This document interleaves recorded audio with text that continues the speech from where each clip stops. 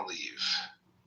And it's letting go of the thing that you can't abide that's difficult. And so when people come to California from India, for example, it was the case when I was younger, people would come to America to become Americans.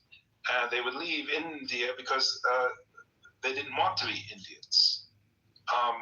But now people come from India and they bring with them all of the things that make India a place that people would rather leave than go to. America, but it's probably like 1 million.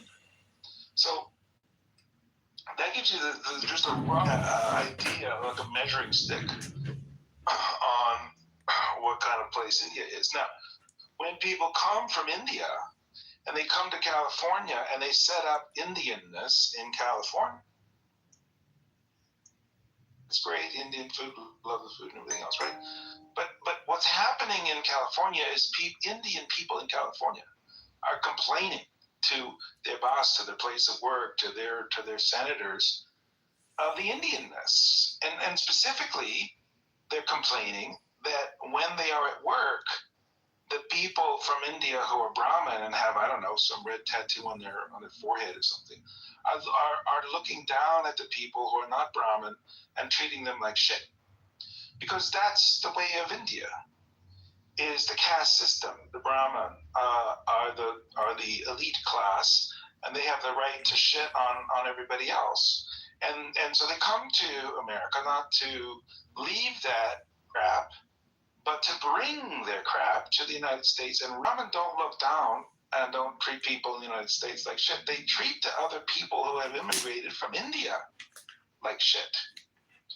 And it's the people who are leaving the country. Very often immigrants leave a country, and this will come as a shock. I know if you're liberal, and the honest, if you're left, if you voted for Kamala Harris, close your ears for a minute, because this is going to be really difficult for you to hear. It's really difficult for you to hear. Away from it, and they want to be away from the people that they are leaving. And when they come to a country and they get a job and they're exposed to the same kind of caste drama shit that they just tried to leave, it is really depressing. And it's a problem. And when people leave an Islamic country and they come to the United States, the best thing for them would be to escape Islam. Right? But the worst outcome is that they get shuttled into a place where there's a lot of people and the imams are there and the dominants and the people who will threaten them, literally kill them if they leave Islam, are there. And they haven't escaped the very thing that they left to escape. The Sharia law is still in place. If they leave Islam, they could be killed. If they don't wear the hijab, they could be treated harshly, and et cetera, and et cetera, and et cetera. So I think that what we have to do as a country is we have to understand who we are, what the rules are here. I have known people that have immigrated from Russia. The last thing in the world they want to do is be like objects, and et cetera, et cetera, et cetera. And if you're liberal and you voted for Kamala, you don't know this. You think that all cultures in the world are equal, and everywhere people treat each other with respect and dignity and equality. And Kamala told you that, so you believed it. It's really sad that you're in this condition, and I don't know what can be done to help you. But look, reality is a bitch, and you have to appreciate that you are infinitely better off in the United States than you would be in an Islamic country. 1 minute, okay? Benjamin, 1 minute. So Pro challenged me with this the other day. Turns out that in Malaysia, if you draw pictures of the Prophet Muhammad, you can go to prison. If you blaspheme the Prophet Muhammad, you can go to prison. You don't have freedom of jack shit in Malaysia. Okay, so I just challenge anybody here to name an Islamic country that they would send their dog, and I will show you a country that will kill your child if they are gay, if they blaspheme the Prophet Muhammad, if they have opinions about religion or politics. You just don't know because you're so goddamn ignorant about the real world, and there's so little people can do to get through to you. Granger knows that if you're a maintenance supervisor at a manufacturing facility and your machinery isn't working right. It's not. But Japan is far from the best country. Japan would be a goddamn shithole if it weren't for the United States. Do you know what Japan was doing? 15 Do you know the kind of violence that Japan implemented on China? That there's just a horrendous anti-civilization. That it's the United States that is creating anything that looks like civilization anywhere in the world. The reason Canada has a medical system is because it doesn't have to pay the cost of keeping the world safe for people who are atheists, who have ideas about religion, who criticize Muslim countries where the axiom is to America and kill the infidel because it's baked into their religion. Thank it is you, only Benjamin. America defending civilization. Thank you very much. I appreciate that. Charles, can you mute up, please? Yes, thank you. Charles and Daniela and Doctor are new on stage, but first is Dr. Francine. Dr. Francine Hardaway, it's always a pleasure to see you. You get a fresh five starting now. What would you like, Doctor? I talk about what Howard said. Please do. And what Scott said in response to what Howard said. And I just want to say that we, the people, not the government. That's something we always have to remember. And Benjamin, we have to remember it about Islamic states too, that not necessarily are the people a reflection of the government. You get what you get in the government. You either elect it or you don't elect it, depending on what your political system is. But your government still doesn't necessarily reflect your wishes or your desires or the way you would like to see yourself as people. I've been, I don't know where you've traveled to, Benjamin, but I've been in, I'm going to say 45 countries. And I've seen, including India 4 times and China 4 times. And I've seen, and Malaysia. And so there are a lot of these countries where I've actually been there.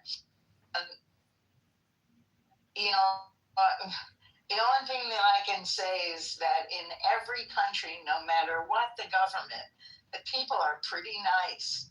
I've always been able to strike up relationships with, you know, real people, no matter what the religion of the country actually is. So, I'm an optimist. I guess that's it. You can call me a liberal. I call myself a centrist. Good showers. Definitely not. Never mind. I'm not going to start that discussion. Thank you, everybody. This next, Doctor, good morning. Welcome to the show. You have a fresh vibe starting now. What would you like to talk about, Doctor? Thank you. Just really quick in response to Benjamin. The data shows otherwise. People escape tyranny, but when they come to this country, they gravitate toward their own. They build family businesses as opposed to becoming entrepreneurial in the sense that they're escaping their own culture. They do all kinds of things to actually find their own tribe, when they come to this country. Absolutely, such as here in Los Angeles, we have Little Tokyo, and then we have the Armenian communities in Glendale. Absolutely, people gravitate towards their own truth. So that's all I really wanted to say. I'm just waking up here in Los Angeles. Thank you. Well, please go on mute, stay on stage, and when you wake up and have a fresh cup of coffee, maybe you'll want to talk in hour number 3. Let's go to, is it pronounced Daniela? Do I have that right, Daniela? Dianella, good morning. Welcome to the show. What would you like to talk about, Dianella? Good morning. come out. I am glad that you took the plunge. Is this your first time on our stage? Yes, I take offense. It is. You know what? It's a pleasure to have you because the show is better with you on stage than without you. Let me just say my experience with the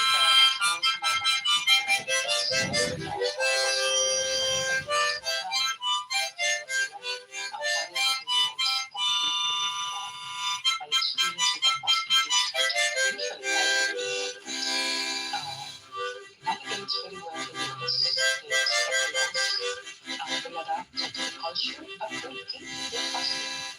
Yes, they dress in a particular way, they eat in a particular way. This is one of the populations that have contributed the most to the US. They are doctors, economists, they are scientists, they are doing a lot of contribution to the US. And the way people treat them is just disgusting. One of the things that I like about this country, almost 80 years ago, to the house, and decided with my husband to stay. It was that you could be wherever you want. You feel comfortable saying what city? I live out of Washington, D.C. Washington, D.C. You have people from all over the world, from the international organizations. You have the embassies. I have felt very comfortable living in the city, but I'm more comfortable every day with the kind of discourse that people like Benjamin is saying in social media and in this app. I don't know what is his background, what is his religion, but every culture.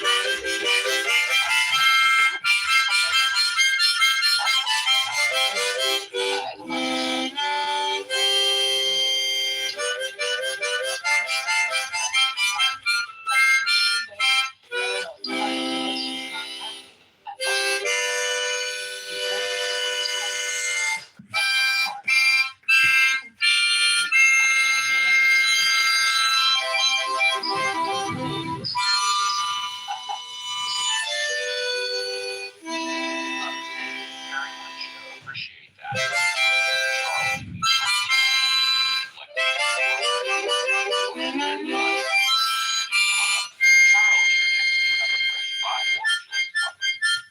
I just wanted to respond to the prior speaker who suffers from American exceptionalism. And who might have eliminated the prior speaker role?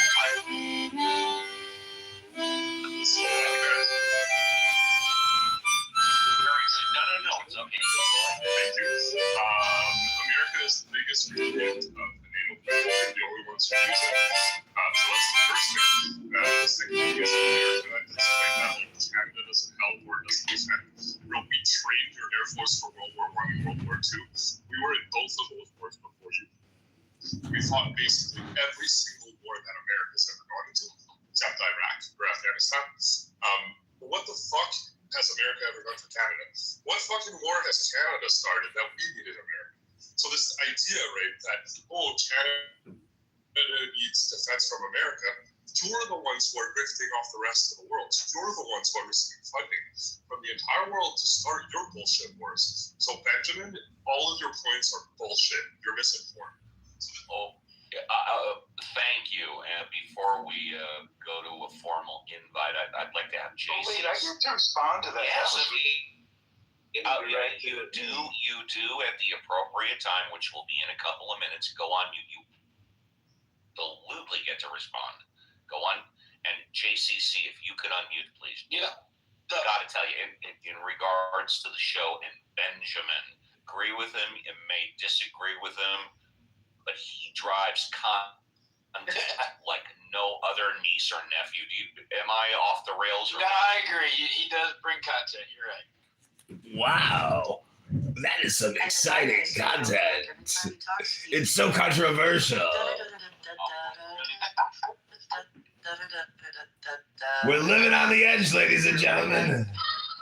We're living on the edge of YouTube community guidelines. We are going to get to the Mod Squad. Then audience, you want to come up, but you don't know what you want to talk about. We call this the best 2 minutes on Clubhouse. Right breaking news what President Trump is now saying about the war in Iran and about gas prices in the U.S. Also breaking tonight, the airline here in the U.S. reportedly set to shut down, and the alarming images tonight of a nun being attacked. First tonight, President Trump says he does not need congressional approval to continue the conflict with Iran, declaring hostilities with Iran have been, quote, terminated. Wow. The Strait of Hormuz remains closed, gas prices soaring, and the president late today saying the options Iran agrees to a deal or will blast the hell out of them. Gas prices surging across the U.S. again tonight, the national average now at $4.44 a gallon. How much are American drivers paying to fill up their tank, and what it could cost by Memorial Day? Tonight, reports of Spirit Airlines is about to shut down. What are passengers to do? Did the government effort to save the airline collapse? Tonight, the deadly bank robbery, 2 people killed, including a bank teller. Police chasing an 18-year-old suspect. Schools on lockdown. Police turning to images on social media, including this image of an alien holding a fan of $100 bills posted after the robbery. Tonight, the disturbing video showing a nun attacked on the street, shoved from behind and knocked down. The suspect then kicking her while she's on the ground. Tonight, chilling new images of the suspect accused in the alleged assassination attempt of the president. The suspect heading into a doorway, an alert canine, appearing to sense something seconds before the suspect sprinted through security. And the video tonight showing him casing the hotel hours before the attack. Tonight, inside Cuba, the massive May Day demonstrations as President Trump increases pressure with new sanctions against the Cuban government. Gas now costing up to $40 a gallon there. What are the Cuban people saying? Matt Rivers in Cuba tonight. Here in New York City, news tonight on that deadly home explosion as the NYPD was answering the call. Officers thrown from the front door. There is a major development. Just 2 to 6 months. Plane crash in Texas. The images coming in, 5 people dead. Tonight, the images of suspect attempting a daring escape from police, dangling from underneath this bridge. The big news tonight involving those famous eaglets. Many answering the call to help name them. Tonight, the Fucking decision moron. is in. Jesus New names Christ. taking flight. And if you're in the audience and you'd like to come up, we encourage you to do so.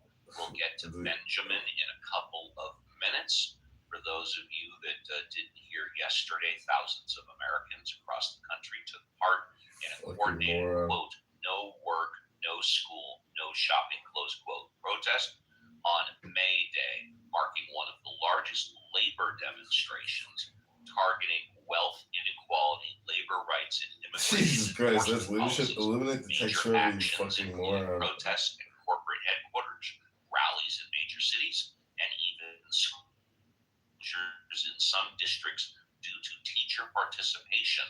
Organizers say this is just the beginning, with long-term plans aimed at building momentum towards a nationwide general strike. We'll go to the Mod Squad, and then, as promised, Benjamin. JCC, thank you for doing the heavy lifting. Would you like to contribute at this time, or are you good? Yeah, I'm pretty good, but I just want to say, yeah, that's why that dude climbed that bridge in D.C. yesterday, because the May Day strikes. Yeah. Thank you. Alfonso, who's normally with his family. Alfonso, would you like to contribute at this time, or are you good? Alfonso, once, twice, 3 times. He's with the fam bam. Give him a hug and a kiss on the cheek from their Uncle Steve. Violet, would you like to contribute at this time, or are you good? Well, one of the other things I've been thinking about recently is the impact of social media, not so much on a societal level, but on people's personal lives. Like, I was thinking about it because when I share stuff on Facebook and or Instagram, I know it's not appearing very high in my friends' feeds. You know, it's going to be like 200 posts down because I'm not playing the engagement game with Facebook and Instagram. I'm not posting 3 times a day. I'm not commenting, liking or disliking 500 comments. So the algorithms are saying, oh, well, you know, you're not being a good girl and participating like we want you to. So we're going to put you low on people's feeds. And I mean, I don't know about others, but as somebody who's not trying to be a creator or make their living on social media platforms, I hate that. I just want to share pictures with my friends or like little songs or links or whatever. And I know that they're not seeing it a lot of the time, even the ones that use their Facebook regularly. And then, there's a percentage of your friends who don't use the Facebook regularly or whatever. But those algorithms drive me crazy to use it on a personal level. And I kind of wonder if other people feel that way too. Because it's one thing if you're trying to make your living that way to have a certain amount of engagement. I mean, you have to put in the work in your job to make money. I understand that. But as somebody who just wants to share a little something with friends and they're never going to see it because, like I said, the Facebook or Instagram algorithms have decided that I'm, not playing along, it drives me crazy. Like I said, I was just wondering if other people feel that way on a personal level when it's not meant to be a promotion for their business or their podcast or whatever else, that they get like no responses to their posts because it's not playing along with the system. Thank you, Violet. And last but not least for the Mod Squad is Reverend Scott. Reverend Scott, would you like to contribute at this time, or are you good? Reverend Scott, once, twice, 3 times. Okay. We'll go to Benjamin. Oh, okay, very good. Thank you very much. Shayna is new on stage, but before we go to Shayna, as promised, Benjamin. Benjamin, you get a fresh 5. Well, I want to donate all 5 minutes to a young woman named Noor Al-Maleki. Now, your audience, because they're Kamala voters, are kept in this ignorant box where they don't know about Noor Al-Maleki. And bless their hearts, people who think that it's just so great to go to other countries and just not know what's going on in those countries. So I just want to read for 60 seconds about Noor Al-Maleki. Link is in the way. People who say that I only bring bullshit, I also bring receipts. Also, thank you very much. As a reminder, we do have a 60-second read rule here, which is still in effect. So anybody can read for maximum 60 seconds. Growing up, Al-Maleki was expected to cook, clean, and help take care of younger siblings. Following this, Al-Maleki began to move in and out. The father disapproved of her non-Muslim style of dress. Her father sent her to Iraq to marry an older cousin, but she flew back to Arizona in 2008 and began dating someone of her own choosing.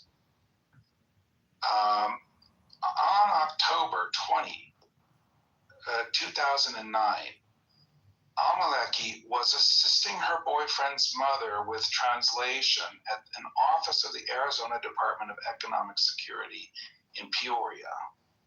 Outside the office, her father, Falel, struck them with his vehicle, causing a brain bleed, partial paralysis, and other injuries in the case of Al-Maleki. Then slipped into a collision, injured her boyfriend's mother, including fracturing her pelvis. Falel did not stop and render aid, nor did he call for help. Following the damage, doctors performed surgery, and to make a long story short, she contracted an illness and died. Now, Al-Maleki is just one of about 5,000 women who are killed every year in honor killings.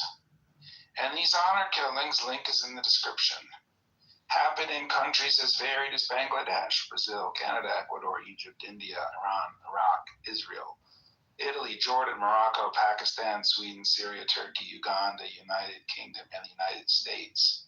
Now, these are almost all associated with certain Middle Eastern ideologies and religions. And the point is, they don't stay there. When they come to the United States, they bring this ideology of honor killing with them.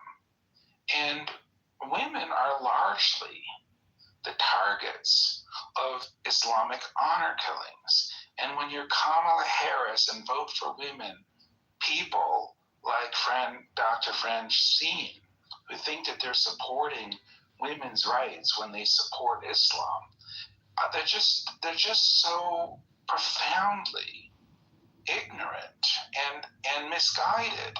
When you support Islam, you are supporting violence towards women. And you need to understand what you're doing. And you need to stop doing that thing that you're doing because it's a bad thing that you're doing when you support Islam. So stop, please, in the name. If you're not going to stop for me, would you please consider stopping for Noor al-Maliki, who was 20 years old, living in Phoenix, who was killed by her father in the United States in an honor killing. Please, for her sake, will you stop your stupidity and your evil violence towards women in the name of Islam? Thank you so much. You're welcome. David is new on stage. If you're in the audience and you want to come up, please raise your hand. Talk about anything you want. Let's go to Shayna. I hope I'm pronouncing that right. You have a fresh five. What would you like to talk about? Hi. Hi, Steve. It's Shama. Shama, I'm so sorry. My reading glasses are in the other room. What would you like to talk about? So tomorrow I have a session that I'm attending on adolescent sexuality in India. So I was just doing some reading on it, and I was just curious to understand the American culture and American peoples. I know this is not just a room with people from USA, but just the Yes, we have people. We have people all over the world in this room. Yes. Yeah. So I just wanted to. I was kind of curious about understanding the American outlook towards teenagers dating and, more importantly, teenage sexuality, because from the country that I'm from, it's still a taboo topic that has a lot of nuance. It's not as black and white as teenagers should not date, and it's not like let's push them all to have sex when they are in their teens. It's not as black and white as that. Well, wait a minute. Are you saying that dating means sex? Can't you date without having sex? Or Yeah, when you date, that automatically means you're encouraging sex? No, not at all. Not at all like that. So that is why I wanted to understand what does teenage dating in America mean? All right. Well, tell you what. Hold on a second. Stop. What does teenage dating in the America mean? Fair. That was the question you asked, correct? Yeah, more or less. All right. Okay. Go on mute, and we'll ask the Mod Squad.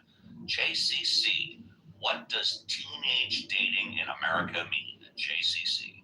Oh, it varies from household to household, right? However, it does not necessarily encourage sex. It just encourages a relationship building experience with these young teens, and I highly encourage it because it's a good stepping stone to being social in society. And if you are implicating your teen in protecting sexual activity, and that would be the safe way to do it. And definitely do not educate your child to not force the other, and for the other not to be forced. That's very important, and to be yourself, and not to give in if something you're not wanting to do. And definitely protection. Alfonso, you maybe with the fam bam. Alfonso, are you there? Going once, going twice. Let's go to Violet. And Violet, I think you have a one or two teenage daughters, don't you? Yeah, 16 and nearly 13, respectively. There you go. What does teenage dating in America mean to you? Well, I mean, my oldest daughter has a boyfriend, and what that means at the moment is, they like hold hands in the hall, walking down the hall in high school, and they go kind of on group dates. I mean, it's a group of friends. The other people aren't necessarily couples. They just all hang out together. So, I mean, at the moment, the example I have of a teenage relationship seems to be kind of affectionate, friendly. As far as I'm talking about dating, JCC was right. It varies a lot from household to household. I mean, you have some people who just don't want their kids to have any kind of romantic, quote unquote, thing until they're above 16 or whatever it is. But in my case, I mean, I started talking to my girls about dating and relationships, around the age of 12, talking about how sharing communication and a relationship is very important to. I'm sorry, I'm like trying to recall what I said to them and I'm getting screwed up in my mind. But basically, that it wasn't just about what feels good, that, you don't just plunge into physical relations. You need to get to know them first, was my instruction.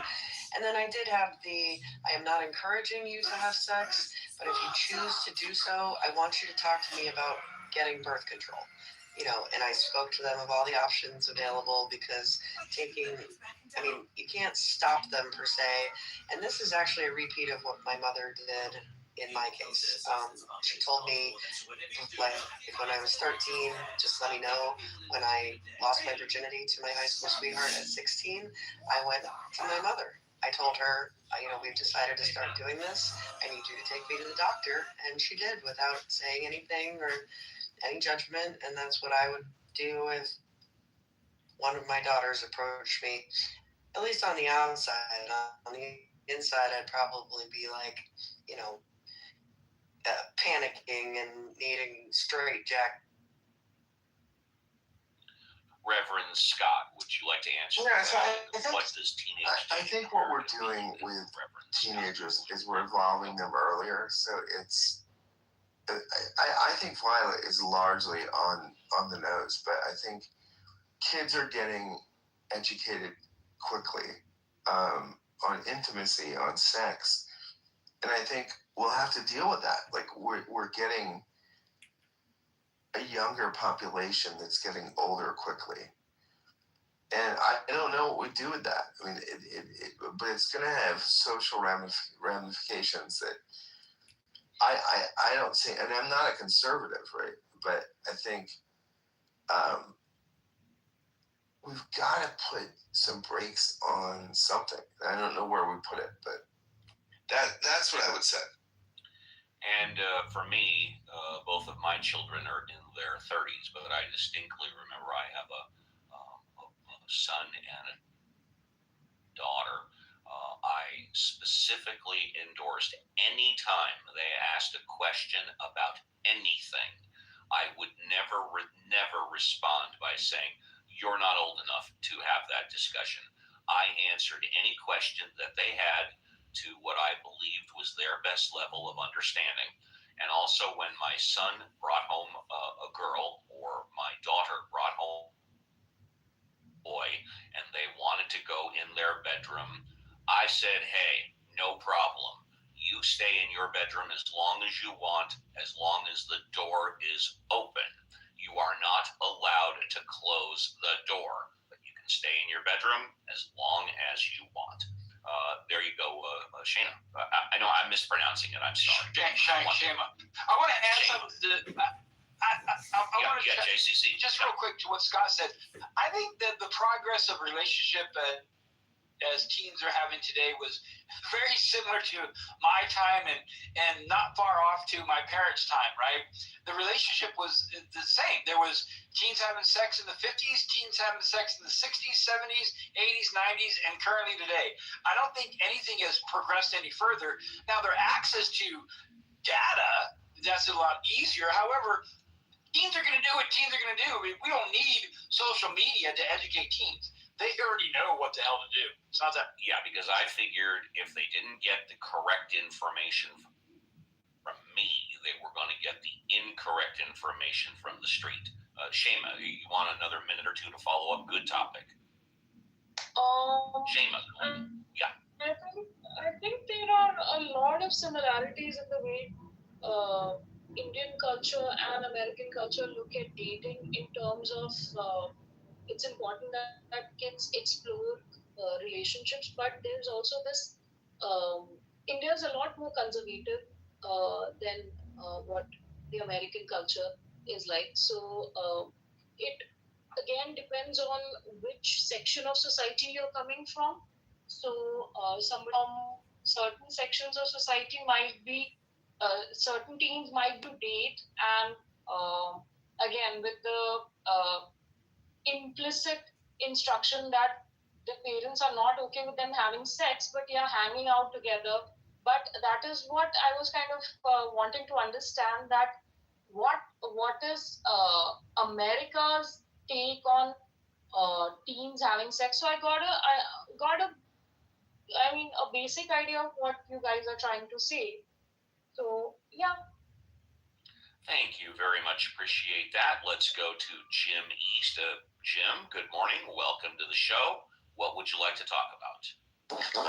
Sure. And my specialty is actually teens and transition. So I appreciate the opportunity.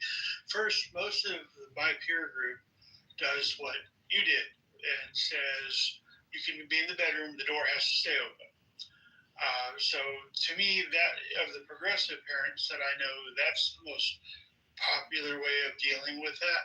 Now, my nephew, on the other hand, that's 16 years younger than me, he would go out with groups, and I think that was a trend. I don't know.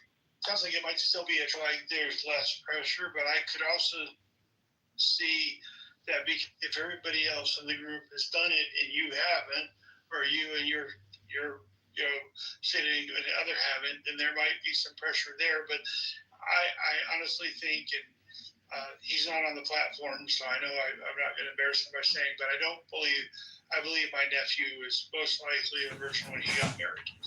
But our movies, our media, a lot of it, shows a lot of activity and can add pressure to that. But America, as you know, I don't remember the lady's name, and I can't read the screen. So when she asks a big question about America, you have to realize that we're a big picture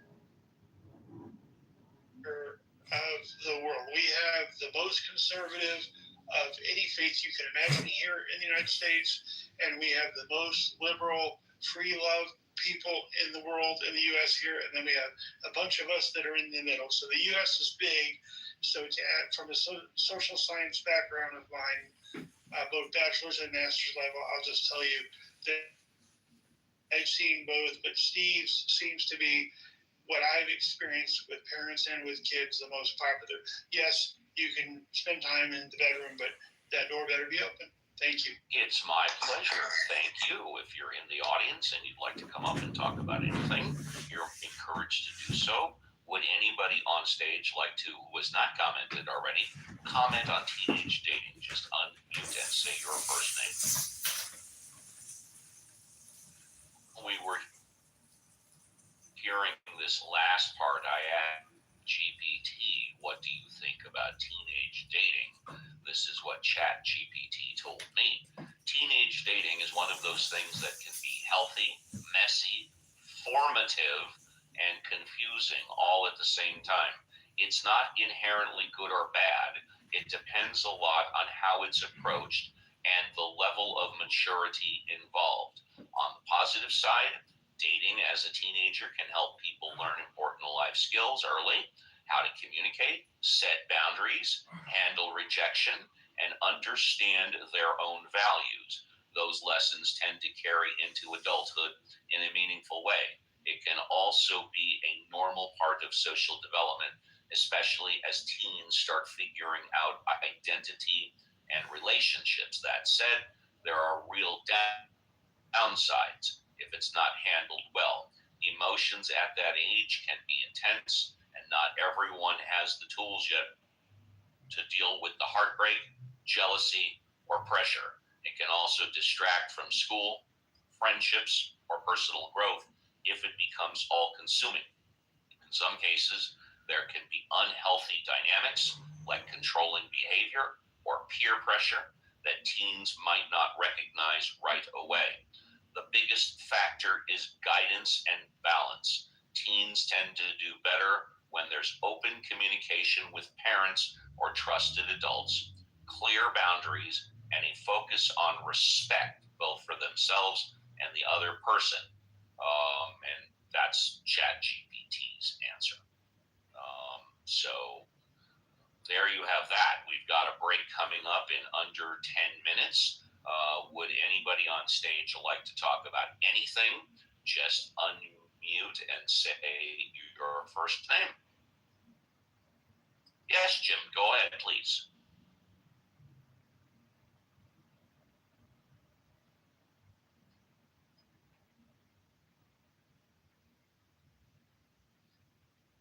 That would be Benjamin, yes.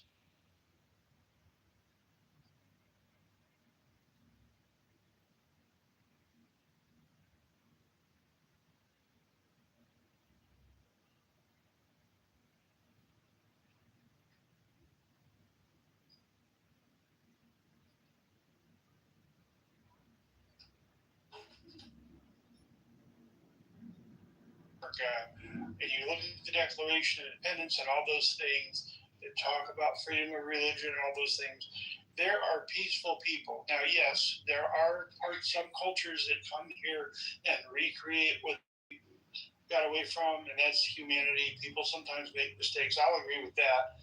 You know, there's parts of Miami that are little Havana, and you're like, why? You know, or little Haiti, you're like, why? You know, what did you do? You know, what were you thinking? And yes, a lot of family businesses. And you know, you have to kind of figure, especially if you look at Old West movies, when people came from other places, they were the stranger, they were the other, they weren't always welcome. So the only way they could make a buck is to do their own family business. So I'm just going to close by saying, I think that the extremes, the zealots of any faith or any belief system that we've got to be aware of. But to totally knock a faith, I don't get it. And also, Kamala was raised as a Christian. From what I understand, she went to church regularly with family. But anyway, that just this whole don't support Islam as a whole. I've met some really wonderful people that have different belief systems, and that doesn't bother me. You know, it's their belief system. They respect me. I respect them. I'm not trying to convert anybody. They're not trying to convert me. So I'm landing. We have what I believe is a new Sam on stage, who's also new on Clubhouse. I see the party hat. Sam, welcome to the stage. It's a pleasure to have you here. What would you like to talk about? Sam, going once. Sam, there you go. Hi. We cannot hear you, Sam. Sam doesn't understand. I'd like to respond to that comment. You can in a moment. Let's see if we can hear Sam. Thank you. Benjamin, go on mute, please. Thank you. Sam, you unmuted. You may have to exit out and come back in, but we can try you. Sam going once. Sam going twice. Okay, Sam is having some technical difficulties. Benjamin, let's see. No, let's go ahead. Let's go ahead and have you respond. Take 3 minutes. 3 minutes. Go ahead. Yeah, sure. I get that everybody wants to be inclusive and turn a blind eye to people's ideology, but the honest truth is people who say this don't mean it. They're lying to you. They're liars. They're deceived. They're existing in a catatonic state of self-delusion. And the way you can test this, the way you can diagnose their delusion, is you just simply ask them, do you do this with your Nazi friends? You just ignore the fact that they're Nazis. Would you be comfortable sitting next to a Nazi? And you ask these same questions, right? And the answer is, oh no, my God, I would never sit next to I'd never have a friend who's a Nazi. And that's how you could diagnose them. You just have to kind of it's very simple. It takes about 4.5 minutes, maybe 2, if you're as smart as I am. But for people who have undiagnosed ideology confusion disorder, this is just a helpful diagnosis. Hi, Jane. Helpful diagnosis. But look, Islam is an ideology which mostly could be thought of as a systematic violence towards women. And if you need the evidence, the numbers, the female genital mutilation statistics, I can help you with all of this, I can Google for you if your Googler is broken. But if you just think you can sit next to somebody who is promoting Islam like Kamala Harris does, like Mamdani, who swore himself in on a stack of Qurans, does, and not understand that what you're supporting is a system of violence towards women, then you are just you're just kind of like an intellectual turd, so to speak. All right, you have made your point perfectly clear. Thank you. Let's try. Let's. I said 3 minutes. You'll have a fresh 5 in hour number 3. Let's try Sam again. Sam, are you there? Sam going once. Sam going twice. Sam sold. We'll give Sam one more chance in hour number 3. Let's go to Jane, who's new on stage. Jane, good morning. It's a pleasure to see you on stage. What would you like to talk about, Jane? I'm good for now, Steve. Just listening. Oh, you got it. Okay, cool. Well, let's see. We were talking about I wanted to say real quick. I don't know why this is bugging me so much, but I did not vote for Kamala Harris. I voted for Jill Stein of the Green Party.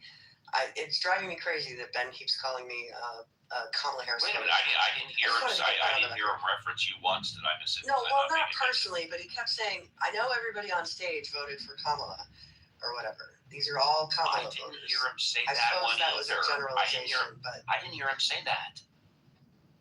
Okay, well, I just wish to declare that I voted for Jill Stein since your political identity. And I voted for the Libertarian candidate. Whoever the hell that was. Ben's point, though, I mean, I think his point is these are pluralist votes, right? And what his point is that the pluralist sort of multicultural vote leads to a liberal ends. I think that's fair, right? I don't know that it's right, but I think it's. I mean, that's.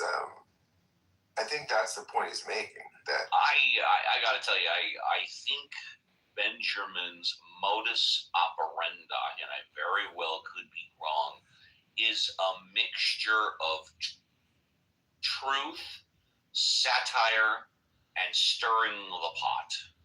And like I said, he's a great content creator. I absolutely don't agree with everything that he says, but it gives me great pause to think about things. It also adds content to the show, and that's what I think. But Steve, isn't he saying, what he's saying is that if you go this pluralistic, multicultural voting tendency, what you're going to get is cultural chaos. Isn't he also saying that if you don't agree with him, you're an idiot, in so many words? I don't know that he's saying that, but I think, okay. But I think he might not be wrong at this point. I mean, which I'm not in agreement with him. I think I'd rather go down. So 75 million voters are idiots. It's because they voted for Harris. Well, of course, we could all be idiots. But I think what he's saying is that if you want a liberal democracy, you have to police it intellectually.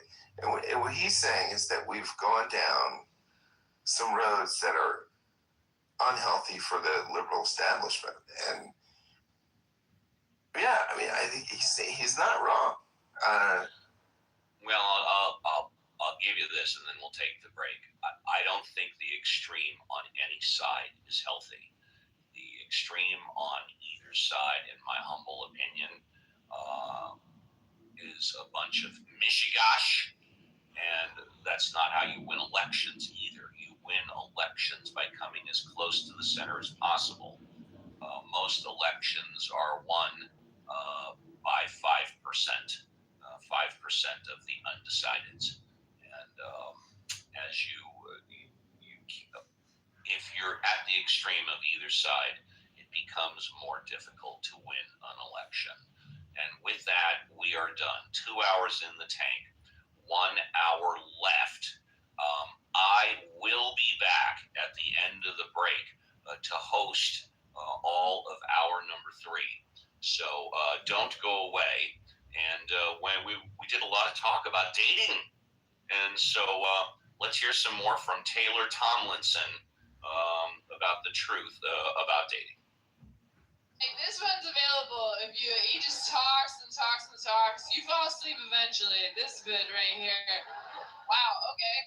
That was fun. We all stepped in a divorce. Wasn't that a good time? That's the first time that's happened when I asked that question. Every night of the tour, never gotten one of those. I didn't take this boring piece of shit home.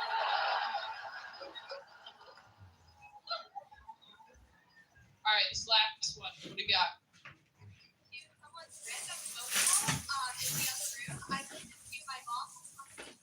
You eavesdrop on somebody's phone conversation from the other room. You listen to your mom talk to your grandma. Did you miss the whole part where I said I am alone?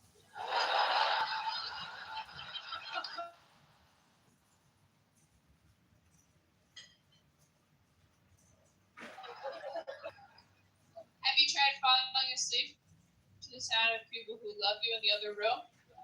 I would that I could! Okay, well, those hurt my feelings.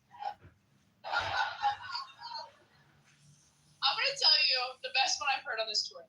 That's one I heard on this tour. It was a few months ago. There was a woman in the front row. She raised her hand. She goes, I have a weird sleep tip. I said, what do you got? She goes, when I can't sleep, I lay on the floor in the kitchen for 10 minutes. And I was like, okay. And then what happens? She goes, then I get back in bed and go sleep. This poor girl, abusive parents herself. She's like, oh, you with the guy she's dating. I was like, really? She goes, yeah, would you ever have a threesome? I was like, oh my God, no. I didn't want to hang out with 2 other people. I've never been in the middle seat on a flight fighting for an armrest, like, wish we were all naked. That would be cool.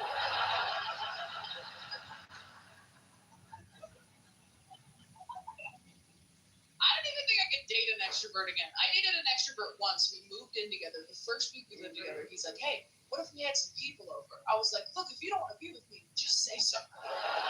You want to have people over? Over what? My dead body?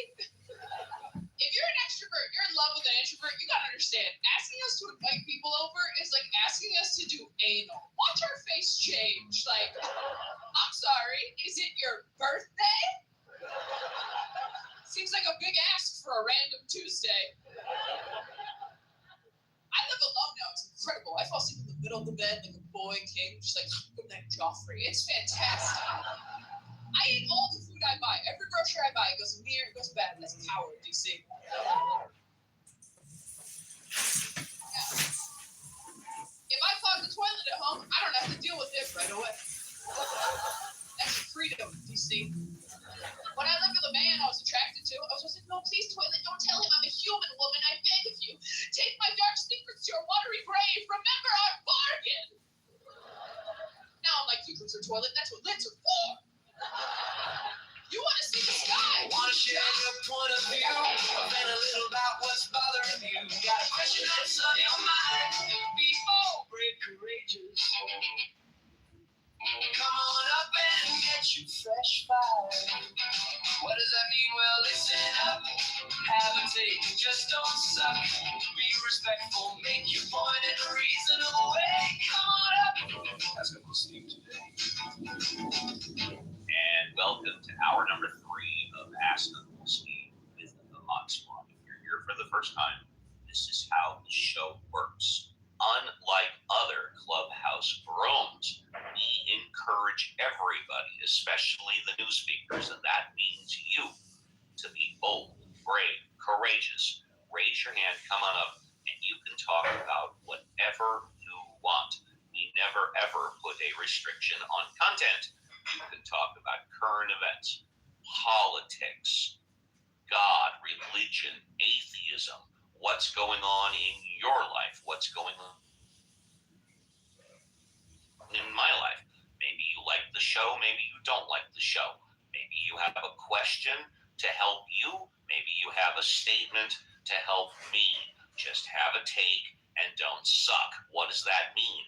be able to put two sentences together, folks. It doesn't matter if we agree, disagree, if we like or don't like you, but just don't come up and say you think the earth is flat, because I will stop you on a dime and I will grill your ass.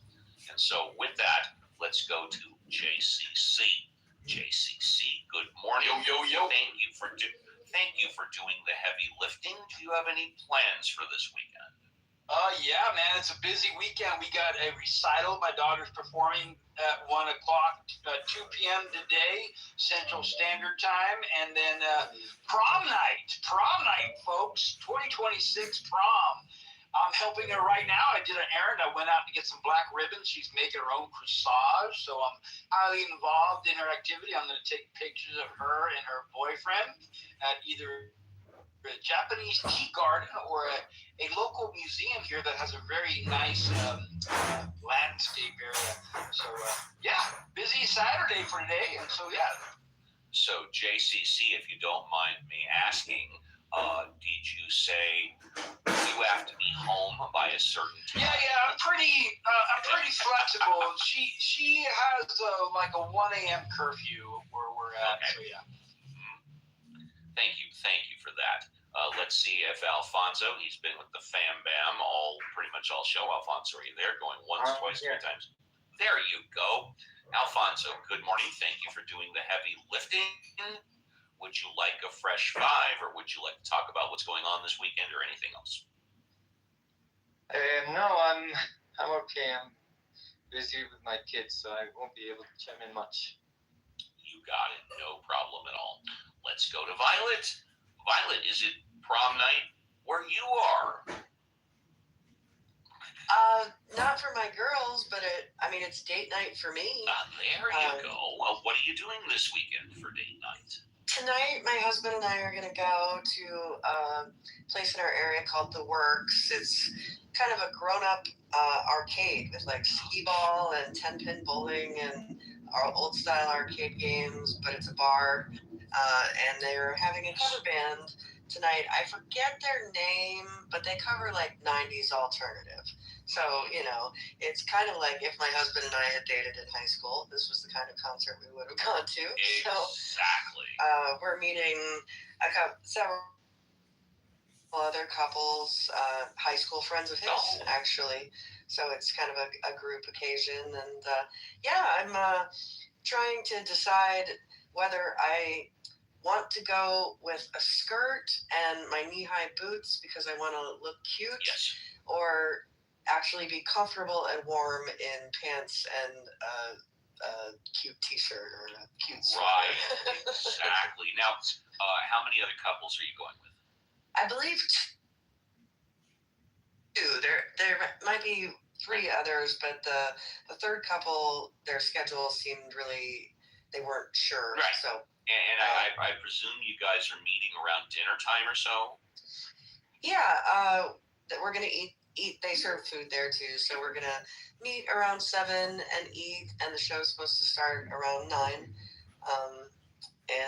We're going to, they have really good food there too. Yeah, no, I'm assuming because it's kind of like a bar grill entertainment thing, you guys are going to do separate checks for each couples. Is that correct?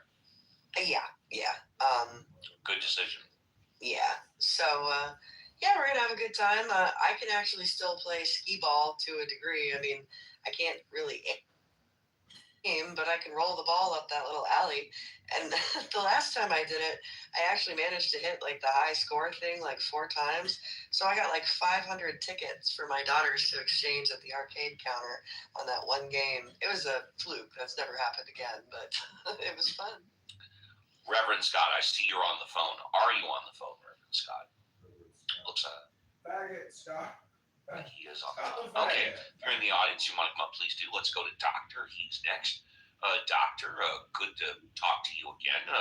Did you want to talk about anything for a fresh five, or do you want to talk about what you're doing this weekend, or have you had that I still need to get that coffee, Steve, but thank you so much. No problem. And I'm gonna mispronounce it. Is it Shama? Shama? Did I get that right? Shama. I'm so sorry. Please forgive me. It's on you now. You have a fresh five. You can talk about whatever you want. I saw the movie Michael, and You mean with John Travolta? With John Travolta? no, the one with Jafar Jackson, Michael. Oh, that is with Jermaine Jackson's son, who plays Michael. Jafar Jackson. Yes. That's what I said. Okay. How was it? I liked it. I heard it made over 90 million in its first weekend, which was last weekend. Yes.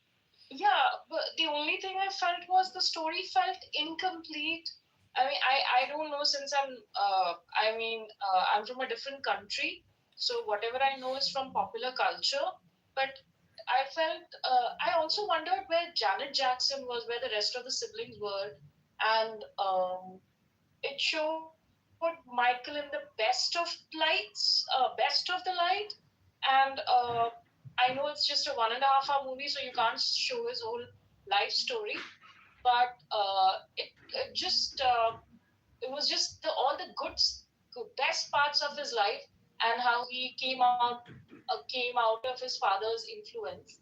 Yes. So I was just wondering, shouldn't there be more nuance than that? But that aside, I thought Jafar was spectacular as Michael, and Yes. I loved his moves. I loved the music, and that part I really enjoyed. Thank you very much. Let's go to RM. RM, you're new on stage. Good morning. Thank you for joining us. You have a fresh five. What would you like to talk about? Good morning, Steve. How are you? Do you care? I want to ask you a question. See that, everybody? Yeah, go ahead. Please ask me anything you want. Okay. Have you been travel out the United States? And yeah, the answer is yes. I have traveled out of the United States many times. Okay. Can you give us or tell us and share with us which country it was the bad experience and the country it was good experience? Okay, well, let's see. Which country did I have a bad experience in? Well, I wouldn't say it was bad, but when I went to France, I find that when the French find out that you're from the United States, now then again, this was decades ago. I haven't been to France in a while, but I didn't like the way that the French treated me and my wife at the time. Now, as opposed to that, right around the same time, I went to Italy. I went to Europe for 2.5 weeks. In Italy, they treated us like family. Oh, okay. I mean, we drove, staying in France, we drove into Italy. We drove a mile down the road, and literally, we saw 3 restaurants in one area. We literally went meeny, miny, mo. And we picked the restaurant, and it was one of the greatest experiences ever. So I would say my worst experience was in France. It was simply because I didn't like the way that we were treated. And also, I think somebody tried to rip us off, and I don't mean like somebody on the street. I mean like because we didn't speak the language, they were adding the bill incorrectly. I could be wrong.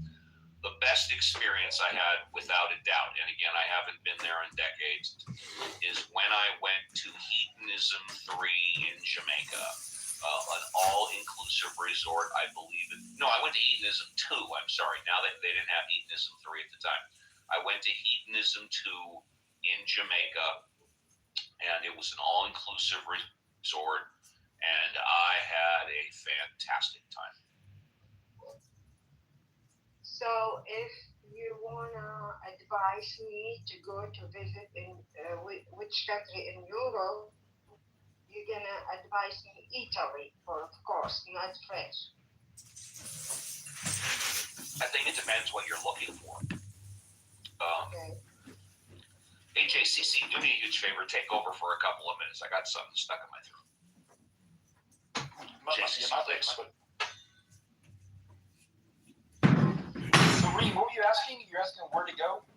No, I'm just planning to go in the summertime to Europe. So I want to know everybody if they have an experience in Europe. Anybody have been in Europe? In which country? And what's happened with you?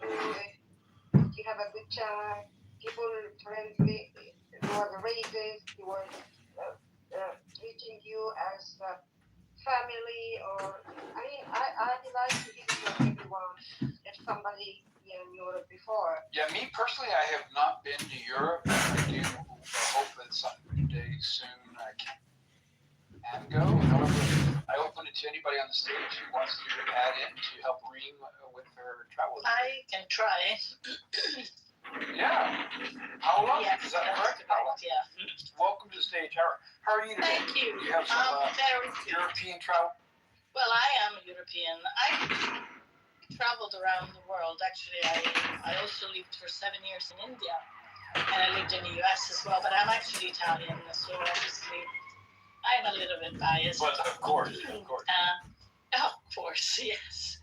Well, Italy is a nice place. I mean, even if I so say myself, I mean, I'm obviously, like I said, I'm biased, but it is a very pretty place. It has practically the best of both worlds, nature-wise and monuments. So you have 90% of the UNESCO sites in Italy. So you can visit historical cities like Rome. That's where I live, where I come from.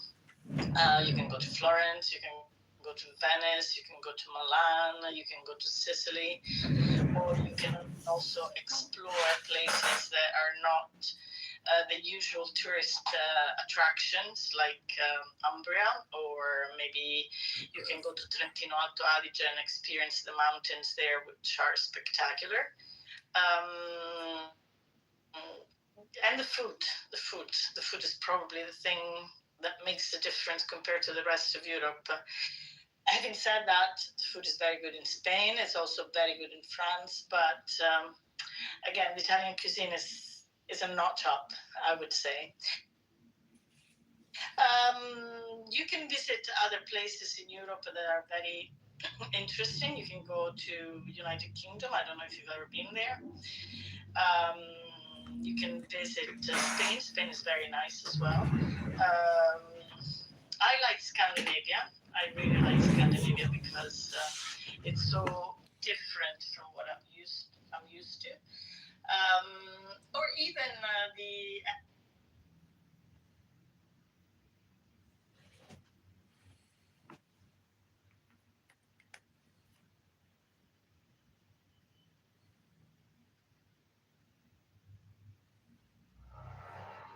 Mine is the head of the man, and my insight is keen as the hawk's. By my head I invoke.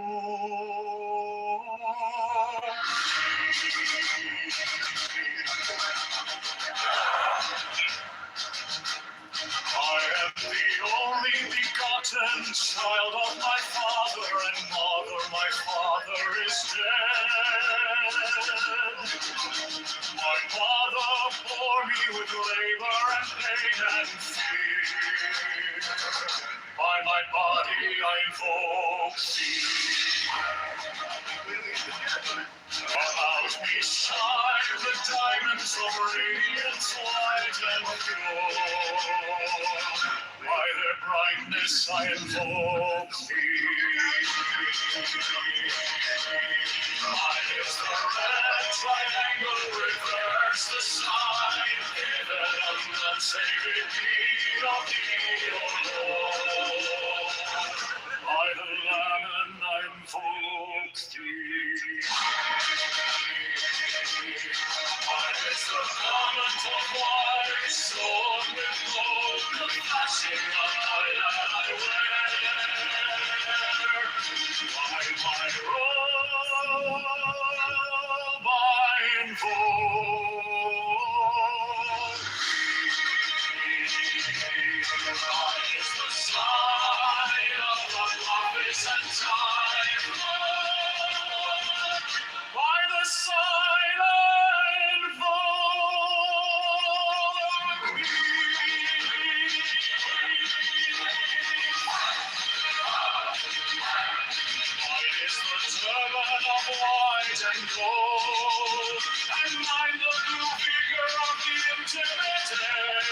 By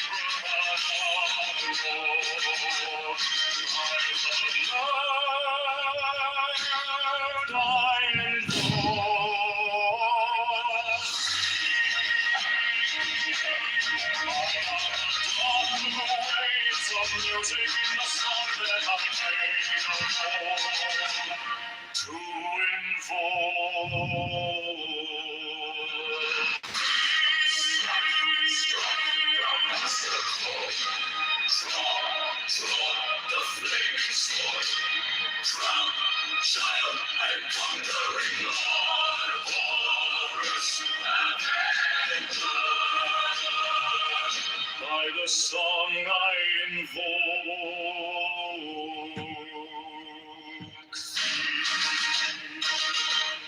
In my hand is thy sword and revenge. Let it strike at thy bidding. By the sword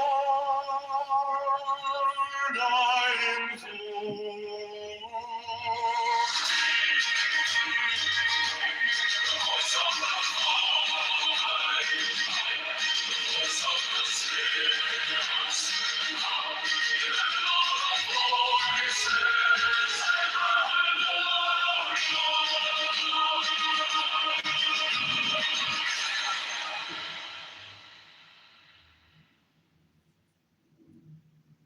Mine is the head of the man, and my inside is keen as the hawks. By my bed I invoke thee. I am the only begotten child of my father and mother. My father is dead. My mother bore me with labor and pain and fear. By my body I invoke thee.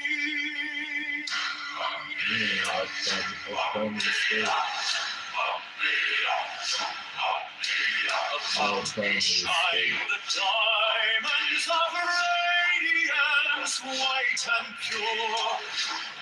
By their brightness I invoke thee. Mine is the red triangle, reverse the sign, given of none, save it thee, of thee, O Lord. By the Lord I invoke thee. Mine is the garment of white, sewn with gold, the flashing of day that I wear. By my robe I invoke thee. Mine is the sign of Apophis and Typhoon. By the sign I invoke thee. Mine is the turban of white and gold, and mine the blue beard of the entire. By my crown I invoke thee. My fingers tremble on the keys of fire, so run I after thee in thy power of glory. By my fingers I invoke thee. Mine are the wand of double power in the voice of the master. Abracadabra. Mine the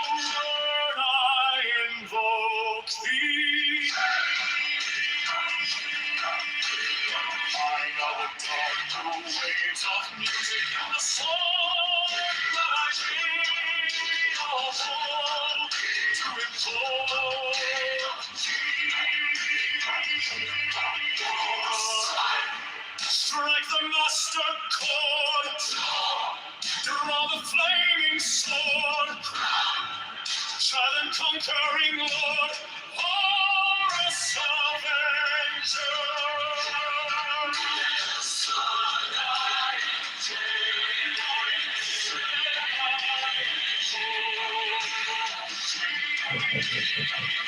In my hand is thy sword of revenge.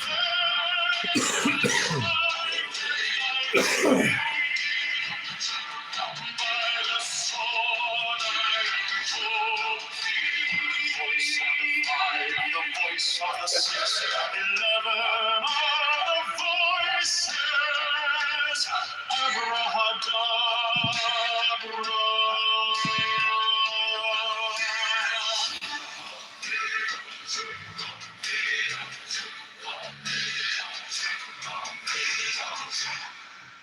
home, CC. Go home, CC. This has been an amazing. Let's just make this pretty good. So you got the culture. Mine is the head of the man, and my insight is keen as the hawks by my head. I invoked it. I am the only begotten child of my father and mother. My father is dead. My mother bore me with labor and pain and fear. By my body I invoked it.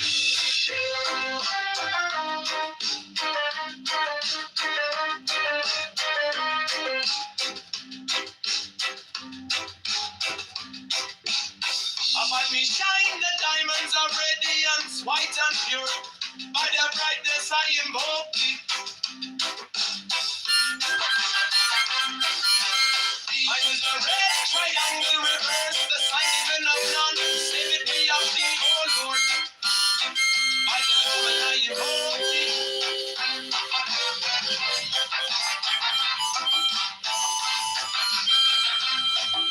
Free mind is the garment of white, sown with gold. The flashing of eye that I wear by my robe, I invoke thee.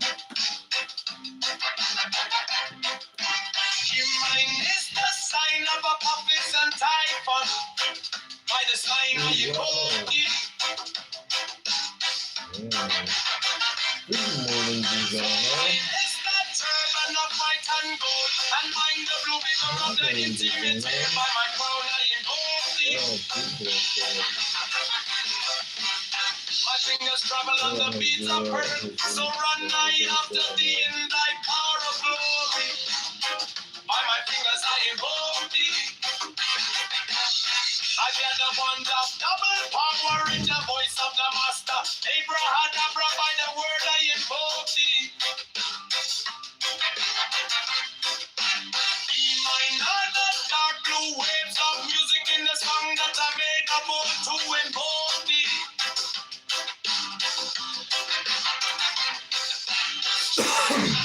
The master chord, draw the flaming sword. Child and conquering Lord. Alright, Avenger, by the song I invoke thee.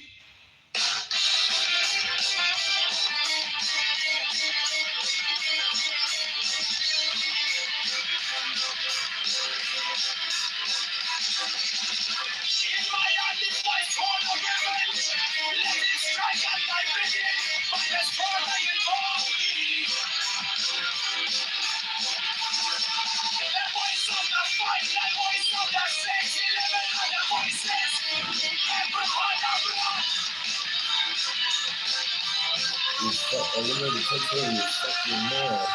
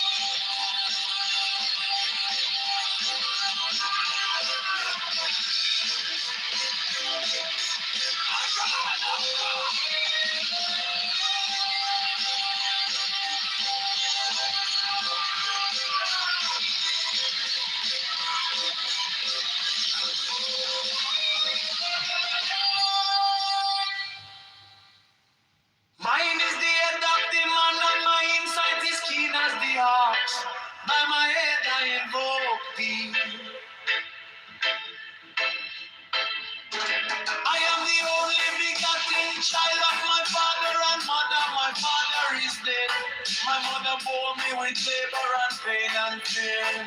By my body I invoke thee.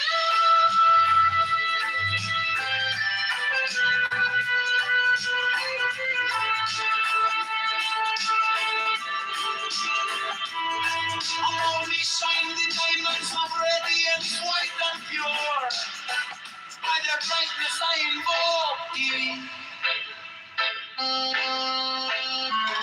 Mine is the red triangle reverse, the sign given of none. Save it be, oh be, oh Lord. By the Lamb and I invoke thee.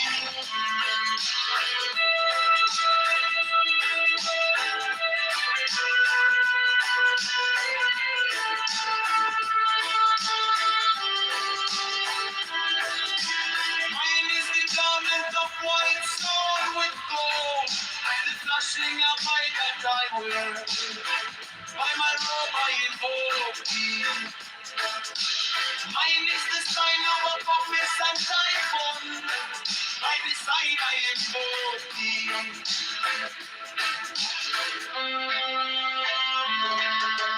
Mine is the garment of white and gold, and mine the blue figure at the intimate ear. By my crown I invoke thee. My fingers travel on the beats of pearl to run I after thee in thy car of glory. By my fingers I invoke thee. For thou the one that trouble power in the voice of the master. Abraham. By the word I invoke thee. Mine heart the blue waves of music in the song that I made up for you invoke thee.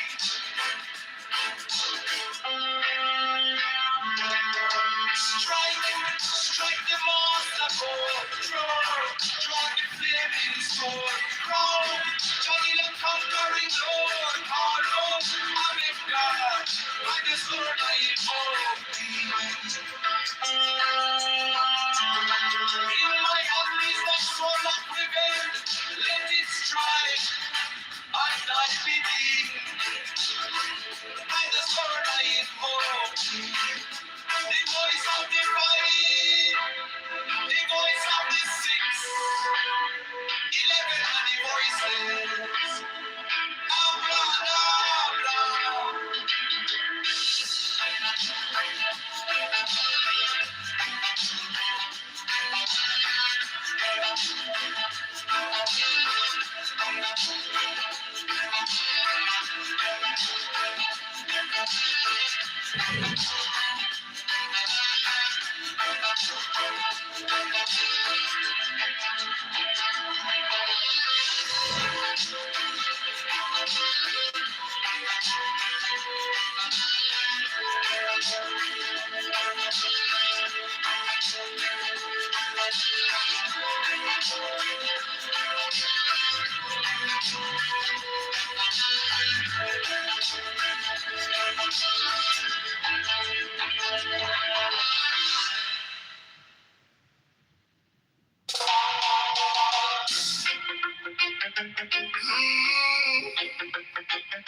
Mine is the head of the man, and my insight is keen as the ox. By my head I know.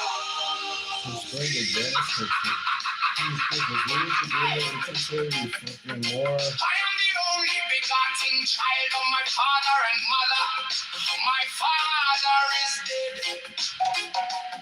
My mother bore me with labor and pain and fear. By my body I invoke thee. About me shine the diamonds of radiance, white and pure. By their brightness I invoke thee. Mine is the red triangle reverse, the sign given of none, save it be of thee. Oh Lord, by the layman I invoke thee. Mine is the garment of white, so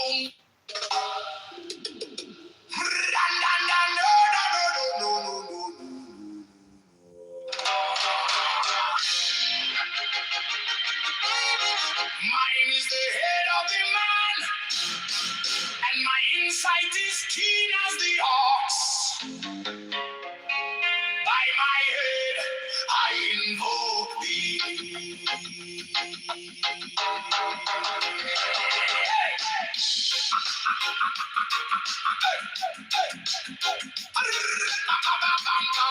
That one's got time to do. I am the only begotten child of my father and mother. My father is dead. My mother bore me with labor and pain and fear by my body. I am thee. About me shine the diamonds of radiance, white and You do realize by their brightness. you'll have to be more radical to win at the ballots. Hey, fam. Hey, fam. Just a little advice. Since the polls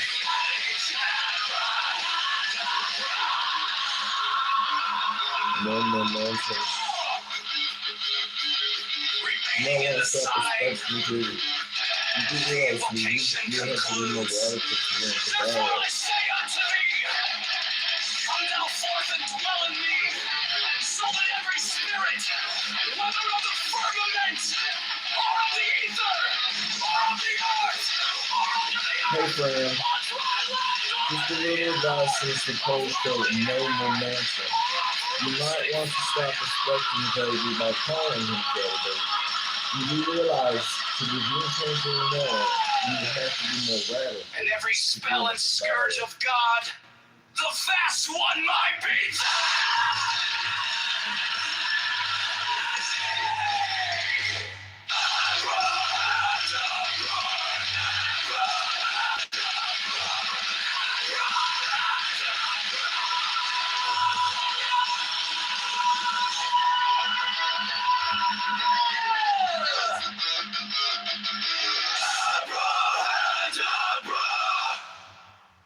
Mine is the head of the Hey, friend, just a little advice since the polls show no momentum.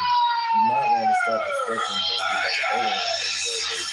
You do realize to begin to you will have to be more radical. cross of life and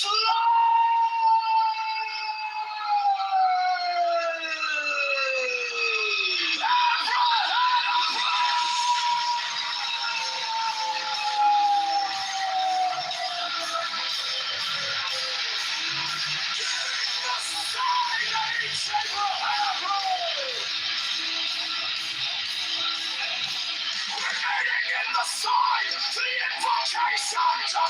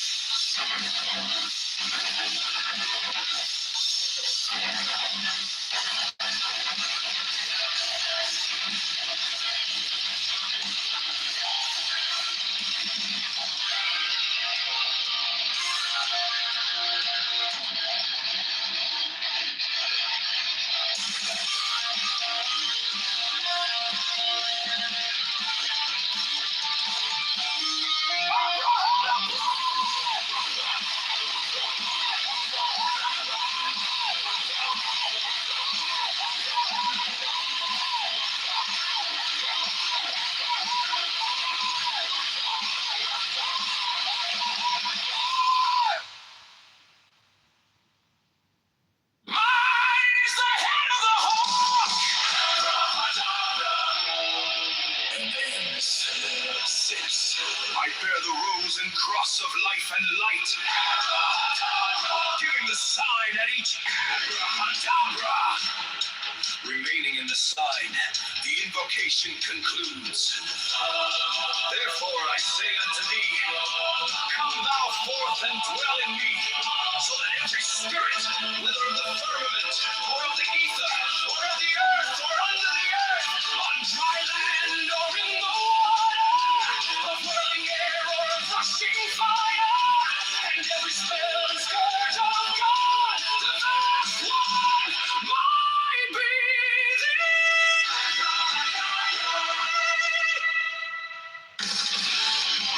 mine is the head of the hawk, abracadabra, and ends. 6. I bear the rose and cross of life and light, giving the sign at each abracadabra. Remaining in the sign, the invocation concludes. Therefore I say unto thee, come thou forth and dwell in me, so that every spirit, whether of the firmament, or of the ether, or of the earth, or under the earth, on dry land, or in the water, or whirling air, or of rushing fire, and every spell and scourge of God, the vast one, might be That's the 2 lines. Jesus Christ, this is really fucking long.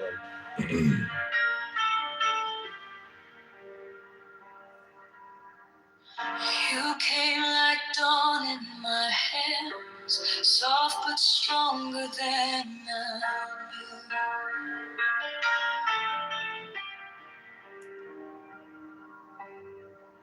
My fear turned gold in your eyes, and my whole night broke in two.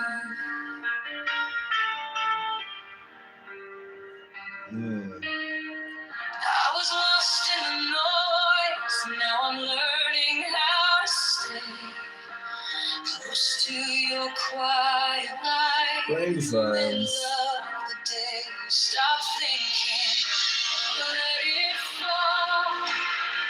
Take the deepest breath of them all. Hold it close. Don't run from the feeling.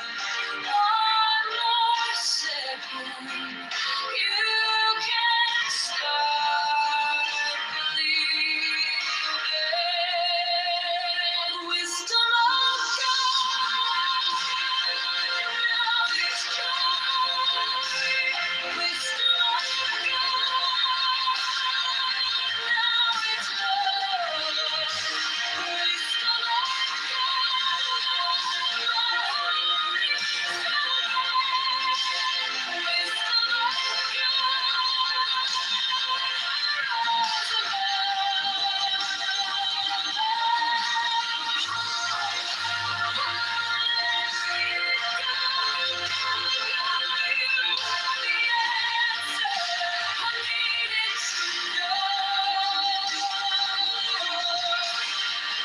Your touch is a steady rain on the dust of who I am.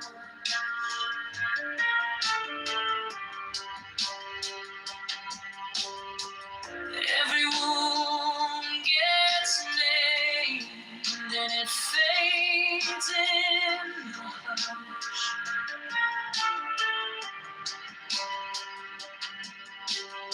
I don't need 1,000 signs when your name is in my chest. One deep breath, one brave step, and the rest can be blessed. Stop thinking, let it fall. Take the deepest breath of them all.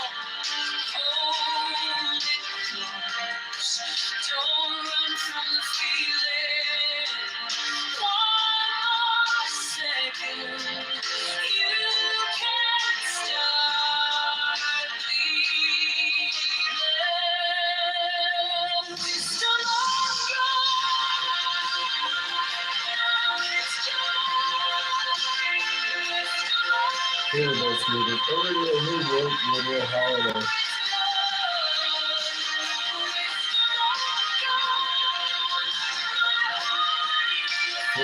through hypnosis.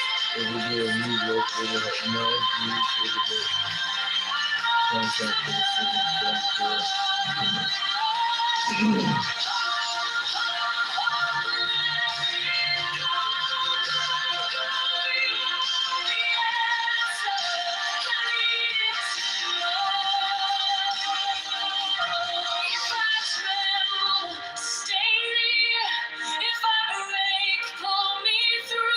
Teach my hands to release what I cannot hold with you. 10 at night, 10 at 11. I breathe in your holy calm. The storm in my head lays down like a pall. Wisdom of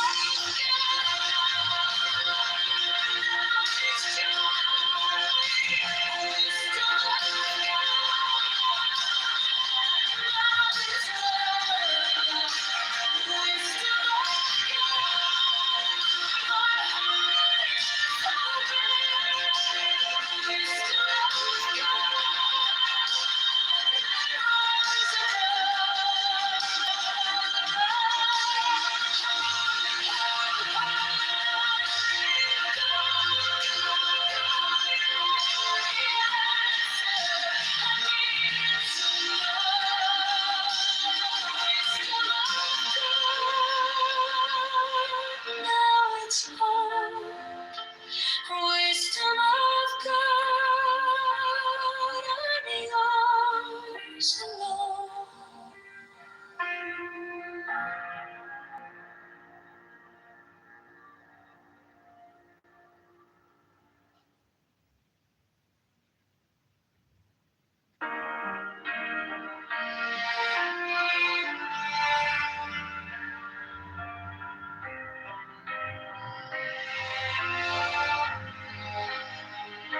You came like dawn in my hands, soft but stronger than I knew.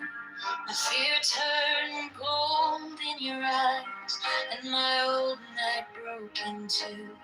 I was lost in the noise, now I'm learning how to stay close to your quiet light. In the middle of the day, stop thinking. Let it fall. Take the deepest breath. Hold them all. Hold it close. Don't run from the feeling. One more second, you can start believing. Wisdom of God, now it's yours. Wisdom of God, now it's love. Wisdom of God, my heart is open. Wisdom of God, I rise above. Hold, let it go, go, go. You are the answer. I needed to know. Your touch is a steady rain on the dust of who I was. Every wound gets named, then it fades in the hush. I don't need 1,000 signs when your name is in my chest. One deep breath, one brave step, and the rest can be blessed. Stop thinking. Let it fall. Take the deepest breath. Hold them all. Hold it close, don't run from the feeling. One more second, you can start believing. Wisdom of God, now it's yours. Wisdom of God, now it's love. Wisdom of God, my heart is open. Wisdom of God, it's love. Let it go, go, go. You are the answer. I needed to know if I tremble. stay near if I break. Pull me through, teach my hands to release what I cannot hold with you. Tend my light, tend my land. I breathe in your holy calm, and the storm in my head lays down like a bomb. Wisdom of God, now it's joy. Wisdom of God, now it's love. Wisdom of God.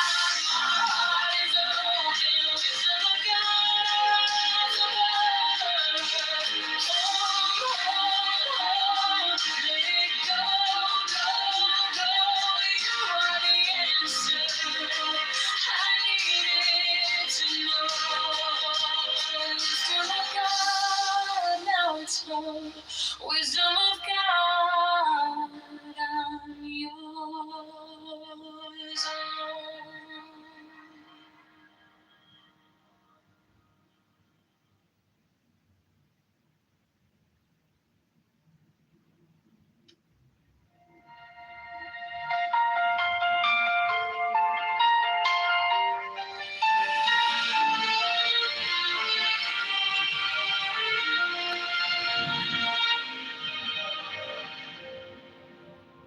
Wisdom of God is now joy of heart, enlightenment.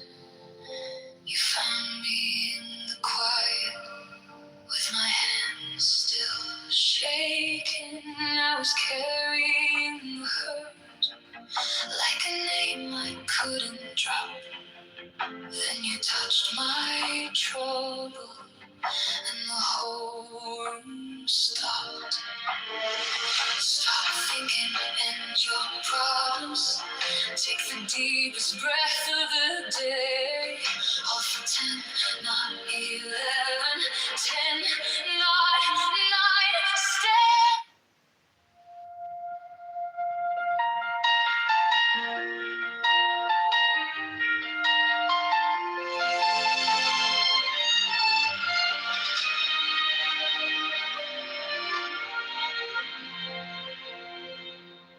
Wisdom of God is now joy, love, heart, enlightenment. You found me in the quiet, with my hands still shaking. I was carrying the hurt like a name I couldn't drop. Then you touched my trouble, and the whole room stopped. Stop thinking and your problems. Take the deepest breath of the day. Hold for 10, not 11. 10, not 9. Stay.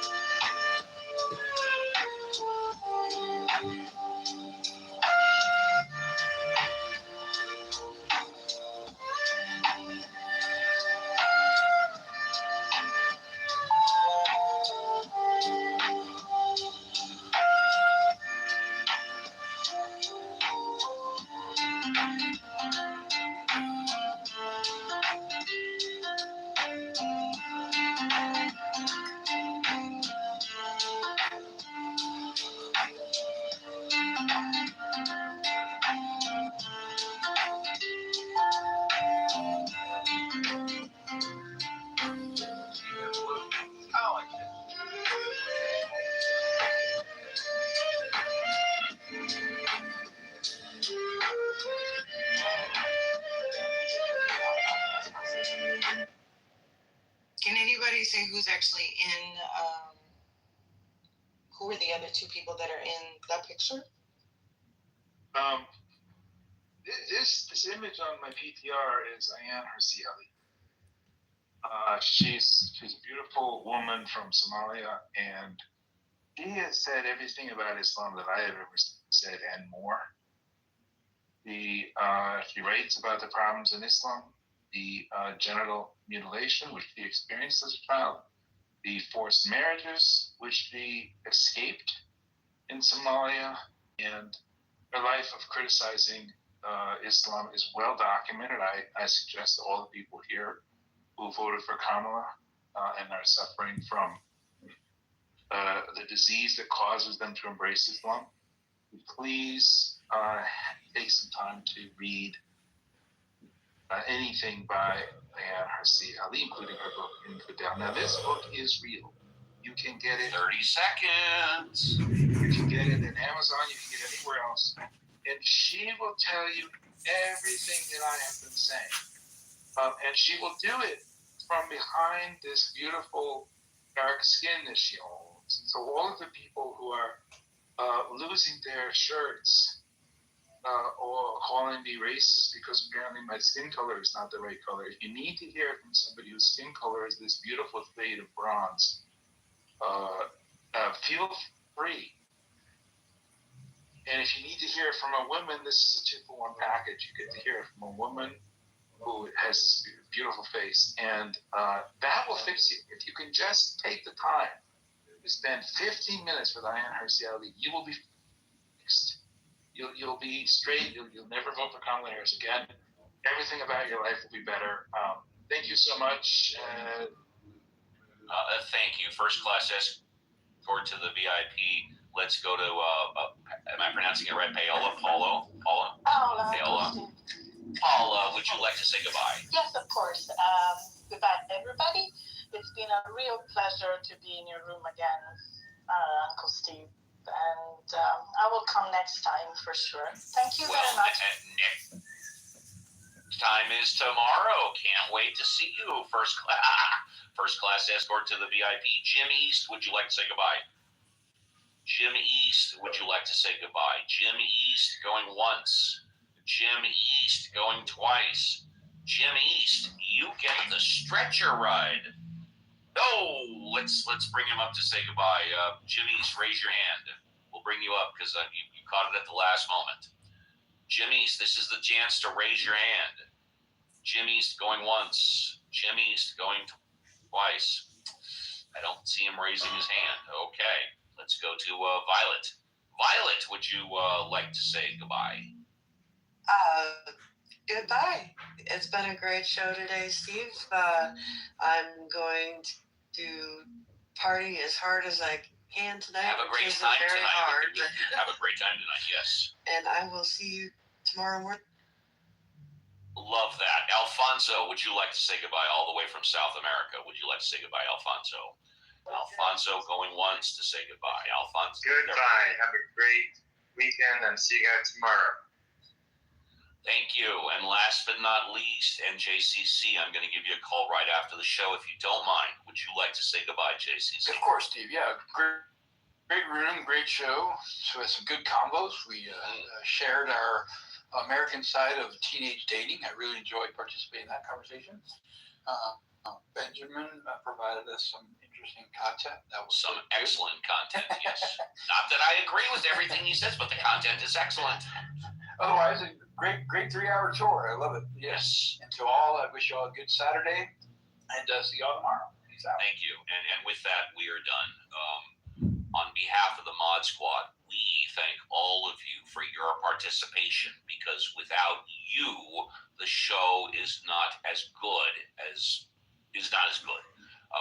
We wish you and your family a great remainder of your Saturday, and we will be back tomorrow, 7 a.m. Pacific Standard Time, 10 a.m. Eastern Standard Time, for another.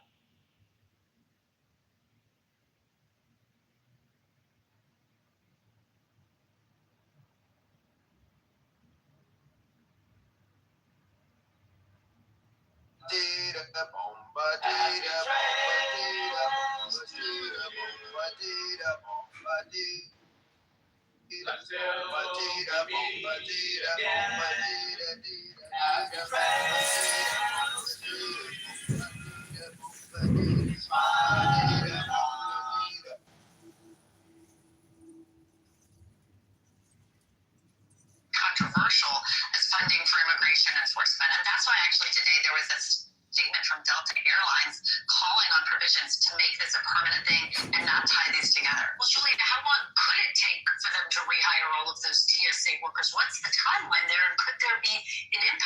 there's always some jackass that fucking has to like. There's always some asshole who doesn't have to do anything. All they have to do is be stupid.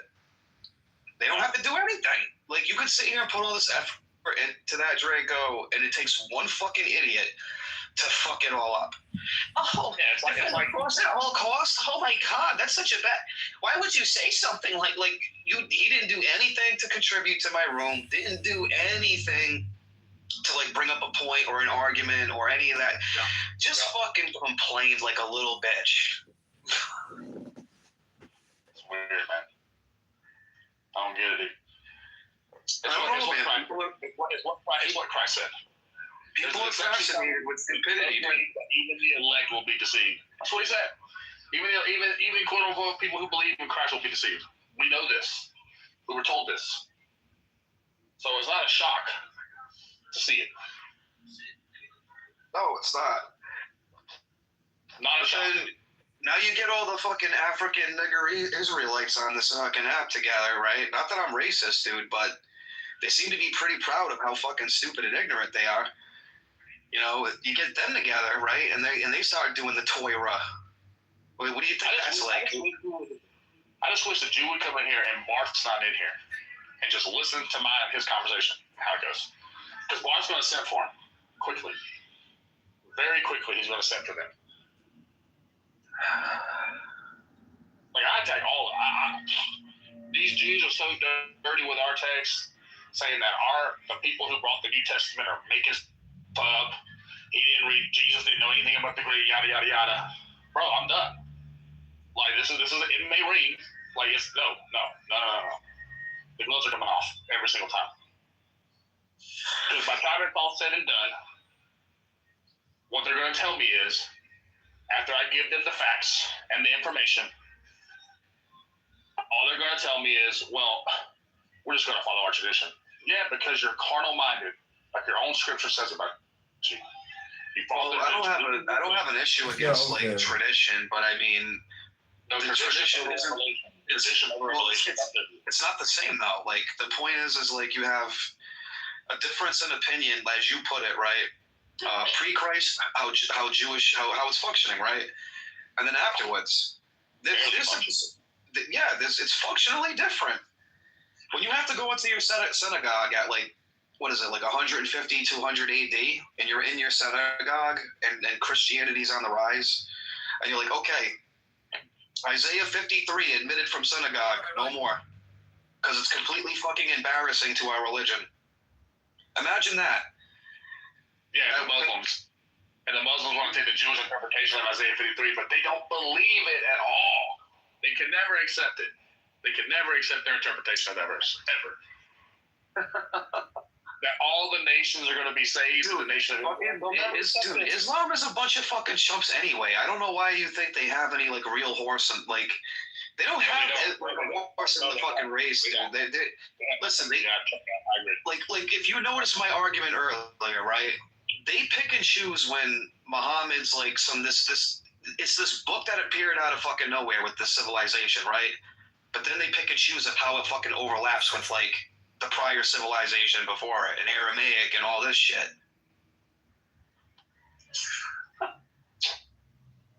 They like to pick and choose, dude. Hey, fuck it, whatever, man. I don't take them seriously. Good morning, Draco. Do you believe Isaiah 53 is referring to Jesus? Of course. You do? Okay. Of course. Hey, why would you even ask that? Of course I do. I mentioned it. Oh. We're Christian. Why would we not believe that, Joanna? Because I watched a lecture that sort of debunked it and said it was speaking about the nation of Israel. Oh. Trust me, we know. We know what they say. We know what they say, yeah. Do you know what eating banana can do to your liver? Can it be this? There's like 12 different tribes of Israel that have different interpretations. Hey, Regal, I have a question for you. What's up, Wild? Regal. What's up? So, like, just a question on that, Isaiah 53. Is it, so it's a dual fulfillment, though, isn't it? So it's, You've got the present context of Israel, but then it's pointing to Jesus as the Messiah, isn't it? Strike the master. By his wounds we've been healed, he appears for our transgressions and stuff. Who else would they be talking about? Not even that, bro. Like, as a Christian, one day you need to sit down and read the book of Isaiah and look at the themes that Isaiah says. He talks absolutely negative about the people of Israel the entire time. The entire time. Hey, Regal, I got a question for you. If you could put me in the queue, thanks. That's what I'm just telling you. Like, if you read Isaiah until you get there, like, there's no reason to think this is talking about Israel. The righteous servant, the whole time prior, like, that term is never used for them. The opposite is used. Hey, Regal, this is Alistair. I have a question for you. I'd like to be put in the queue.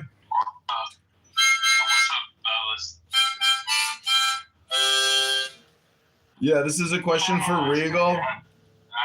Hey, Joanna. This is a question for Regal. Do you think everybody has a soul?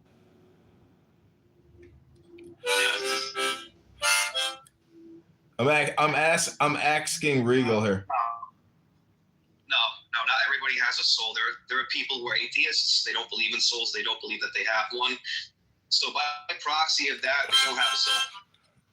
Okay, so when you referred to the Hebrew Israelites as N-words, do you think a Christian should refer to other people as N-words?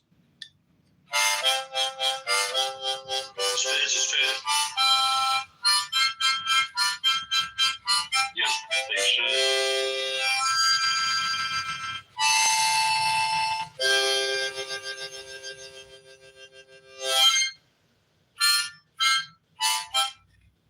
Well, I'm just trying to, point out that I don't think a good Christian should refer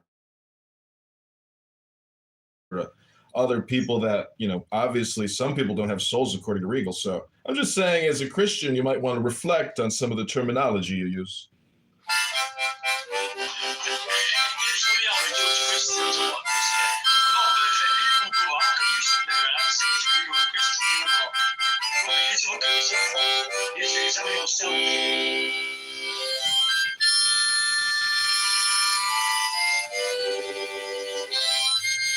I like that question. Do we all have souls? I wonder if the soul is based on compassion or not. So you have levels of souls with degrees of compassion.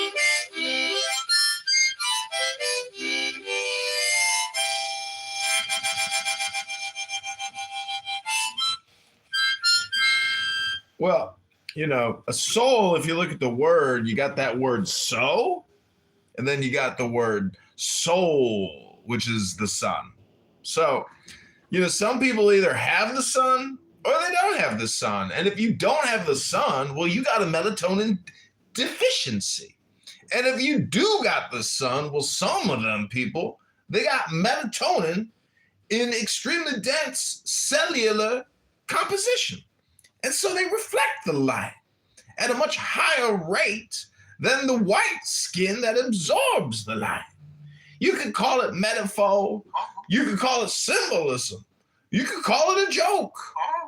You could call it a troll. But what you can't do is you can't take the low IQ, racist, obnoxious troll out of Clubhouse. And if you do, where is he gonna go? And I heard about Regal. Some people on some other platforms are talking about Regal. They're saying, yeah, I know Regal. He's from fucking Discord. That loser has been on Discord for years. Everybody knows that loser. So I'm just saying, I was surprised that some people in my audience were like, I know that fucking loser, Regal. He was on Discord for years, or some other social audio chat app. I can't remember what they said, but just wanted to share the good news of a happy Shabbos. Oh yeah, and Draco, he got a problem with the Jews. He thinks the Jews are a bunch of like book slanderers or something. What's wrong with you, Draco? Draw the flaming sword, crown the child, and conquering Lord, Horus, Avenger. Yeah, I guess. O But, thou I mean, of the the head original of the word hawk, is nefesh or thee, ruach. thee So I let me try invoke. to break that down into something. Thou only begotten Ruach. child of Osiris thy father, So and it's Isis just thy used mother, in English. he that was slain, she Now that let's bore work thee down in the her entire womb, book of Isaiah. flying from the terror of the The water, salon I worked in when I thee, wasn't busy, I would thee I just invoke. keep writing every word. And O somebody, thou I whose came in one apron morning and it is was of gone. flashing Someone threw my white, book away. whiter than the forehead Yeah, of the morning, they didn't thee, like that I was reading it. thee I invoke. O thou who hast formulated thy father, They and made fertile thy mother, thee, duckling. thee I invoke.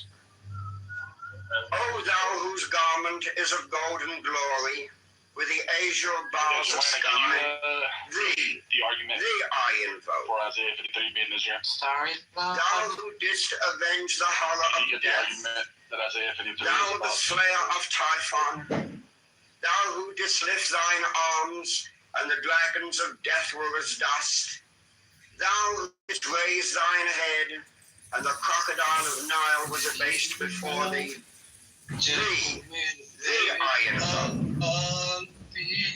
O thou whose nemesis hideth the universe with night, the impermeable blue, thee, thee I invoke. Thou who travellest in the boat of Ra, abiding at the helm of the Aftet boat, and of the Sextet boat. But you know how you can swing Thee, things either way, thee I right, invoke. Draco? So, Thou who bearest the there's wand of a double lecture by power, Rabbi Michael Thee, Skobac that thee I invoke. will kind of convince almost To anyone, shed but the it says darkness here, of blue light, Isaiah the 53, unfathomable Christianity is heavily glory, disputed. the An untraveled, alternate view the suggesting unthinkable the suffering immensity of servant, space. referring to the nation of Thou Israel, who a specific concentrest all historical the 30 figure, or ethers the person one of darkening Jesus the sphere of Messiah. fire, thee, thee I invoke. Contextually, O thou many who scholars bearest agree the rose and cross of life it's a and lot to light, read. I don't want to bore you. thee, The suffering, I the invoke. servant is Israel. Okay, the we'll just voice do of that the one. five, According to Jewish tradition, voice of the including the early six, interpretations, 11 the other servant voices. is Abba, interpreted as Adab. Israel, not Jesus. It just goes on Strike. from there. Strike the master I can chord. put it in the chat if Draw. you're interested. Draw the flaming Yeah, I sword. mean, that's the whole Crown point. child, We just made this come argument a minute ago, right? If anybody was literally paying attention, Avenger. who the fuck were panicking in 200 AD? I was doing Christianity was on the rise, and they were panicking so bad that they had to go into the Old Testament and reinterpret it. Go to circus, you freak. According to ancient rabbinic Jews around 200 AD, this is what it meant. Horus. Doesn't give you the distinction with what they thought before and after, though. By thy name of Ra, Does it give you I that? invoke thee. Orc of the sun, I don't the think that the glorious one. Israelites were. By Does it thy give you name, that distinction? Is this after Christ Youth or of the before brilliant Christ? morning, I invoke thee. By thy name, Mao, I invoke thee, lion of the midday sun.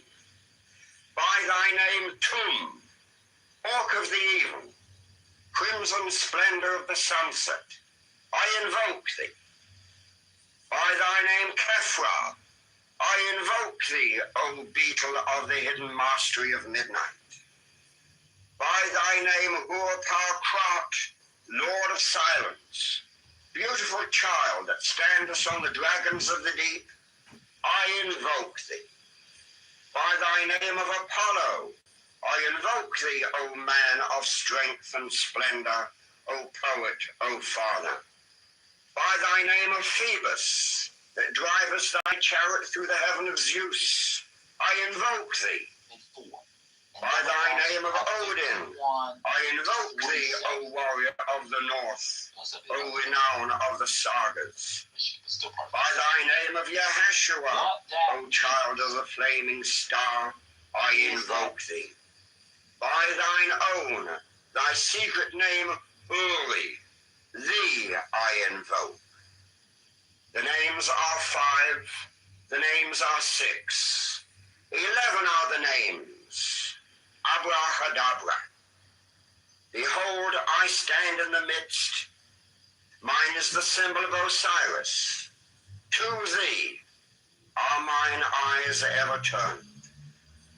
unto the splendor of Geburah, the magnificence of Chesed, the mystery of Da'ath, thither I lift up mine eyes. This have I sought, and I have sought the unity. Hear thou me. Mine is the head of the man, and my insight is keen as the hawk's. By my head I invoke thee. I am the only begotten child of my father and mother. By my body I invoke thee. About me shine the diamonds of radiance, white and pure. By their brightness I invoke thee. Mine is the red triangle reversed, the sign given of none, save it be of thee, O Lord. By the Laman I invoke thee. Mine is the garment of white, sewn with gold, the flashing abbai that I wear. By my robe I invoke thee. Mine is the sign of Apophis and Typhon. By the sign I invoke thee. Mine also is the turban of white and gold, and mine the blue vigor of the intimate air.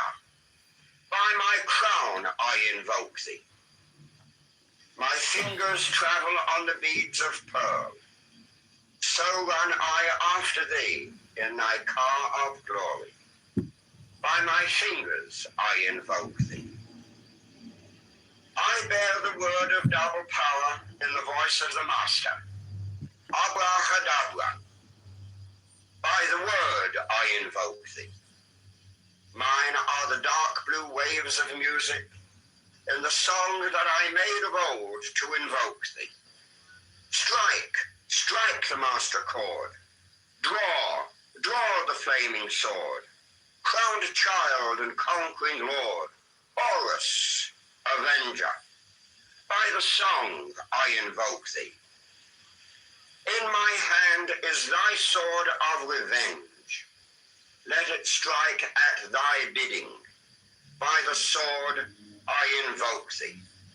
The voice of the 5, the voice of the 6, 11 other voices, abracadabra. Therefore I say unto thee, come thou forth and dwell in me, so that every spirit, whether of the firmament or of the ether, of the earth or under the earth, on dry land or in the water, of whirling air or of rushing fire, and every spell and scourge of God, the vast one, may be thou. Abracadabra. Take a seated position.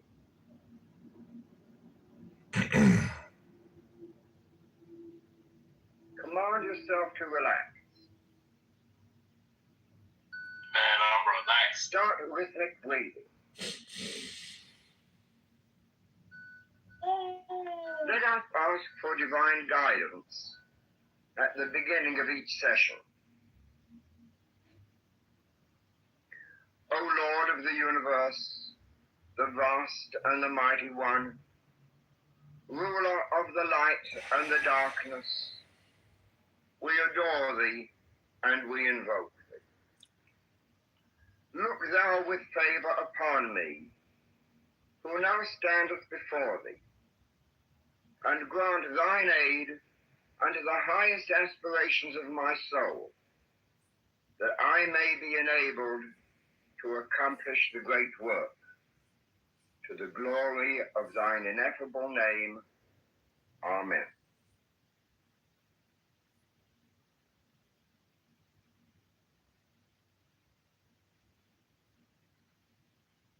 You have achieved perfect relaxation.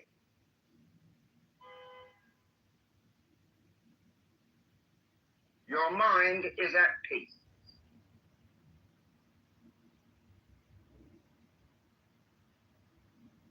You are now able to concentrate your thoughts, your feelings, your will.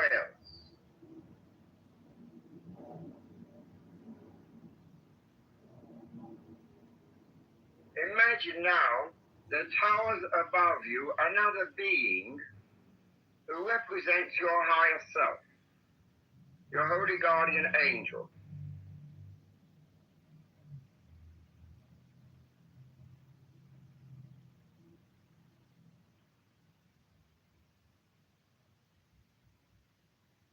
See this majestic, towering figure standing above you, watching over you with his light and love, protecting you, guiding you.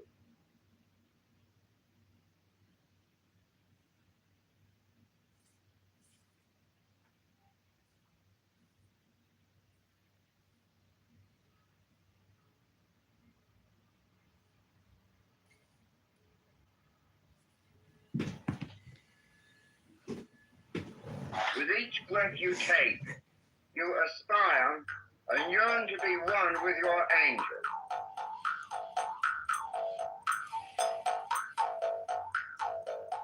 With the exhalation, this great being descends into you.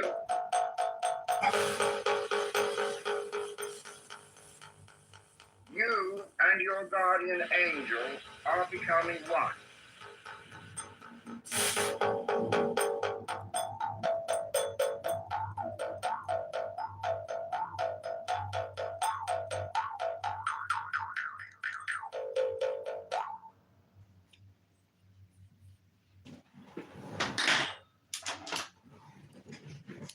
Inhale, yawn towards your divine angel.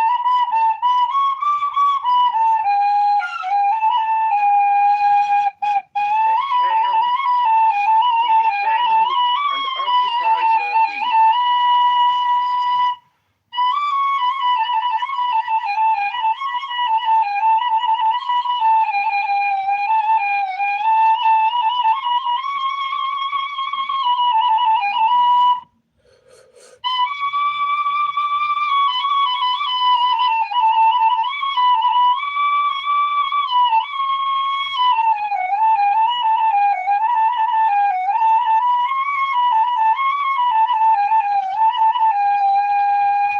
Imagine this divine being with wings that are outstretched, vibrating rapidly with spiritual power.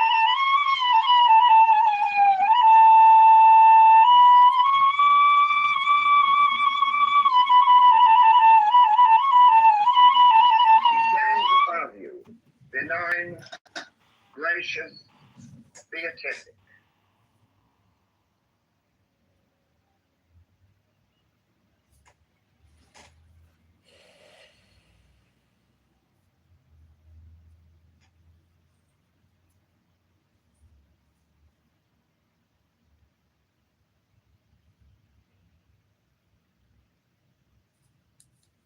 Inhale, long pour. Hi, Carmelita and company. I just want to confirm that Clubhouse is a place where highly obnoxious, low IQ, abusive people come to do what they do. Is that what Clubhouse is all about? I just want to confirm. Hello? Yearn for and aspire towards this great being who is your self-made problem. His ass, you want to have a technical conversation. I ain't trying to have no topic of conversation. Wait, so Alistair, what are you asking? I'm sorry. I'm just saying that, like, it's my observation that a room I was just in, the moderator was highly obnoxious, extremely annoying, low IQ, and abusive. So I'm just saying, like, that's what it's like. Road raging. They come here to just do their road rage, and you're their victim. You're the bug on the windshield. I'm just wondering, is this the kind of room where I'm the bug on the windshield? Hello? Yeah. What's the reason? To find out whether or not I'm the bug or the windshield. Hello? You're educated. shield. Why does it matter The then? divine beautiful figure descending, occupying your body, your mind, your soul.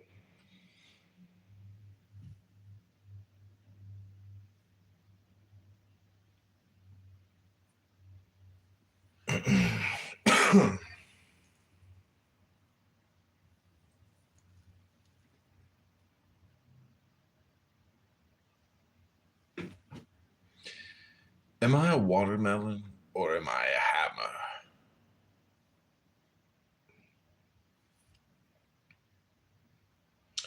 I guess one way of saying it is, am I a watermelon or am I a hammer? Hello. Inhale. And imagine that you are lifting up your arms towards the heavens, towards the skies, aspiring towards this noble being who is yourself.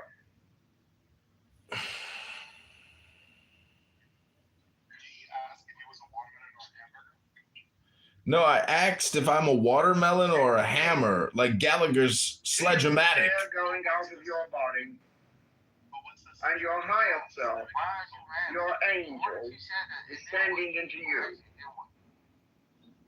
You angry? Leave me alone. I'm happy. I never said I wasn't. Nobody ever said I wasn't.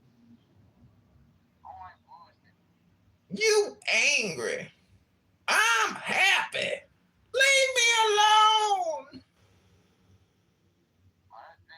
Inhale, aspire.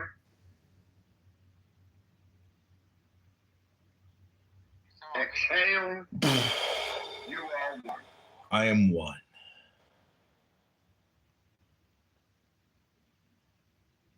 You angry?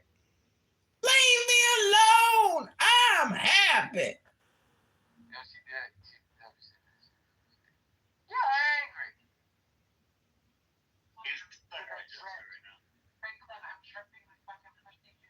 I don't read you. You're part of it.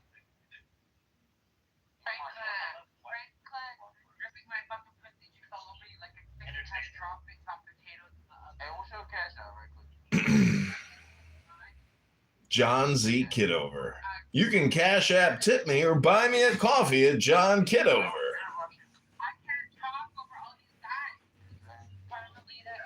Your holy guardian angel is the symbol of your higher self. Oh, goddamn.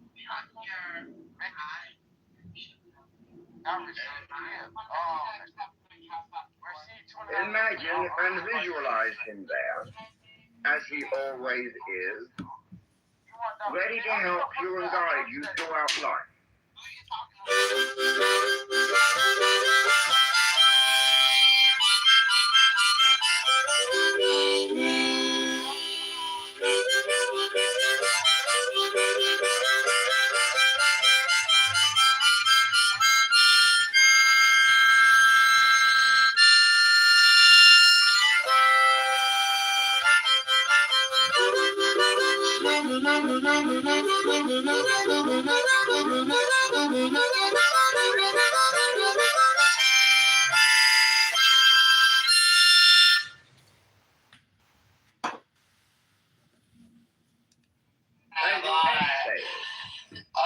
Send me a cash app so I can dribble.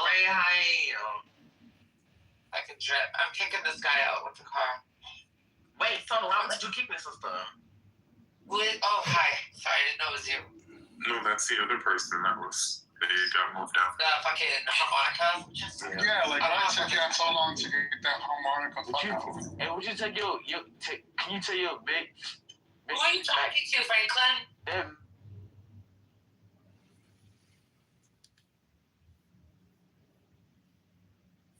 Transition in kindergartens, which is like obviously not. Or abortion or whatever. It's always some other way. Talking about it all the time, not the Democrats. Democrats want to talk about, economic policy.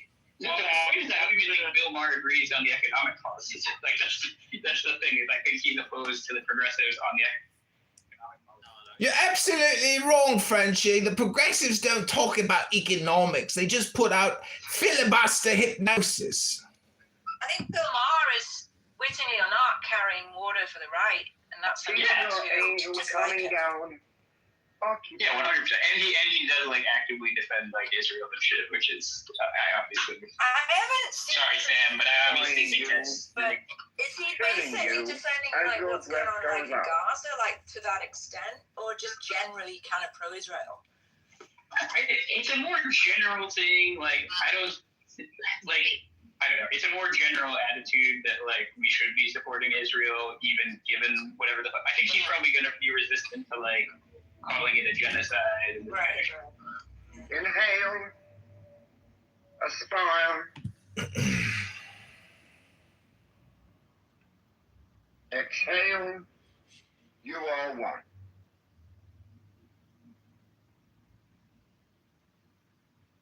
Good job. An architect who's really talented, has done a lot of work for him. He's got a flair, a beautiful Hispanic flair in particular.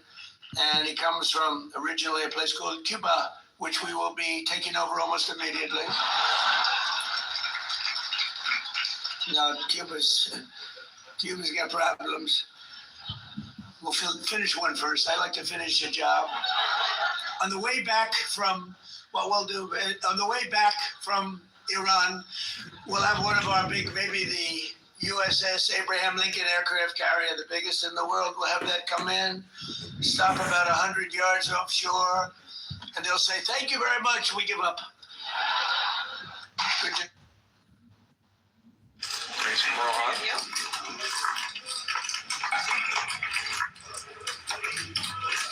Not much of a flop for King Jack.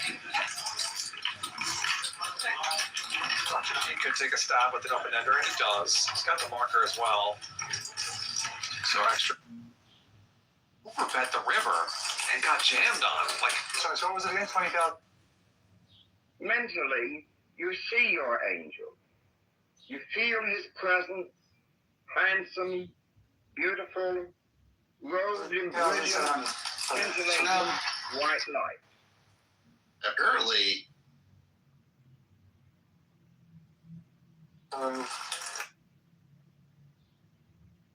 40.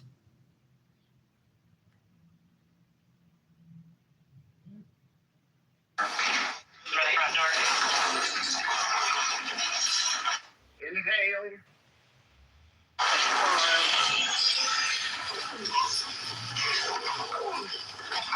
Exhale. You are resisting.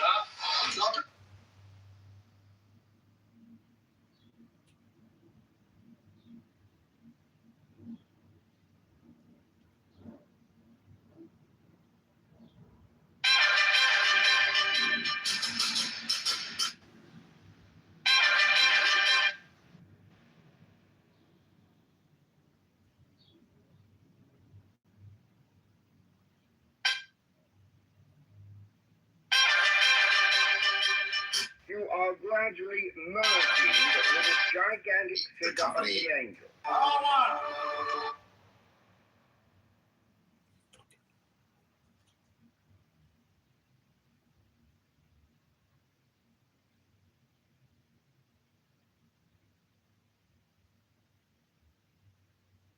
This is your higher self, your guardian angel, desiring to be with you, and you to become united with him.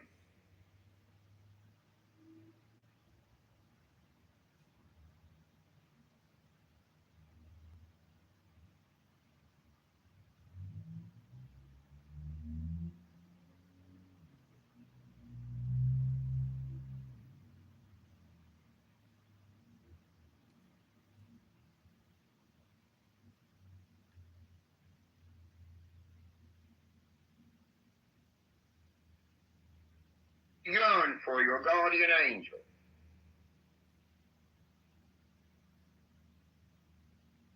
You and your holy guardian angel are one.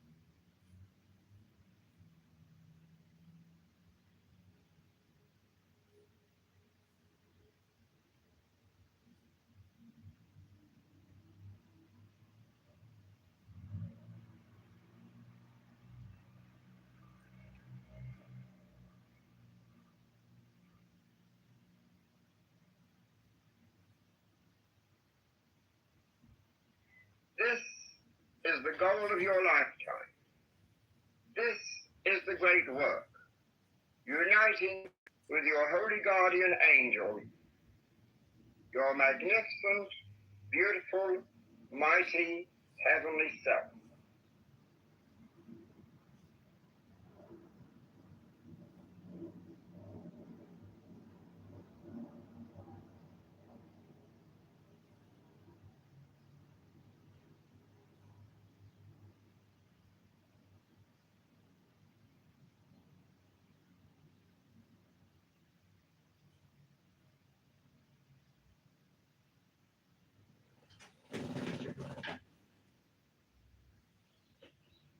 Meditate quietly.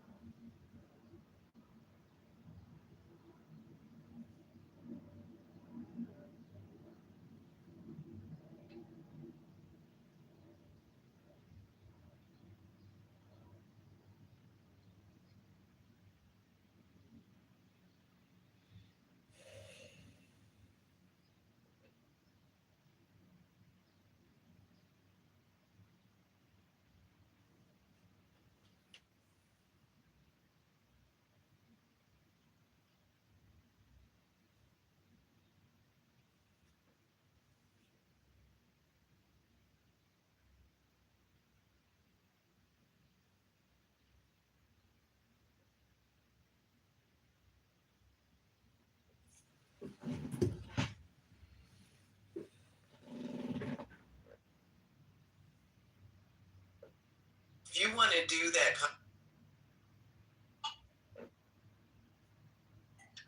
Gary? And then you're going now. I have performed puppetry in Budapest. This strikes me as something that I would. But it's like that person just literally decided to stay inside the world now.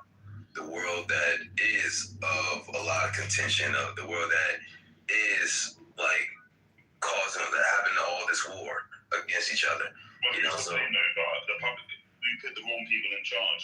Yeah, I know they have a lot of money and power, but like you still ultimately put the wrong people in charge. That's it, and it's because they don't have love inside. But people, again, it goes back to, as long as people don't know what love is, they are going to keep on doing the same thing. They're going to put the wrong people in charge. I want to know what love is. What is love? I don't fucking know, mate.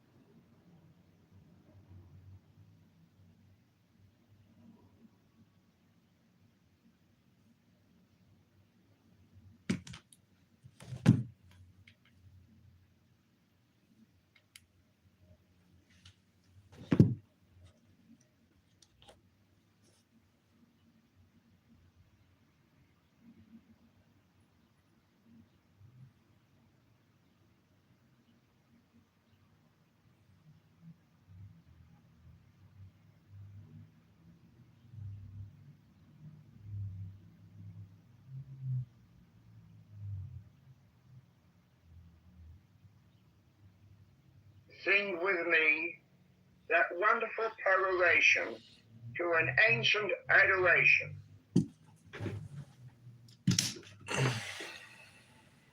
I am he, the bornless spirit, having sight in the feet, strong and the immortal fire. I am he, the truth. I am he who hates that evil should be wrought in the world. I am he that lighteneth and thundereth. I am he from whom is the shower of the life of earth. I am he whose mouth ever flameth. I am he, the begetter and manifester unto the light. I am he, the grace of the world. The heart girt with a serpent is my name.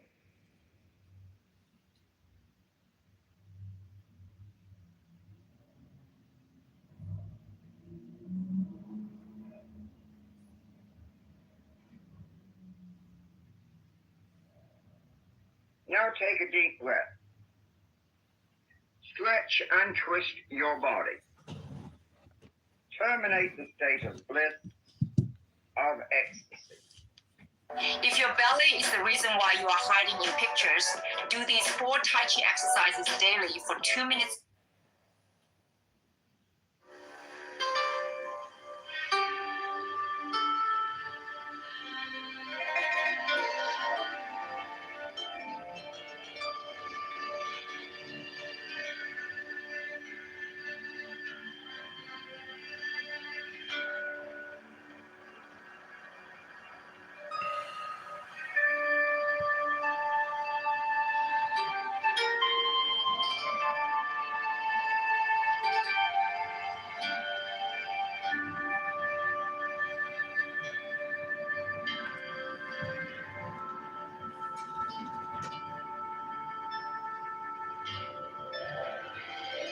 Invocation of truth.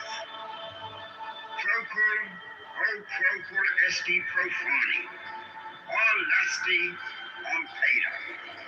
In the name of the mighty and terrible one, I proclaim that I have banished the shells unto their habitations. I invoke Tahuti, the Lord of wisdom and of utterance, the God that cometh forth from the veil. O thou majesty of the Godhead, wisdom-crowned Tahuti, Lord of the gates of the universe, thee I invoke. O thou of the ivy's head, thee I invoke. Thou who wieldest the wand of double power, thee I invoke. Thou who bearest in thy left hand the rose and cross of light and life, thee I invoke. Thou whose head is as an emerald, and thy nemes as the night sky blue, thee I invoke. Thou whose skin is of flaming orange as though it burned in a furnace, thee I invoke. Behold, I am yesterday, today, and the brother of tomorrow. I am born again and again. Mine is the unseen force, whereof the gods are sprung, which is as life unto the dwellers in the watchtowers of the universe.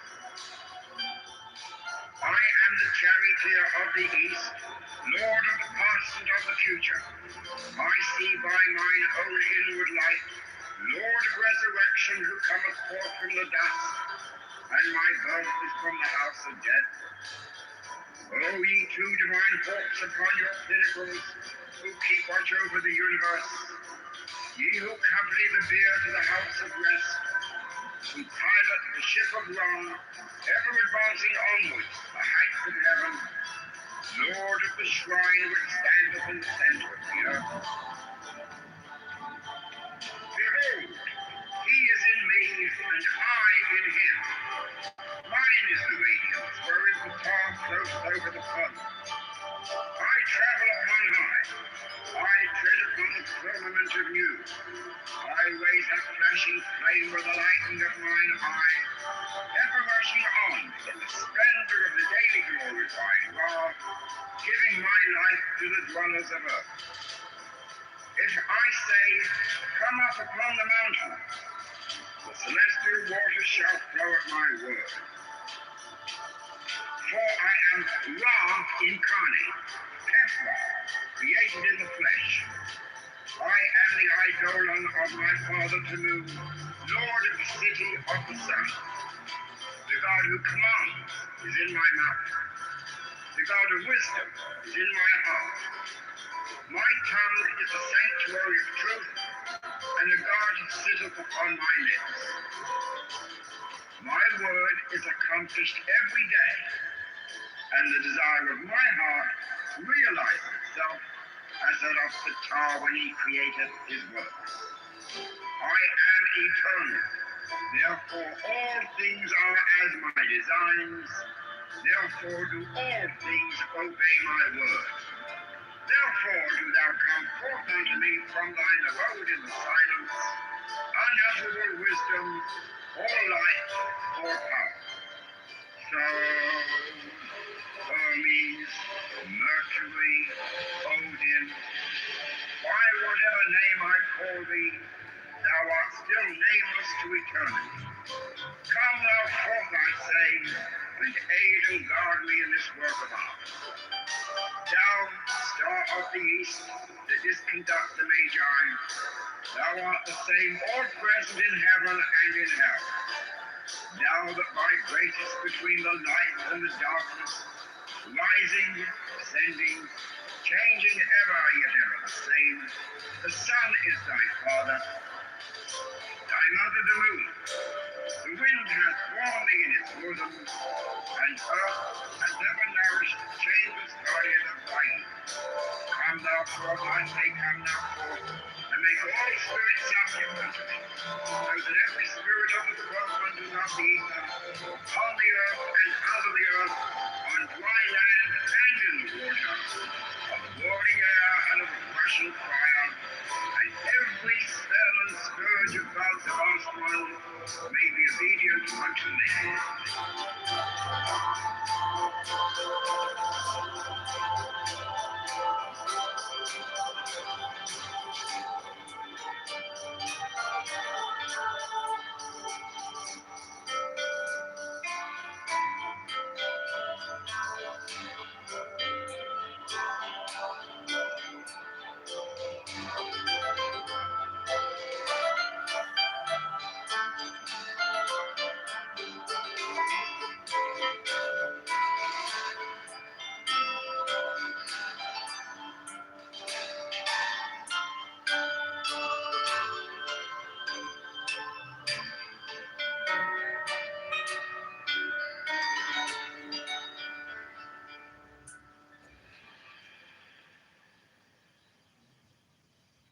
A full cart that's lighter on your wallet. That's a breath of fresh air. Use the code on screen for a $10 bonus on your first purchase.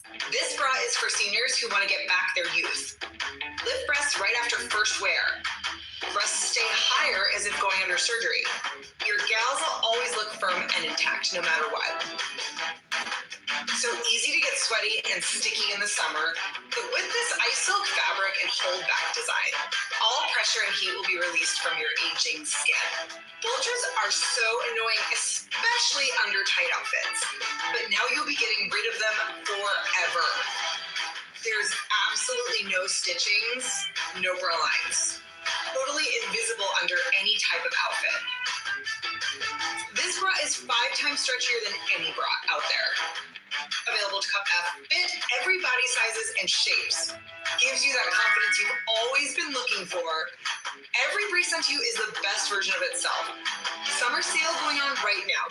Don't miss it.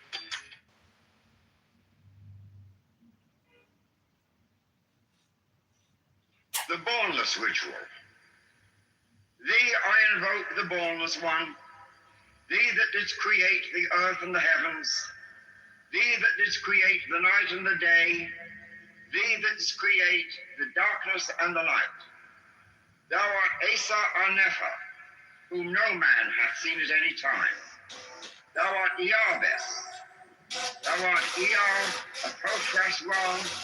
Thou hast distinguished between the just and the unjust. Thou didst make the female and the male. Thou didst produce the seeds and the fruit. Thou didst form men to love one another and to hate one another. I am Alchaf the Konsu, thy prophet, unto whom thou didst commit thy mysteries, the ceremonies of Hem. Thou didst produce the moist and the dry, and that which nourisheth all created life. Hear thou me, for I am the angel of Patan, a Profras Ra. This is thy true name, handed down to the prophets of Hem. Hear me.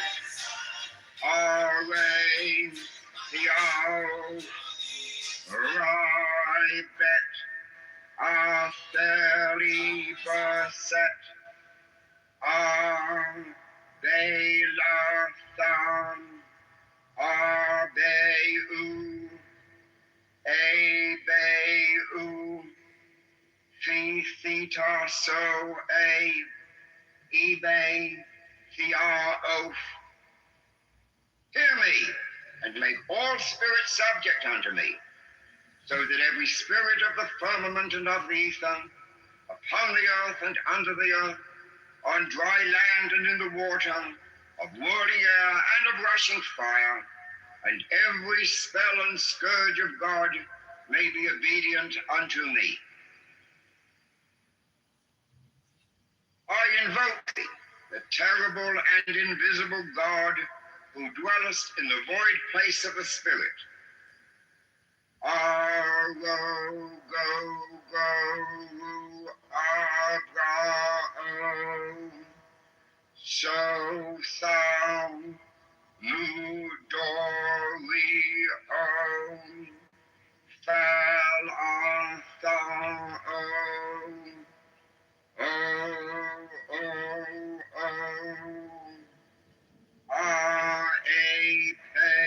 the boneless one. Hear me, and make all spirits subject unto me, so that every spirit of the firmament and of the ether, upon the earth and under the earth, on dry land and in the water, of whirling air and of a rushing fire, and every spell and scourge of God may be obedient unto me. Hear me, Ru Abraio, Mario Dom, Babylon Balbin Abaf, Asalo 9, Arfen Eof, E, Proteth, Abra Sex, R-A-O-O-U, Ishure, mighty and bornless one. Hear me, and make all spirits subject unto me, so that every spirit of the firmament and of the ether, upon the earth and under the earth, on dry land and in the water, of whirling air and of rushing fire, and every spell and scourge of God may be obedient unto me. I invoke thee, Ma Bara E-O, E-O-L, Kothan, Asori Balo, Abraf. Hear me, and make all spirits subject unto me, so that every spirit of the firmament and of the ether, upon the earth and under the earth, on dry land and in the water, of whirling air and of a rushing fire, and every spell and scourge of God may be obedient unto me. Hear me. Aftam, Abaftam, Das Om, Isaac, Sabaoth. This is the Lord of the gods. This is the Lord of the universe. This is he whom the winds fear. This is he who, having made voice by his commandment, is Lord of all things, King, ruler, and helper. Hear me, and make all spirits subject unto me, so that every spirit of the firmament and of the ether, upon the earth and under the earth, on dry land and in the water, of whirling air and of rushing fire, and every spell and scourge of God may be obedient unto me. Hear me. E-A-O-U, Pe-U-Re, E-O-U, Pe-U-Re, E-R, E-R-A-O, E-O-O-U, Abra-Sax, Sabri-Am, O-O, Oof, Oof, Adonai, A-Day, A-Do, Angelos Tontheon, and Lala Lai Ga-E-R. R-A-P, Diathana Thoron. I am he, the bornless spirit, having sight in the feet, strong and the immortal fire. I am he, the truth. I am he who hate, that evil should be wrought in the world. I am he that lighteneth and thundereth. I am he from whom is the shower of the life of earth. I am he whose mouth ever flameth. I am he the begetter and manifester unto the light. I am he, the grace of the worlds. The heart girt with a serpent is my name. Come thou forth and follow me, and make all spirits subject unto me, so that every spirit of the firmament and of the ether, upon the earth and under the earth, on dry land and in the water, of whirling air and of rushing fire, and every spell and scourge of God may be obedient unto me. E-R-O, Saba-O. Such are the words.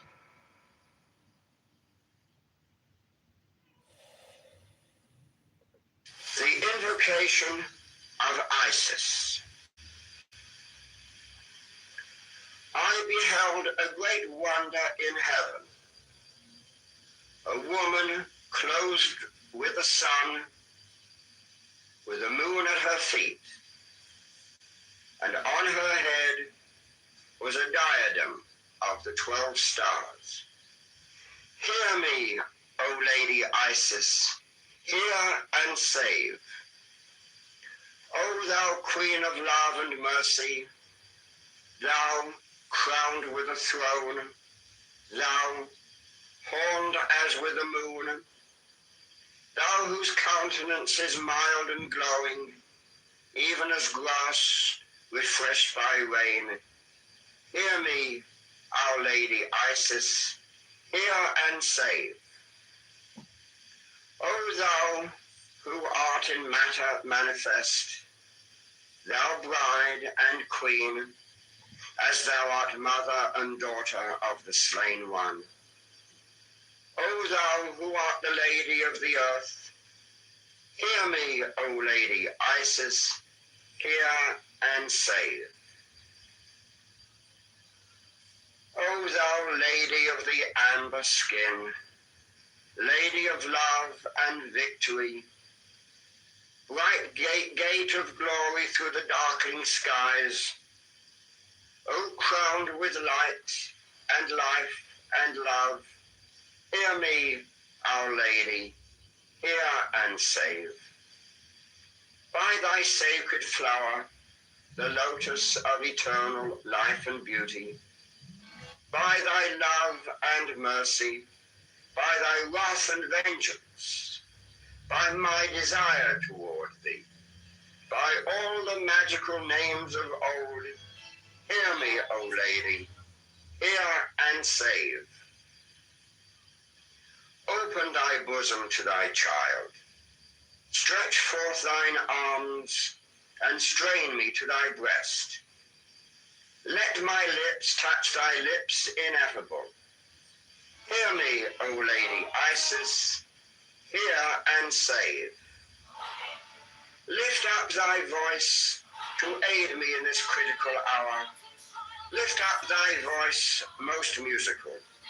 Cry aloud, O Queen and Mother, to save me from that I fear most.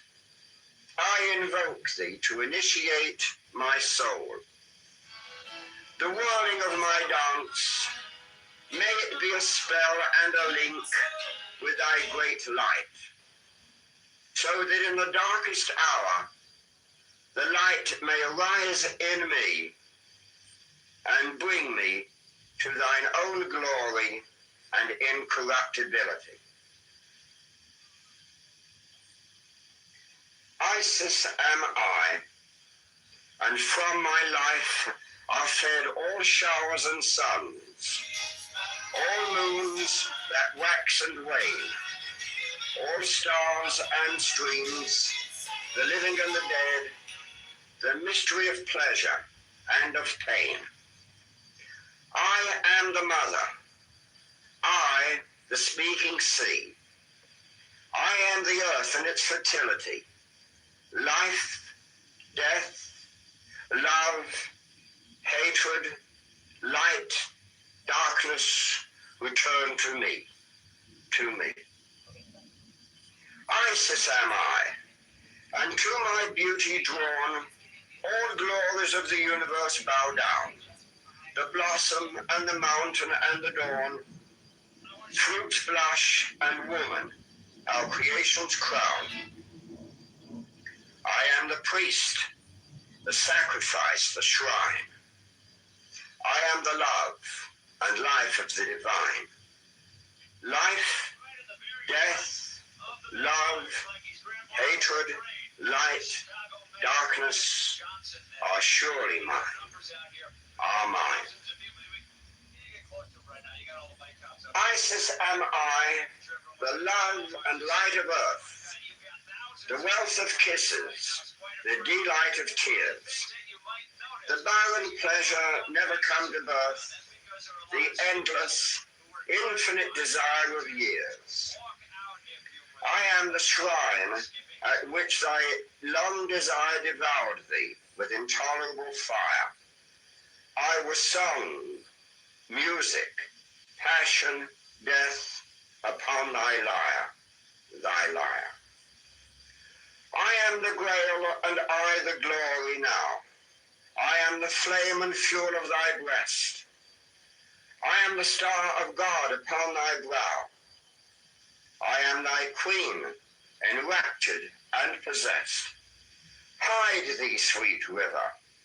Welcome to the sea, ocean of love that shall encompass thee. Life, death, love, hatred, light, darkness, return to me, to me. Hear, Lady Isis, and receive my prayer. Thee I worship and invoke. Hail to thee, sole mother of my life.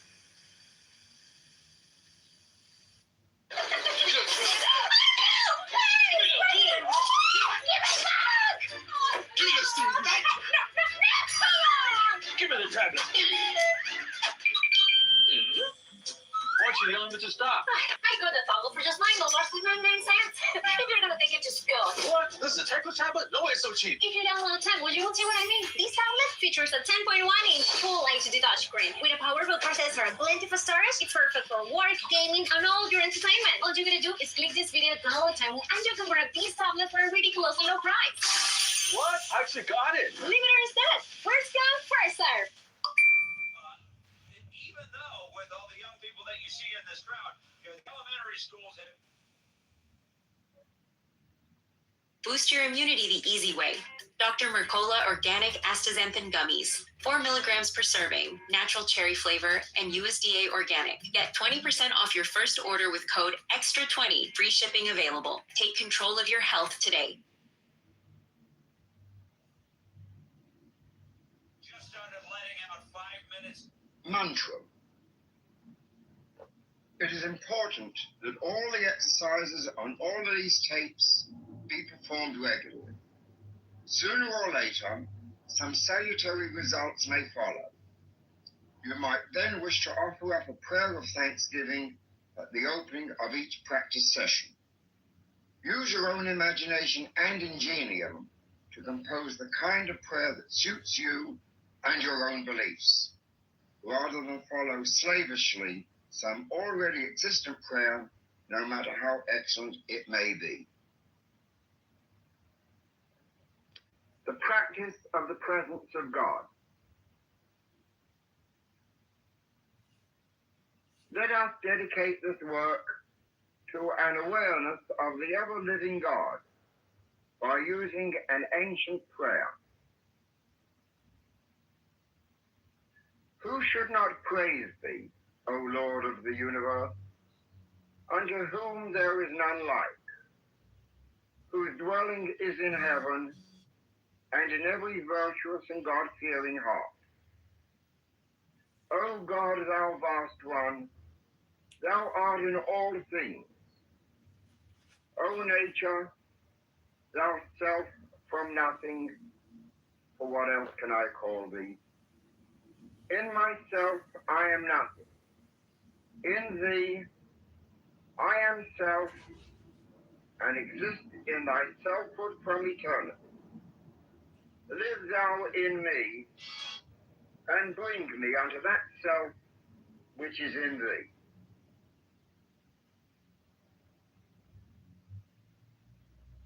Lie down and make yourself comfortable.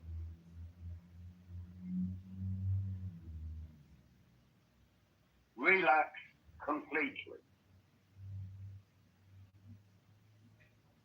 Breathe easily and rhythmically. Cook County. Meditate on the fact that your body is composed of millions of atoms.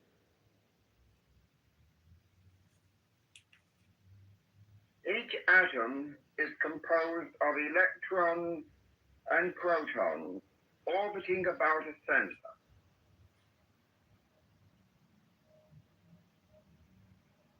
Vast open spaces exist between these particles.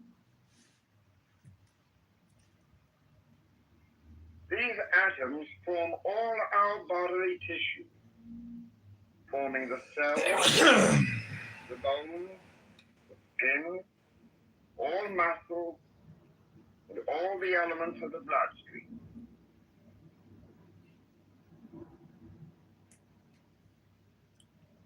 The whole body really is made up rather like a woman's hairnet.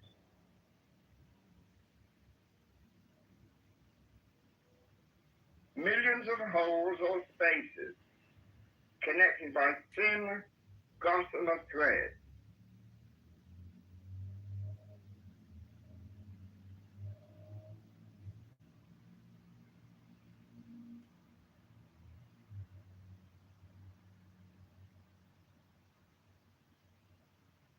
Think of the skin on your face, covering your whole head. See this skin perforated by millions of tiny holes, which we call pores.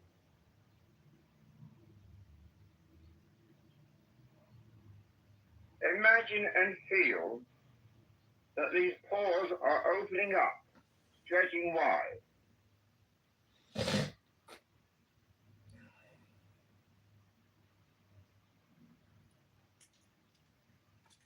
Your face has just become transformed into a network or a honeycomb.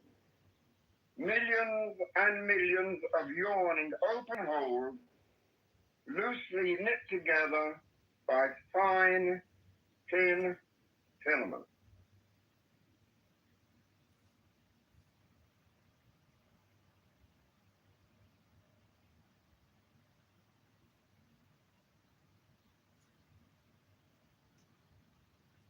Now extend the mental picture to include the neck and shoulders.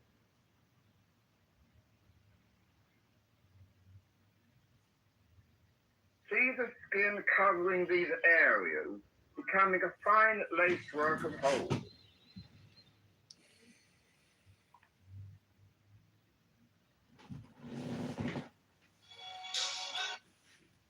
Do the same with the chest. The arms and hands are mere extensions of the chest segment.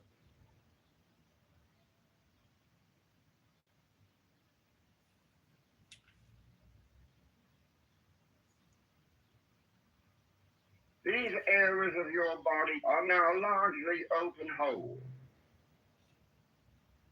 Bases held together by loosely woven thin threads.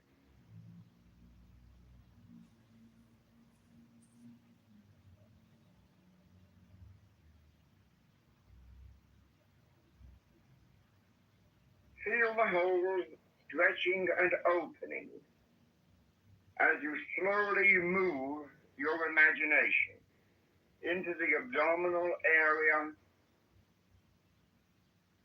into the whole length of the back, down into the pelvis, the thigh area, and your legs and feet.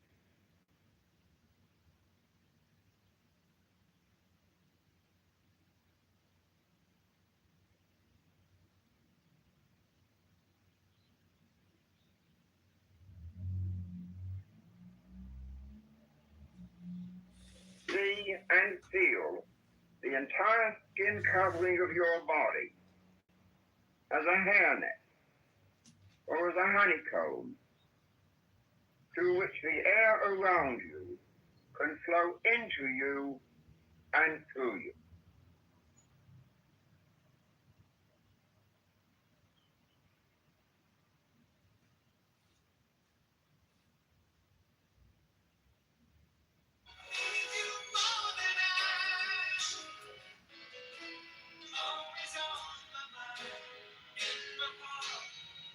Now return your attention to the head. Realize that the contents of your skull and brain are made out of atoms and even smaller particles, all of them separated by enormous spaces.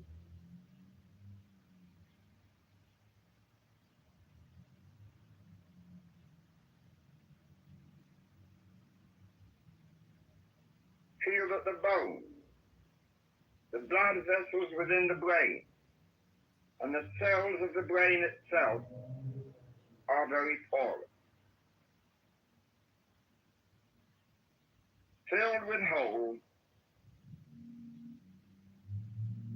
similar to a sponge.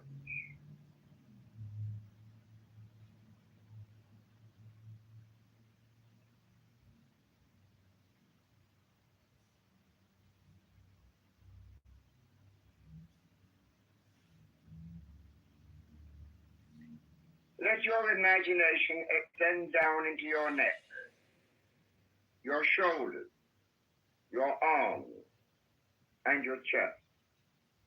The whole upper part of your body. The inside, not the external skin this time.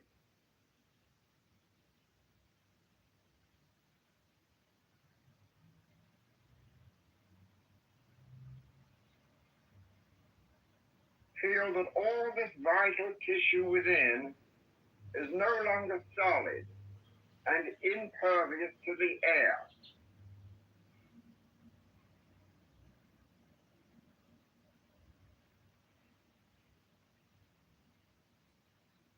It is porous and sponge-like because the tissue is nothing but millions of holes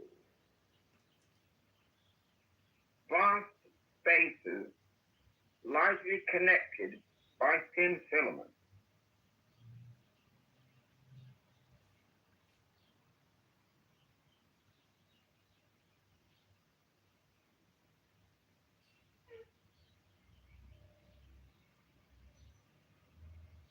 As you continue working in this manner, you will experience a distinct physical sensation, rather difficult to describe, but it is distinct, different from anything you've ever experienced before.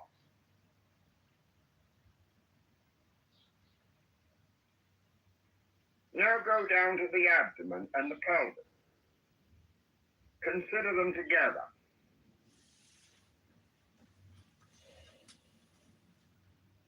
Feel the solid tissue becoming transformed into a honeycomb. Millions of holes, the spaces between the atomic particles composing them, tied together with a network of little threads and filaments.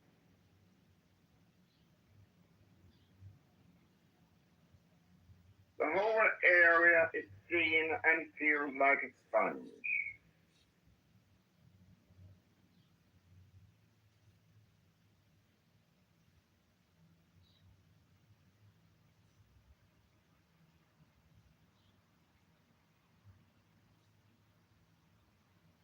Extend this method to the thighs, to the legs, and the feet.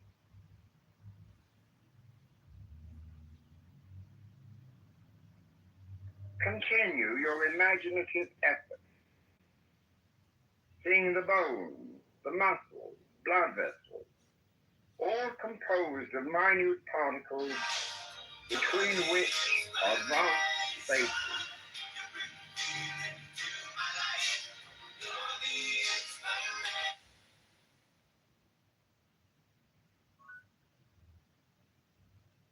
All the apparently solid tissue is transformed into a honeycomb, into millions of holes flimsily connected by fine filaments and threads.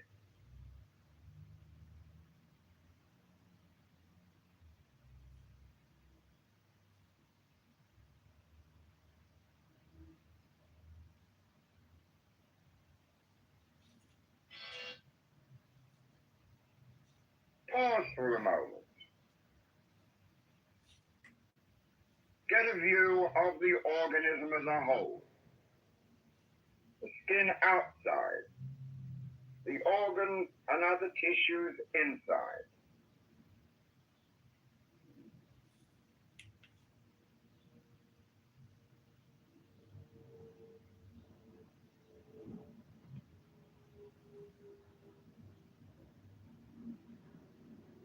All of you is now a simple mass of holes from the top of your head to the tips of your toes. Do the COVID-19 vaccine turbo cancer?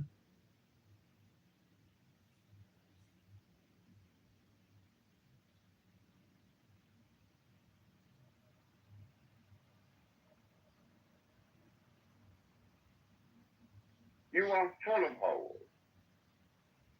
All of you is simply a mass of holes, connected lightly by threads.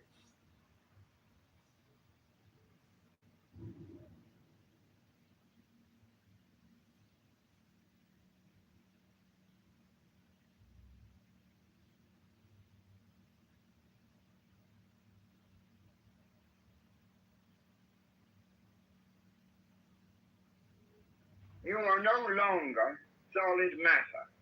You never were. As a result, you can feel the surrounding air flow through you.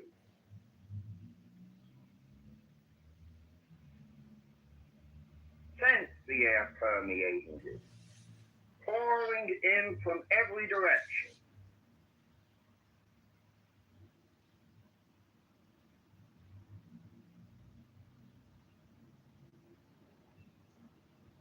There are no impediments to the free movement of this air.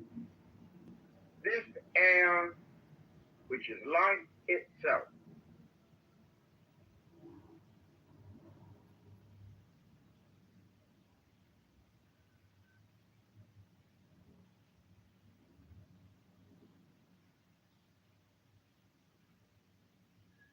So you are bathed in an ocean of spirit.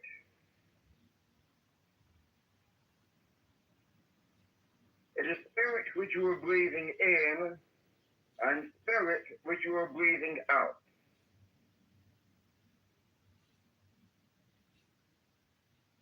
Taking in and giving forth the one universal spirit in which you live and move and have your being.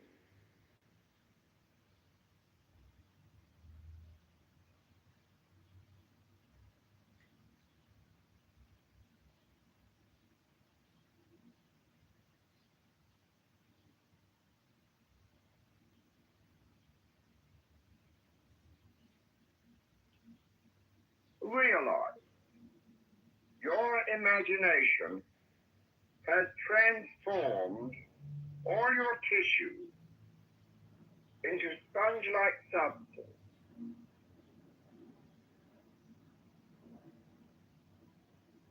From head to toe, all of you, you are one vast sponge, open to the divine force surrounding you.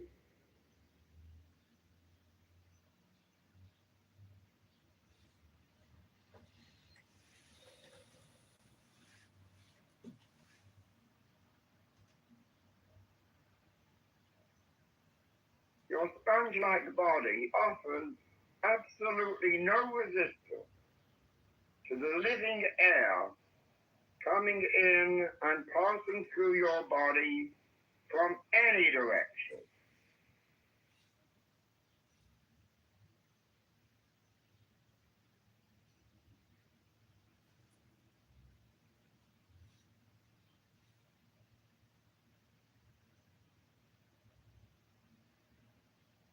You are no longer breathing only with your nose or chest, but actually you are breathing through every pore of your being.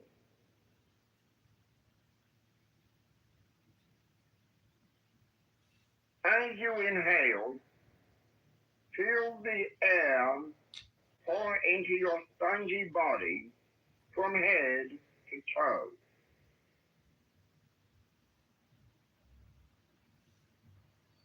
As you breathe out, the air passes all the way through your body, coming out through your head, through your back, your abdomen, your legs.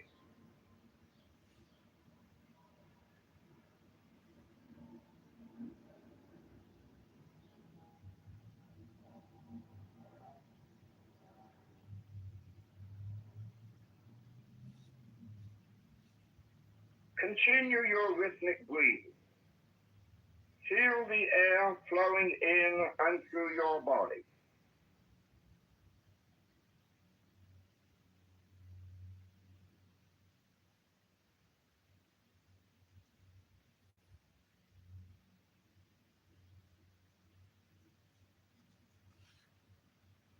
Your body is nothing but a mass of holes, spaces tied together by thread, no longer dense and solid.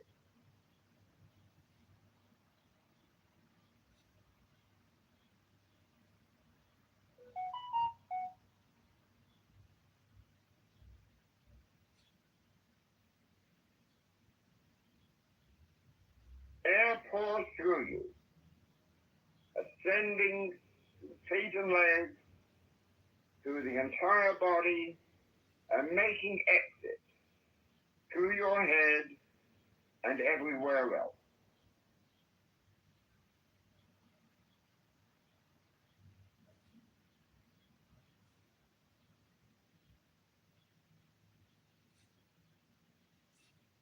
Now the air is coming in through the front of your body, and as you exhale, it goes out through your sides and back.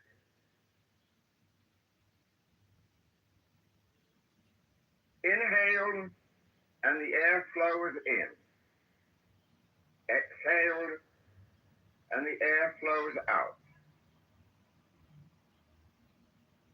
Keep up this rhythm, this new and most pleasurable experience of the divine life entering you. This is taking over.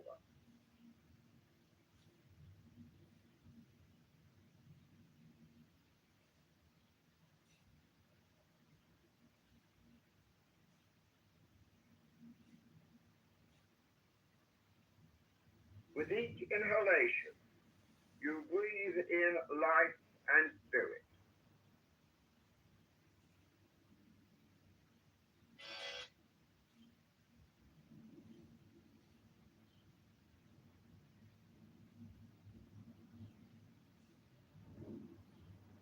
This air that is coursing through your body is the carrier of life.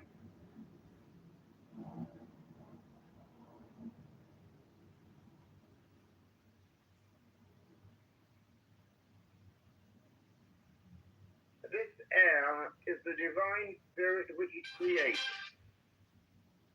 and so can transform, heal, harmonize, and restore our everyday lives.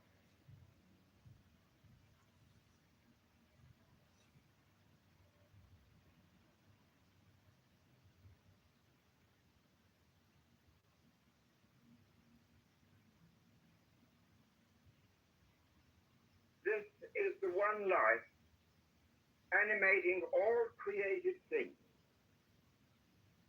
God is coming into your life, into your very body, filling it with divine spirit.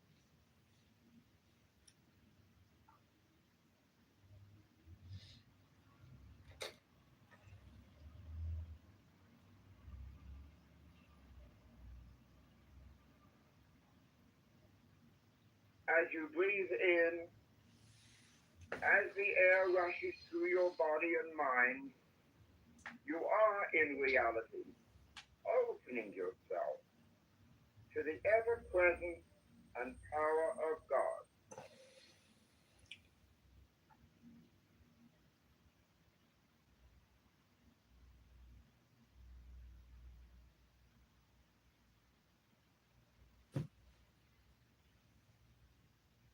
The consciousness of God is pervading every part of your body, every nook and cranny of your mind, conscious as well as unconscious.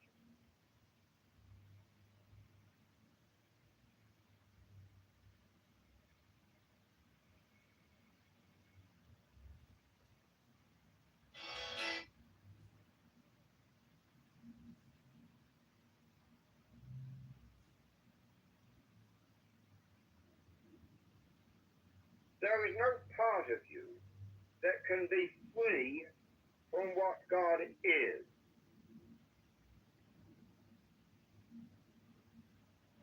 You have opened yourself to God.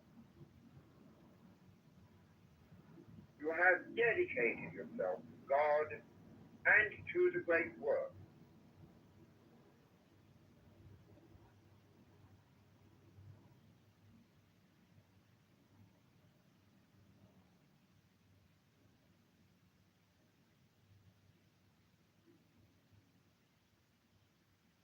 Surrender whatever you are, whatever you have, to the omnipresence of the one life, this one universal spirit.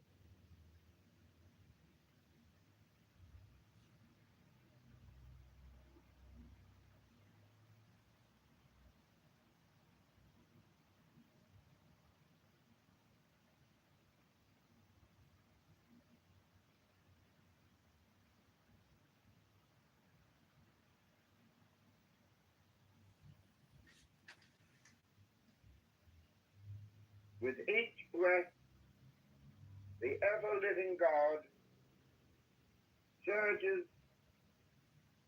into your body. Greg, what is disinvestment? How many decades of disinvestment? What are some of the controversial reasons for disinvestment? How does investment work normally when there is disinvestment?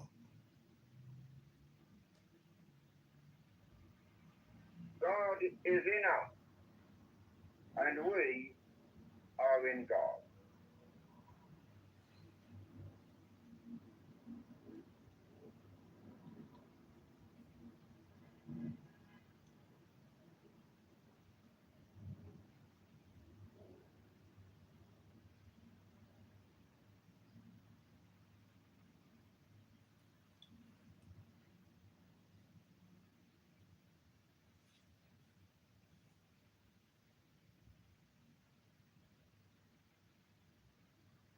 Now take a deep breath and return to your normal state of consciousness.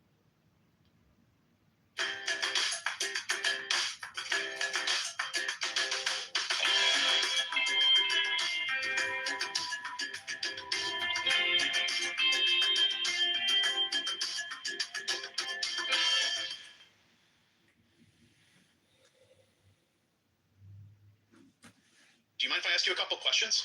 Sure. So real quick, what's your name? Ian, do you have any idea where your family comes from? Very little. But I'm going to tell you a crazy story, okay? So my grandfather has a sister. My great-grandmother passed away. My great-aunt did not tell my grandfather about it for 6 months. What? Brutal. After we found out, we got the obituary. We wanted to do a little bit of family history. We wanted to do a little bit of, reflection. Understandably so, yeah. Have you ever heard of Been Verified? No, I haven't. So Been Verified has an obituary tool where you can put in the birth date and death date of people that you're related to, and they'll pull obituary information and look up crazy info that you might have never otherwise known about that person. Oh, well, that's cool. Yeah, and then from there, you can add family to your family history, to your family tree. Oh, well, that's convenient. Sounds easy. So after this conversation, hearing my story is Been Verified something that you'd be into maybe going home and trying for yourself to learn about your family? Oh, yeah, absolutely. And make sure if you want to learn more about your family, check out Been Verified. Got the link below to access a $1 7-day trial with Been Verified.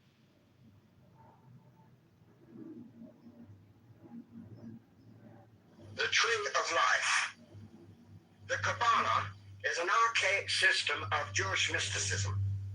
For us moderns, the Jewishness may readily be omitted, and most of its mysticism may also be left out, leaving only a simple, philosophical, or mathematical structure called the Tree of Life. Said Eliphas Levi almost a century ago, on penetrating into the sanctuary of the Kabbalah, one is seized with admiration at the sight of a doctrine so simple and at the same time so absolute. The necessary union of ideas and signs, the consecration of the most fundamental realities by primitive characters, the trinity of words, letters, and numbers. A philosophy simple as the alphabet, profound and infinite as the Logos. Theorems more luminous and complete than those of Pythagoras. A theology which may be epitomized by counting on the fingers. An infinity which can be held in the hollow of an infant's hand. 10 numerals and 22 letters, a triangle, a square, and a circle. Such are the elements of the Kabbalah. Such are the primary principles of the written word, shadow of that spoken Logos which created the world. Each student has the task to ascertain for himself, where the Kabbalah is concerned, what must be considered true and reliable, and to set up on his own score a reliable standard of reference. This standard can only be spiritual experience. For this reason, the Tree of Life has been adopted as the framework of practical magic, since it is, in the first place, open to synthetic and constructive classification, and because it provides what may suitably be called a magical alphabet. It must be noted that the Policy word research alphabet is paper by used, John Kitover, Chicago, and it is so Canada. used in preference to the word language and the developments therefrom. This investment The was Kabbalah with John does not attempt to provide a complete magical language or an entire philosophy. Only by spiritual experience may the latter be acquired. But from the alphabet of ideas, numbers, and symbols, and the intimations which it presents, the student may find himself enabled, with the aid of magical research and with the aid of the inner spiritual experience, to construct a satisfactory edifice of a high philosophy which will take him through life. Previously, the Tree of Life was considered as a numerical symbol of the orderly progression of the universe from ideality, as a classifying medium to which to refer systematically the spiritual hierarchies, and finally, as a frame of reference for ideas, symbols, and signs which enter into practical magic. The Sephiroth may be thought of as cosmic forces, as emanations whose chief sphere of operation is in the macrocosm. The Sephiroth, I might add, are the basic concepts to be found on the Tree of Life. The crown, the first Sephira, represents the self-existent spirit, eternal, supreme, birthless and deathless, and sublimely persistent through the fleeting ages.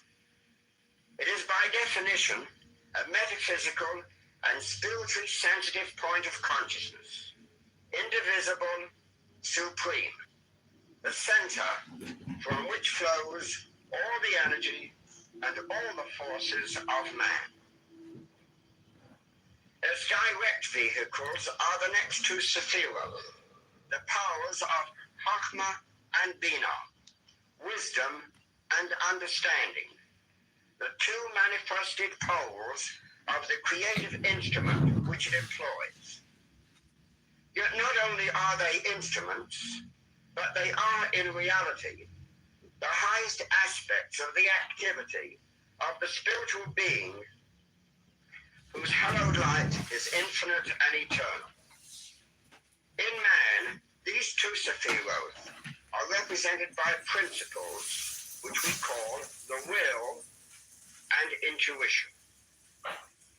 Existing on the creative plane, representing the potencies emanating from the divine self in the archetypal world, the will and soul constitute with the self the imperishable, unchanging man. Yet so absurd are the ways of men, and so far have we drifted from essentials, that few of us consciously realize our essential godhood. Yet we, like Christ, like Buddha, like Krishna, are sons of God, gods in all verity. As the will is the active, energetic, creative power in man, and inasmuch as in practical magic, the wand is the ceremonial instrument of creation, so is the wand the true symbol of the spiritual will, one, upright, towering to the heavens, a mighty and irresistible power of creation. The intuition, being in opposition to will on the tree, is feminine and passive, representing the true spiritual vision of the soul, or imagination. Like the chalice on the altar, it is ever open to receive the dictates and commands issuing from above. To it also is referred the spiritualized imagination, which, with the will, are the powers par excellence utilized in magic. The more one opens oneself to the divine will and the divine imagination of the inner self, the greater does one become in the manifestation of one's godhood, an oracle of the Most High, a spotless vehicle of the purest spiritual fire.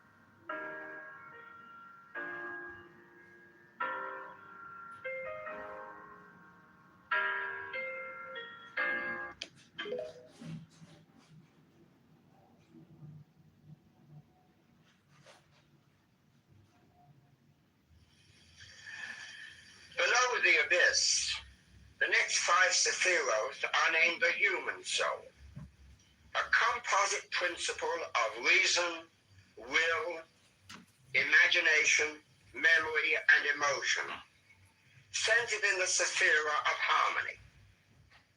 It is this mind which is the evolutionary vehicle of the real self, a mechanism, so to speak, created through long eons of toil and suffering, as a means of acquiring contact with the outside world, so that by means of the experience thus obtained, the self may come to a self-conscious realization of its own divine powers and high nature.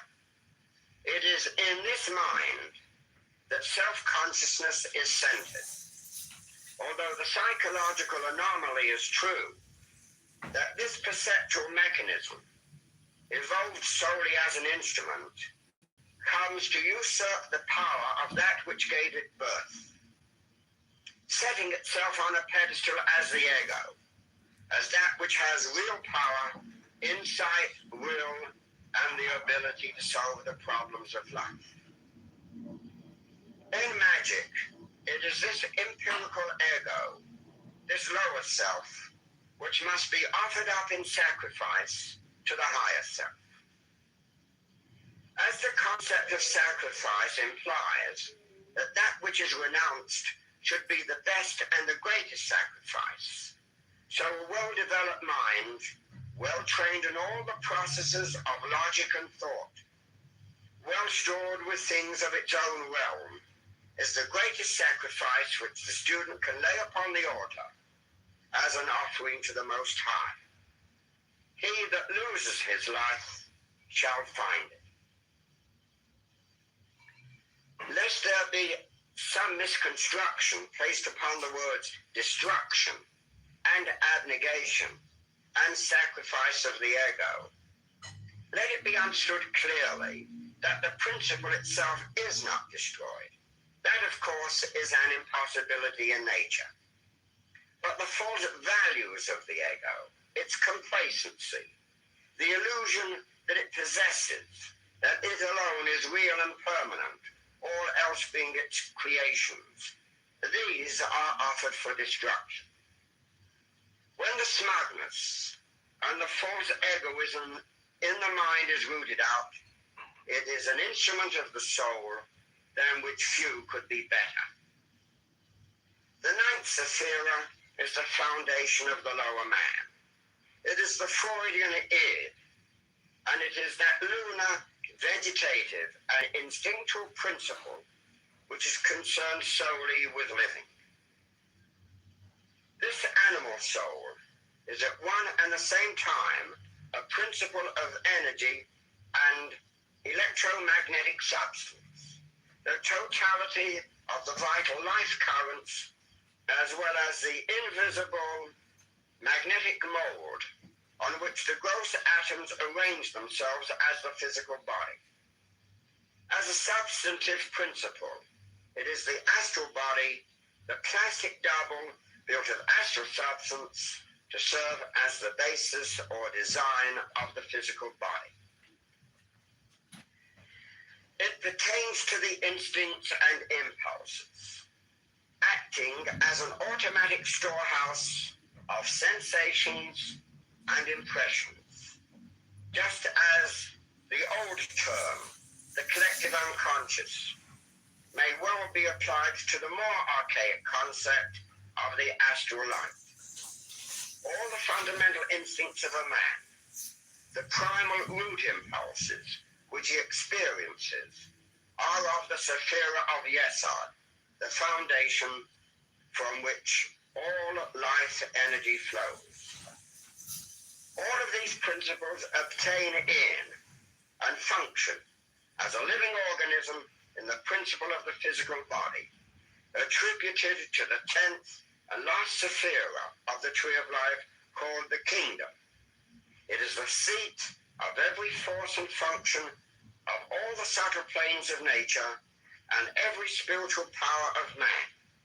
In all truth, and in this fundamental sense, the human body is in reality the temple of the Holy Ghost.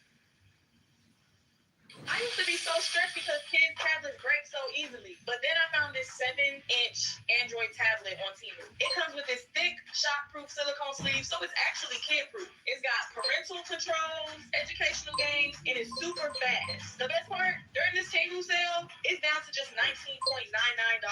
Seriously, this price is only for today. Don't wait for the next cracked screen. Click the link below, download the Temu app, and surprise your kids now.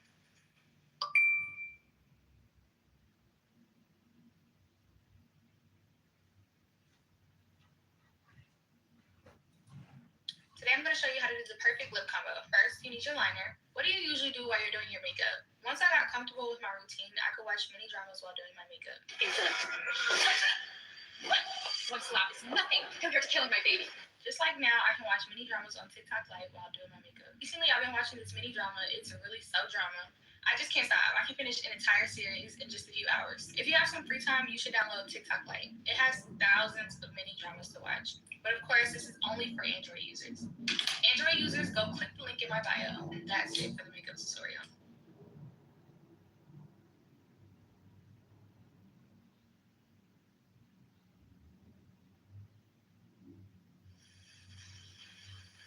William James, in his Gifford Lectures of the early part of this century, wrote that one conclusion that was forced upon him as a result of certain experiments that he had conducted had forced upon him that it is our normal waking consciousness, rational consciousness as we call it, is but one special type of consciousness, while all about it, parted from it by only the flimsiest of screens, there lie potential forms of consciousness entirely different. We may go through life without even suspecting their existence, but apply the requisite stimulus, and at a touch, they are there in all their completeness. Definite types of mentality, which probably somewhere have their field of application and adaptation. Magic is the name for some archaic psychological methods which, to use James' term, apply the requisite stimulus to reveal other and deeper levels of consciousness which are ever present but remain as a rule totally unsuspected. Once this magical stimulus is applied and these levels are tapped, there occurs what has been labeled illumination, the flooding of the mind with light. Before I was blind, but now I see. This so-called transcendental experience, to be reached by ritual and other technical procedures, is the heart of this archaic, Kabbalistic, and magical system, and can hardly be guessed at, save by some shrewd and penetrating modern psychologists such as Carl Jung and A. Maslow.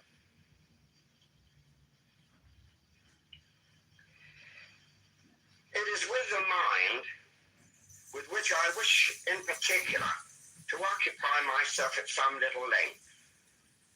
Although it comprises the 5 sephiros, numbered 4 to 8 inclusive, its central seat is in Kitover, so-called, the sphere of harmony and equilibrium. One problem which concerns the magician is the fact that inherent in the mind is a principle of self-contradiction which prevents its use independent of any superior systems in the quest for truth and light. Using the reason alone, man can never come to any true realization of what he is in himself. That is, he can never understand by the mind alone that he is an eternal spiritual entity, a brilliant star shining by the light of its own essence within the bespangled body of New Wheat, the queen of infinite space. Iamblichus lays the law down quite clearly in the Mysteries, that not by discursive reasoning or through philosophic thinking alone does one come into fellowship with the gods. It is through the awakening of the higher spiritual powers by means of the rite of magic that we have already defined that the consummation of the long ages is effected. What we call so casually the imagination in the ordinary man is, according to the exponents of magic, the major faculty of the soul to assimilate the images and reflections of these other levels of awareness of which James speaks. The imagination is the vision of the soul, whereby it perceives directly and immediately ideas and thoughts of every kind. The spiritual exercises of St. Ignatius of Loyola are really one specific form of magical procedure. There, Loyola counsels his disciples to relive in the sphere of the imagination all the events in the outward historical life of Jesus. By this method, they are to train their imaginations to see, touch, smell, and taste those invisible things and rehearse those incidents long since accomplished and vanished, which were perceived through the senses of their incarnated Lord. Saint Ignatius desires the imagination to be exalted to its uttermost. If you are meditating on an article of faith, he would have you construct the locality clearly and with exactitude before the vision of the mind's eye, to observe it carefully and closely, even to touch it, as it were. If it be hell, for example, he gives you burning rocks to handle. He makes you float in a frightful darkness as thick as pitch. He places liquid sulfur upon your tongue. Your nostrils are filled with a stench as of hell itself, and he shows you torments, causing you to hear excruciating groans. He would have you also construct the vision of Calvary, with the glorified Christ crowned with thorns on the cross, accomplishing the redemption of mankind, surveying the heavens with pained eyes, while calling upon his Father in heaven. He would have you envisage the startling wonder of the resurrection and the miracles performed long ago in Palestine. All this, St. Ignatius bids your will to create in imagination by constant exercise, and thus, in this way, apply James's stimulus to reveal these other levels of consciousness which are present at every moment of our lives.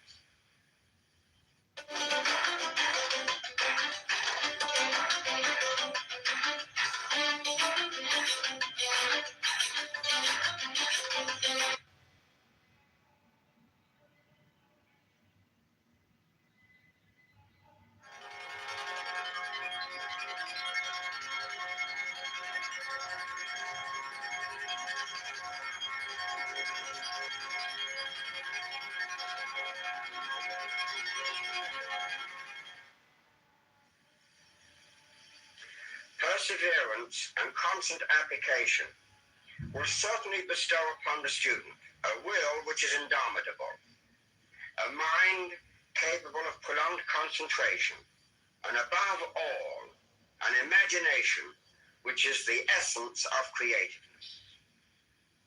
One of the exercises that is analogous to those recommended by St. Ignatius is on a more prosaic level. The student is to picture to himself, for example, that is sitting by a mighty waterfall, a Niagara, and before his inner eye, let him create an image of the river high up in its source, murmuring and rambling peacefully along. Then let him conceive of its gradual approach to the precipice, wild torrents of maddened waters, swirling hither and thither in churning cascades of whitened foam, tumbling against the rocky boulders, and being irresistibly hurled forward over the edge. Let him further imagine these thousands of tons of water surging headlong over the precipice with a constant reverberating echo of thunder. Conceive then the spray being shot out in all directions, the beauty of the snowy surf refracting the sunlight into iridescent rainbows full of brilliant color and hue. And let him hear, and upon hearing marvel, the deep, thunderous voice of the terrific impact of their volume against the lower rocks and waters. The student may also construct in imagination more familiar things, the noise of a speeding train, the taste of chocolate, the smells of sweet perfumes and incenses, and the touch of burning coal.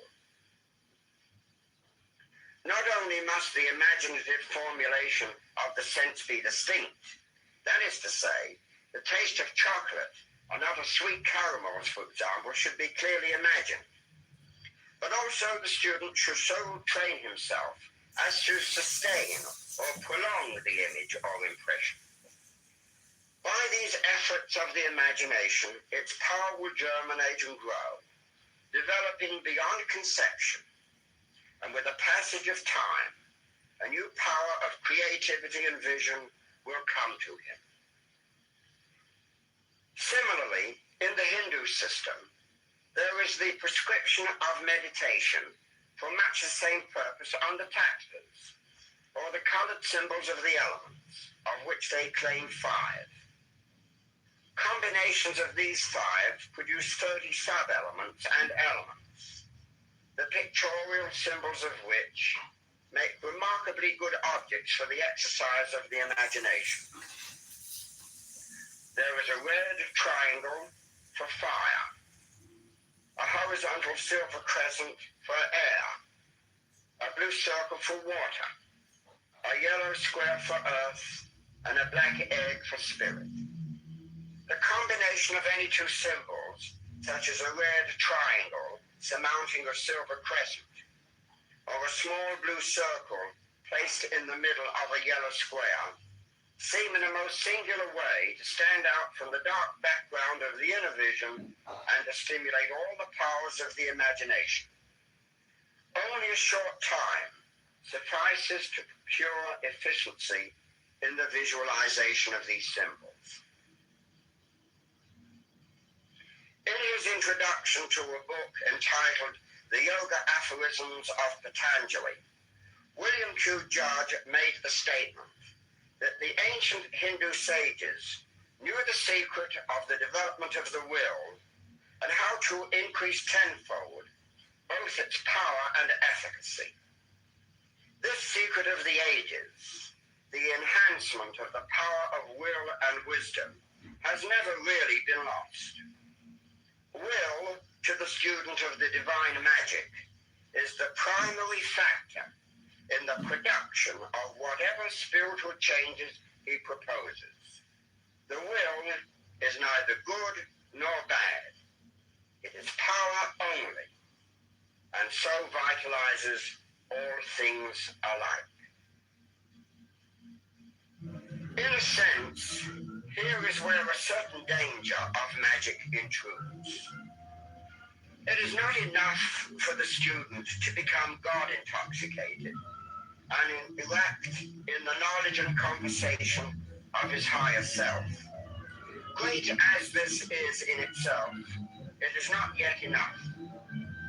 For into him whose mind is disorderly and ignorant and poorly disciplined, the gods pour their wine in vain. Because the mind is abdicating to reach a higher synthesis and a nobler kind of consciousness, there is no cause to neglect the application of that faculty to the matters pertaining to its own place in nature. That is why, under the ancient system, grammar, philosophy, science, and logic were taught to cultivate and so improve the mind, and mathematics too, because the methods of that science were disciplinary and orderly. Geometry, music, and the arts were also inculcated, and a system of symbols was deduced therefrom. Now, the consequence of all these disciplines is obvious. As time progresses through this technique, the student accomplishes two separate things, both of them being major aspects of what we have come to call the great work. A perpetual vigilance approximating a most powerful current of willpower has been generated.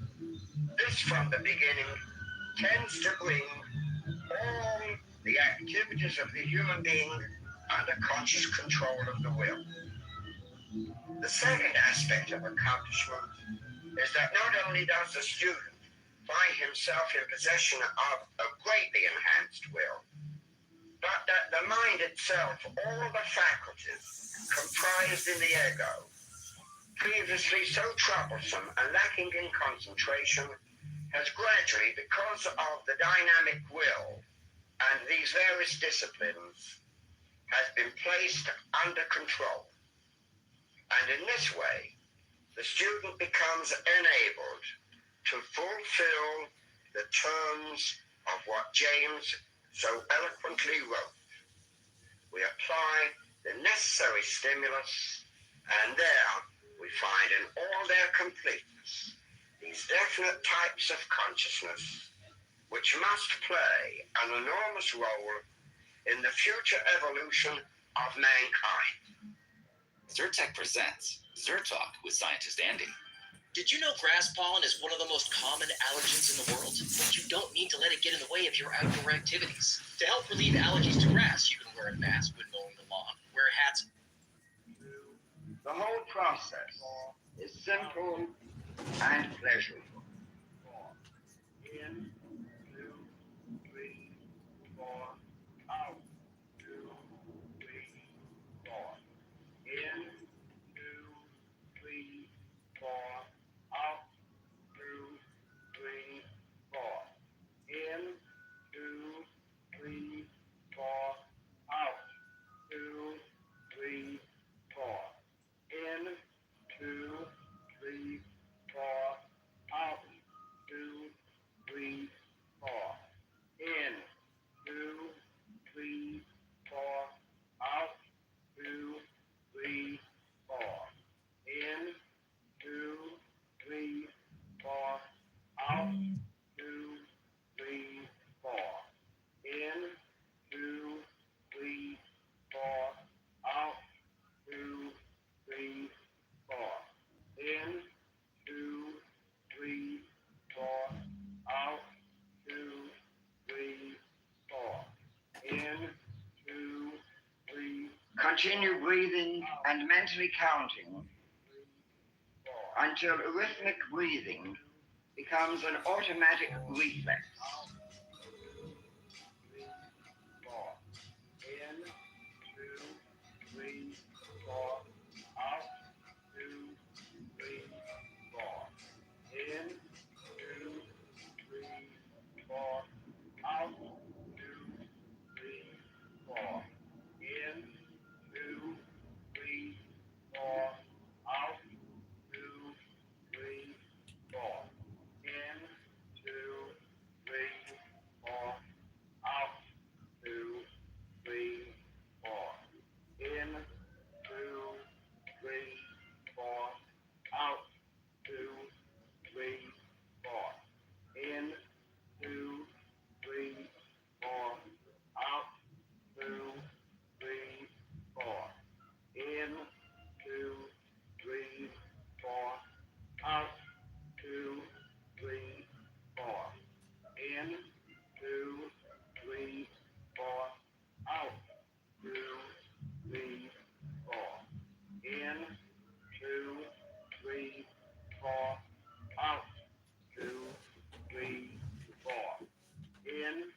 2, 3, 4, out, 2. You are breathing gently, in, easily, 3, rhythmically.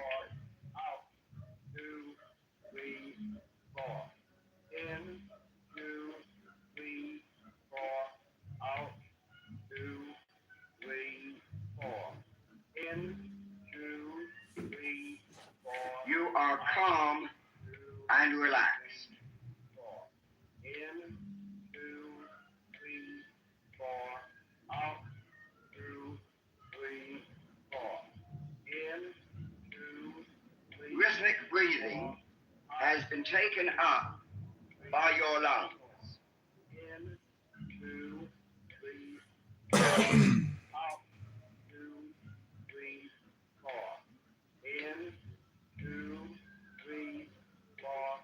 Out, 2, 3, 4. In, 2, 3, 4. Out, 2, 3, 4.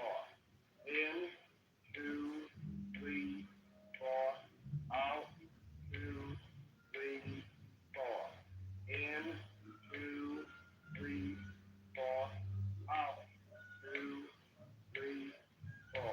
In, 2, 3, 4. Out, 2, 3, 4. In, 2, 3, 4. Out, 2, 3, 4.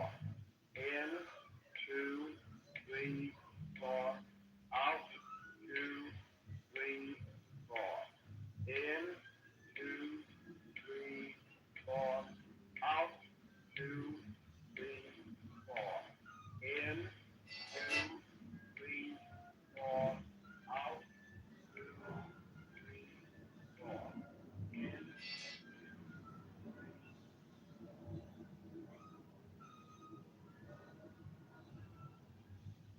The women with six figures in the bank aren't hustling harder than you. They just said yes to the right opportunity. You know when you kind of close your eyes and you think about your dream life?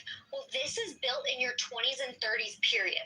Not in your 40s when you're tired and locked into a career that you hate. It's right freaking now. And stacking $100,000 is not about grinding doubles or begging your boss for a raise. It's about learning one side hustle that nobody told you about: high ticket sales. And unfortunately, most women think that sales is cold calling strangers, being pushy, and having to cold call from inside an office prison cell. High ticket closing is the literal opposite. Relaxation. Gotta be hot if you want to do that high ticket It close. is important that all the exercises on all of these tapes be performed regularly. Sooner or later, some salutary results may follow. You might then wish to offer up a prayer of thanksgiving at the opening of each practice session. Use your own imagination and ingenium to compose the kind of prayer that suits you and your own beliefs, rather than follow slavishly some already existent prayer, no matter how excellent it may be. At the root of all systems, metaphysical or occult, relaxation of physical and mental tension is considered a prerequisite. Unfortunately, most systems contain only a rudimentary technique, inadequately developed for the use of the new student or beginner, without any assurance that it will produce results. I want to present a time-honored viewpoint that is repeatedly confirmed with usage of the newer scientific techniques of biofeedback. First of all, the student is to lie down on his back on any hard surface, or on a bed with a firm mattress, or on a table covered by a thick blanket. A well-carpeted floor has been known to be most satisfactory. For some, a small cushion is permitted for the head. The basic idea is to let the hard surface support the body. Too often, when lying down, we remain fully tensed when we should permit the muscles to loosen up altogether. Thus, we support our body bodies with much too much tonicity instead of letting the hard surface do the supporting for us. He must give himself wholly up to it. A few deep sighs will prove of inestimable value. We should engineer some rudimentary relaxation of the diaphragm, the big muscle separating the chest from the abdomen. What is proposed then is for the student to consider in his imagination every part of the body from brain to the tips of the toes. No intricate knowledge of anatomy is really required. On the other hand, however, if the student has been taught the broad outlines relating to anatomy and physiology, he may find that knowledge useful. While lying on the back, a big, large pillow should be slipped under the knees, so the knees are raised some few inches from the surface. This tends to induce a mechanical relaxation of the spinal muscles. Let him now cross one ankle over another, the heels resting on the hard surface, and fold the hands over the abdomen by interlacing the fingers. Consider the brain by visualizing it in the skull. Everyone has at some time or other seen diagrams of the cerebrum.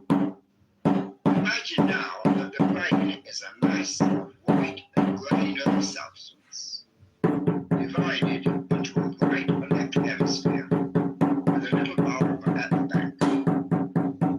The entire surface of these structures is marked by numbers of lobes, convolutions, and impressions. Try to feel this brain, normally white and grey in colour, becomes pinkish in hue as you think of it. This visualization dilates the blood vessels in the head, automatically directing an increased blood supply there. This creates warmth over and above the normal amount, and this radiating outwards to surrounding structures produces a relaxation. Maintain this visualization long enough to become aware of some kind of sensation in the head. Subjective sensations of warmth and tingling. Yet these are not wholly subjective.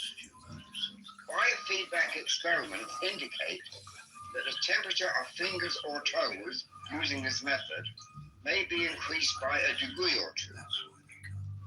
Relaxing the entire body thoroughly in this way will also be found a distinct stimulus to the maintenance and or recovery of perfect health. Imagine next that the blood, which has been warming and so relaxing the brain, pours downwards from the frontal portions of the brain into the forehead, the eyes, and the temples, dilating the blood vessels there.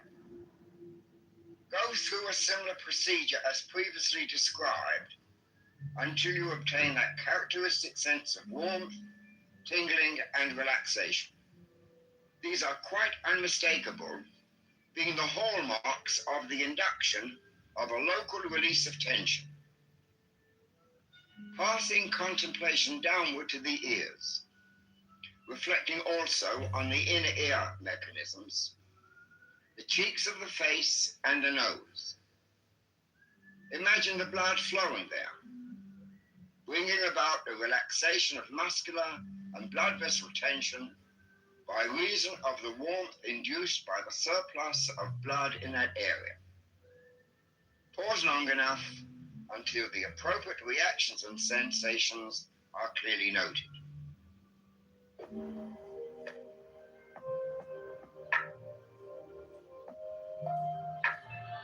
John, Kitover for Chicago Mayor Twitch Raisel. John is intelligent, creative. Hey, so the other day I saw this video by this famous heart surgeon saying how incredible olive oil is for you. So I just turned 40 and I made a promise to my wife to be healthier. So I said, a spoonful of olive oil a day, this I can do.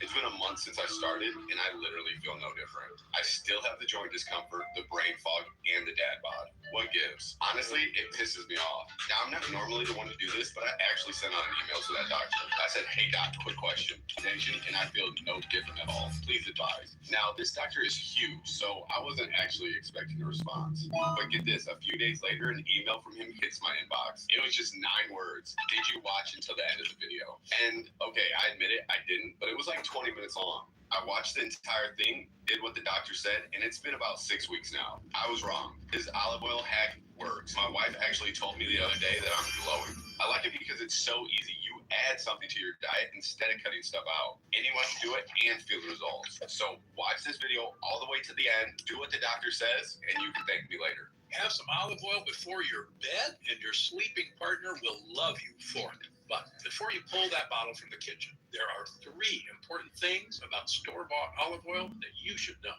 According to this article, restaurants such as McDonald's give their leftover greasy oil to create fuel for delivery trucks. That belongs in an engine, not in our bodies. So how exactly did these harmful oils become a go-to for the food, restaurant, and health industry? One word: money.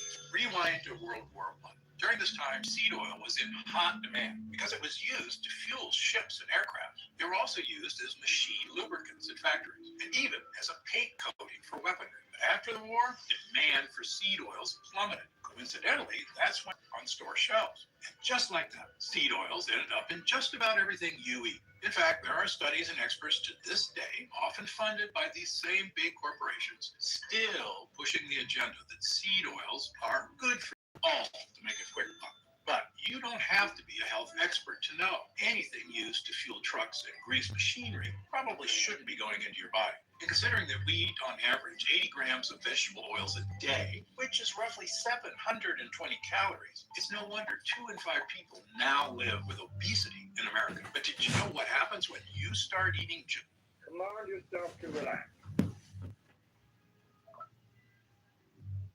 Start rhythmic breathing. Set up ask for divine guidance at the beginning of each session. O Lord of the universe, the vast and the mighty one, ruler of the light and the darkness, we adore thee and we invoke. Look thou with favor upon me, who now standeth before thee, and grant thine aid unto the highest aspirations of my soul, that I may be enabled to accomplish the great work, to the glory of thine ineffable name. Amen.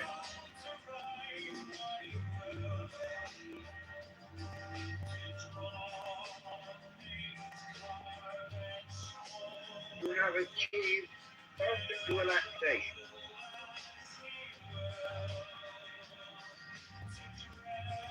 Your mind is at peace.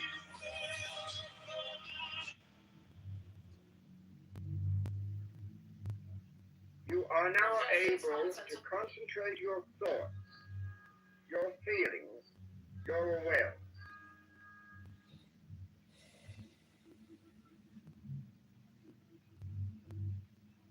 Imagine now that towers above you another being who represents your higher self, your holy guardian angel.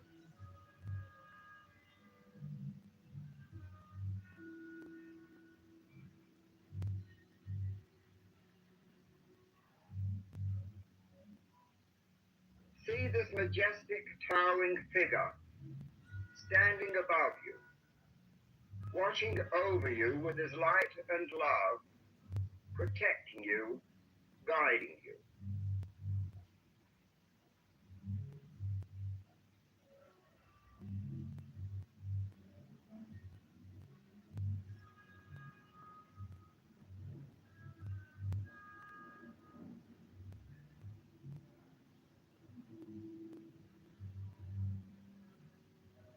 With each breath you take, you aspire and yearn to be one with your angel.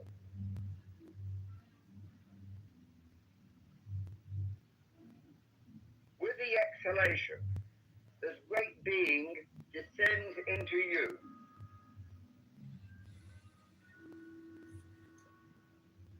You and your guardian angel are becoming one.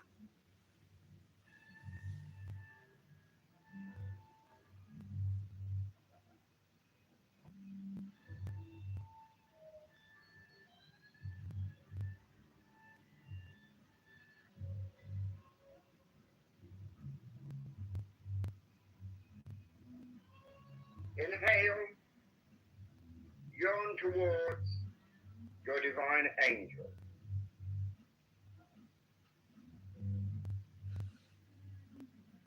Exhale, he descends and occupies your being.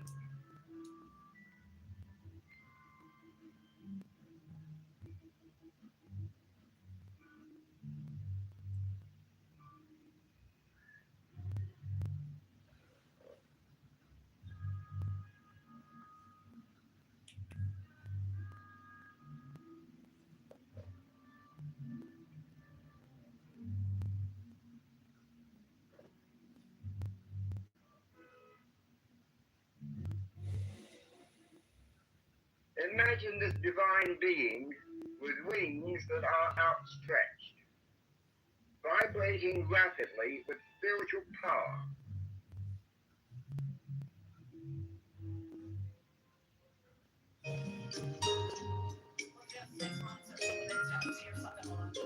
Launch at the protesters, and again, it appears a protester fired back with that weapon.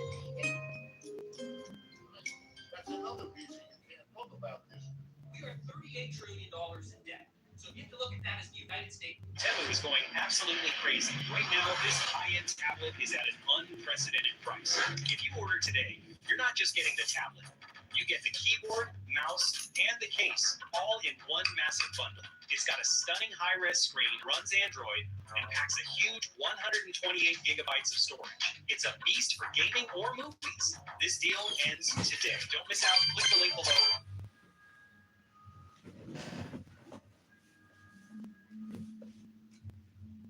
He stands above you, benign, gracious, beatific.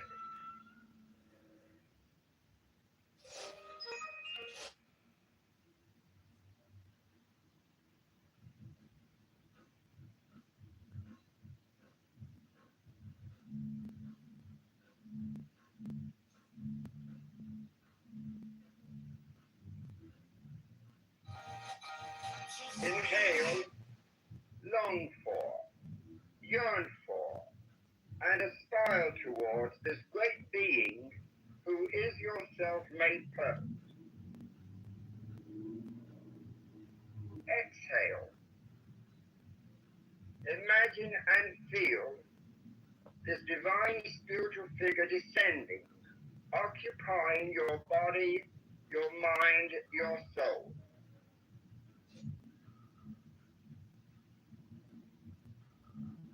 We are $38 trillion in debt. So you have to look at that as the United States.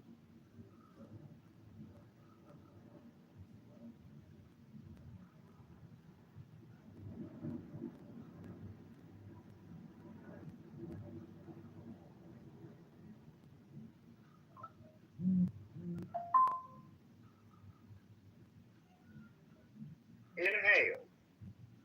And imagine that you are lifting up your arms towards the heavens, towards the sky, aspiring towards this noble being who is yourself.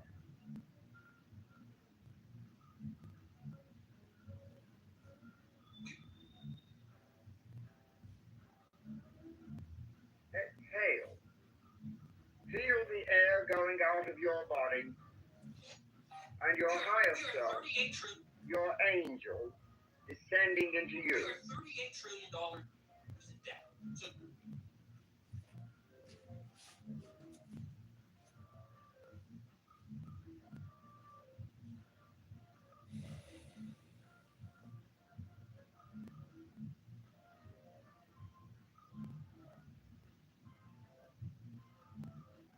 Inhale, aspire,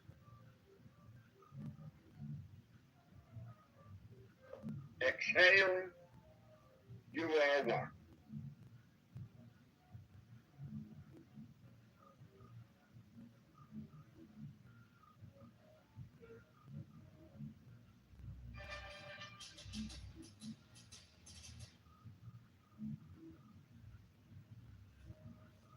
We are $38 trillion in debt. So you have to look at that as the United States credit card. Except we only make $5 trillion in income a year. That's what we all pay in taxes, $5 trillion. And the government spends $7 trillion. In this country, we cherish and guard the right of free speech. We know we love it when we put up with people saying,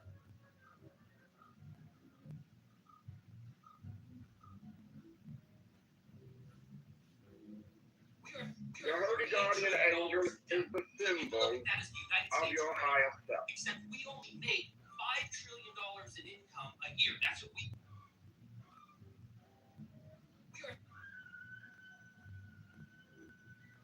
Imagine and visualize him there, as he always is, ready to help you and guide you throughout life.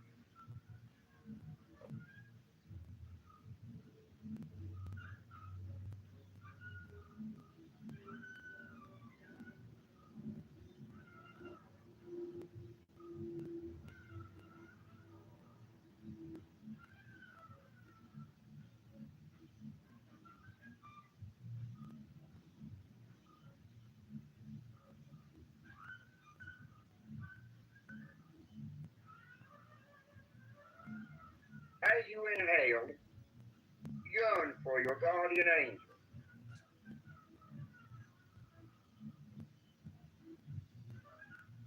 As you exhale, feel your angel coming down, occupying you, filling you as your breath goes out.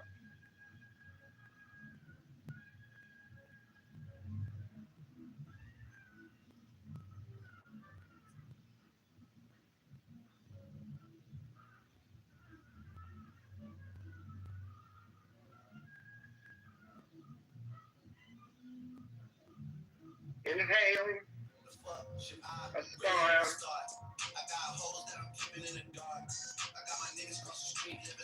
exhale, Fuck is this trash? Fucking bonus alone.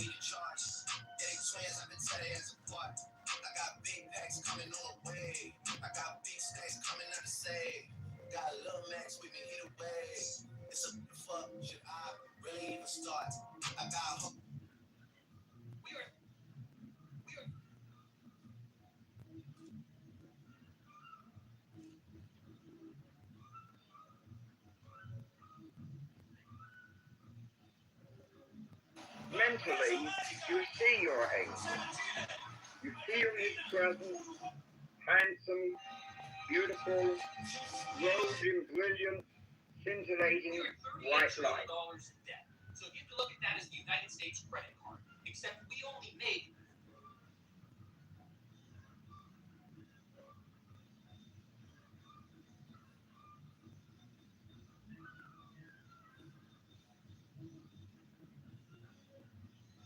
we are $38 Inhale, trillion in debt. So you have to look aspire, at that as the United States. exhale, you are one.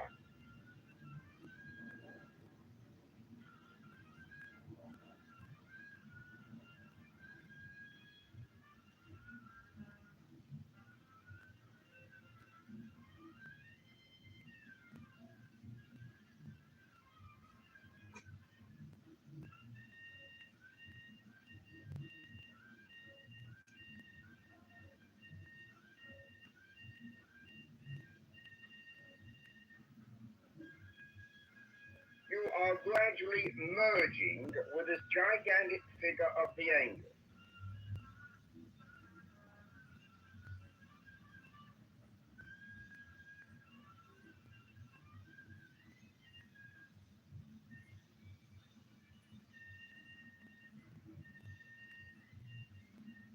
This is your higher self, your guardian angel, desiring to be with you and you to become united with him.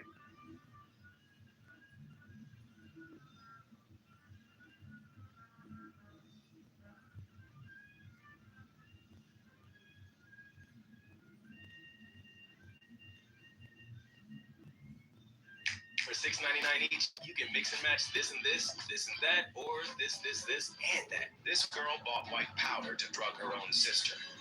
First, she planned the birthday party and convinced her to come. Then, at the right moment, she slipped the powder into her sister's drink. Her sister drank it with a smile, never realizing what she had done. Slowly, the drugs started reacting in her body, making her feel dizzy. The next moment, when she regained her consciousness, she was naked and in an unfamiliar bed. Her head pounded as she recalled the glimpses from the party, a drink, and then a stranger. Her breath hitched as realization dawned on her. She had slept with a stranger. As she was about to get up, the door burst open, and soon her room was filled with guards. One of them stepped right in front of her, introducing himself as a lawyer.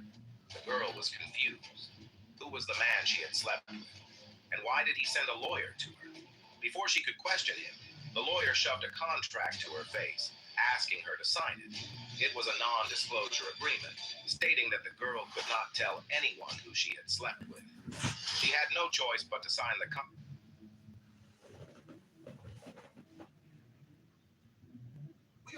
We are 38.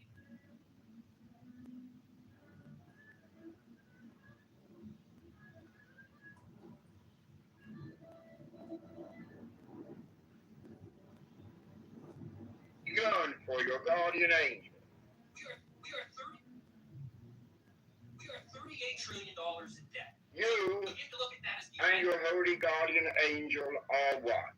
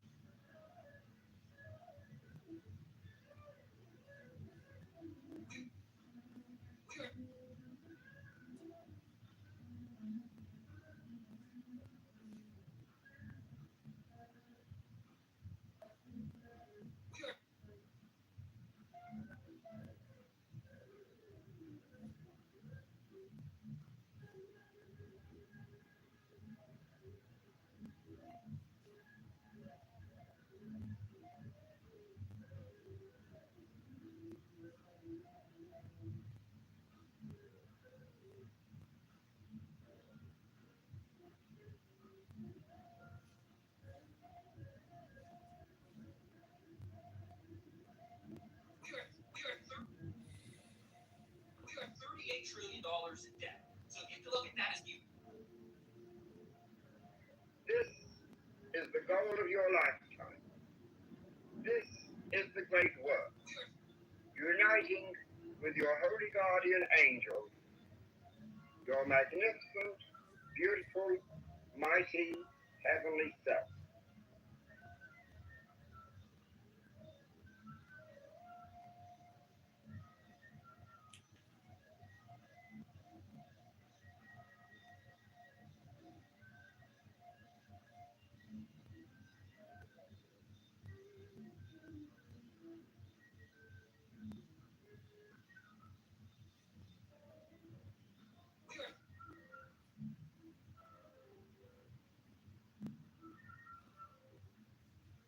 Meditate quietly.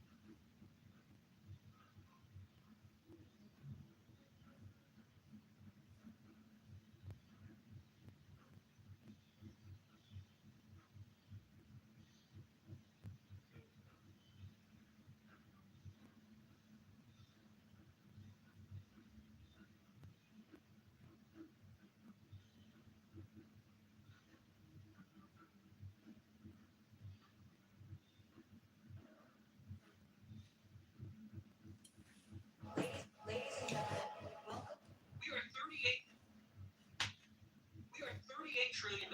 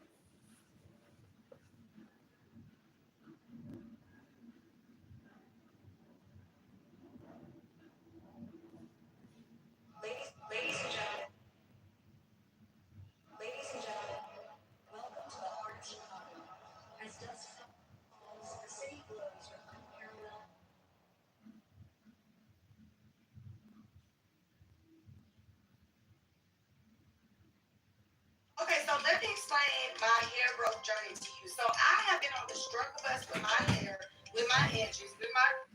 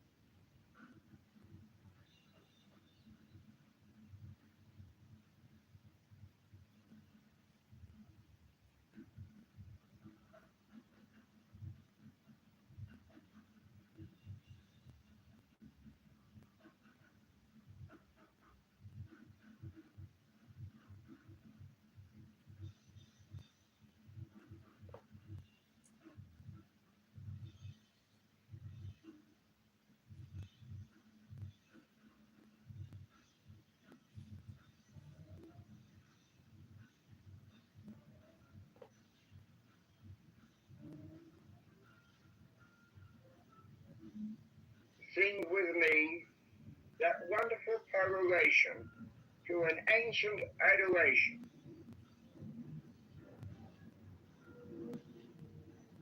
I am he, the boundless spirit, having sight in the deep, strong, and the immortal fire. I am he, the truth. I am he who hates that evil should be wrought in the world. I am he that lighteneth and thundereth. I am he from whom is the shower of the life of earth. I am he whose mouth ever flameth. I am he, the begetter and manifester unto the light. I am he, the grace of the world. The heart girt with a serpent is my name.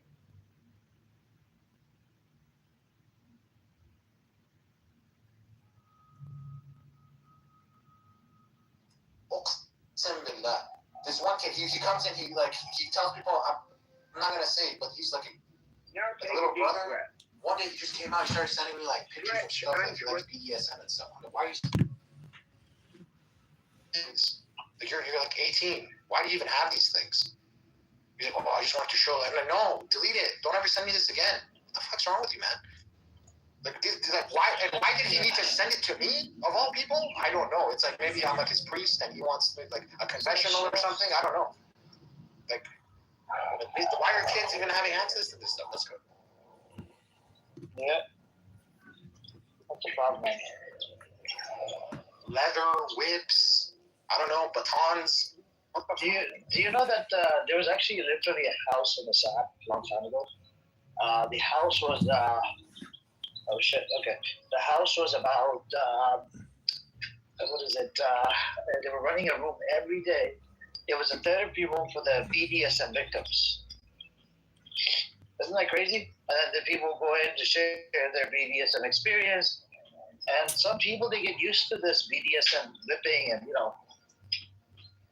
getting ripped and this and that. And it's crazy. So, there's a lot of this shit that goes on now. Okay, now. But anyways, anybody else wants to come up? You guys want to come on up? Looks like this innovative solutions with the Iran thing. I mean, Trump denied the proposal. He's calling Iranians pirates, and looks like the blockade is still on. The U.S. Navy is enforcing a blockade on Iranian ports. The military action, U.S. Navy has been seizing Iranian ships and cargo near the Strait of Hormuz. You have the conflict as they have impacted regional stability with ongoing concerns in Lebanon and Red Sea. And a 45-year-old protester was reported scaling a bridge in Washington. Isn't that crazy?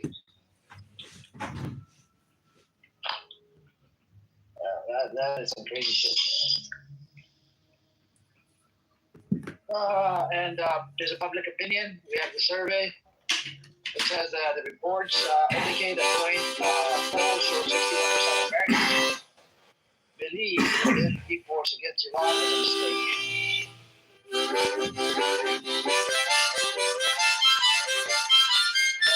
Yeah, bro,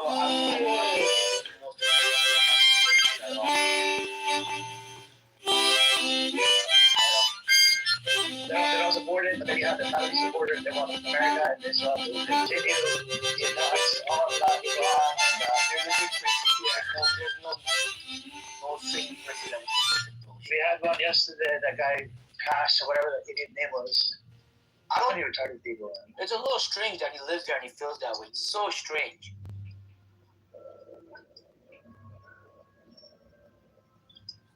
Yes, sir.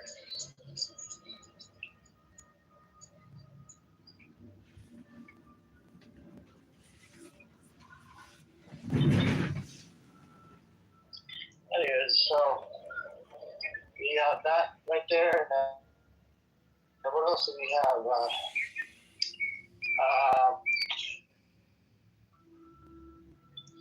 Looks like in Iran, we have 14 soldiers who were killed on Friday during operations to defuse unexploded ordnance in the northwestern Zanjan province, local media reported.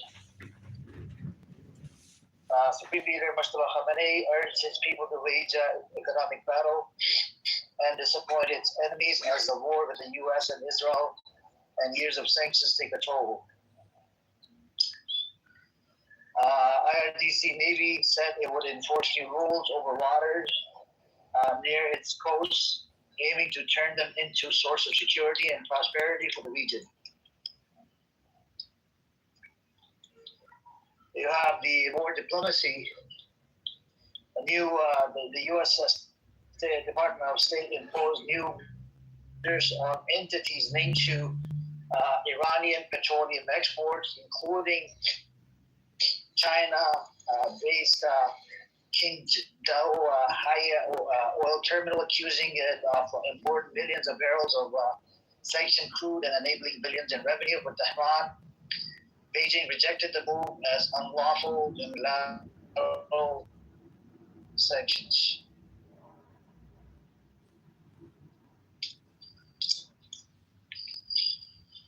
The State Department said it cleared more than $8.6 billion in military sales to Israel, Qatar, Kuwait, and the United Arab Emirates.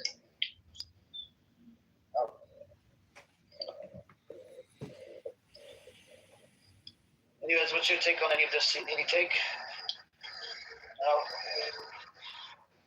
You have the on one side you got State Department making lots of money and selling shit to Israel, Qatar, Kuwait, and the Arab Emirates, but on the other side you have the Iranian side, the Lebanese side, and Hezbollah doing Hezbollah is doing a whole bunch of attacks, but Israelis, they're killing freaking Lebanese right and left. Some civilians, by the way. So that's the thing, and I remember about a couple of weeks ago, they killed about 200 people in one day in Lebanon, which was very problematic. Now, the UN resolution that was placed in 2006 is the 1701. Both parties have violated the UN resolution. Yet Hezbollah were past the Litani River, and they were pretty much occupying that part. And then you have the Israelis in 1967. These SOBs, they took over that piece of land called Sheba Farms, which is under occupation. They kicked out a whole bunch of farmers. It's located on the border of Israel and Lebanon.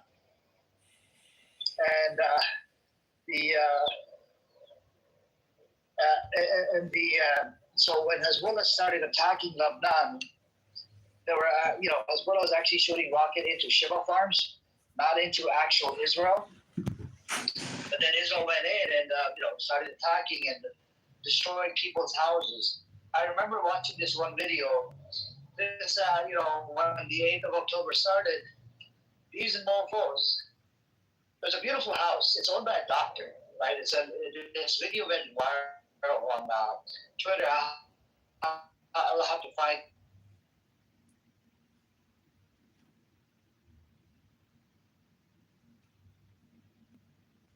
No, you don't even know about that research, bro. That research was in UC Berkeley by one independent black researcher. He's a professor, and he didn't even get that. Funding him, your government, right? No. UC Berkeley was funding him in some other project with the actual pharma.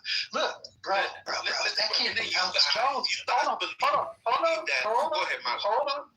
Hold on. First of all, that research came from Alex Jones. That quote came from Alex Jones, but it is incorrect.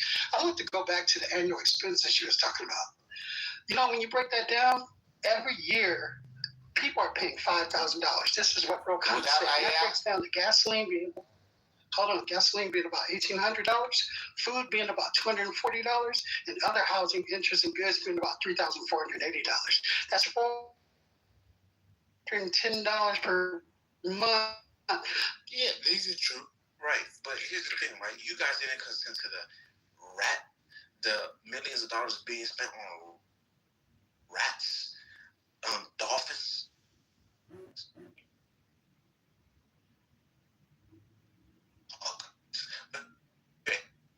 You talking about pest control? No, I'm arguing. Hell no. Your mind will be boggled. Say we're not the final decision makers when it comes to money. We see why. You worried about fraud. We are not. Meaning me or you. So just let it be. And sit your ass now. Yourself. And chill. And hunker down. Yeah, because buy some cheaper snacks. Stop ending ourselves. You see, I got 2 bottles. So why are you guessing about this? I don't even drink I put the liquor down. Me personally, I really think you should focus in on AI and actually make yourself useful rather than complaining. On AI, I handled that. Did you? Yeah. So, do you know about Maestro University? No, I don't know about everything AI. I just know what I entertain myself to know. I'm not getting into AI. No. I'm talking. Okay. Well, everybody go get no. It's a full free scholarship. They'll send your laptop and everything. Cool. I would do that too, because if you didn't even hear about it. Well, I just heard about it, so it doesn't matter. Now we know. No, you don't know anything about it. Hey, bro, all I have to do is Google it, my boy. That's it. You let your AI do it. You're not that special, my boy. You just give me some sauce, right? I'm trying to help you. It's done. Stop, it doesn't matter, my boy. But we're not talking about honestly. Shout out to the AI though. We're not talking.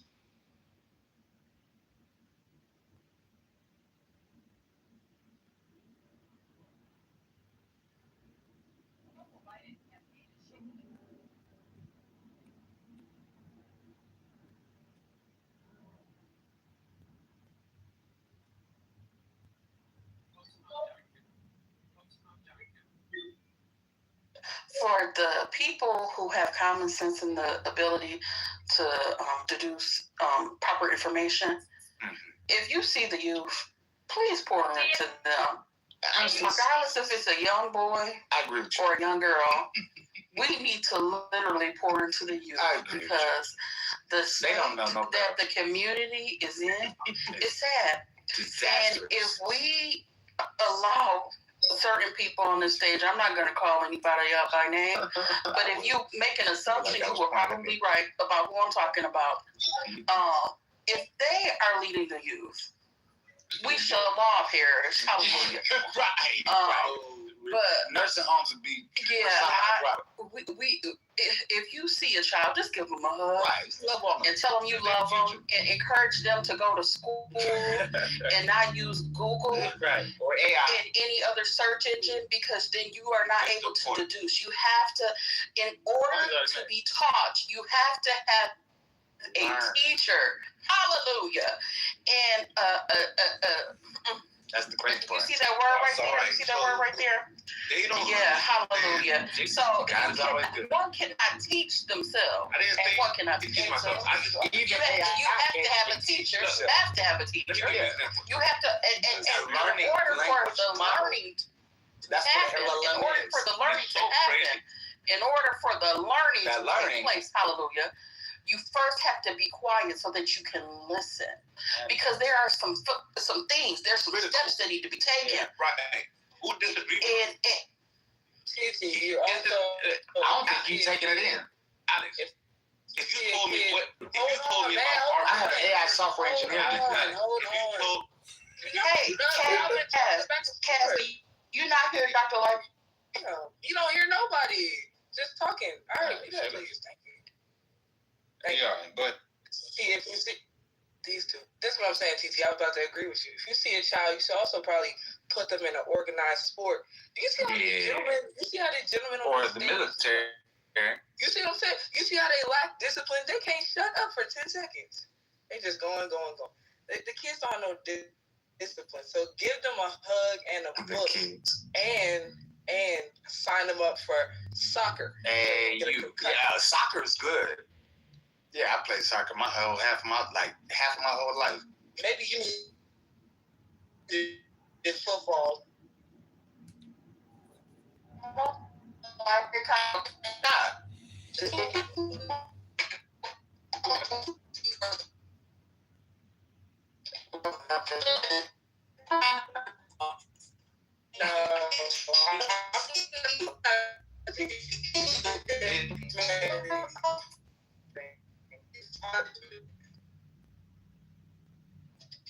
What I'm saying is,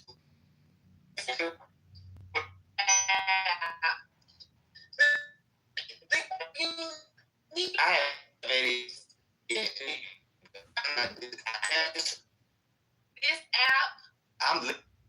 This app with mental Of course health it is. issues. And the black community run rampant.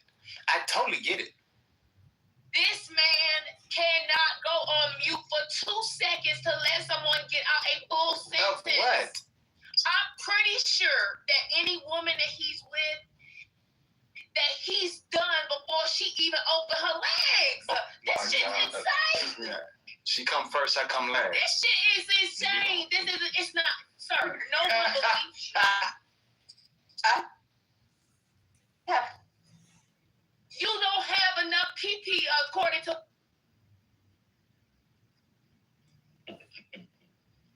Your mama, but it's very noble of you to think that these men have.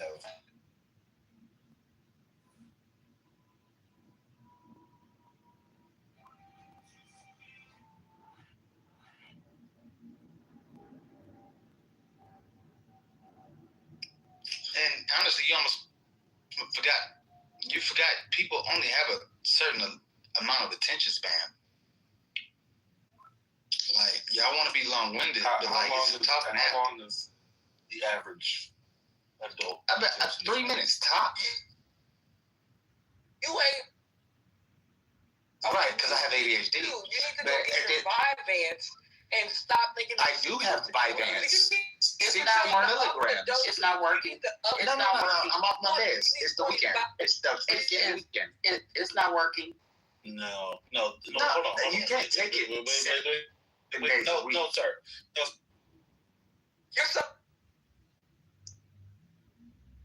Fenimol. It's not. The way you're acting, is. you need something to even it out. Sir. I had to drop him again because he's not about to lie or fight. There are strategies.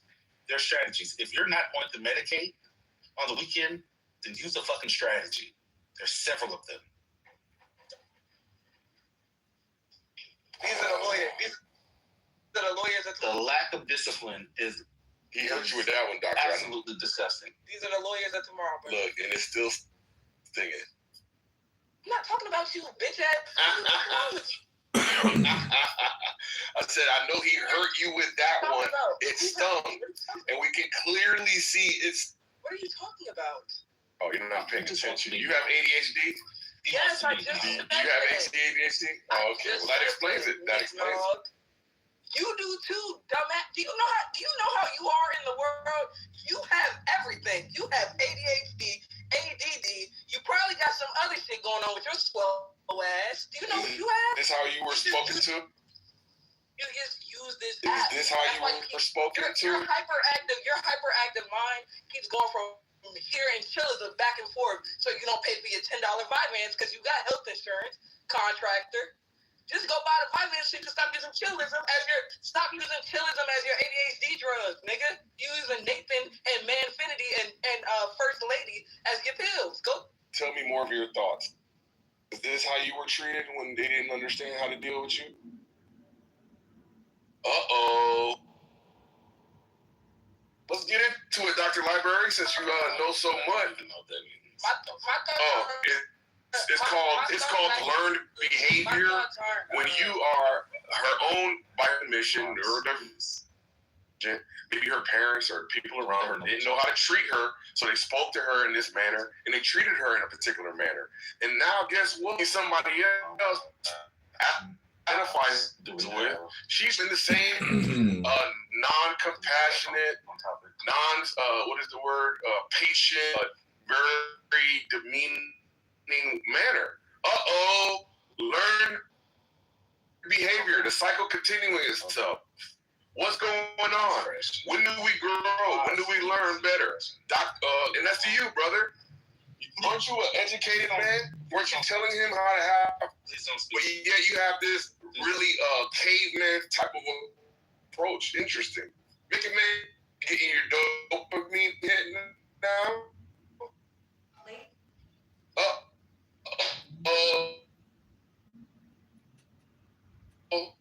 It's just crazy, bro. Y'all invest in the cookie every.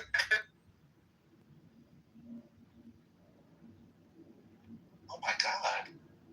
He just crashed. Okay. That's wild. Do we have a topic?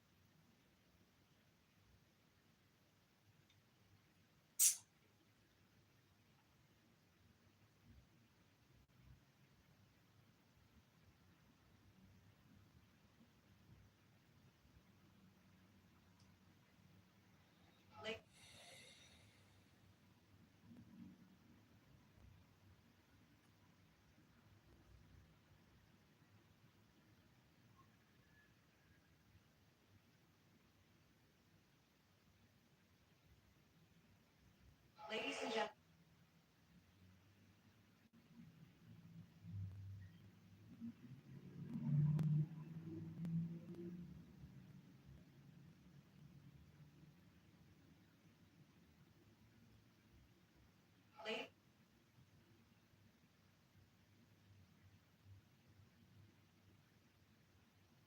I guess this party just came to me.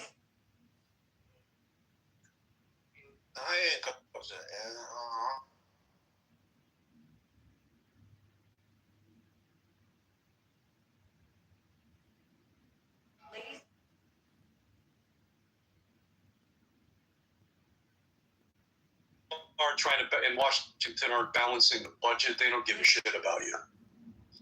Who doesn't give a shit about me? Washington, your representatives and everybody that says they're representing you. You know, they just on this fucking crazy spending spree. And as far as the cost of this, Trump's already said he wants to increase the military budget next year by $500 billion. We don't have it. We have it. Really? So people keep. So when we have terrorists, right? No matter what you say about it, logically, there's more money coming into the country. Logically, there's no way around it. No matter what people say, oh, it doesn't go here, it doesn't go there. Regardless of what people say or how they try to circle and discredit the terrorists, that still mean they weren't. They're still active. I don't directly from them and not people trying to fabricate information to make you dislike Trump, right? But the thing is, right, we have the money. It's not even serious. That's the point. The point is we have the money. We always have the money. And yeah, people are complaining about this $1 billion a day. That's nothing. According to what we spend yearly, that's really nothing. It doesn't even do anything. And we waste more money on other shit that doesn't matter. This is relevant. This war matters right now, right? And it's gonna get done. People are complaining, oh my God, people are acting like they were paying $1 for chips and now they're paying $5 for a bag of chips, bro. People are acting like their rent jumped $1,000. Some shit working at easy. So just your job is not paying you less, right? We can move on. He doesn't know what he's talking about. I do, because you can't rebuttal anything I said. That's why you don't know. I know you can't, because which point? I can let you take any point I said and rebuttal it. Go ahead, you can talk. Did everybody's Netflix? Did everybody's Netflix Brother, get? do you not know how to manage? Netflix get more expensive? Really? From what? When did that happen? This month. When? Last month. No. How much is Netflix? So imagine, and what he references is bag chips. Yeah, Netflix is $15 a month, bro. You don't need the 14. He dismissed y'all. So just whether or not to engage with him. He mentioned Netflix and bags of chips. Yeah, money. Things He dismissed money on. He dismissed people's rent. He dismissed. He didn't even talk about healthcare. He dismissed gas and transportation. How much has your healthcare increased? How much has your healthcare increased? Utilities. How much has your healthcare increased? Talked about these things. He talked about these things, and he dismissed all of them out of hand. You don't even know your own So things that we know about. Yeah. He either is not paying his own stuff, which is very possible, and that's fine. But he can't enter the conversation. You can't have a conversation with them that is going to be logically centered. That's going to be reasonable. Everything I'm saying is logic. It's reasonable, brother. Because he doesn't have any moorings to reality. He talks about. So how much has your conversation with someone? Let the room know connect how much has reality increased. You're just speaking a whole bunch of bullshit. How much has your expenses increased, brother? $1,000? Are you spending $1,000 more a month now? Because if you said yes, that would be a lie. So what are you talking about? Everything is based off the budget. The average was like $430 a month for the average family. That's how much more. No, we're not spending.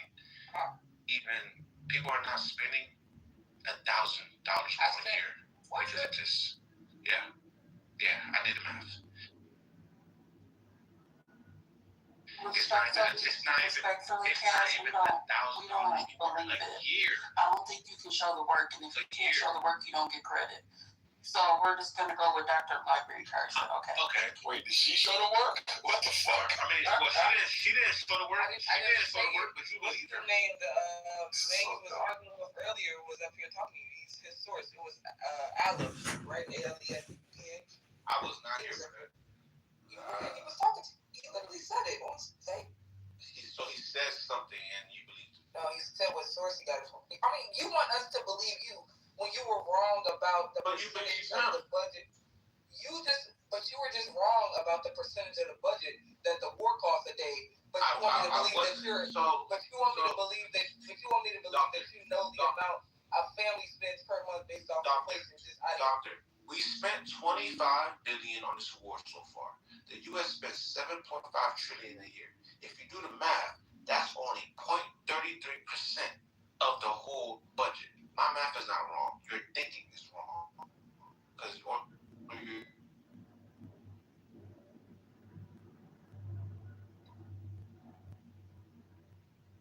so now we're at what? 66 cents?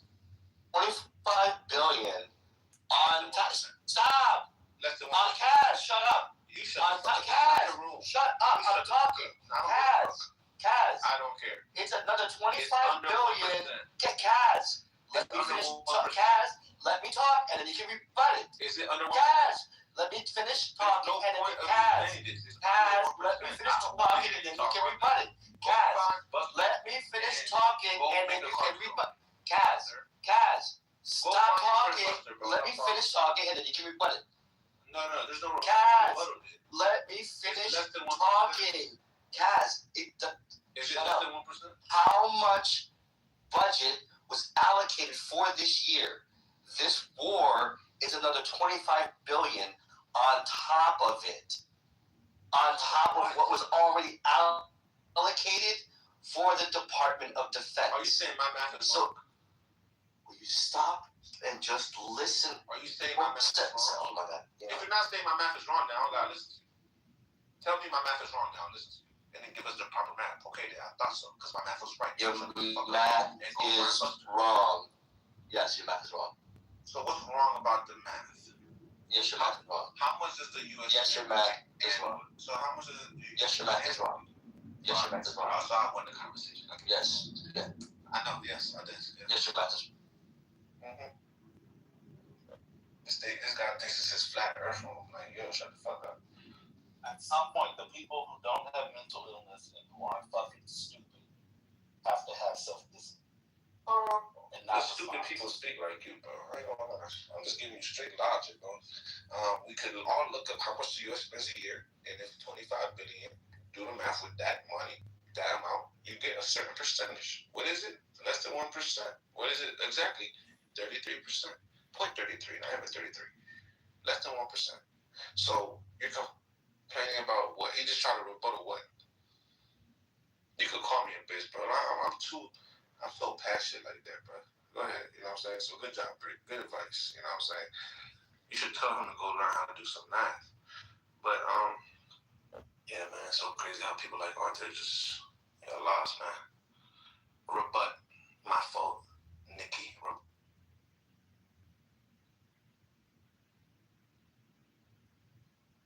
Damn, looks like no one can rebut his math. That shit crazy. Yeah, he couldn't rebut nothing. The whole argument is fundamentally wrong, Cass. I agree. You're right here, Dr. Mitch. You can give me the proper math, right? I'm just going off the facts. If the U.S. spends about 7.5 trillion a year, and we spend 25 billion on this war so far, what's the percent? What percentage of the total budget that we usually spend yearly? So correct the math. Correct the math. I stand to be correct. You're asking the wrong question. You already brought up the problem that the government is spending too much. So we should be attacking everything, but this one's easy, right? I mean, you got to start. So you're just going to say, because we're spending so much money, let's just spend more? That's your wrong. I didn't say that. You said it's only $25 billion more. No. I'm saying, right? The year just started. So this is just 25 billion included in that budget. You can't say it's more because the year is not done yet, right? When the year is done, we'll know exactly if we went over or we stayed within the normal ranges, right? Which is 6.5 to 7.5 trillion, right? So let's talk about it that way, right? Regardless, right? However you want to put it, 25 billion is still a fairly low amount compared to everything else. Now, what am I saying? Well, I said this war is justifiable, and we need this shit, right? Okay. So everything else that we don't need, like testing gay frogs and shit. What about food stamps? Do you think we need food stamps? You know? Do you think we need NASA? Do you think we need food stamps? No, I don't. Wow. Okay.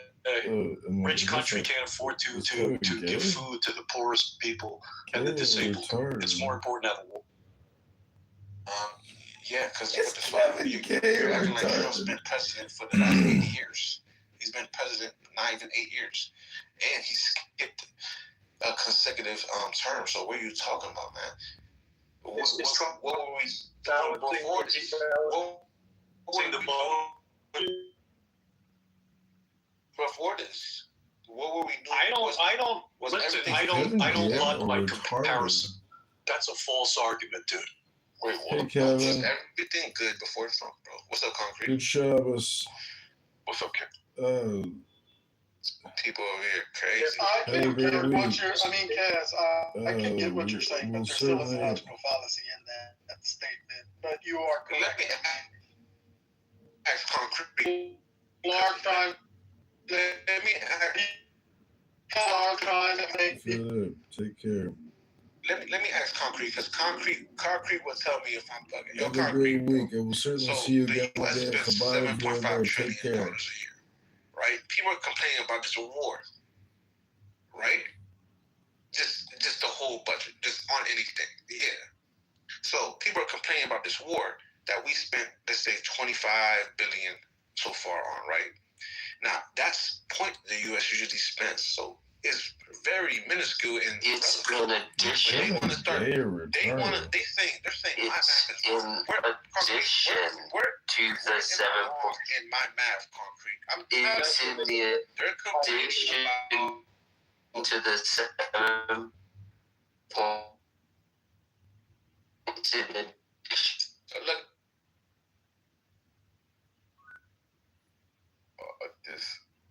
disagreement with the war, right? I think if you were to try to like just look at it as a pure number, of course, it's a minuscule number.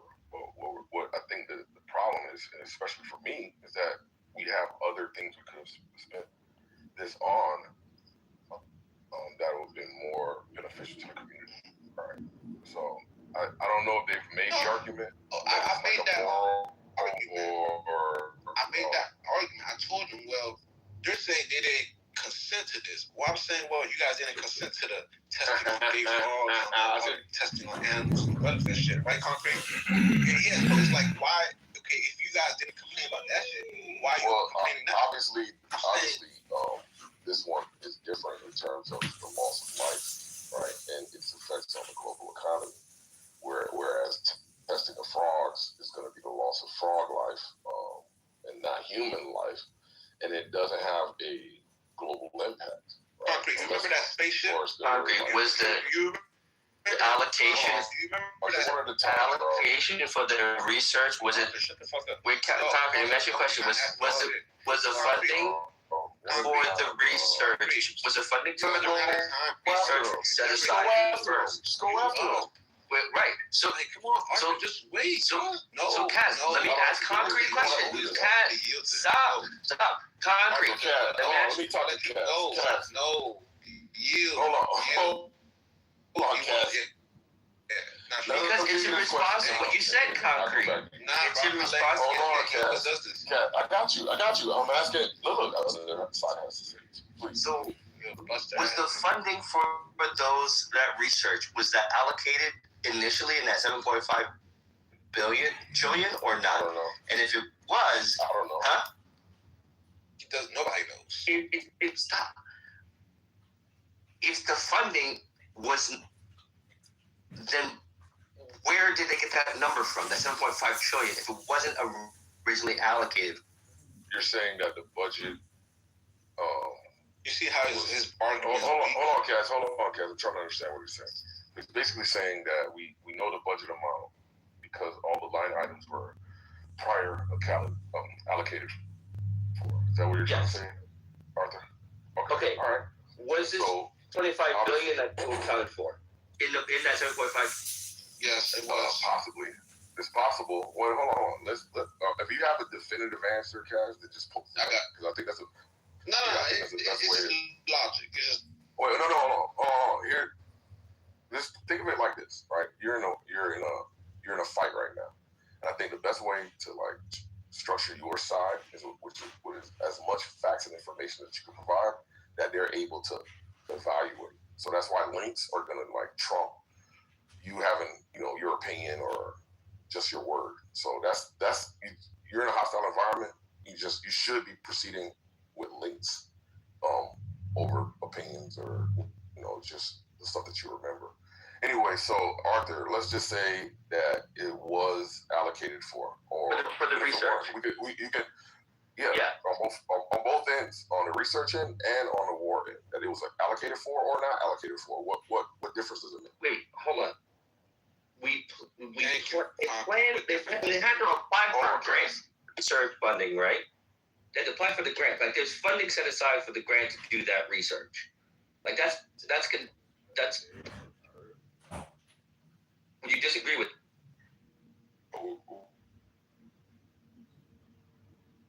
We're speaking hypothetically now. We haven't gotten a definitive answer that it was allocated. If it's allocated. If it's not, it's not. Now where are you going with that point? Was this? No. So next. Okay, let me talk now because this nigga don't know shit. Go ahead. Talking about, right? Concrete. Like think about it this way, right? One. You ever heard of people putting money aside for a rainy day, right? Discretionary funds. The Emergency Department of funds. Justice, right? Yes, the Department of Justice, they have funds specifically for war. Like, what does it? He really thinks the U.S. goes into each year. This is how stupid these people are. They go into each year and have no money allocated. Let me see how much is, because the money comes from the Department of Defense. So let me see how much is allocated to the department. So the Department of Defense on how much is allocated for it is not including war. Are you dumb? Supplemental case. So there's basically $900 billion, supplemental right? cash. So keep in mind. What up, man? It's supplemental. You guys don't have to go back and forth. It's supplemental. And it exceeds, and it's going to be more because they have to restock munitions. That's how much they're spending. They haven't even restocked it. It's going to be way more than what it is. It's going to be about double that, what they stopped right now. It's a lot of money. It's on top of the defense budget, obviously. They don't take it. There's not an ATM where they take the money out of the ATM. It wasn't in the budget for an Iran war when they had their appropriations last year. We weren't in the war, remember? Come on. Let's move on. It's getting a little bit back and forth. It's getting a little boring. Hold on, bro. I kind of let you do your thing. It's getting a little boring. The half troll, half mag is getting a little boring. Let's kind of move it around. You can talk, but like do a different troll. The thing on it's not a lot of money. It's kind of boring. No, I've been over there. He just asked me a question, but yes, that's really what it is. But it's cool. Y'all keep going, but let's get a different troll. Man, Infinity's here. He can do it. I don't want to make fun of nobody. I come in peace. Isn't that what you do? Don't you talk about people taking prep? No, I only do that when they attack me. I only do that when I only hit back. What's wrong with prep? I have a question. What's wrong with prep? Because it indicates you're living a sexually promiscuous lifestyle. So I think that's wrong.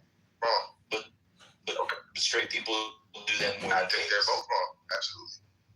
Do you think straight should take prep? I thought prep was a gay thing. I didn't know it had anything to do with it.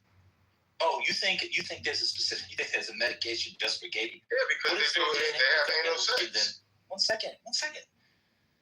Oh, you don't think straight people have anal sex? Not me. I didn't ask if you do that. I said straight people. You don't think I straight people guess straight people who have anal sex should probably take prep too. Got you. And so you think that PrEP, which is something to stop HIV, has to do with anal sex.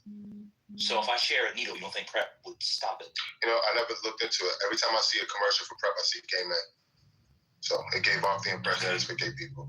I never seen a PrEP commercial with heterosexual people. I got you. But I'm just asking about the mechanism of the HIV. So you think they came up with let me ask the question. Damn. I don't know how y'all do that. So you think they came up with a medication to stop via suppression viral load of HIV, but it would only stop HIV contracted through anal sex? Or you just hadn't thought that far? Absolutely didn't think that far. The last time I took a sexual, hold on a second. Last time I ever took a sex health class, sex ed or whatever they called it, was in 6th grade. Okay. What does that have? Knowing how viruses work. Let me continue. So, straight women contract HIV through vaginal intercourse with infected men. Straight men can also. Do you think PrEP wouldn't work for them because they're not doing it through the asshole? Not even thinking that strong. All I know is I'm asking you now. What do you think? Ask the question again. I'm sorry. Do you think that a straight woman or a straight man, if one of them was infected, not even through, it could be, so Arthur Ashe had HIV/AIDS. It wasn't through promiscuity. He was a tennis grade, correct? He was. He got it through, I think, blood transfusion. So you can get it in ways that are not promiscuous, just so you know. But do you think if they had PrEP, him and his wife, if he didn't know he was infected and he infected her, you don't think PrEP would stop it because they had vaginal sex? I'm sure PrEP would be a mitigating agent. Absolutely. Okay, cool. Well, I was just making sure you didn't think Well, that commercial is very misleading. But I guess there are commercials with straight across the board. For PrEP? Yeah. Okay, I've never seen it. But I don't watch a lot of TV. But the only commercials I've ever seen for PrEP, you got a gay man walking around in the commercials. So they gave off the wrong impression. Well, that's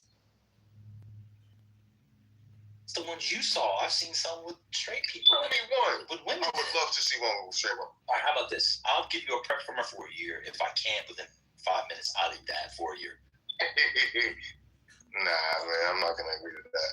I mean, I'm sure it's out there. I'm just saying that's.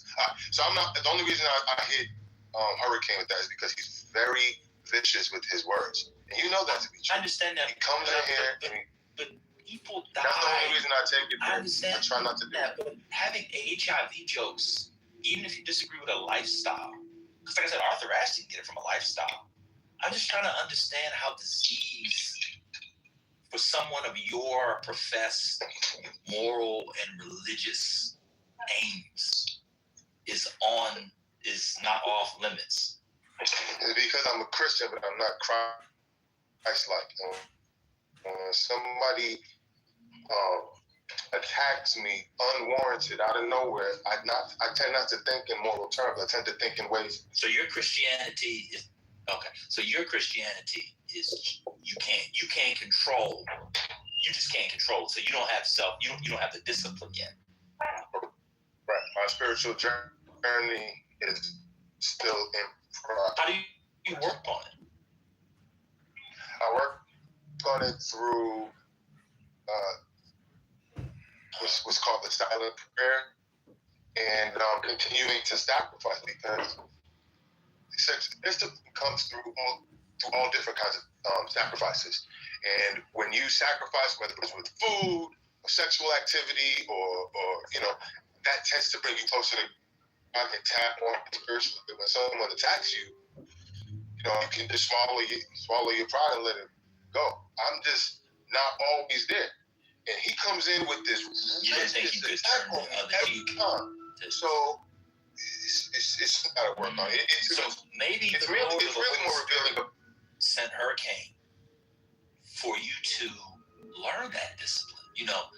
There's this thing about tests and temptations that Christ talked about and the disciples. And so maybe that's just a test for you, and you consistently fail the test. What would happen if you just muted up?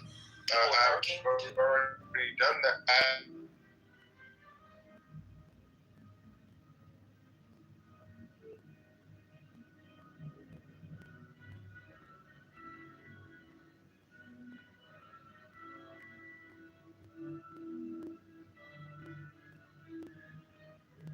I think it's bigger. If I assassinated my ego appropriately, this man would be able to say anything about me, and I could just say, "Father, forgive him, for he knows not what he does," and move on. But I don't think it's ego. I think you just hate gay men. I don't hate nobody. Not hate, and I think you think that they're morally repugnant and they should be put down. I don't believe that either. No, I don't believe that. I just think I don't think I'm any better than. It might not be true. I'm just saying what I think. Yeah, I don't think I'm any better than a gay man. Yes, because we're all struggling. We all struggle with sin. Or I know. How are you gonna tell me what I think? Everybody thinks they're better because that's just how people are. Everybody thinks they're better than somebody else or something. I think those men who take care of their children are better than those who don't take care of their children. Now, you can't take care of your children for a bunch of reasons. I'm talking about that. But people who actively don't take care of their children, I think people who take care of their children, men and women, are better than men and women who don't take care of their children. But here's the problem, right? So you might have somebody who doesn't take care of their children, which is disobedient to what God wants. But then you have another person who takes care of his children, but he's sexually promiscuous. They're both being disobedient to God's word. And I believe it's the same. I'm just saying it's the same spirit. I'm trying to say the same spirit that's influencing the one to not be a father is the same spirit that's influencing the one to not be sexually obedient. So I don't have conversations in real life. I wasn't talking about the spirit. I was talking about whether or not people rank people vis-a-vis others. I gave an example. I had nothing to do with the spirit. Come on, man. But the reason why I don't think the father is not better than the other one because it's the same spirit that's driving them. So I look at them the same. You don't the same. You think one is better than the other, but because it's the same spirit influencing them, they are the same. Okay. So what was the second example? The father, and what was one example is of one who's being sexually promiscuous, sexually disobedient. So you think someone who's promiscuous is in the same spirit and category as a mass murderer? From a spiritual sense, yes, but from a physical sense, no. So here on Earth, how we have to judge people. Where do you get that from? So because there's a physical plane that we live in, but there's a spiritual reality that we don't know. Where you get it from? That's just my spiritual understanding. That's what's been revealed. But it's not from a verse or something Jesus said or anything. I'm sure it is. I just don't have it. That's what I was at. That's what I'm asking. Yeah, I just don't have the scripture to give you. But so you think Jesus ranked all sin as the same? Right. There's only one sin. And the only sin. I'm asking. You think Jesus ranked one sin as all sins as the same? Yes, I know there's this thing about I think there's one thing about abomination and man laying with men, but I don't really know how to interpret that fully. I just put all sin in the same category because it all falls under disobedience. Laying with men, I wasn't talking about that. I'm just talking about the nature of sin. Okay, I'm just asking. It's not a quiz. I'm done. I'm literally just trying to find out how you feel. Yeah. Well, if you think that, I don't know. The prep jokes, I never understood the prep joke, but okay. I know it hits him where it hurts. That's why. You think? That's all. Why do you think that's something I should overcome that? I don't need to be doing. Why do you think it hurts him? Because I'm sure he's not secure in his sexuality. Because as a Nigerian man, we know how the Nigerians feel about that. So I'm sure his family puts a lot of pressure. I can't be sure. That? I can't be sure, but I believe that to be true. Just like you believe it to be true about the things you don't know for sure about me. That's what I believe about him. I believe but mine is based off evidence. And the evidence is that the Nigerians are famously against that kind of behavior. So the odds are that his family. Which Nigerians? Nigerians in general have a. That's not true. They're almost like the Jamaicans in terms of how they feel towards their lifestyle. That's how I care. Is old. Do you think this man is like 60 years old? Who's old? Hurricane. Hurricane is not 60 years old. I don't think he's 60. If he's 60, I stand corrected. I thought he was somewhere in his 30s. He don't seem 60 to me. He don't seem 60 to me. Imagine thinking a 60-year-old Nigerian gay man who goes to the opera is not secure at 60. I didn't know he was 60. I thought he was a young Nigerian man. I don't know him to be 60. He never told me his age. That's what I just said. Did you say in his 30s? I was looking at my phone. I did think he was in his 30s. I do. I think he's in his 30s. Where's my gun? I have a gun on every floor of my house. What's the problem? What I do wrong now? Wait a minute. In his 30s? Are you insane? Why can't he be in his 30s? I don't think prep goes do you think? I'll be honest. People say this app has a bunch of. People always say that this app has people who wouldn't be who they are in real life or mental illness. I disagree. This app has 10% of us who actually have experienced the world, and the other 90% of us have never left the house. There is nothing about Hurricane that sounds like, that feels like, pause, any impression he's in his 30s. You think Hurricane was born in the 1990s? Okay, maybe 40s. I didn't think 60, bro. No, man, I'd kill myself. I'm gonna be honest with you. We listened to Cass talk just now for an hour. You made Cass sound like Plato. Listen, man, I'm just telling you, he didn't sound 60. He could have been in his 40s. I agree with you, man. He acts like he's in his 30s. So I'm screaming, Monica, because I'm so nonplussed that if I don't let it out screaming-wise, I will have a heart attack. Hurricane hasn't seen 30 since Benjamin Franklin got diagnosed with the gout. Yeah, but the thing is, we just don't know. This is just our impression. We all experience people in our different ways, right? You experience me in one way. No. There's objective markers for somebody that you can tell. It's not like it's not a belief. Hurricanes talked about shit that he experienced in the 80s and 70s. But maybe I wasn't party to those discussions, brother. Oh my God. To be honest, let's be clear. Hurricane talked about the Amistad trial. Like, we have to be honest. He is old enough. But I might not have been there for the founded the Amistad country. trial. He was on the boat. He was on But the boat. I wasn't there for the Amistad trial. You know why I think he was thirsty? I don't remember why. There was a time when he used to put his real picture in his PTR. And when he put his real picture in his PTR, he didn't look nobody 60 years old. He advised Cinque when they should start the revolt. That's how they y'all didn't see his PTR from years ago? His PTR showed that he was about... He's just black. He didn't look 60, though. Oh, my God. Whatever, man. At the end of the day, I only said that because, you know, he comes punching. He comes kicking. I agree, man. The way Manfinity talking about Hurricane, maybe Manfinity needs to get the prep. I'm going to be honest with you. I'll be honest with you. Okay, bro. You just said to me, I'll be honest with you. You might need to get things prep. You think that man don't look fine? If that picture is what he looks like, he don't look 60. He said he was young and fine in his photo. Bro, I don't care if you think he's gay. I'm not gay. I just think I don't think he looks 60. If that's gay, then that's gay. I don't think he's 60. Based on that picture. Hurricane is a bad bitch. I didn't say he was attractive.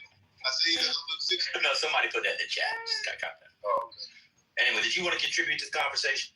I thought Kaz was making an interesting point. Is that a lot of What was the point? Wait, before we move forward, I just want you to know the prep, I think you have to take it in a different form. It doesn't go the places that you have to either. Right, but the fact that I even said that further frustrates me. So it goes up your butt or not, I don't care. Okay. It's all about prep up the ass is crazy. So he knows he doesn't know how to take it. That's why.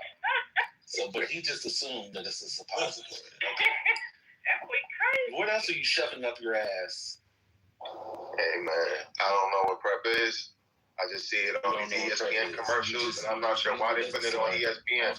Why do they have those commercials on ESPN? Because they bought the airtime. That's how capitalism works. So you don't. But anyway, what was the good point that Kaz was making? I thought Kaz was making an interesting point, but I tend to agree with the counterpoint, because the counterpoint was probably even more compelling, which is that Concrete is talking about how, you know, there's a cost to life, and there's a cost to the world economy versus the other, you know, progressive pet projects like gay frogs or whatever. It was an interesting point that he was saying, where is gay frogs? What are you guys talking about gay Nobody frogs? talked about gay frogs. I know I heard that. I didn't make that up. Gay frogs? I know Alex Jones with gay frogs research. Yeah. I heard about They did the research fluoride. on to see that they put some type of water and it was supposedly made them. It's the fluoride in the water that makes the frogs gay. I don't know. Oh no, that's Alex Jones. But I see it here. There was it is Alex Jones. This is a conspiracy theory. No, I understood it's a real the point. thing. No, I understand the point you're making, but I mean, this is kind of strange. So when one administration does something, as citizens, we're allowed to disagree. It doesn't matter. I don't get it. So we shouldn't worry about the war because it's infinitesimally, like, you know, it's too small to care about. But the money that we paid for the frogs should be the thing that we worry about, and it's even. So, for instance, a better example would have been the Ukraine situation. All that money that we were pumping into Ukraine, the Ukraine war. 1 second. How so? Why is that a better example? Wait, why was brother interrupted? That was rude. No, I was done. You were not. You were right in the middle saying what you were saying. I didn't even get to the end of it. Yeah, it was because as I was talking about it, I had to remind myself this is the same person who said that, you know, he talked about food and he talked about like potato chips. Let's not take it there. And I can't. I just had to stop myself. Okay, fine. You don't want to. I had to remind myself that he's an idiot. Okay. Let's stay focused. How's the Ukraine war a better example? I think it's a better example than the gay frogs because the gay frogs don't have a life cost to it. It's a waste of money in my view, but it's not a life cost and it doesn't interrupt world economy. But when you look at the war in Iraq, oh shoot, these people are driving crazy. When you look at the war in the Ukraine and Russia war, we were supporting Ukraine to the point where that was having a life cost associated with it, and that was a war that it was a conflict that so many people on the left were gung ho about. It was the people on the right that seemed to have an issue with putting money into that type of war. But now, the way that Trump reworked it, we're giving money to NATO, and NATO is selling our weaponry. We don't give money to NATO. I'm sorry, we're giving our weapons to NATO, right? And then we're selling them to Ukraine. So it's like this is a better use and a better setup for people, for American companies to make money, rather than just throwing money at a problem, which is what. You have no idea. Be honest with us. Do you have any idea how any of that works? Just be honest, yes or no. I remember it being explained in this very moment. I may be flubbing it, but you understand my general point. Now we're being recompensed for our weaponry. We're being recompensed for our weaponry today, whereas in the past we're just giving our weaponry. That's all the time. The money, the munitions that were sent to Ukraine were U.S. stockpiles that then were replenished by U.S. companies. That's always the case. Trump did not do anything different. That's the normal way in which things are done. So weren't we giving cash to very little cash? They get very little cash. What are they? Watch this. What is Ukraine going to do with cash? Go and buy some caskets? They're at war. What would cash do? They were getting the full at the top, like Zelensky and others. They were lining their pockets. So you think the I got you. So you think the United States government sent cash, wires for Zelensky to line his pockets? No, that wasn't the intent, but that's what Zelensky was doing. That's what I meant. Right. And you think it went directly to, and Zelensky could do it, and he's still in power. Nobody's killed him or anything. He just lined his pockets. Watch this. What evidence do you have of that, or that you read of that, or saw of that? Well, I do know that he was going around the world asking governments for money, and America was his pantry. I didn't ask for that. Well, yeah, Europe gave him a bunch of money too. What evidence do you have that we gave cash? Just the report that I remember seeing. What evidence do you have? Say you don't have any right now, just say that so we can keep moving. I don't have any right now. I'm driving. All right, cool. So let me report that I remember reading. Cool. What percentage of it was cash? I have no idea. Okay. I don't think we should have given him any amount of cash. Why? He doesn't. Why should we give him cash? Well, the government needs cash to settle up debts and stuff. I don't know if you know, but it's why can't they settle their own debt? Why do they need our cash? Let me finish. And so this is not a learning. Why do you do this? You ask me a question, you don't know the issue, you start speaking, I'm 3 words in. I was about to talk about wheat. Do you know about Ukrainian wheat? No. So why'd you cut me off? My apologies. Okay.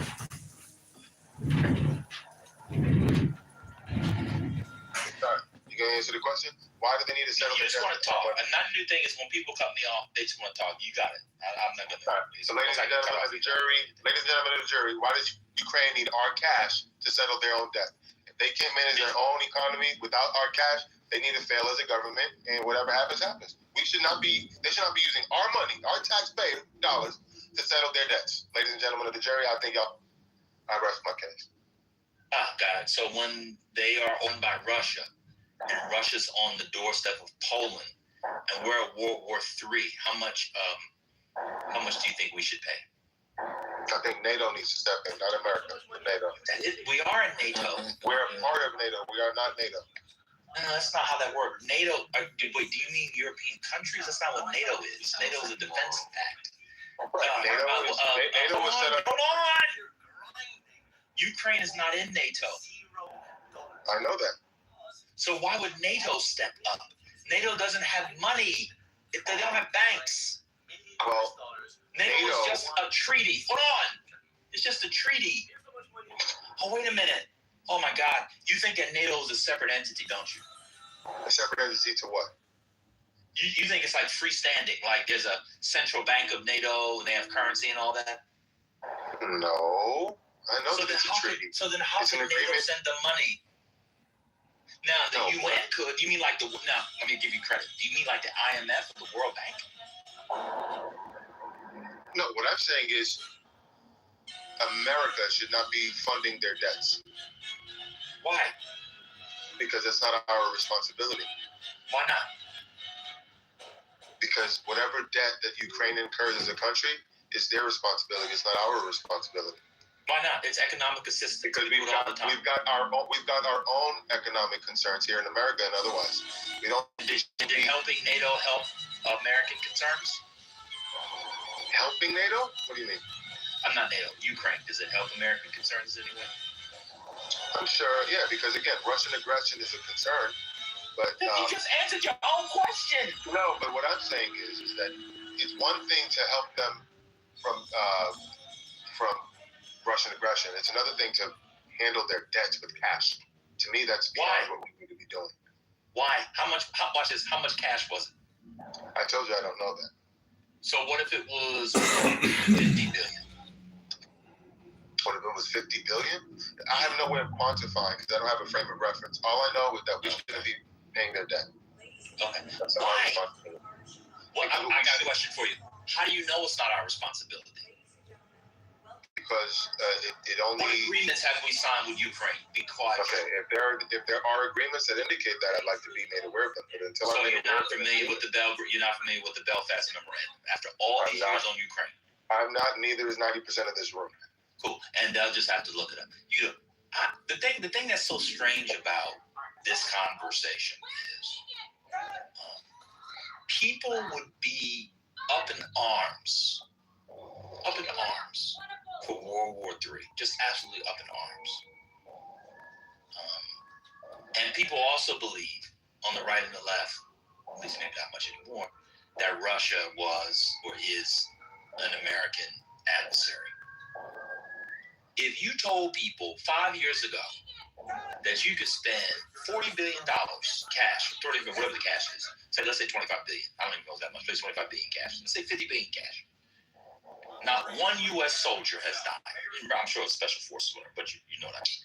Not one U.S. soldier has died, and the Russian military would be quite literally decimated. Everybody would have taken it. 50 billion. In a budget in which you're spending $1 trillion to fight them hot, you spend 50 billion, and it sucks for Ukraine. I'm not put that to the side. I'm not trying to be callous. Everybody would have taken that. That would have been pennies on the hundreds of dollars. Now it's a political issue because, as you said, people on the left and people on the right. But if you literally said $50 billion cash, I don't know if you follow the war. The Russians have lost tens of, if not hundreds of thousands of soldiers. The munition stockpiles are crazy depleted. Not one American soldier died. Not one deployment. But for you, that's too much. Even though you hit an objective that you wanted to hit in a Cold War or post-Cold War era without any American soldiers. On top of that, if you ever had to fight them, you know how they move weapon systems. You understand their logistics. You understand their protocols. The kinds of things that you spend hundreds of millions of dollars on to model. They actually did it in real time. On top of that, Ukraine has developed the most sophisticated drone technology system at pennies on the dollar. But to you, that's not worth it because you want the money to stay in America. Cool. Where should the money go? Where would you prefer the money to go to? Give me some programs. Or you get to the debt. The research and development and coming up with a healthcare system that is efficient and that keeps the costs down rather than putting that's one concern I have. So you instead of sending money to Ukraine, we should have paid a bunch of researchers to come up with the ideas for our healthcare system. The healthcare system that would keep our costs low and you think that costs $50 billion? I have no idea how to quantify what is worth what. All I know is that we should not. You said to study or to actually do the system? Research, develop, and implement a plan that keeps the costs low for the American taxpayer for healthcare, but also keeps prescription costs low. What is it? Pre-existing conditions. All of these things. We should come up with pre-existing conditions. So that right now, remember prior to Obamacare, I believe it was Obamacare. It's already law. We don't need anybody. Right, but pre-existing conditions were not a part of it prior to Obamacare. So now that we have pre-existing, you don't need to spend money on pre-existing. What are you saying? That's about health insurance. Right. That's about health insurance. You all talking about health insurance. Yeah, that's what I mean. Health insurance. Why would you need to spend money for a law that already exists? I want to improve upon it. How can you improve upon a law that says they can't be denied? There's nothing to improve. Either they can be denied or not denied. What I'm saying is in the future iteration of healthcare insurance, I want to make sure the pre-existing conditions remains. I don't want it to be taken out. It already is law. Okay. You don't need to pay for anything. Well, what if they came up with another law to get it out? I don't want it to bleed. That needs what do you need to pay for? I'm trying to know. Two people that's talking and they trying to moderate their own conversation.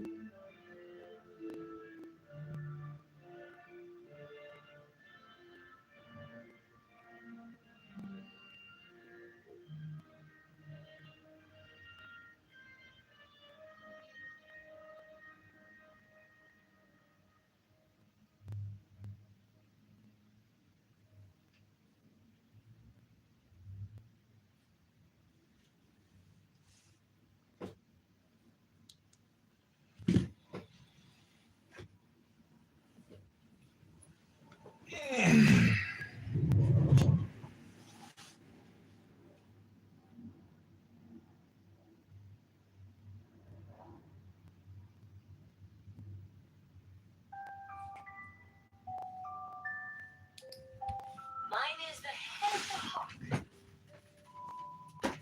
Abracadabra. And ends. 6. I bear the rose and cross of life and light. Abracadabra. Giving the sign at each abracadabra. Remaining in the sign. The invocation concludes. Therefore I say unto thee, come thou forth and dwell in me, so that every spirit, whether of the firmament, or of the ether, or of the earth, or under the earth, on dry land or in the water, whirling air or rushing fire, and every spell and scourge of God the vast one, I be thee. Abracadabra. The adoration. Impromptu. Close by banishing. I think this was omitted at W's order.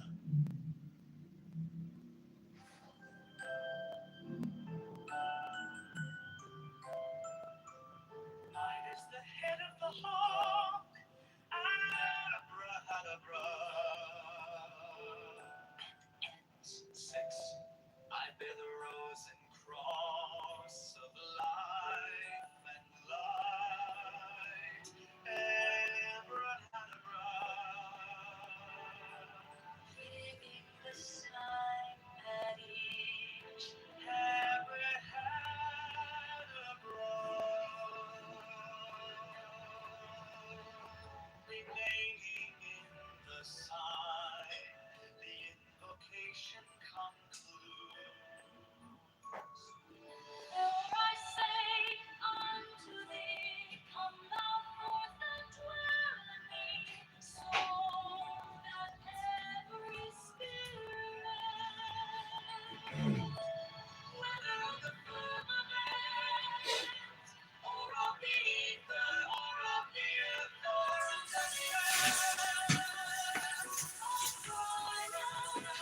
The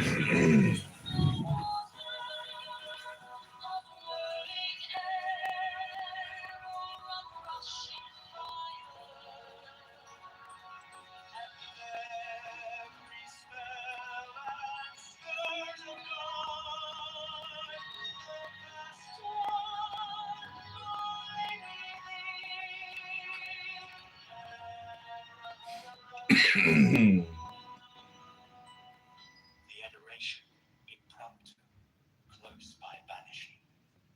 I think the stars are knitted at W's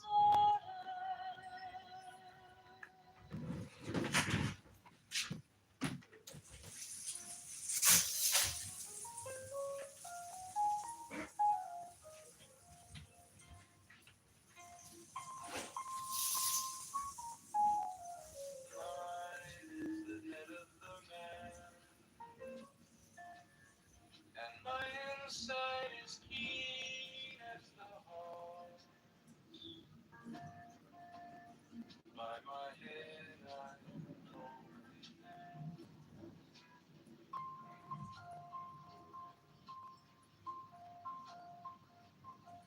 I am the only begotten child of my father and mother.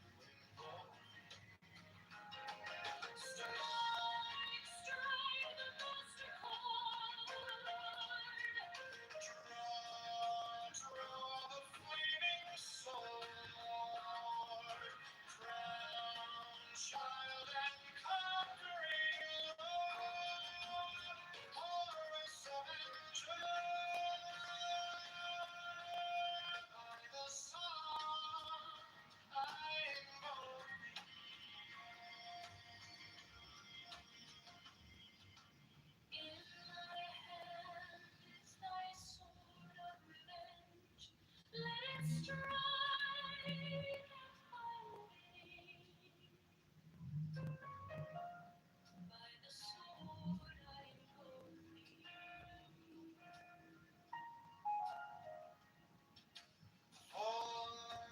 of the fire, the voice of the saints, you are the voices.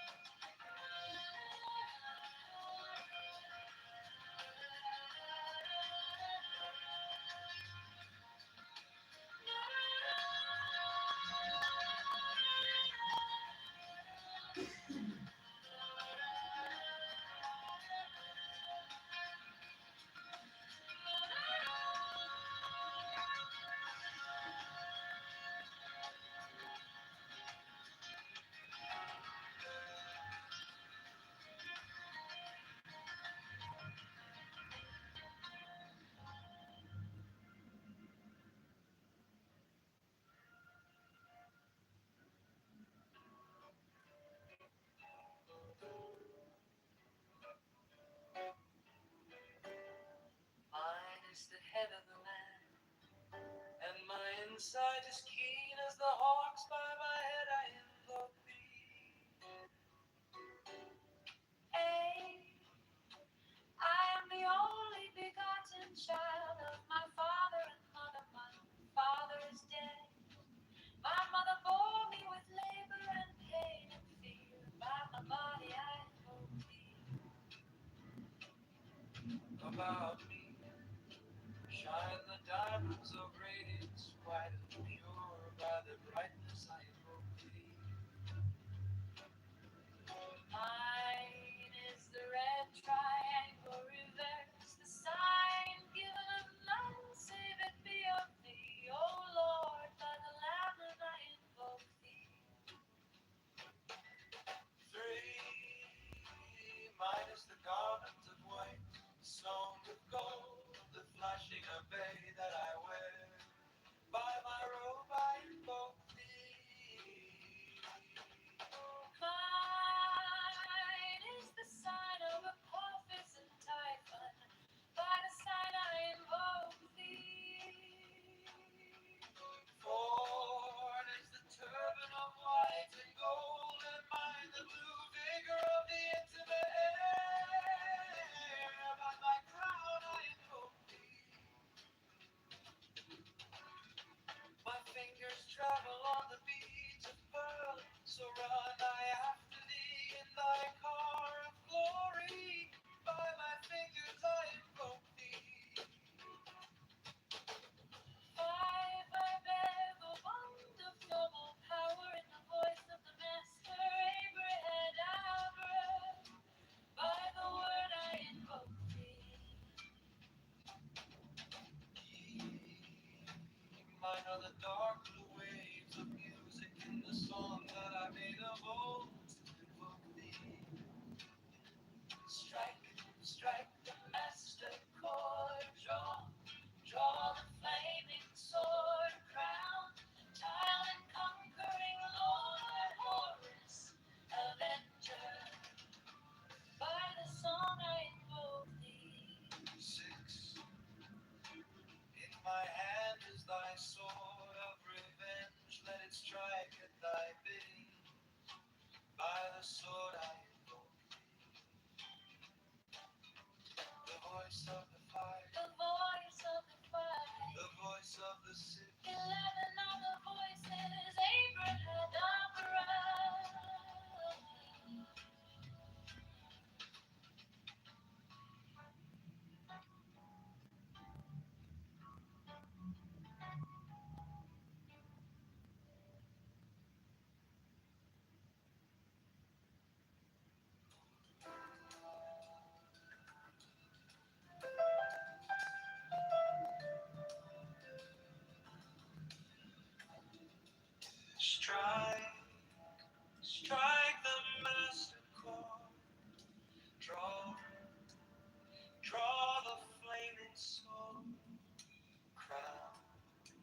child and conquering Lord, Horus, Avenger. By thy name of Ra, I invoke thee. Hawk of the sun, the glorious one. By thy name, Armachius, youth of the brilliant morning, I invoke thee. By thy name, I invoke thee. Lion of the midday sun, by thy name, tongue, hawk of the evening, crimson splendor of the sunset, I invoke thee. By thy name of Kitover, I invoke thee. O beetle of the hidden, mastery of midnight. By thy Macron, Lord of silence, beautiful child that standest on the dragons of the deep, I invoke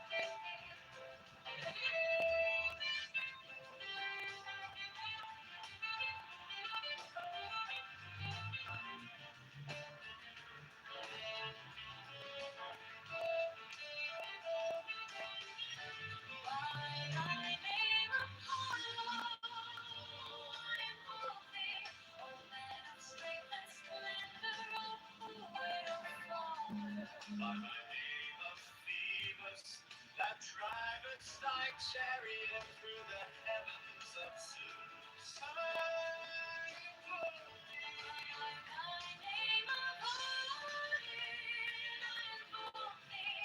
O warrior of the north, O renown of the silence. By thy name, Yeshua, O child of the flaming star.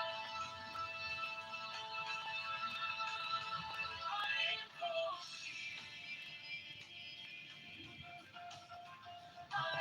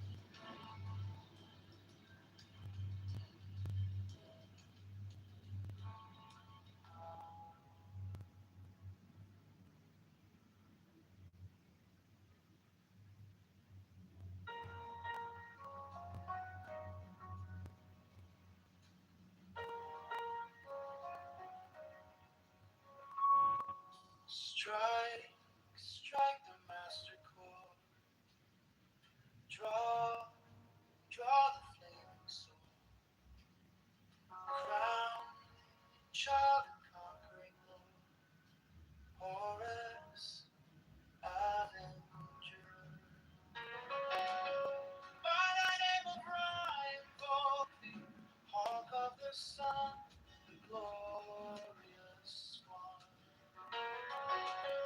By thy name are marquees, youth of the brilliant morning, I invoke thee. By thy name I invoke thee, Lion of the midday sun. By thy name come, Hawk of even, crimson splendor of the sunset, I invoke thee. By thy name of Kipra, I invoke thee. Oh, beloved, hidden mastery of midnight. By thy herald crack, Lord of silence, beautiful child that standest on the dragons of the deep, I invoke thee. By thy name Apollo, I invoke thee. O man of strength and splendor, O poet, O father. By thy name of Phoebus, that drivest thy chariot through the heavens of Zeus, I invoke thee. By thy name of Odin, I invoke thee. O warrior of the north, O renown of the sagas. Be by thy name Jeshua, O child of the flaming star, I invoke thee. By thine own, thy sacred name, glory thee, I invoke. By thine own, thy secret name, glory thee, I invoke. The names are five. The names are six. 11 are the names. Behold, I stand in the midst. Mine is the symbol of Osiris. To thee are mine eyes ever turned unto the splendor of Kitover. The magnificence of chest, the mystery of death, thither I lift up my eyes. This have I sought, and I have sought the unity. Hear thou me. By thine own, thy secret name, read thee, I invoke. By thine own, thy secret name, read thee, I invoke. By thine own, thy secret name,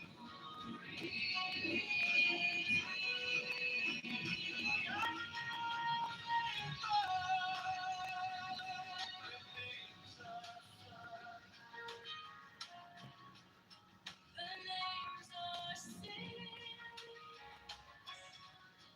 11 are the names.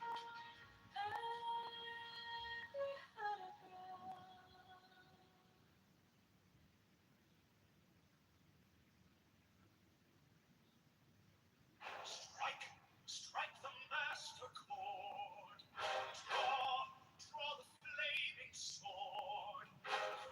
Child and conquering lord. Horus, avenger.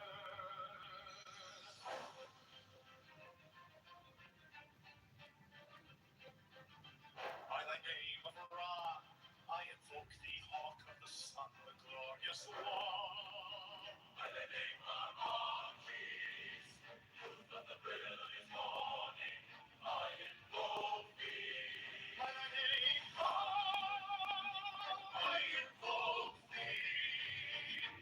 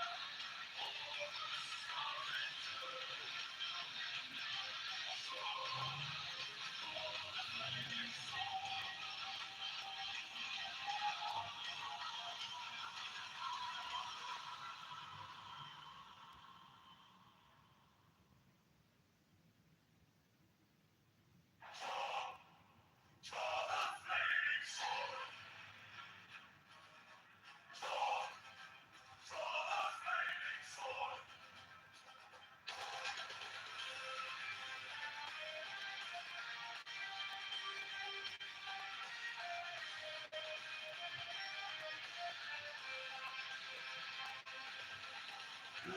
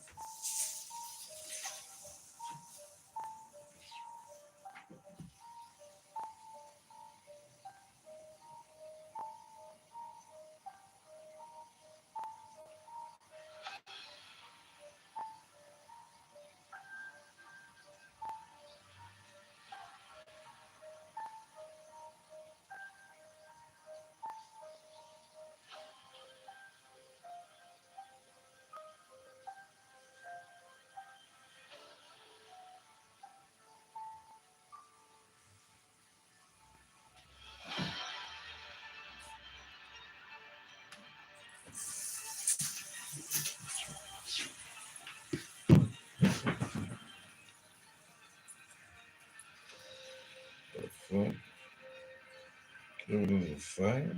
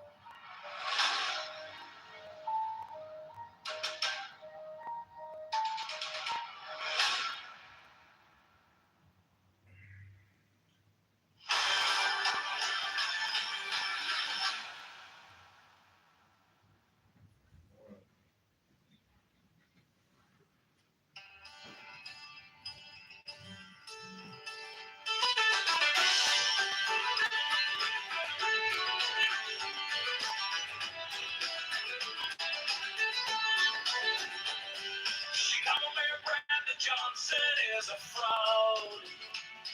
Chicago Mayor Brandon Johnson is a scam. Chicago Mayor Brandon Johnson is the tax. Chicago Mayor Brandon Johnson is a liar.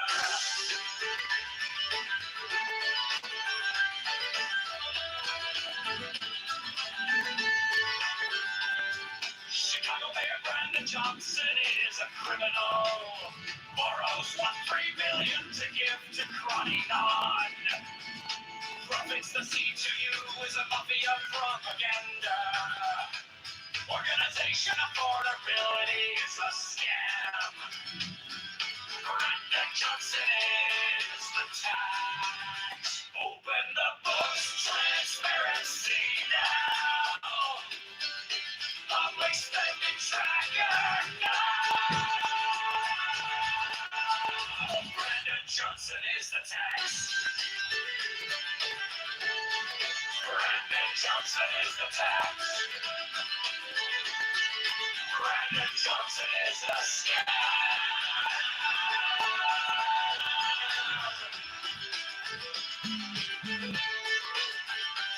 Reparations for black slaves is a scam.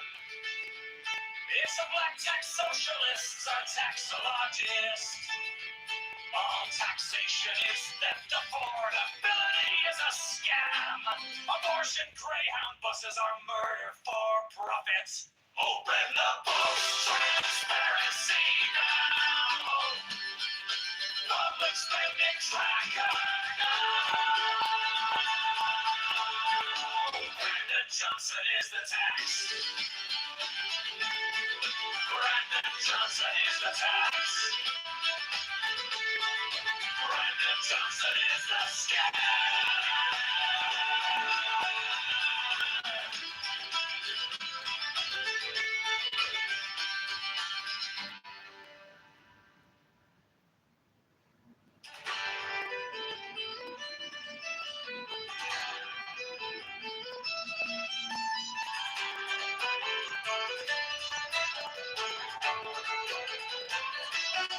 Chicago Mayor Brandon Johnson is a fraud. Chicago Mayor Brandon Johnson is a scam. Chicago Mayor Brandon Johnson is the tax. Chicago Mayor Brandon Johnson is a liar. Chicago Mayor Brandon Johnson is a criminal. Borrows $1 billion to give to Crowley Nunn. Welcome to C2 is a mafia propaganda. Organization affordability is a scam. Brandon Johnson is the tax. Open up for transparency. Now please standing record. Now Brandon Johnson is the tax. Brandon Johnson is the scam.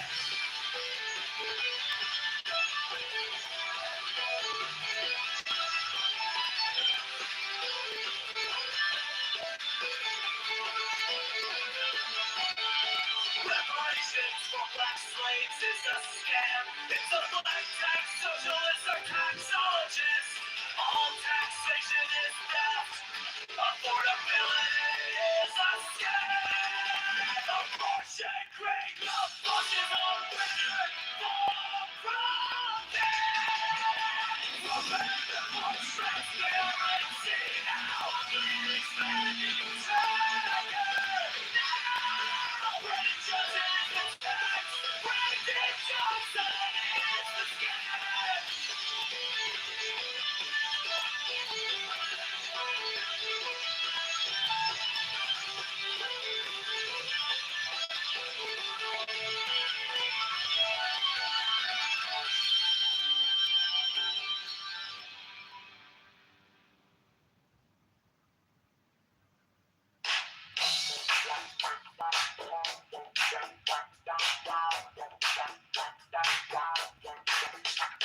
Chicago Mayor Brandon Johnson is a fraud.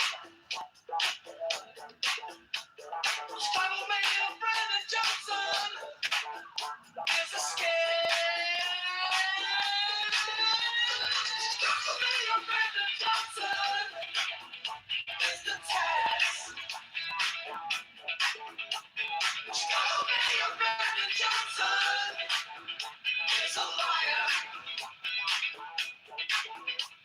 Chicago Mayor Brandon Johnson is a criminal.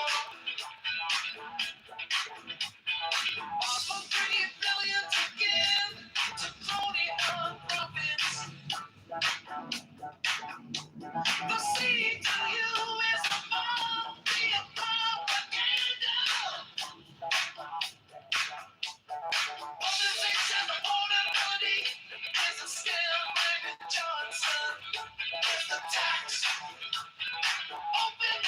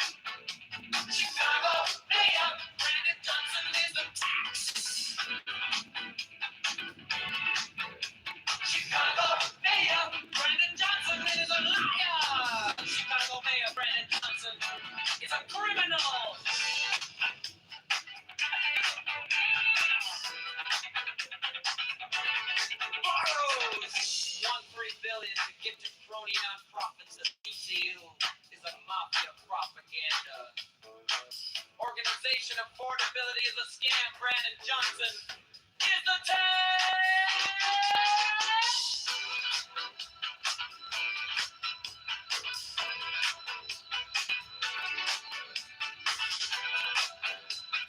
Broken the books, transparency. No!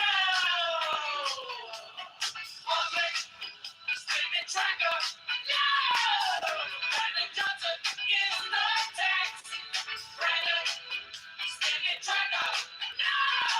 Brandon Johnson is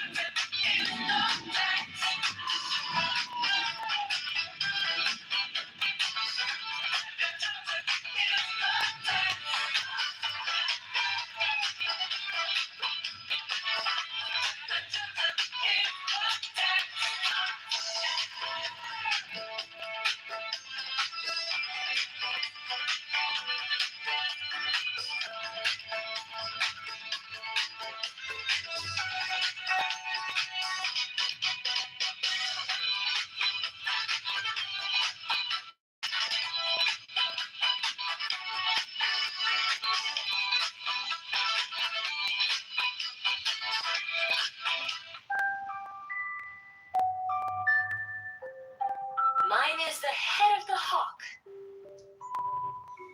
Abrahadabra. And ends. 6. I bear the rose and cross of life and light. Abrahadabra. Giving the sign at each abrahadabra. Remaining in the sign. The invocation concludes. Therefore I say unto thee, come thou forth and dwell in me, so that every spirit, whether of the firmament, or of the ether, or of the earth, or under the earth, on dry land or in the water, of whirling air or of rushing fire, and every spell and scourge of God the Vast One, might be thee. Abrahadabra. The adoration. Impromptu. Close by banishing. I think this was omitted at W's order.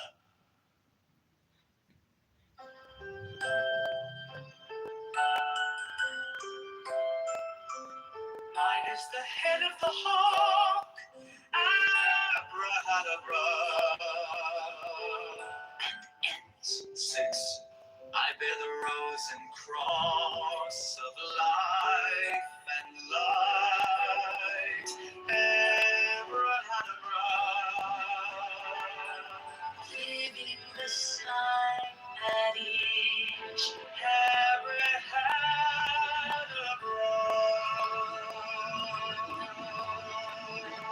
Remaining in the sign, the invocation concludes.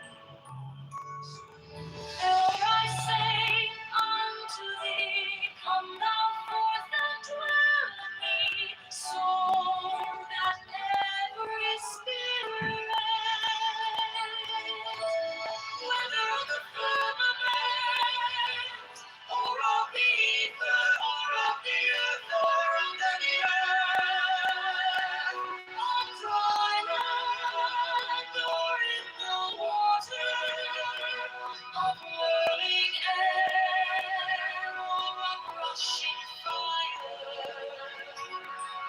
And every spell and scourge of God, the best one mighty thee.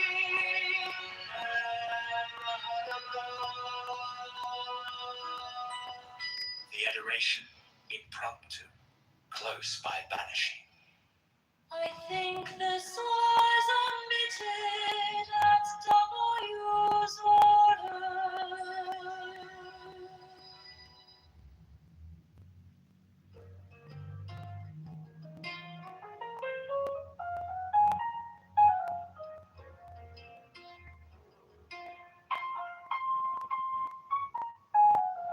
Mine is the head of the man, and my inside is keen as the hawk. By my head I invoke thee.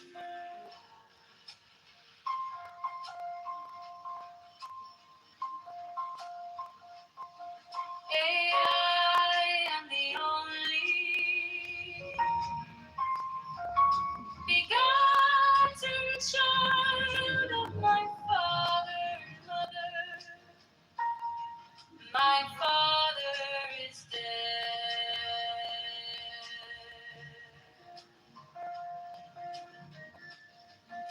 My mother bore me with labor and pain and fear. By my body I invoke thee.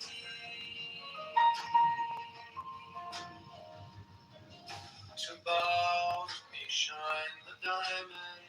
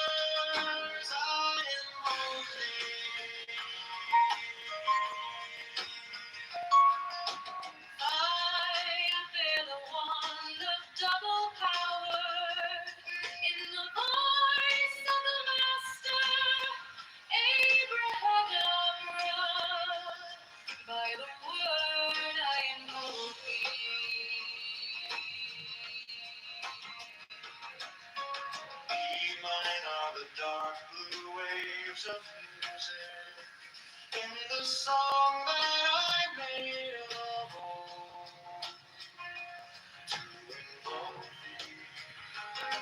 Strike, strike the master chord. Draw the flaming sword. Crown, child, and conquering Lord. Chorus of angels. By the song I invoke thee.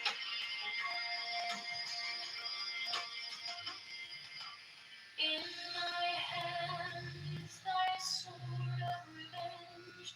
Let it strike at my bidding. By the sword I invoke thee.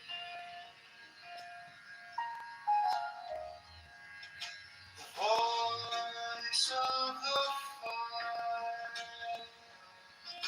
The voice of the saints, 11 are the voices.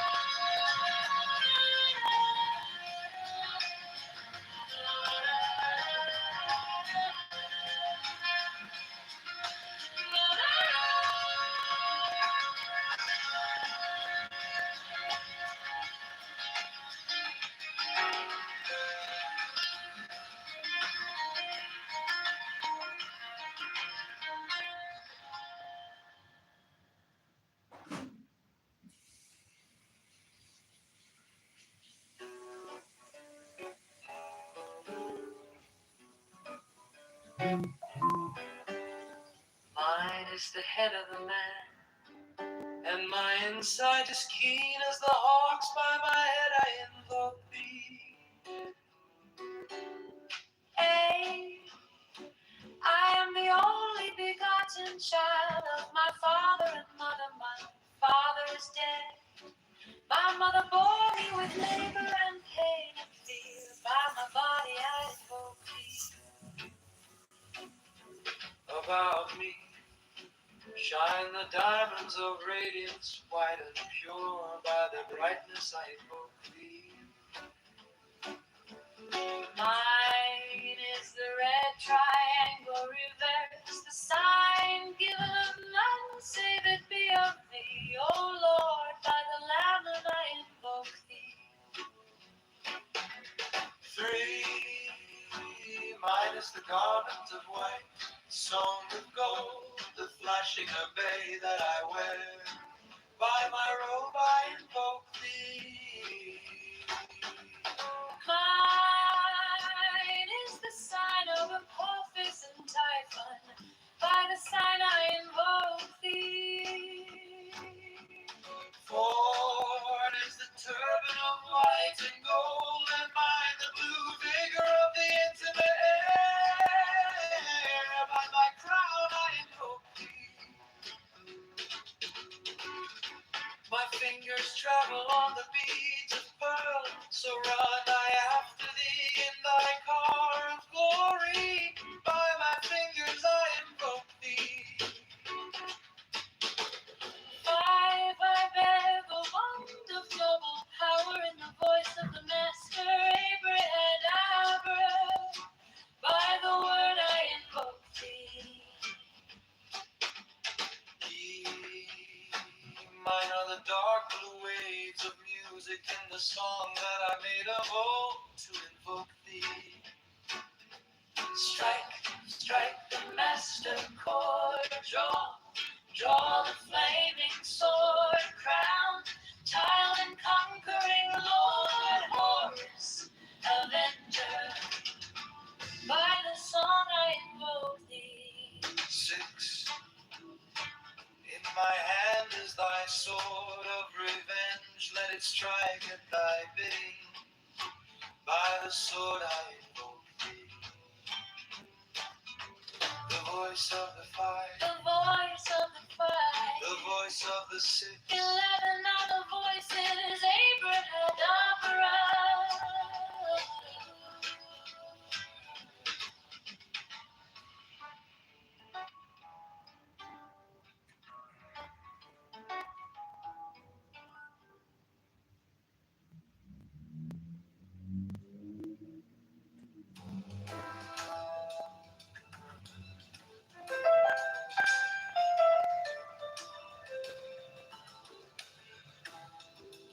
Strike, strike the master chord. Draw, draw the flaming sword.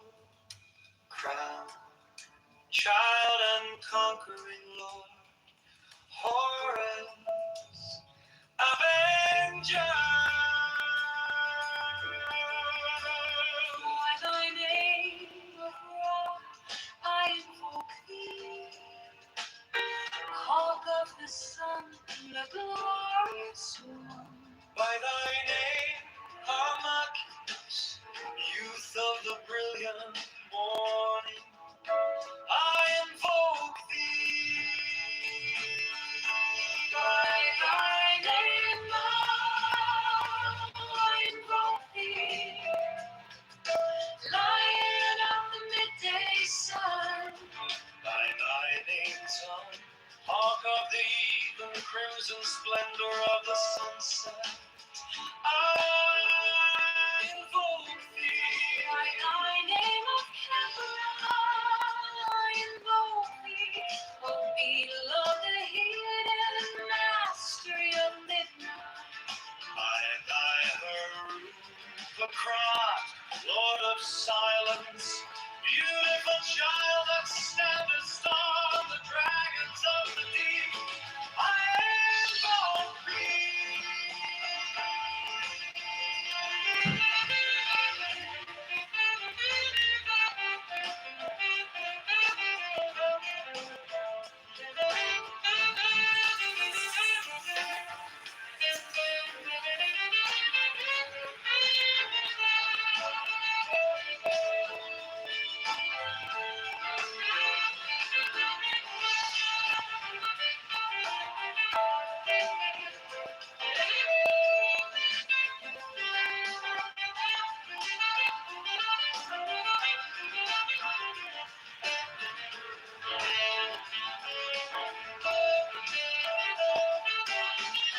By thy name Apollo, I invoke thee. O man of strength and splendor, O poet, O father. By the name of Phoebus, that drivest thy chariot through the heavens of Zeus, I invoke thee. By thy name Odin, I invoke thee. O warrior of the north, O renown of the shadows. By thy name, Yeshua, O child of the flaming star, I invoke thee. I invoke thee.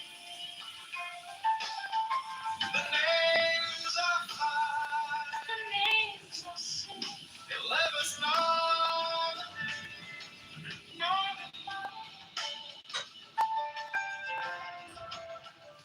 Behold, I stand in the midst of light as the symbol of Osiris. To thee are mine eyes ever turned unto the splendor of Kitover, the magnificence of Chisit, the mystery of God. Thither I lift up mine eyes. This have I sought, and I have sought the unity. Hear thou me.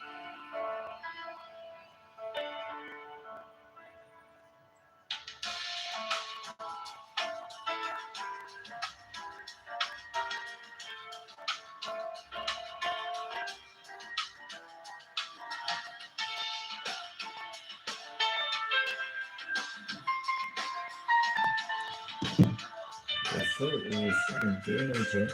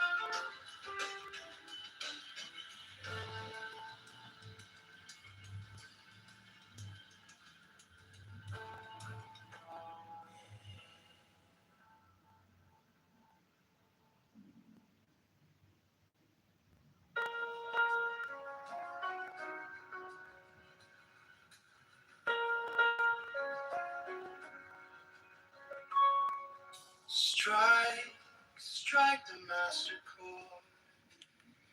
Draw the flaming sword. Crown, child and conquering lord. Horus, Avenger. By the name of Ryan Goldfeet, hawk of the sun, the glorious one. By the name of Archies, youth of the brilliant morning.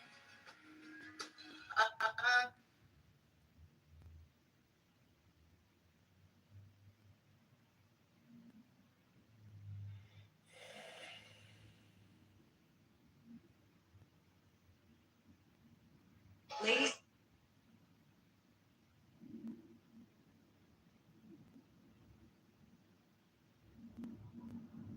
ladies.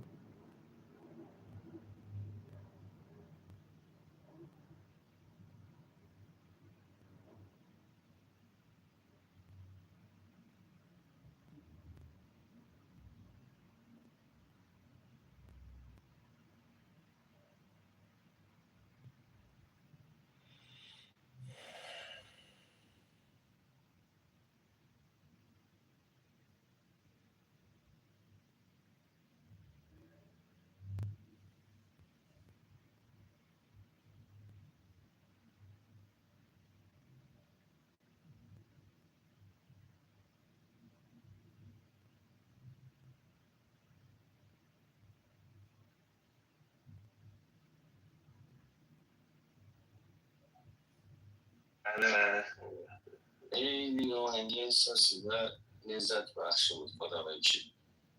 در صبح عشق منو راه انداخت ولی کن واقعا آهنگ زیبایی بود و ازش رو بود. من اینو فهمیدید خودتون آوازش خوندی یا اینکه نه عزیزم نه نوشته من هست و کار آوازش هم و موزیکش هم با ایاد هست. حالا تپلس از اینجا بپرسم از چه ایایی استفاده کردیم؟ از سونو استفاده کردم. فوق‌العاده بود. من که خیلی لذت بردم. من یکی از دوستان یه آلبوم 16 ترکه با همین سونو یه بخشی از صدای خودش هم در واقع گذاشته و توی در واقع اسپاتیفای و اپل میوزیک اساسا این آلبوم رو ریلیز کرده. تازه نسخه استدیوش خیلی کارهای عجیب غریب دیگه هم میشه باهاش کرد. اصلا دنیای عجیب غریبیه این سونو و من واقعا برمیگرده به کسی که در واقع داره پرامپت رو مینویسه و اون نوع لیریکی که داره و خیلی اینا در واقع مهمه و بعد میتونی در واقع بسازی. من برای جالب بود که من فارسی خوب تلفظ میگه، چون من هر چی دیده بودم فارسی بد تلفظ میکردم. خیلی خوب ترینش داده بود، پرامپت درست و خیلی خوب ترین داده بودش. فکر میکنم حالا خودشون هستن الانش خوب میکردم هلوش شاید 60 تا ورژن من روی این آهنگ شاید 30 تا ورژن، ولی آهنگ شده تا 60 تا 70 تا ورژن گرفتم تا مثلا یعنی میگه اینجا درست کن، اینجا درست کن، اینجا درست کن. آفرین او میذاری و نمیدونم مثلا اصلا شاید فارسیشو نتونه درست مثلا برام تلفظ کنه، اصلا انگلیسی فینگلیش می‌نویسمش یه جوری باید درستش کنه تا اونجایی که میشه. اینجوری.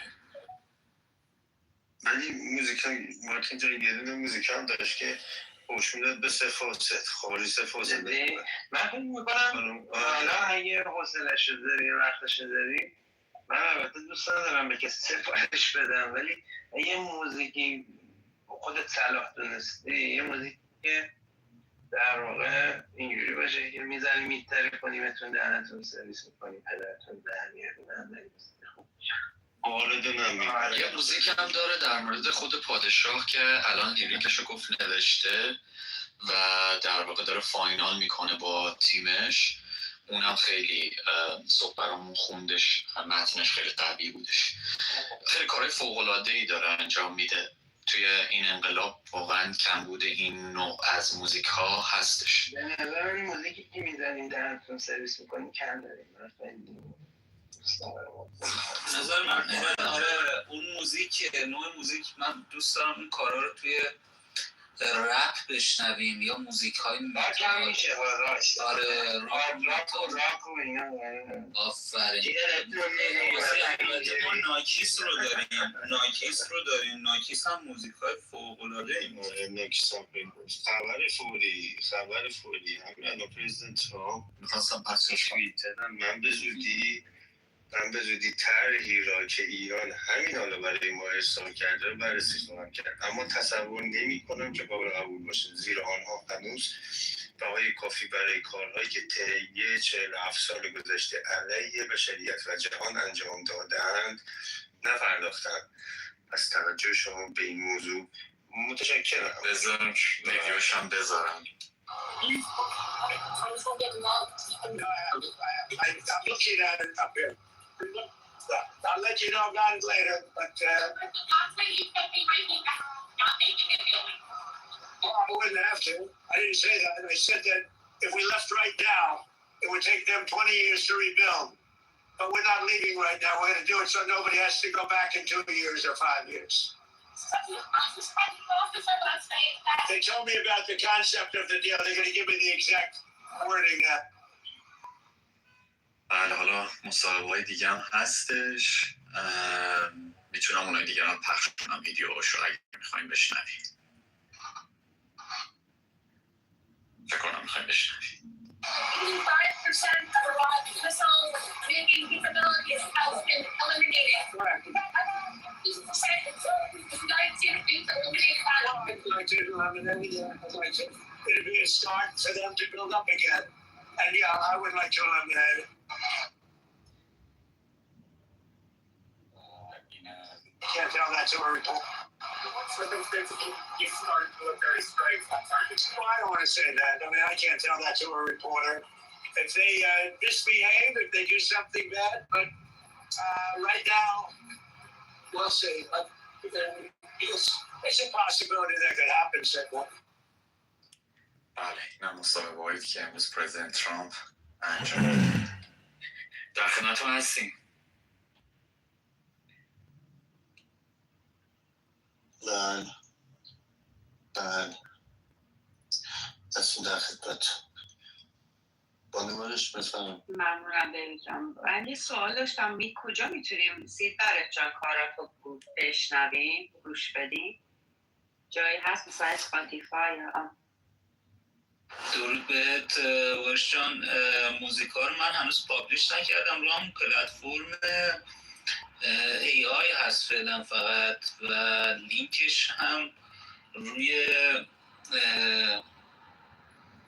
پیج اینستاگرامه. در واقع من میتونم حالا لینک برات بفرستم اگه خواستی، ولی هنوز پابلیش نشده که بذارمش روی پلتفرمی. حالا توی برنامه هست، من یه کمی تنبل هستم ببخشید.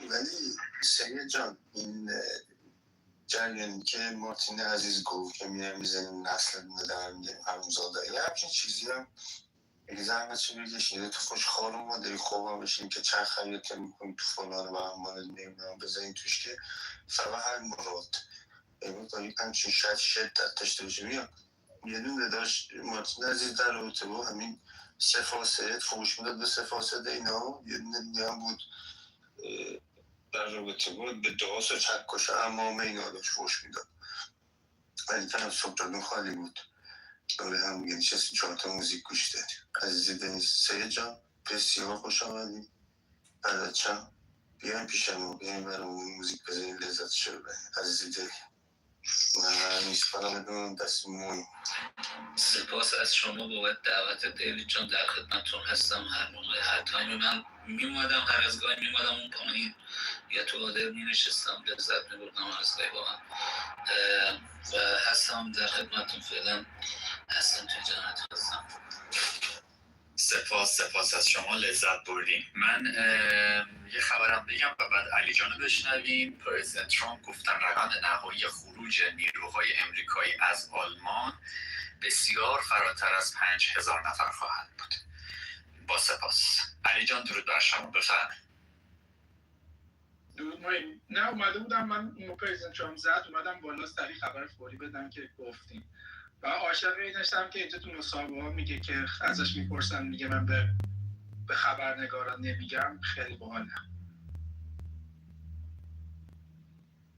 مالیه رو پس بالا میکرسه چرا همین گفت بیکار دادم ببین علیه من همون موقع دکتر اومدم بالا دیگه بچه ها داشتن حرف زدن نپریدم وسط حرفش فدت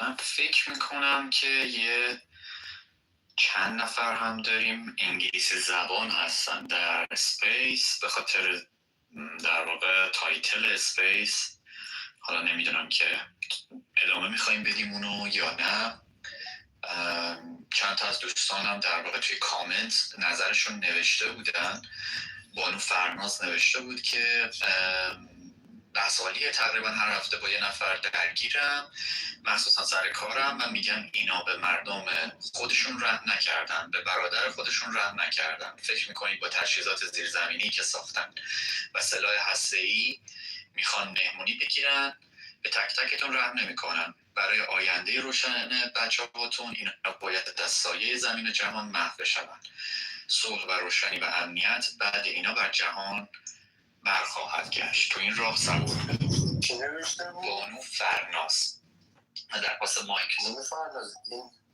این هم اضافه بکنیم که اینا به بچه ها خودشون هم رحم نکردن اینا بعد از این بلا بچه ها خودشون هم کشتن بیشرف دقیقا بانو راهلم گفتن که در مورد این بحث که وقتی چپا میگویند جنگ خوب نیست به نظر من جوابش این هست وقتی که 45,000 انسان بیگناه را جمهوری فاشیستی تروریستی اسلامی کشت در سکوت و فقط در طول 2 روز حالا من از این دوستان در واقع دعوت کردم که بالا هم در واقع تشریف بیارن نظرشون رو بگم ولی من فکر کنم درگیر بودن بانو پری درود بر شما درود بر شما من یه ذره کار داشتم و نبودم یعنی من بودم نبودم نشیدم یه خبرهایی شد ترامپ داشت صحبت میکرد بله صحبت کرد تمام شد رفت من اومدم رفت سلام رسول درود به شما دکتر سلام رسول دلم براش تنگ شده دلم براش دلش لک میزنه آره یعنی من بیشتر که موین گذاشته بود من واقعا روده بور شده بودم خنده خیلی با نمک من واقعا دوستش دارم جدی خیلی خوشم میاد داشت واسه این سومالیه میگفت که میرن توی برادرز دارن میرن توی تخت خدافظی میکنن خیلی بامزه بود واقعا مرسی که خندیدین تو رو خدا ریاکشن نشون ندین خواهش میکنم حداقل یه ایموجی دیسلایک بدین اصلا. آخه چیزی خنده داره میخنده چیزی خنده نباشه نمیخنده ما که دنبالی ریا نیستیم که حقیقت میتونم دکتر زیر پتو هستین احتمالا نه با من اصلا در اومده با دنبالی اونو پنیریم زیر پتو کجا یه خبری هم الان اسرائیل وار روم گذاشته با پیروز برام فرستاد. کابینه در واقع امنیتی اسرائیل قرار فردا ساعت 8 شب جلسه تشکیل بده. اینم در واقع یه خبر دیگه بود.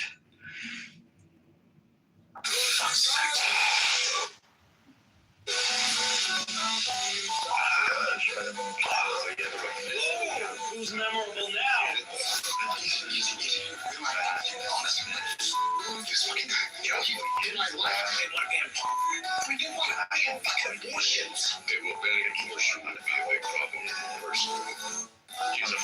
26 ولی به جوانی بزرگ کرد بودن فرواز ایران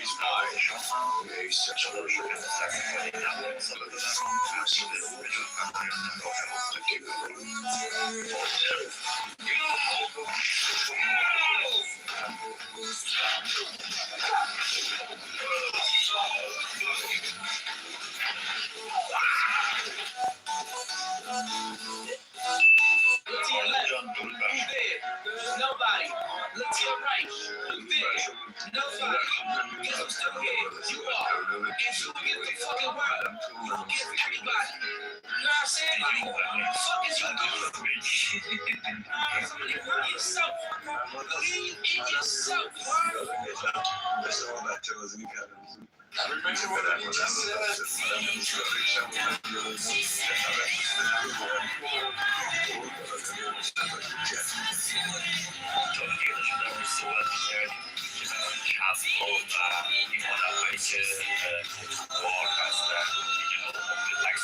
نمیخوایم هزینه جنگ بشه و به ما چه اساسا برای چی ما باید وارد جنگ بشیم.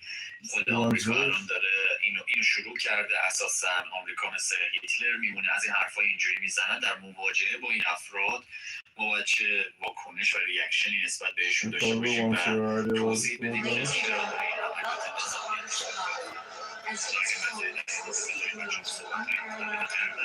شما بفرمایید.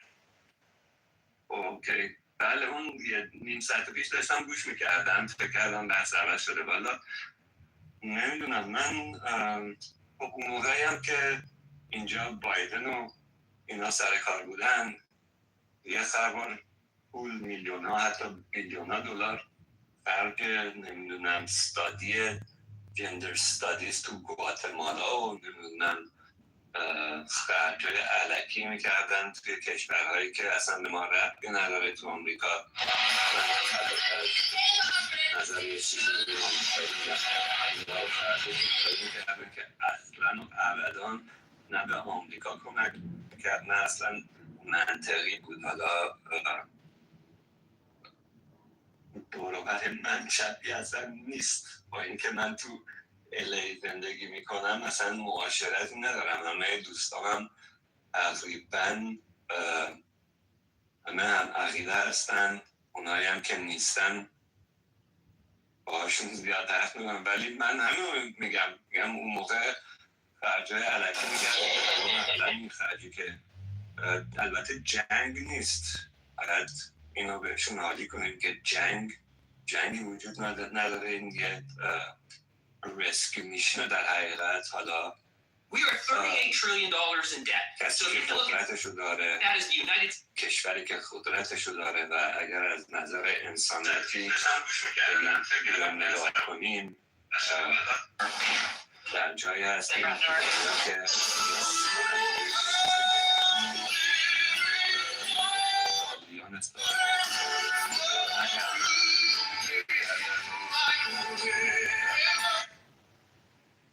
دلیل اینکه جمهوری اسلامی چفتا به اینجا رسیده همینه که هیچ عمل تاثیر گذاره بشه نکرده در مقابلشون.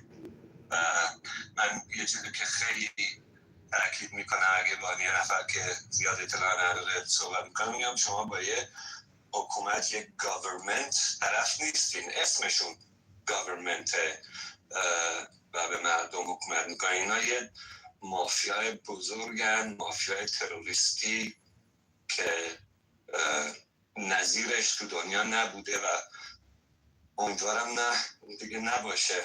و یه مافیای تروریستی افراطی دینی هستن با چند تا مافیاهای کوچیک دیگه که همشون یه مافیای بزرگ رو تشکیل میدن و این مافیا بعد از بین بره.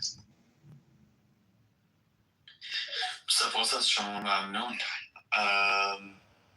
خبری هم که الان در واقع خوندم اینه که ناو ابراهام لینکلن الان 250 مایلز فرام ایران، در واقع در موقعیت حمله قرار داره، تو رنج در واقع حمله قرار داره، حتی شاید یه ذره نزدیکتر.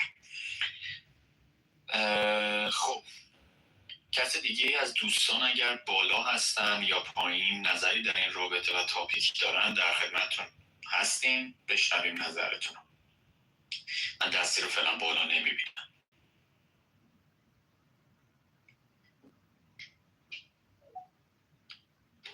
بفرمایید سید جان. ماین جان، من سوال رو درست گرفتم که شما سوال پرسید در مواجهه با کسایی که دارن طرفداری میکنن از موج ضد جنگ ما چی بهشون بگیم؟ یه همچین چیزی گفتیم. درسته، بله. افرادی که چپیا، در واقع افرادی که میگن که اساسا این جنگ چیزیه که خودت ایرانی ها نه خارجی ها اینش مفهوش نمیکنه. چپی ایرانی ضد جنگ تغییرش مشخص، خارجی ضد جنگ بیشتر. واقعا سوال اول باید بپرسیم که دلیل مخالفت با ترامپ هست یا نه. اگر مخالفت با ترامپ باشه به نظرم مثلا بحث بیهوده است باشون، چون اینا فقط اتفاقا من مخالفت با ترامپ هم زیاد برخورد کردم اتفاقا و اونها هم من به این نتیجه تونستم برسونم که تو این مورد ترامپ کار درستی میکنه. من به بقیه مواردش کاری ندارم، میشه میگم آقا من تمام موارد کار ترامپ رو بهش کاری ندارم، این موردش رو راجعش بحث میکنم، اونجوری باش میتونیم بحث کنیم. آره این راه درستیه و واقعا هم باید بگیم که شما باید وضعیت خاورمیانه رو ببینی و کالت هایی که اونجا هستن یک کمی از مدیای چپ اینا دور بشن، هرچی تو مدیا بهشون یاد میدن و اینا میان دوباره بدقول میکنن بیرون. من زیاد بحث نکردم، بالا فقط سوال شد بپرسم. ممنون مارتین جان، یه چیزی یاد گرفتیم ازشون، یکی رو دیدیم حداقل شاید بتونیم ما هم به راه راست هدایتش کنیم. خواستم یه بدرود بهتون بگم ولی قبلش اگر دوست داشته باشید اون موزیک یک لعنتی هم به سفاست داخلش هست من براتون پلی کنم قبل از رفتنم، یا میتونم برم و بعدا هر موقع برگشتم برمیگردم بهتون دوستان. سپاس ازت، سپاس. اگر که هستین یه دقیقه بانو پرسیس هم بشنویم راجع به این موضوع میخوان صحبت بکنن. اگر که سپاس ازت. بانو پرسیس درود بر شما، بفرمایید.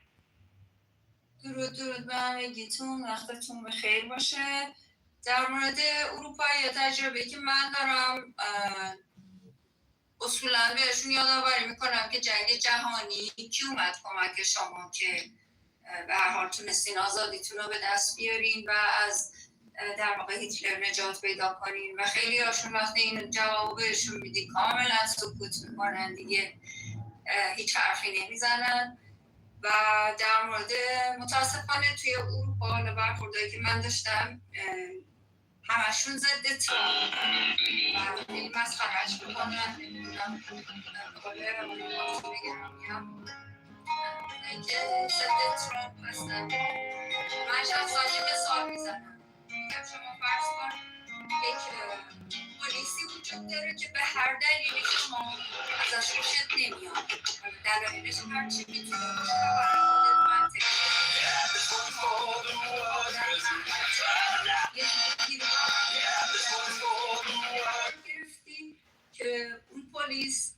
میاد و شما رو از اون خطر نجات میده. آیا به خاطر اون دلیلی که خوشت نمی اومده از اون پلیس ترجیح میدی که اون پلیس کمکت بکنه یا نکنه؟ و خب یعنی جوابایی که من گرفتم اینه که خب حفظ جان من مهمتر از اینه که من از اون آدم خوشم نمیاد. منم بهشون میگم که من کاری ندارم که ترامپ رو چه احساسی نسبت بهش دارم یا ندارم. فعلا ایشون ناجی کشور منه و حتی ناجی شما هاست، چون ما با یک قول بیشاخ و دومی و یک وحشی، یک چیزی که با من هیچ صفتی نمیتونه از بدی توصیفش کنه و تمام اونچه که شما در وصف بدی های دیکتاتورهای دنیا و هر اتفاق بدی که افتاده تو دنیا شنیدین رو ما با جمهوری اسلامی، با این رژیم جنایتکار تجربهش کردیم، با گوشت و پوست و خون و استخونمون تجربهش کردیم. آقای ترامپ الان ناجی ماست و حتی ناجی شما هاست، چون این رژیمی که به من رحم نمیکنه چنانچه بمب اتم داشته باشه قطعا به شما هم رحم نمیکنه و دنبال زورگیریه، دنبال اون ایدئولوژی کثیفشه. من حتی اگه فرصت داشته باشم یا اون آدم ها به من فرصت بدن، در واقع ایدئولوژی شیعه که اومدن مهدیه و معتقدن که مهدی باید دنیا رو ظلم فرا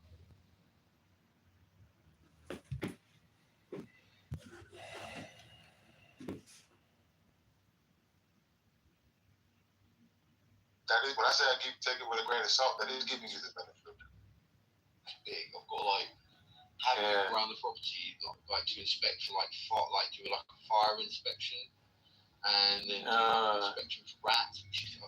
So I've cleared out the property, cleared out the attic, but to them, like you want to follow what you even after are rationalizing. Yeah. Are you justifying that? Like if people can follow their rationale. Yeah, Chris, I don't care what you gotta say. I'd rather just go with my own senses. Yeah, Arabs who. That's generic statement. Mention the theater, the type. But Ivy, see, like you're talking about colonization, people fight for land, things like that. But these are different. These are a bunch of thieves that came there, try to make people feel sorry for them. People open their home. And then they stole people's house. These are thieves. These are not like warriors or people. They're cowards. I think you're the I think you're. Okay, so don't.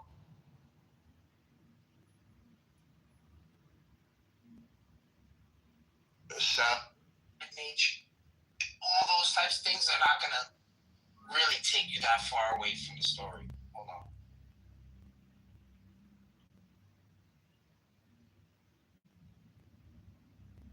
I don't know, it's a soul nature issue. I just think my develop Christ and get him his authority and work through him and not have and the people were surprised, like I'm quoting it or paraphrasing. No. They were amazed by how Take it back now, y'all. One hop this time. One hop this time. Right foot, 2 stumps. Left foot, 2 stumps. Slide. Ladies and gentlemen, welcome to the United States of America. A land of opportunity. I told you to stay there. I am not resisting. You walk in here dressed like that, expecting everyone to salute you. I don't care how many medals you pin on. You don't get special. What do you know a lesbian died on the sword? One of Zero's disciples? I like Zero. I want to say I was his disciple, but I definitely like the way he thinks.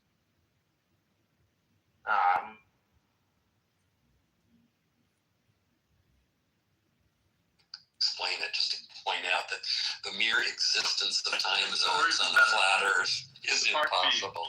The part B is, what exactly is the shape of the zone on a flat Earth? What is the geometric shape of the time zone? That would be interesting too. What would that look like? I'm assuming it looks ruler shaped. I'm just not sure. Just rectangle. Maybe a golden rectangle. I'm not sure. That'd be a fun one. I think it depends on the shape of your flat Earth. It certainly does. And there we get into the $1 million question. What's up, Davey? Pleasant to have you. Hero! What up? This is like a rare sighting of you. Wait, what? It's like a rare sighting of you, seeing you in full glory here on the PTR. What's up, Pedro? Oh, an actual photo of myself. Yeah, I don't do that. Yeah. This is an old photo, though. But, be careful with those time zone shapes because they're kind of gerrymandered. Gerrymandered is a great word. They really are. They're all over the place. Yeah, but at least you can name those on the server floors.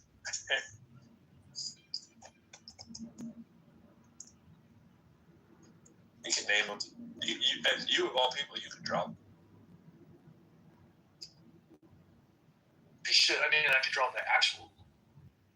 I could draw lines and longitude. That's easy. Right. You could cut them out. You do a 3D printing. You'd be like, here's a cutout. You know, I was thinking of making a globe.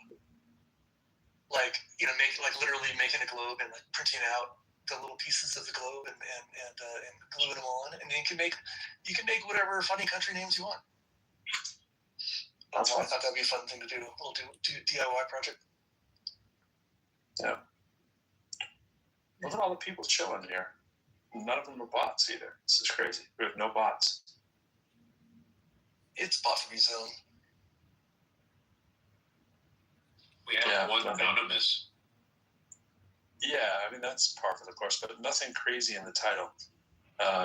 Should we have attract anonymous? Nothing crazy to attract like 50 to 350 bots, you know. My conspiracy is that John Kitover is involved. I think that's everybody's. I don't think that qualifies as conspiracy. When you have physical evidence that the man has like 100 phones in his YouTube video, all turned on to Clubhouse, at what point does that cease to be conspiracy?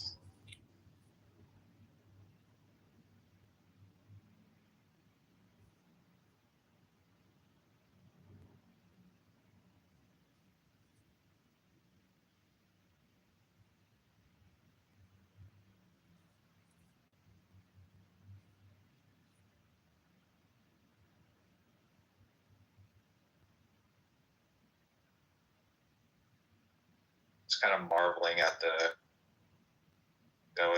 it was a conspiracy theory that there's a massive pedophilia ring of the global quote unquote elites, and then we get there's actually real fucking evidence now. It's no longer a conspiracy theory. She didn't want to let go.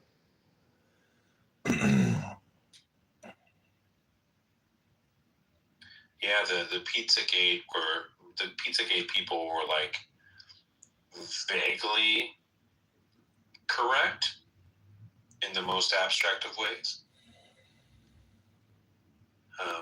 Because now we know that the Epstein class exists. Yep. At the highest levels of government. In academia. Top men. Who's the guy who wrote the People's History of the United States? Howard Zinn. Howard Zinn is useful, but only when you pair him with another historian. Otherwise, you get a filtered version of U.S. history, which leads people down this road that we're always evil. I'm not advocating that we somehow go back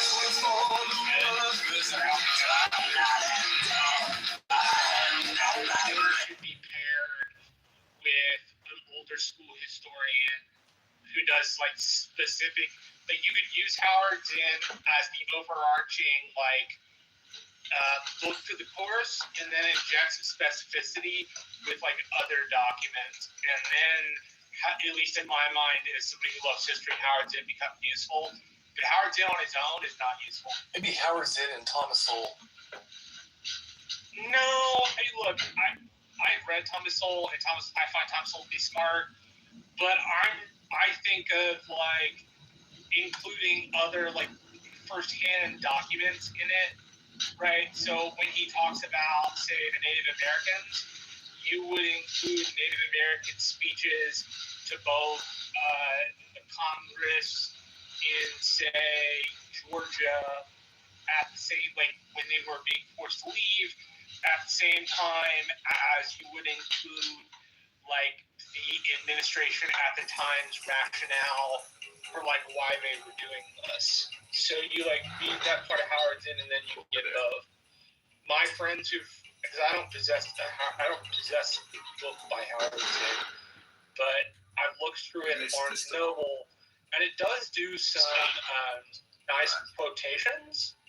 But I would prefer it heavier on the first-hand document side. But I prefer all general studies coursework to be more heavily detail-oriented, personally. Well, he was one of my biggest disappointments of someone who was friends with Jeffrey Epstein. Like they were buddy, and seeing pictures of him hanging out with him, it's like that just made my heart sink a bit. It's like, oh man. And then finding out that there were, some top academics that were even part of the sort of new atheist movement that were also buddy with Epstein. It's like, oh man, the level of disappointment. Klaus Hagersheimer, G-section. Just checking on radiation shields. We'll be through shortly. Yeah, that's why they say don't meet your heroes. No problems at all. Oh man, I'm so fucking disappointed with Chomsky. Everything I need to see. Sorry about it. Yeah, no Chomsky is showing up to all that shit. Tell me again. I hate being on the defense of people as heinous as this guy. And I don't want to appear to be on the offense, but I do have a problem with the very loosey-goosey stuff that people do. Like, oh my gosh, there's these files. Like, I'm not naive enough to think that a lot of them aren't seriously like more than implicated.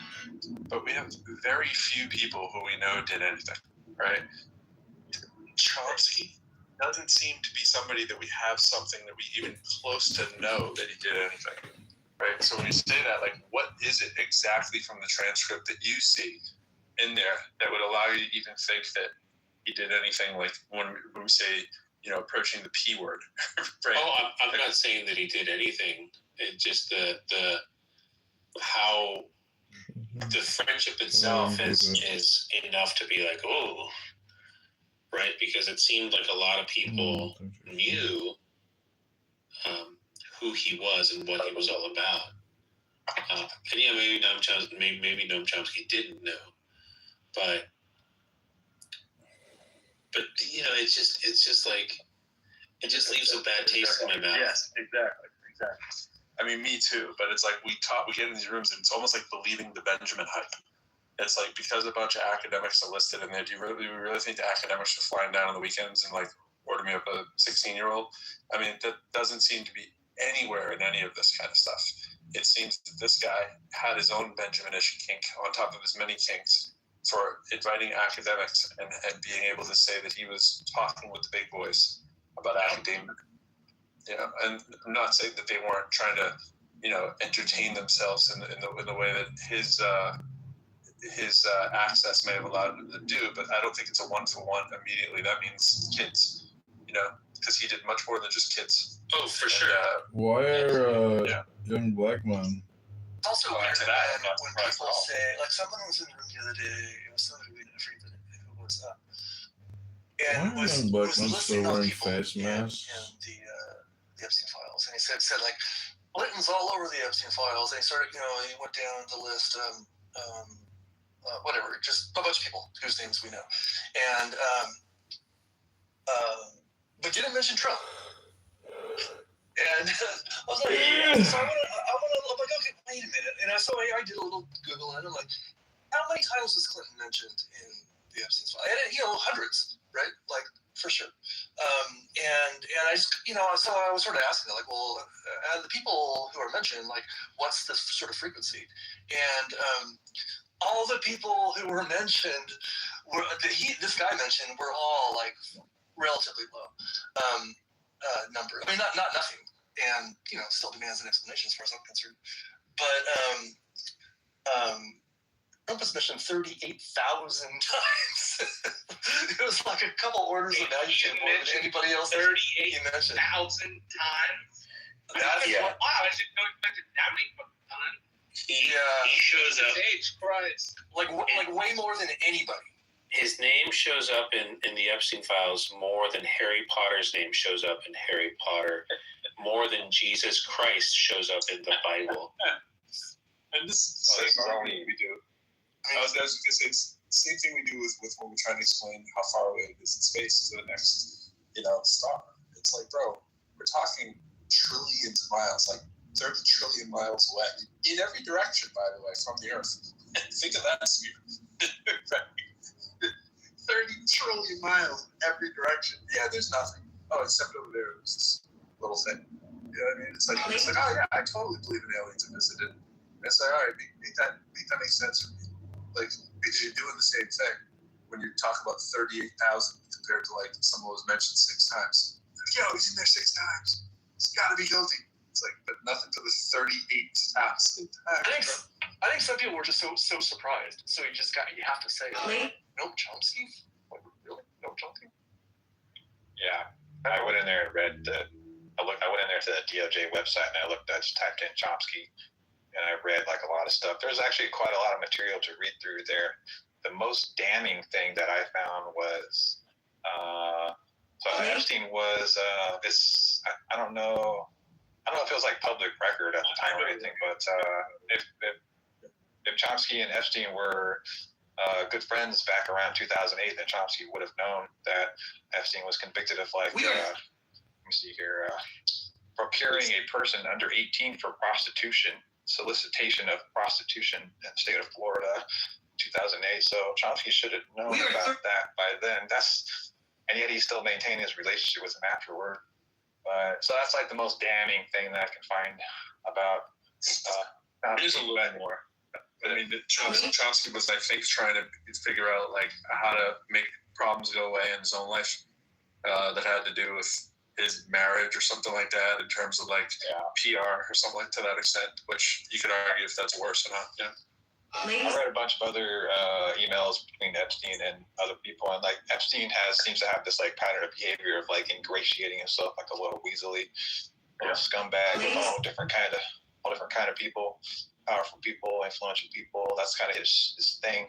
Yeah, it's kind of yeah, right. Exactly. The what's called like that 38,000 figure in the files is not just directly like Trump himself. It's like a mixture. It's like a or what's the word I'm looking for?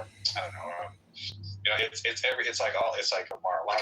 It's like Trump properties. Yeah, it's like a bunch of Trump sphere stuff. That's the 38,000 mentions, but we don't. But of course, like how do we know like what else hasn't been released yet? Like we should trust that the people who are the very people who are named in the fucking files are in charge of the files' preservation and their release to the public, and we're supposed to take their fucking word for it that they released.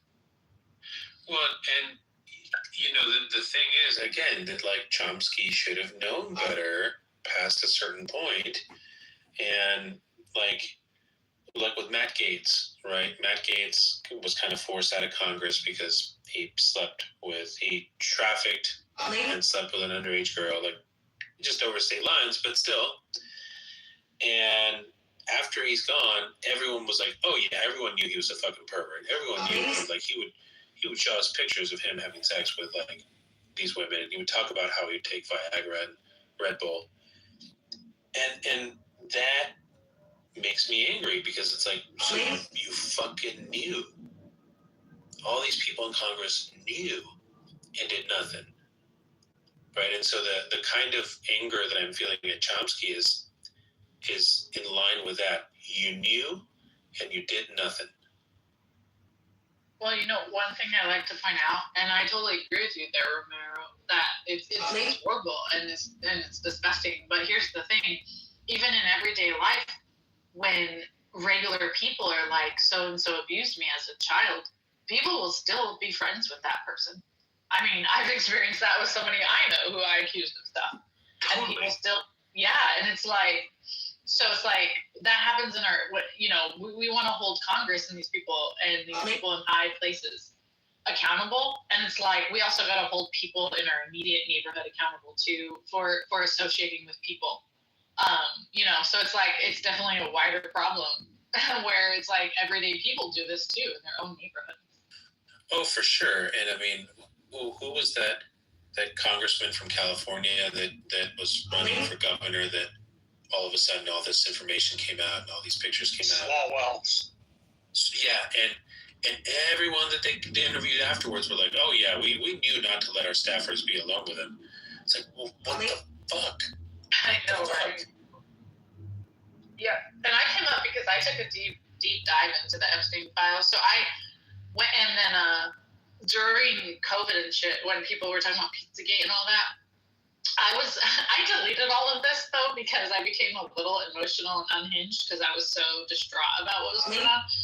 But I deleted all these videos. But I had video after video where I was telling people like, hey, Pizzagate might be like false, and remember the whole Wayfair, like, oh, there's these cabinets on Wayfair.com that are so much aimed at your children. Oh, they're transporting children via Wayfair, the front door. And it's like, okay, yeah, that's not true. That's obviously false and the conspiracy or whatever. But I was telling people, like, don't let this distract you from the fact that there is a global trafficking ring.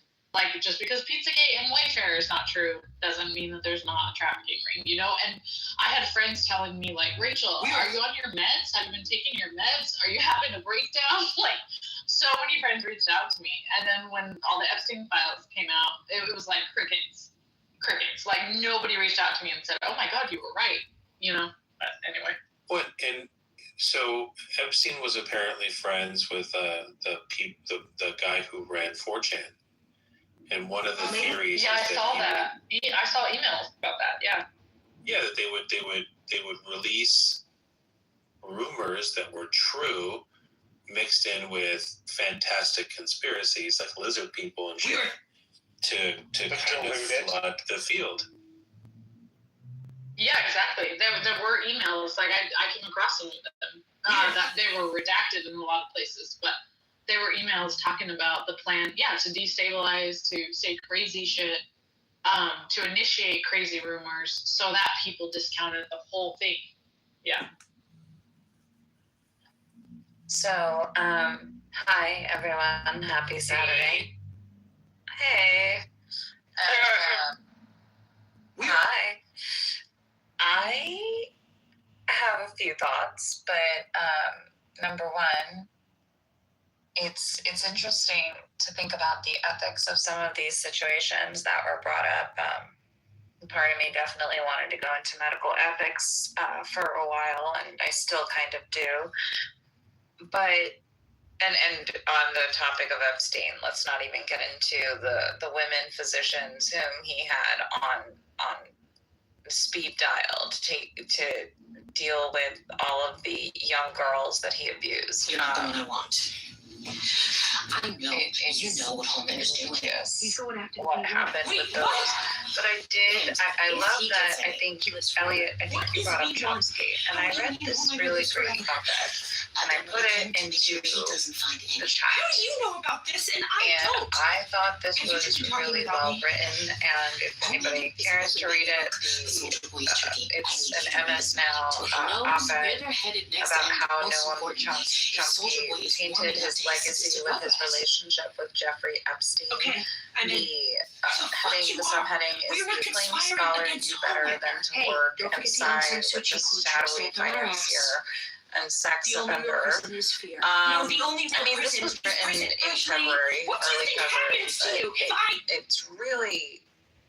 It's a really, really good read. So if anybody wants to read it, by all means, Chomsky's relationship with, like, this author alleges that Chomsky's relationship with Epstein should certainly be considered a significant part of his legacy. There is one aspect of this writing where I really resonated with that part. So here's one paragraph that was good in general. There is a perennial debate about whether a public figure's misbehavior in their personal life should influence how we receive their public worth. There isn't a all answer to these questions because the circumstances change so much. But here's a rule that can help us navigate the question. In scenarios where someone's private behavior is in direct contradiction with their public mission, then that is a compelling reason for rigorous scrutiny and criticism. And I found that to be one of the best paragraphs that I read with regards to public figures and their actions. It was a good article, at the end, he writes to guard against the kind of reverence that has made these revelations difficult for some Chomsky supporters to process. I suggest a rip on an anarchist slogan that I've heard on occasion. No gods, no masters, no heroes. I found it to be an excellent read. Not sure if anyone else would like it, but in case you would like to.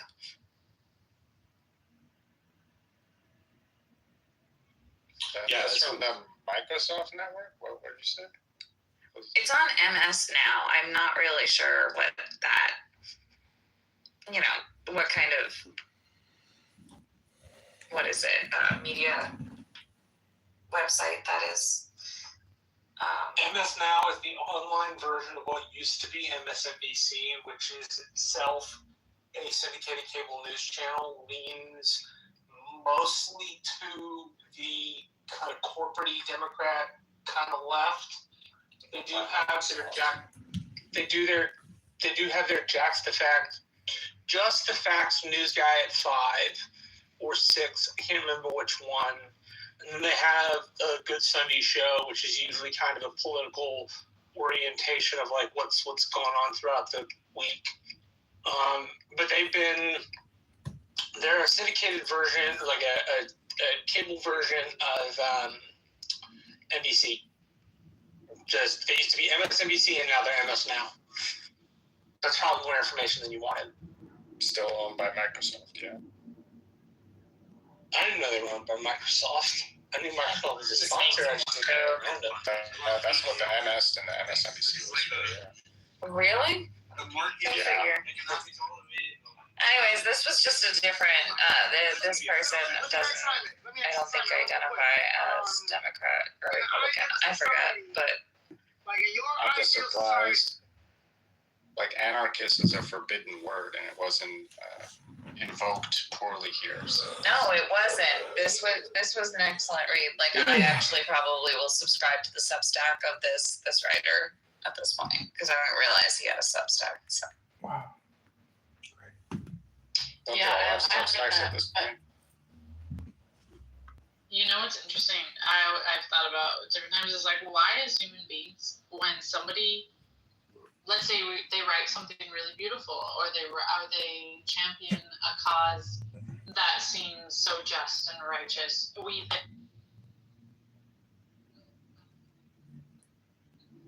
known monsters who have written the most beautiful words you could hear, have said the most kind things to me, yet at the end of the day, they were horrible people. It's like we, as human beings, though, I mean, I do it too, and you have to guard against it, like to we elevate people in our minds, but it's like no, like that doesn't mean your art, your writing, your books. It truly doesn't mean anything about your character at the end of the day. But it's so easy to to get caught up in having these heroes because we think it means something, you know.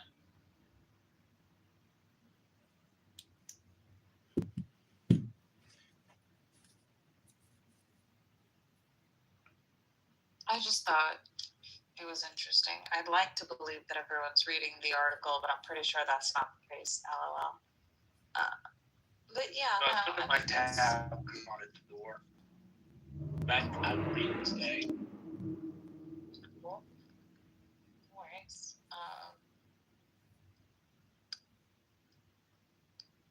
But something that's funny to Pro's point earlier, because Pro was like, talking about people being mentioned, that doesn't necessarily mean they did something. What I find funny too, I found funny though, on the flip side is people were like, oh my God, they mentioned Elvis and Marilyn Monroe in the emails and the files. And they're like, how can that be? It must be going on since that time. And it's like, guys, so some of the emails, they're just making jokes and like referencing Marilyn Monroe and referencing Elvis, but they're not like Elvis and Marilyn Monroe are not like indicted in these emails. So that's something to watch out for. Yeah.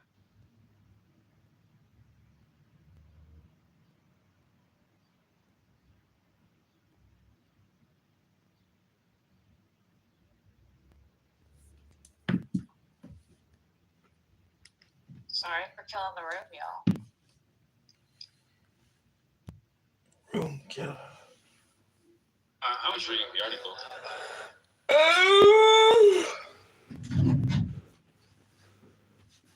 So is Elvis Presley alive? And is he going to come back to save the Union and proclaim Donald Trump's presidency as God's end? Oh Lord.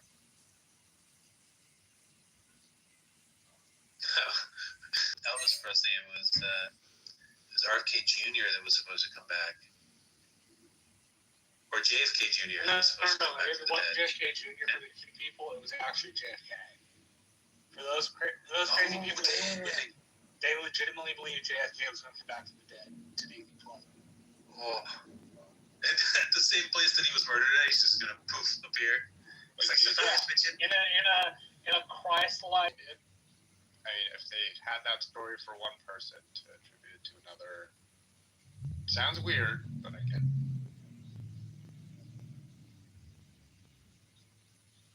Oh, I get it. I know somebody who, on their fence, has this, and they're Protestant, which is the weirder part of this. And they have on their fence, this sainted Charlie Kirk. Literally, an 8-foot tall thing that's 4 foot wide, and it's Charlie Kirk wrapped in an American flag with, the sun shining down on him. It is the most, and he's a religious person. He's a Christian. It's the most ungodly thing I've ever seen. Way to tell the Lord you're venerating an idol of Charlie Kirk. The idol of Charlie Kirk is being venerated all across America by all sorts of weird people, and they're Protestants, and they don't see them making a fucking idol out of Charlie Kirk. It is disgusting. Yeah, I thought the Protestants were all about not being idolaters. I thought that was their whole shtick against Catholics. I agree with that. It's pretty. I mean, religious conflicts would be so funny if they weren't so detrimental to the world.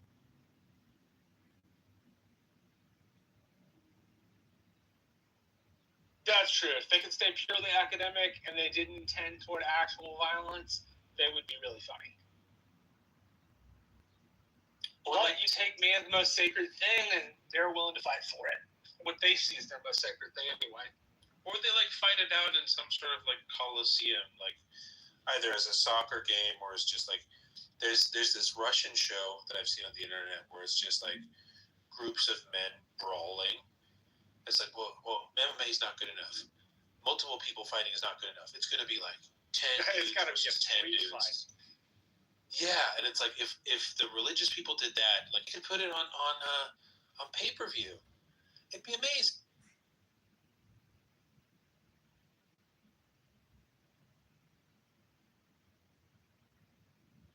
Be like modern gladiator. It'd be great. We get back to the Bronze Age and each select our own champion for the faith. And the champion fights for the faith in front of the assembled audience members, just like Gladiator.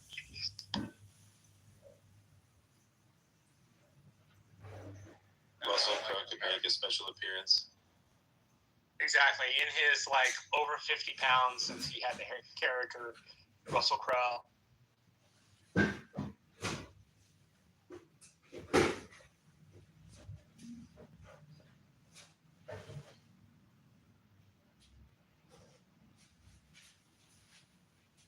It's a walk-off. It's a walk-off.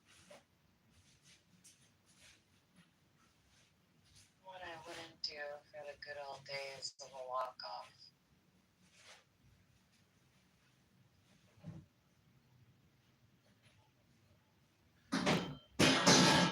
Why don't you just like do it? You can I love that movie.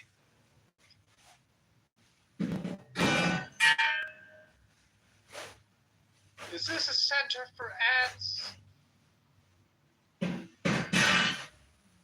to be at least 4 times bigger. I love their, like, gasoline fight moment. That's classic. Hey, I was gonna do that part, Dennis. Sorry. You should be. Hold on, let it fuel.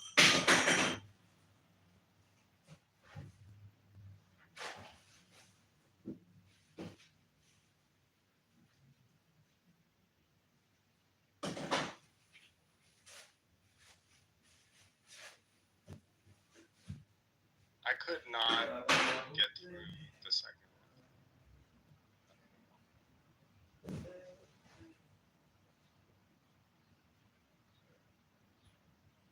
Wait, what second one? There was a second one. Yeah, wasn't it in the last like 5 years? No. You went through it like, what did you watch? Let's see. Now go Google it, please. I swear there was a Zoolander 2. Now go Google Yeah, it. 2016. Yeah, there is a Zoolander too. Stop it. That's 2016. why do they have to ruin everything with a sequel, except for maybe The Devil Wears Prada, which I meant to go shopping for so I can get some of the cerulean pieces, which I worked on, so I really kind of want to go see it. But yeah, no, you won't see me in it. Without a doubt, the Wrath of Khan Star Trek II motion picture was incredibly much better than Star Trek 1. Uh-oh, you're about to start a nerd fight. Well, I'm up to the task because, as you well know, I'm kind of a nerd myself. I can't debate the whole It's throughout the galaxy. I mean, yeah, when I was a kid, I was like, what is this? What is this bullshit? Like, but then as an adult, I like appreciate the first one. Although, yes, it is slower and all that. You know, it's not as dramatic and fun as Wrath of Khan. But I like the philosophical stuff it gets into in the first one. So, yeah. Yes, whether or not, I guess, AI or a computer can join with a human, right? Yeah.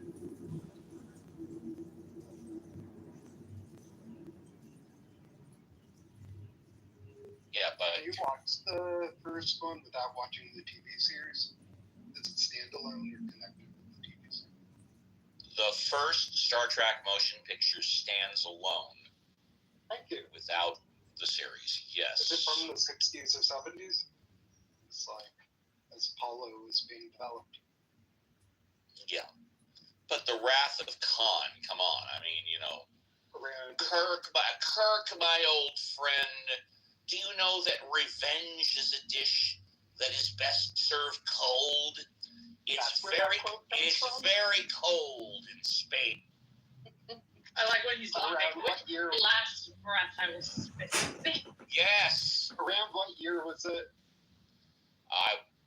Well, I know the motion picture was 77. I don't know the date of the Wrath of Khan. I'd have to look it up, but you always have and always will be my friend. Live long and prosper.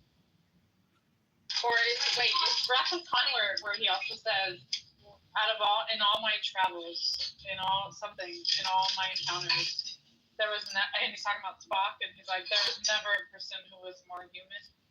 Well, you forgot the pause. You forgot the pause. It's very important. Yeah. There's never been one that's been more human. Yeah. Yeah, I don't know anybody that thinks the original motion picture was better.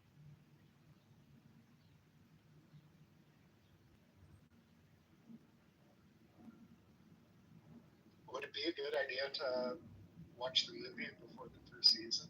Never really got into Star Trek. Oh, you can totally watch the movies without ever watching any of the series. It's just more rich, and there's little callbacks to the series. And especially with Wrath of Khan, you don't have to know the history of Khan, because it kind of like really quickly runs it down in the Wrath of Khan. However, if you want a richer experience, then yeah, watching the TV show first will give you a lot more context to Wrath of Khan, you know? Yes, what she said. Yes, what she said. Thank you.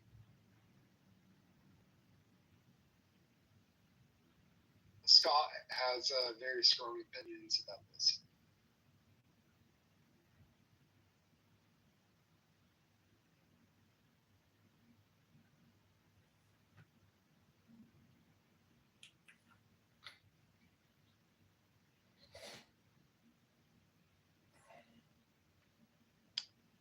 I definitely like Star Trek. I'm just overwhelmed by the amount of episodes there are. Like, once you fall off the wagon, it's just like, oh my gosh, I don't even know what to do. Like, I've seen every Star Wars movie. I feel like this was like 13 of them or something like that. And I have not seen the new thing that you can stream because I don't know where to jump back in. You know what I'm saying? It's like overwhelming. Did you like The Next Generation?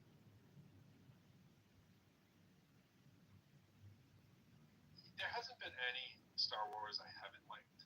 I parts of Next Generation I liked less than I would have hoped, but then I'd watch a little bit more and I'd be like, okay, this is cool. Wait, did you mean the Next Generation of Star Trek, or the latest generation of Star Wars? I meant the Next Generation Star Trek series. Considering there's no such thing as the next generation of Star Wars.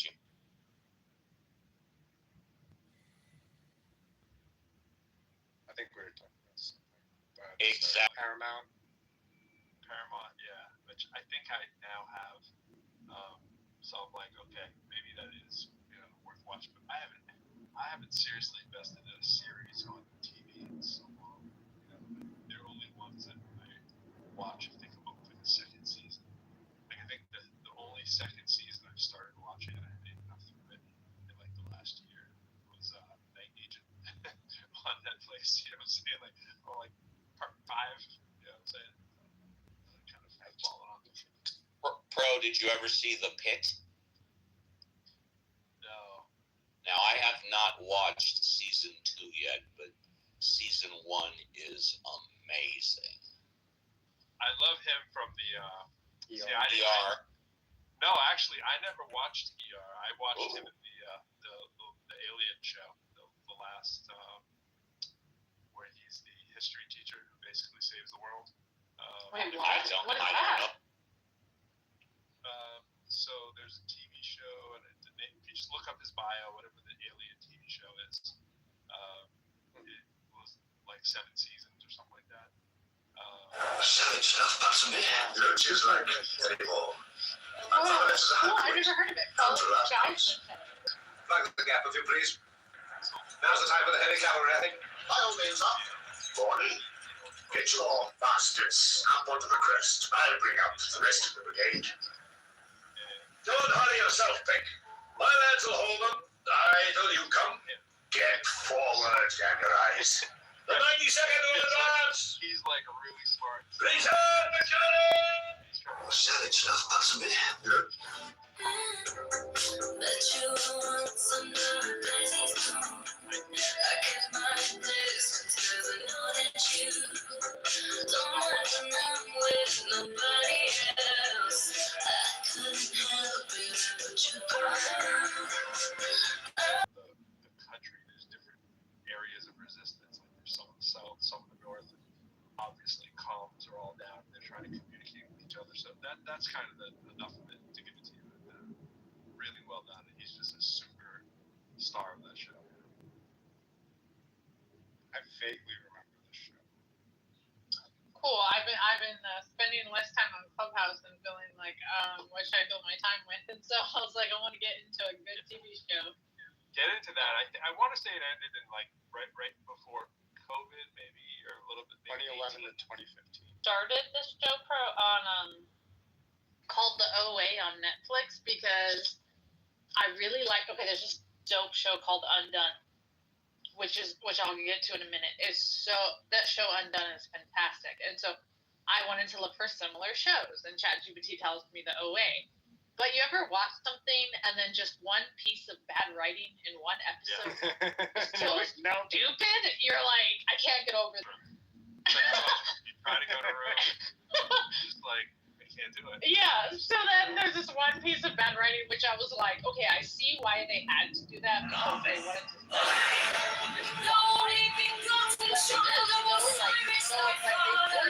With a very made the character do something totally stupid that no grown-ass adult would ever do, simply to fulfill this new plot line they wanted to establish. And I'm like, right. That was so stupid. I can't even watch the rest of the show. Right.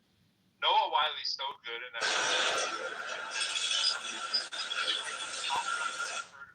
He has to be the star of something. And sure enough, I was like, oh, okay. I didn't know he was in the. I wasn't really watching the medical. Oh, all right, cool. I remember seeing his face. Yeah. And I was like, let me watch this guy. And I was like, oh yeah, he's. It kind of sneaks on to the ethosphere. And you're like, wait a minute. This guy was too good for this just to be his first major role. Like he really makes the show. Yeah, and the thing I was going to mention about Undone is Undone animated robot. They like the British system of not having the weapons, but they're also not protecting citizens. This isn't about labels. This isn't about being pro-you. Who people think she has schizophrenia because they thought her grandmother had it. And really, it's this other ability that, if you look it up, it tells you that it's like time travel, but it's not time travel in the normal traditional way you would think of it. It's kind of what I kind of like writing sci-fi screenplay of my own, where it's kind of time traveling through memory almost, rather than physically time traveling, if that makes sense. And so it really gets into done in this really cool way, and the writing's fantastic. Character development's great. It was only 2 seasons, but if you want a cool, unique, outside the box, I definitely yeah, of course. Do you know the reasons I related to it? I think I watched the shooting and death of a Chicago police officer is ignited. There's only 2, unfortunately. Yeah, I wish there were more, but yeah. So I think I watched it like they were going house to house kind of thing, right? In the neighborhood, and they were like, it was something like I have a vague memory of it. I know I saw it. I just don't remember how much I saw it. And I want to say I saw the whole first season. Oh, okay. You realize some people have powers or like history of people in her own family. Yeah. So yeah. So was she like adopted as a kid, like kind of? I don't know. Well, the grandma was, but that kind of gives away a little bit of the plot of season 2. But yeah. Yeah. Okay. So you may have watched season 2. Maybe I saw season 2 then. Yeah, that would make more sense because that sounds more like what you were describing. There's like a house across the street where some of the stuff happens, and they go to some community center, and then like in the neighborhood, and they go upstairs in this abandoned house. Is that season 2? No, okay. I think you might be thinking of a different show. I don't know. It sounds like what you described. I'm gonna look it up. I'm gonna look at the thing and see the pictures that people. Okay. I mean, there is a part in season 2 where they show a lot of houses, but what it actually is not. It's showing houses from different time periods in the grandmother's life, not necessarily different households in the same timeline. If that makes sense.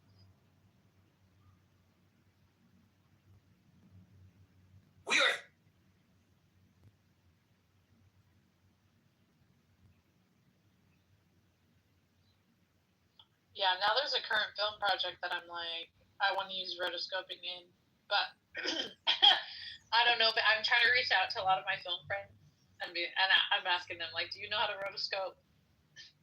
But I guess most people don't do it because it's so expensive and time consuming to rotoscope, apparently.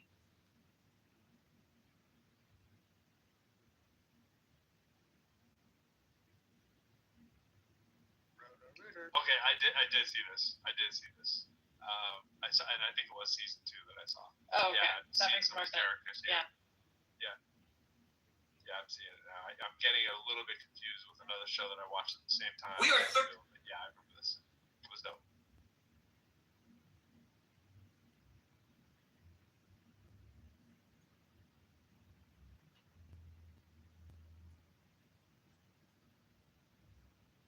Now I remember the grandmother thing. Oh, okay.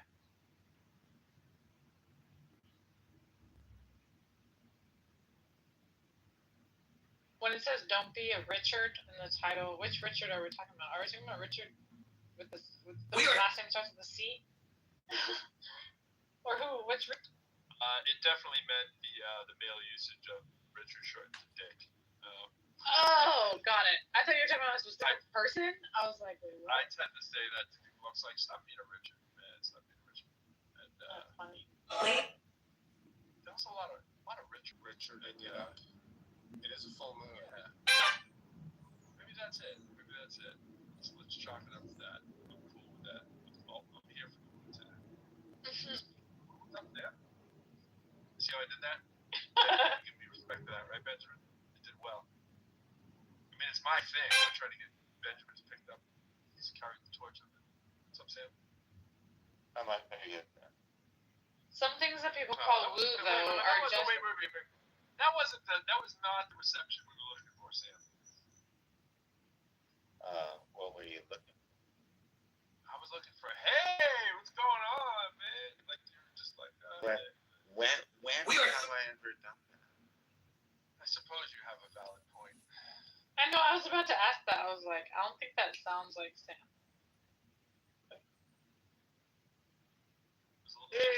Ladies and gentlemen.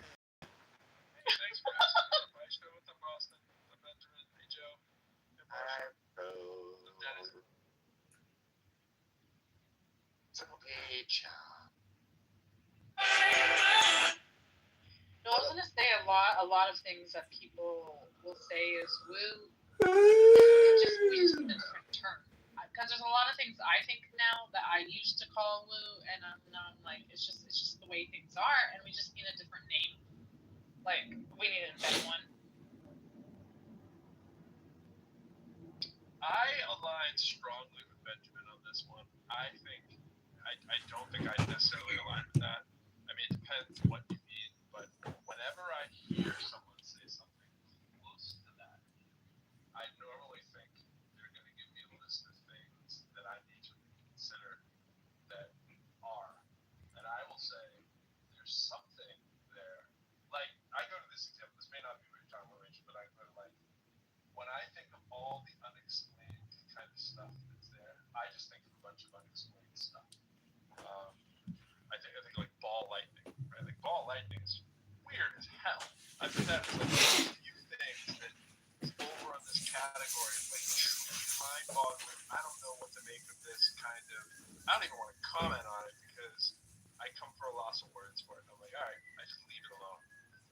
But I find when I'm in clubhouse rooms and people say, oh, well, this is a thing. And I'm like, is it really a thing? And every time they give me an example, I go, no, that's not a thing. I'm still not convinced. I wasn't talking about things that are like unexplained, but I also would never give you a list of things to reconsider because the only way that I've come to this conclusion is through personal experience, and nothing I say will make any sense to you or change your mind. So I used to be that person who tried to convince other people like what I'm saying. And now I'm like, no, you can figure it out for yourself, and it may not align. So I don't even want to waste my breath because it's like not out of malice or something, but more like, hey, it's true for me and it's worked in my life and it's actually improved my life, but it's very personal and it's very experiential and it's very unique to my life, and so I would never deign to like speak on your life. And so it's like, if you don't agree, it's like, I don't even care. I'm not even going to try and convince you, you know? Well, that's no fun. That's no fun, Rich. I beg you to reconsider. I'll think on it. I don't know.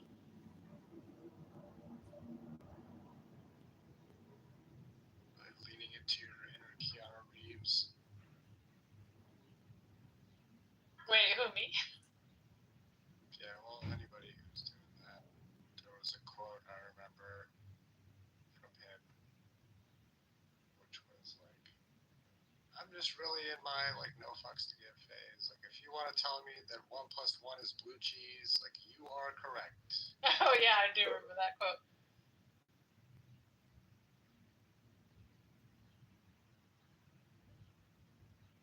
What was that quote before or after 1 × 1 is 2? By our friend from what's his name? First forget the name. The Marvel character guy. Can't remember his name. What's his name? I'm not sure. You know, the 1 × 1, John something, is that his name? He played Terrence Rhodey. Howard. Terrence Howard. Yeah. When Terrence Howard was on Joe Rogan, was it? Or what was the interview? He was on a lot more than that. This is not one interview. This is like 100 interviews. But yeah, he was on Joe Rogan. I think I only heard of the Joe Rogan one where he was saying about he did the New Age 1 × 1 is really the same thing. And I was just wondering, did that quote come out because of him? Or was that just a general quote before it?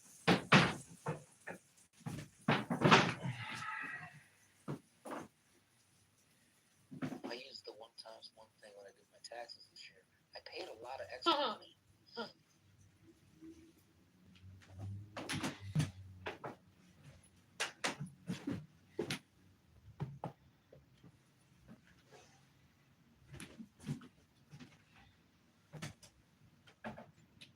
You know, I don't know if you ever like finished that system. Does that mean 2 × 4 = 3?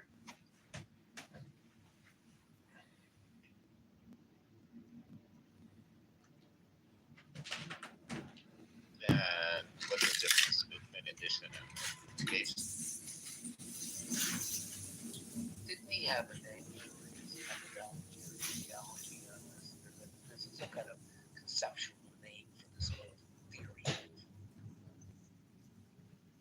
It's like teriology or something. Yeah, I forget what it was. No, it was that would have been a good one, but it was something else.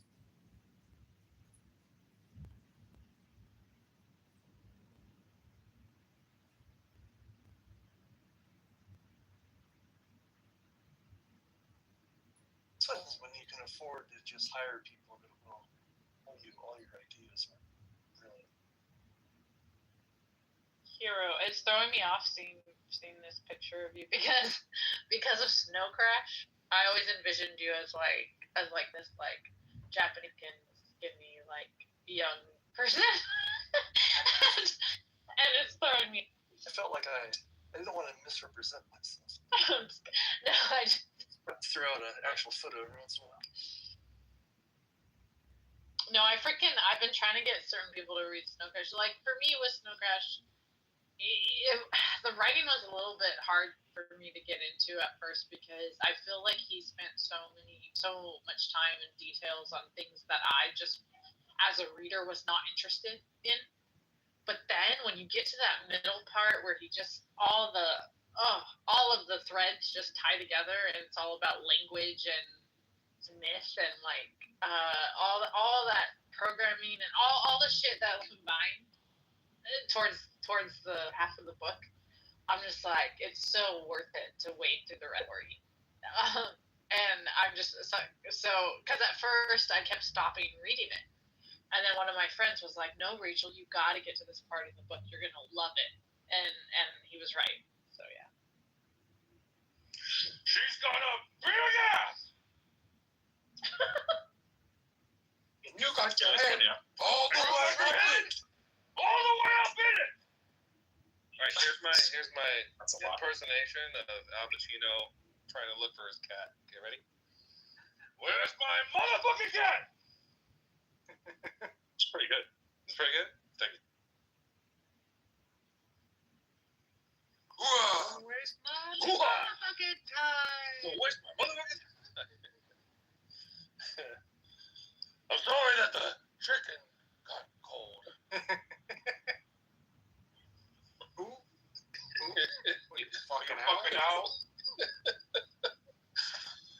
It's like, not my TV. You can fuck my wife, but you can't watch my TV. That is such a fucking, that's exactly what I would say in that situation. I'm taking my RoboCop Blu-ray special edition. You can fuck my wife. Sorry for ruining your room again. I don't know if my rooms are capable to be ruined, but appreciate it. Well, you put time into it. You've been building the room. You have a lot of listeners now. I can see the work you put into it. And I kind of feel bad sometimes. I mean, I just like poo all over everything like a fucking baboon. I didn't know if that was a statement of hubris or just that like nothing can derail your room because you allow all things. It's poobrous. That's what it's called. I mean, to an extent. I suppose it depends on how invested you are in the conversation. I'm not invested in this conversation, so there you go. Fucking hero. He looks like an actor. Who do you fucking look like? You look kind of like Joaquin Phoenix mixed with, I don't know. I just don't know the names of all these actors. But you look like something. I put my finger in that mustache.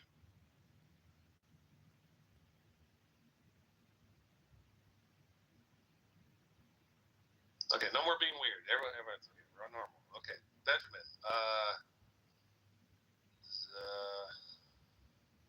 No more being weird and you call him Benjamin? I'm just kidding.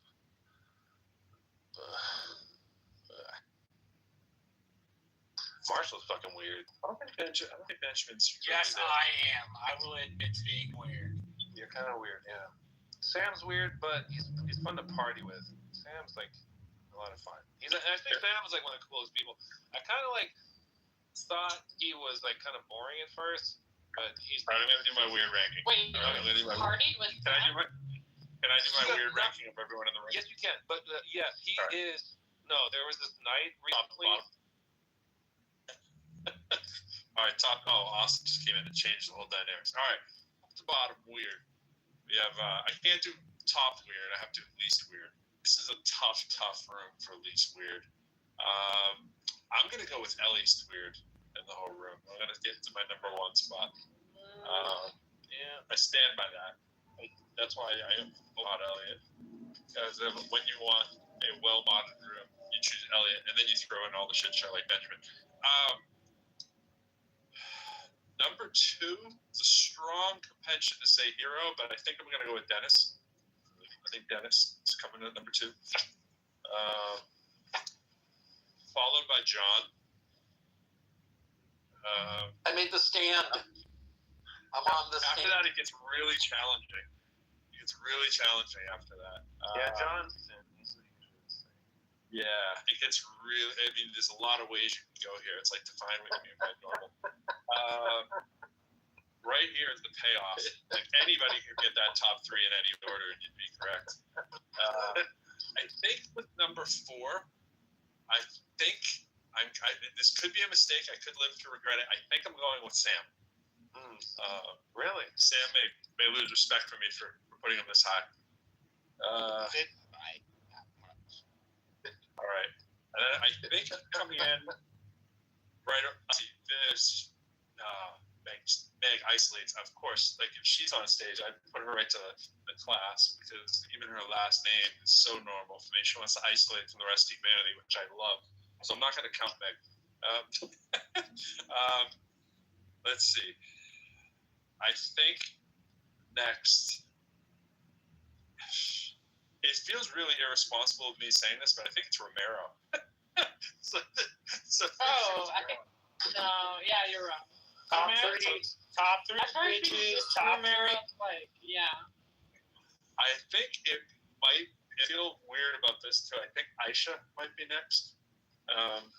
It's like I might have to. Wait, you're putting who's not weird. I would put Aisha above Romero.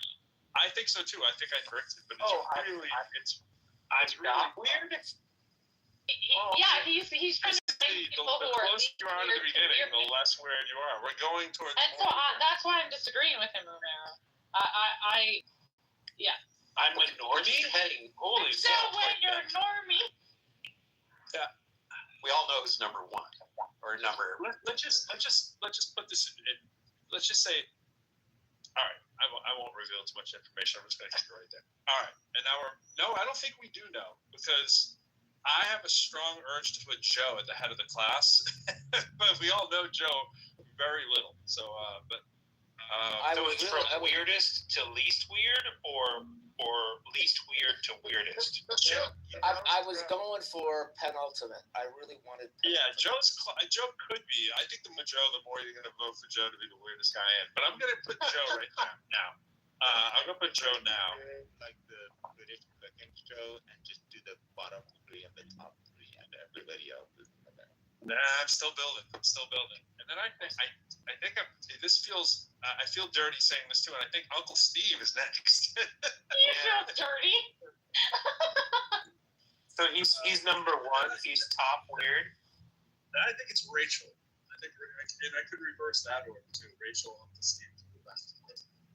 And now we really come down to the payoff because these are who I have left. I have Royvis, I have Benjamin, I have Marshall, and I have Austin.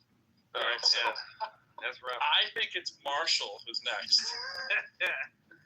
He's weirder than me. What are you talking about? No, you're right after him. Then it's Royvis. But I feel like it could go either way. Royvis, Marshall. And now I think it's Austin. And I think by default, I think Benjamin wins. And I think then Benjamin. I don't disagree with Benjamin. I think mine's pretty solid. I mean, you might reverse a couple of people, but it's pretty solid. Austin doesn't go into long soliloquies. Austin's pretty brief. I gotta bring up my weird game, man. Like, what the fuck? I know, right? You're All-Star Guerrero. You're a room of all-stars here, so You're gonna have to glue some like dog ears all over your body to like. Bet. You still have your and I challenge you. I challenge anybody, by the way. Like, think of your weirdest weird for your resume of how you could say yourself in 10 seconds, just how freaking weird you can sound. I mean, Rachel, take yourself, for example. Like, as normal as you are, you can make your weird biography be top 10. I'm not that normal. I just hide it well. You hide it well. That's what I'm saying, you know? And I honestly think I might be the most normal in the whole room. I was thinking that the whole time. Like, this is a list done by someone who's very normal. No, I think Elliot is more of a normie. I think he is. Am I more normal or less normal because I have Lisa Friend's space aliens as my DTR? Yeah, I don't think that adds to the normal. So, really quick, Royvis, the actor you're thinking of is Scott Grimes, and I have his photo in my PTR. Oh, let me look up Scott Grimes. I don't know some of these new actors. You've seen him in a lot of things since the 80s. The hero looks a little bit like Luke Grimes, the guy who plays in Marshals. He just like needs more muscle tone and shit like that, but like he can pass his hips a little bit. Hey, he just needs like a private like trainer. You know, he'll get there. Like if you had to like play like Jason Bourne or shit, like you would, you know, they'd fix you up real quick. They give you $1 million just for your personal trainer. I mean, whoever you look like, hero, it's a nice face. Yeah, it's a nice face. No, it's just pleasing face. Yeah, he's one of the stars of the Orville. He's been in a lot of movies and TV shows since he was like a little kid. You know him if you see him in on screen. So Romero, is your next PTR going to be you with a bunch of dog ears all over your body? No, I'm just gonna get a bunch of nipples and paste them everywhere. You could be in the next like Tool video or something. Yeah, it'll be like chicken pox, but nipples. I know the nipples. I definitely have to edit. I know that I'm not gay, but And Royvis. I have to edit that Romero. Royvis, did you ever meet Trent Reznor? No, I met Marilyn Manson. Oh, that's cool. Bro, you should change your title. Oh, but I did a recording at James, his keyboard player's house. If you see that old school MTV thing where they're all like in the mud and shit, and that whatever that Woodstock, right? It's like Woodstock. Anyway, I've been to his house in Calabasas, but I never met Trent. What about Primus? I went into the shower and I came out, and now, like, what? There's like room going. Hello, there's all the fun people all in one place. Yeah, you were voted weirder than you'd probably be comfortable with. Apparently, you're weirder than me. And there's no way that that's true. Sorry, I know Romero. I was hoping to win. I was hoping to edge out Benjamin, but. How did you not edge out Benjamin, Royvis? I don't know. I guess because Royvis tries too hard. Definitely a larger than you. I'm too much of like a florid, weird person. Like I don't know. Like I'm too. Why am I getting voted as weirder? Like where? Wait, what? What did I come? This is not something you want to win. It's that whole like that you hate Keanu Reeves thing that really pushed you over the edge. What? In California, we're competing. I had to use that in my judging. I'm trying to recap the list here. I'm trying to read. So was it Elliot, Dennis, John, Hero? Who came after Hero? Sam. I'm not as normal as Dennis. Oh, Dennis. Aisha, Sam. You're 11. This is a cybersecurity expert. Of course he's wrong. I don't understand. This is not what I want to be all comfortable after my shower. I think it was Joe. Are you lodging a formal complaint? I might have to. I've had enough of the jury of appeals at track meets and conference championships, but I may actually sit here and pick a protest. Let's do it. You need to speak to the manager. Well, excuse me, Aaron. I'd like to speak to the manager, please. I'd like to know who your supervisor is. See, now that Io's here, I would have to totally revise it. But Io, like, second to Benjamin, I think. The one thing I can say, Benjamin has never been to a UFO conference. Tactical, 3 minutes. They knew the police response time. There's. I know, but if he did go to a UFO conference, if he did go to a UFO conference, they might just stop the conference and say, "See, that's the proof." How do we know he hasn't been to a UFO conference at Esalen? And IO won for least boring a few months ago. Was it the state charges? Well, so he had been to a UFO conference. We know at a UFO conference they treat the aliens with much more respect. So I need to hear the argument, Pro. Why is it that you think Benjamin is like the weirdest? Oh, he's clearly the weirdest. But why? Nobody ever. I mean, he's end up in a weird cast. He was by now. Not a player. That's a fact. Exactly. Is that what we're doing? Let me give you his. What we're, because I'm certainly not boring. But that being said, CM has. There was no. Oh, someone else mentioned boring, but that's not what we were talking about. Yeah. CM said need to do a ranked choice poll where everybody votes for their top 3 or 5 weirdest people, and then we show them. That sounds pretty democratic, and I think so. Look, so here's proof, right? Sort of. Like, I think Rachel agreed with me that I could be the least weird. I could be the most normal here, but I don't think I'd be the most boring on anyone's list. So boring and normal, I don't think they necessarily go together. I'm not saying I'd be skyrocketing off. Right. Not boring, but clearly not the most boring. But anyways, pretty damn boring. Benjamin. So he is and he isn't. He's boring in the fact that he restates the same thing over and over and over again. If that's what you mean by boring. He's certainly going high on that. But his takes are not boring. His takes are anything but boring. I mean, he literally has a fake DVD called "How to Survive in an Islamist Country." I mean, that is not boring. That's just, if it's boring, as he says it 600 times. Yeah, his ideas are just really, really off. I can't.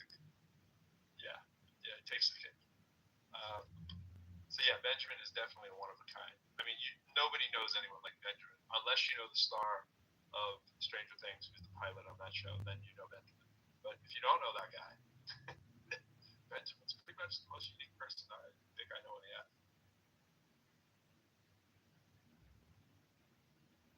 I don't know about that. You're skipping over Uma, right? Uma? To talk about the most entertaining. Well, nut. Like, she's just a nut in every sense of the word. Like, and I know nuts exist, but Benjamin's a nut while not being stupid. You know, like he has unbelievable bad takes. It's a very fine line. It's true. Yeah, he's very, very smart, well-read, generally intelligent person, and just unbelievably stupid ideas on top of that, right? So it's hard to put a finger on. You know what's funny? I often get told, "Wow, Rachel, you're so normal and well-adjusted for someone who was raised in a cult and has psychosis." So I'm like, okay, like I don't know how to take that. Well, now that you went there, I was thinking that in the bio, like if I wanted to create that bio I was talking about. I know if you go purely by bios, I think I might win the odd weird duck game. Yeah. And of course, Benjamin's is right there. Benjamin is a.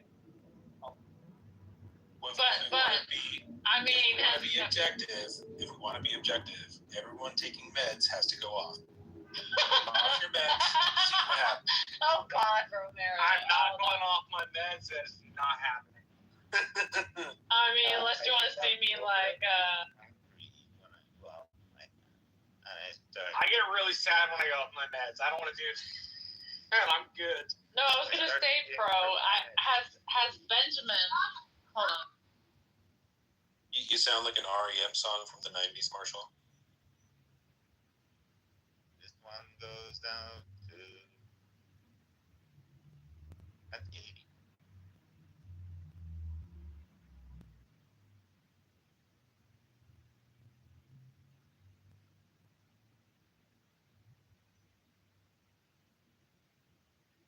John, why do you have Sean Connery as ATR? Oh shoot, you're right. I was hoping you wouldn't recognize him. If you're gonna hit her with an open hand, How could you not recognize Sean Connery? Yes, you do look like him, but this is the photo back when I used to actually go to the barber, and they ask what I wanted. I whip out this picture and say, "Look, I'm not expecting miracles, but this is what I'm going for." Wandering in the night, what were they trying to chase? Jake, how much? I'll take. How does that work? She brought a knife to a gunfighter. And then he takes for a ride through with the Humvee and the whole escape scene. Oh, the rock. Oh, so good. I gotta see that Nicolas Cage. Losers go. What was it? Losers talk about it. Oh fuck! I forgot. Losers whine about how winner goes home and fucks the prom queen. Yeah. Paper or plastic? What? Paper or plastic? Because when we're done here, I'm gonna either need to put you in a paper bag or a plastic one. No, the thing I was gonna say, bro, before my kid came in, because I didn't want to hear it. I was gonna say, look, I think I could take the cake home on this because I don't think even Benjamin has ever thought he was a deer and got naked and on all fours and started eating grass in somebody else's backyard. So That is a true There story. is that. Yeah. There Yeah. is that. So anyway, that's what happened on my last psychotic break. But we don't know that much about Benjamin. He might He might have done that. Yeah. Am I going to have to defend Throwing some bees and some honey, and you might have title? Yes, Benjamin, you are. Throw some bees and honey in there, and I think you have a pretty on par story. Well, I gotta say, I was surprised by how freaked out people become when you want to protect women from a religion that literally kills them. I love protecting women from religion. It's like waking up the Kraken. Fucking thing. Isn't it like waking up the Kraken? Strange. a little bit. Well, I think It's like when it's InfoWars light. MRI. Hey, girl. Dare doth disturb my slumber. It's like running an MRI on people's moral intuitions. Girl, you don't need that. Everyone's turning the frogs gay. And you find people have like a wrench stuck up their ass or something and they're wondering how'd that get there? Why do you have any objection whatsoever? Well, I mean, he got there with a lot of lube, okay? To condemning a religion that literally kills women for wearing their hair falling out of the side of their hijab. They gotta have the right hand. Okay, it's not the religion that does that. It's a religious society that does that. But wait, hold on. Somebody said something a second ago. 1 second. Wait, who said something right before it? Somebody said something right before it that made me think of. Darn it! I lost my thought. I'm so. Hi, Christina. Was that it? What was it? Romero was describing the amount of lube required to hide a wrench. I saw a CT of a man who decided to put a bunch of Russian dolls up his anus. Like nesting dolls? Oh, gosh. The nesting dolls. Oh, my Lord. Saw a CT image of that. Isn't that like the medieval torture device where they had the pear and they put that in your anus? And then it slowly expands. Oh. Yeah. That would be evil. But also, I saw, and this is terrible since we have a majority of men on the panel as usual. But they decided to stuff a jump rope up their urethra through their penis into their bladder. Oh my god! I love sharing the fun medical cases with you guys. That is so bad. Remember? Yeah. Talking about that, Izzy. Like, you ever seen the movie Aliens? Well, that's real life, motherfuckers. Get used to it. At the Museum of Medical Oddities. Bro, I just thank Christina. I mean, to rebuke Benjamin, all we have to do is just look at the history of Christians and witches, and there we are. I like your picture of John. But some of those women look really witchy. She turned you into a nude? She turned you into a nude? I got better.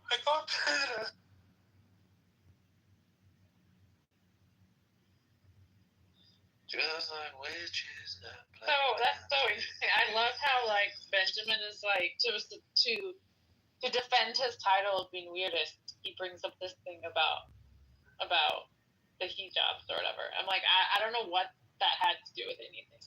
But okay. It approved his title. You might have missed. I guess so. Benjamin gave us a nice story of this poor woman whose father, I believe, what did he kill her, Benjamin, with a car, trying to commit holy. Oh wow. Yeah, it was. You'd love this one.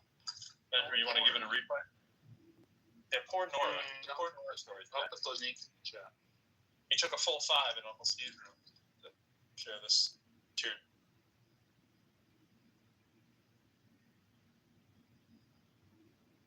So let me skip to the highlights. Who's shaving? Girl doesn't want to get married to her cousin. Father insists. She said no. That's John. What is shaving? So The recently, joys of listening to John Hot Mike they know no bounds. I'm shaving my chest right now. I'm grooming myself to look more like Sean. That's better. are you? I'm shaving the letter R into my chest for Roy. So recently, a MAGA Republican got into an argument with his 20-some-year-old daughter, and then he proceeded to shoot her to death. So. Oh yeah, I saw that one. Yeah, I heard about that too. So are we gonna denounce the Christianity part of that somewhere along the line? No? Yes. Not Benji. No, Benji should. He only has eyes for. It corresponds to his anti-religion stance. He only has eyes for Muhammad. He only has eyes for Muhammad. All right, just want to admit something to you. It's kind of embarrassing right now. I don't know why, because I don't really know any of these ways to say. So I like to eat cottage cheese, and then I put salsa in it. You know, just mix salsa with cottage cheese. That's like weird. Like Mexican salsa? I know people who say that. Like not taking a guy over. Like I'm trying to out weird Benjamin. Is it okay? Like, my thing is Thai green curry and cottage cheese. It's the that best. sounds good too. It's really good. Damn it. Oh, you win. You just dropped a notch towards normal. I don't know. Frozen is kind of basic. I don't know. This cottage cheese. I mean, I know people who do that. Cottage cheese and salsa. White people love cheese. Drops you. Cottage cheese drops you. I don't remember. I'm in Salsa Oklahoma. brought you back Come on, home. tell me something. Alright, what else did I eat? I gotta go really weird. I ate fucking cricket tacos. I go to Oaxacan restaurants. Crickets? Yeah. Like with crickets in it? Gosh, and I thought I was weird for French There you go. fries with honey, salt, and pepper. Yeah. I've done that in Oaxaca. So I've good. eaten grasshoppers. I've eaten codfish gonads. I've had anglerfish liver. Excellent like that. I ate a liver. I ate a lobster when it's still alive. Let me see. Abalone. You recovered your spot. Sea squirt. Let me see. Sea squirt's fucking weird. It's a coral reef animal. I don't think I would do that one again. Let me see. I've eaten otter vaginas. Like a big bowl of those. Are you making this up? Otter Are you making this up? Or Is that kind of flattering? And you all were just like, that's good. That's pretty funny. That's funny. So. But I ate crickets. All the other things are true.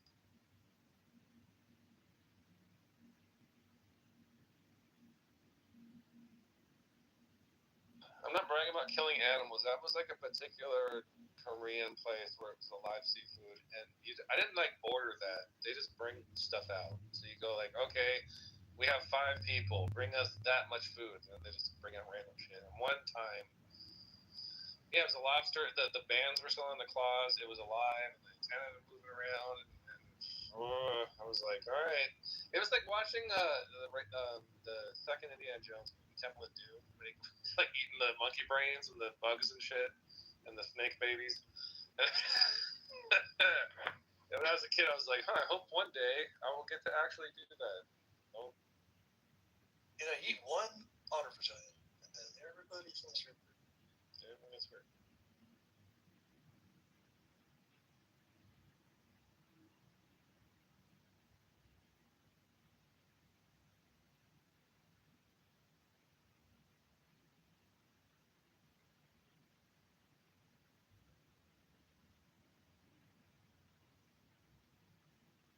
How were there no mods? It's just my screen. That's very strange. No, it's not. No mods. How did that happen? Party time! Let's see if we can. Experimentation and anarchy. But I can't leave. I can't even leave the room. Where's You can never leave. You thought you could leave, Mr. Bond. Oh, this is very weird. Sure, you thought you could. And yet nobody has the ability to end the room, right? Am I wrong? I don't see it in mine. Bro's in the audience, right? When he leaves, Does it make somebody? No, it doesn't. One of the mods had to come back. I was gonna say somebody should invite Pro up. It finally fucked up. We see it.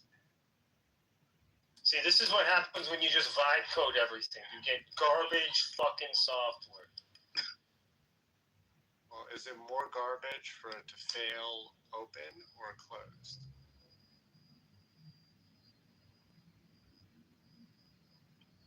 Stop with the razors. This may be the first permanent room of Clubhouse history.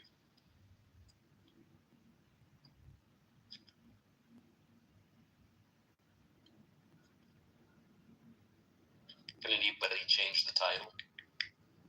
Because that'll be wonderful if the first permanent room in Clubhouse history. Don't be a Richard. No, I can't do anything. That was interesting. Okay. I only have my own audio quality controls and certain settings that. Yes, fuck it.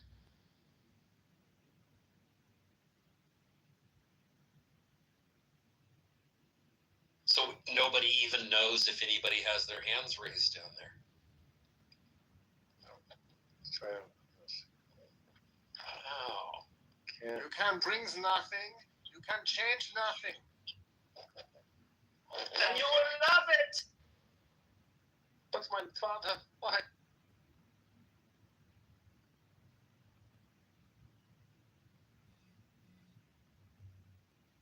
And Dennis is somehow not weirder than me.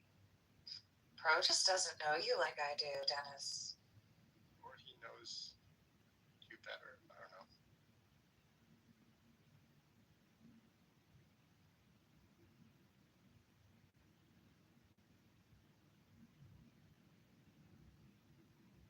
I don't know whether gratified or triggered by being crowned the basic bitch king. I mean, your photo's kind of weird. I don't know. Like, what are you doing there? What are you trying to? Literally left us in this permanent room to sit here and fester about who's the weirdest. It's like, are you looking like directly into the sun? Like, I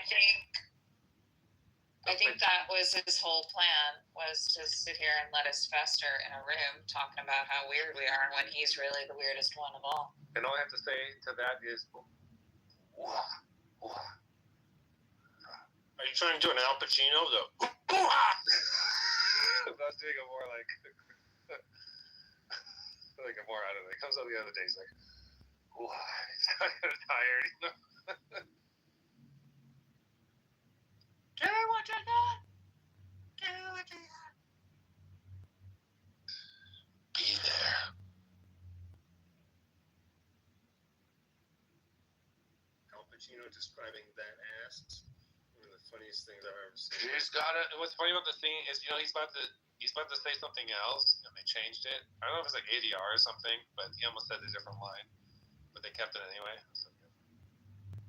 I think he was gonna say, like, she's got a great something, and he went to big ass. I have to analyze this movie like 50,000 fucking times. And to be fair, there wasn't as much content back when that movie came out. Yeah, we didn't have a choice. It's like, what are you gonna do? I'm gonna go home and watch Heat. What else? For the 15th time on cable or whatever. For the 45th time this month. I'll probably jack off for 2 hours and then I'll watch Heat 36 times. That's what you do. 28. When you're weird. Okay, so what you just mentioned that whatever Al Pacino line. What is the best compliment you've ever gotten about you? From Al Pacino? Sure. For the best compliment I got from me? Wait, say it again? Aisha. What's your question? I said, what's the best compliment you've gotten? You can keep it to a part of your body if you really want to. Can't answer that. What are you talking about? Because you were talking about Al Pacino. He has a great rooster. Oh my god. Oh, I know you'll answer, Roy. That's why do you think I asked you? I'm not. But these people in the room, maybe you and different after hours room, no. Okay. I'll ask you later. Thank you. Okay, what? But then, yeah.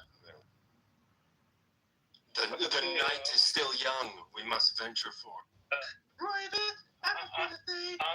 Honest question. I wanna hear from two people what the weirdest take is that I know. The weirdest take? We gotta calibrate this. We gotta figure out what's weird, what counts. I don't know. I can't figure it out. We're going to reverse it and educate the algorithm. Your weird thing with science, your weird thing with Zoroastrianism, and the religion's kind of weird because you're not like a typical atheist. You definitely. Wait, Benjamin, do you describe yourself as an atheist? No. Yeah, I don't. Atheism doesn't make sense to me because people make up shit all the time, money and countries and all this shit. No. If money is not real, okay, then God is not real. But if money is real, you just make up things. People made up 10,000 gods. Like, those 10,000 gods and unicorns are at least as real as money is. Money is not everything. It's the only thing, Benjamin. You got it back. That's right. It counts.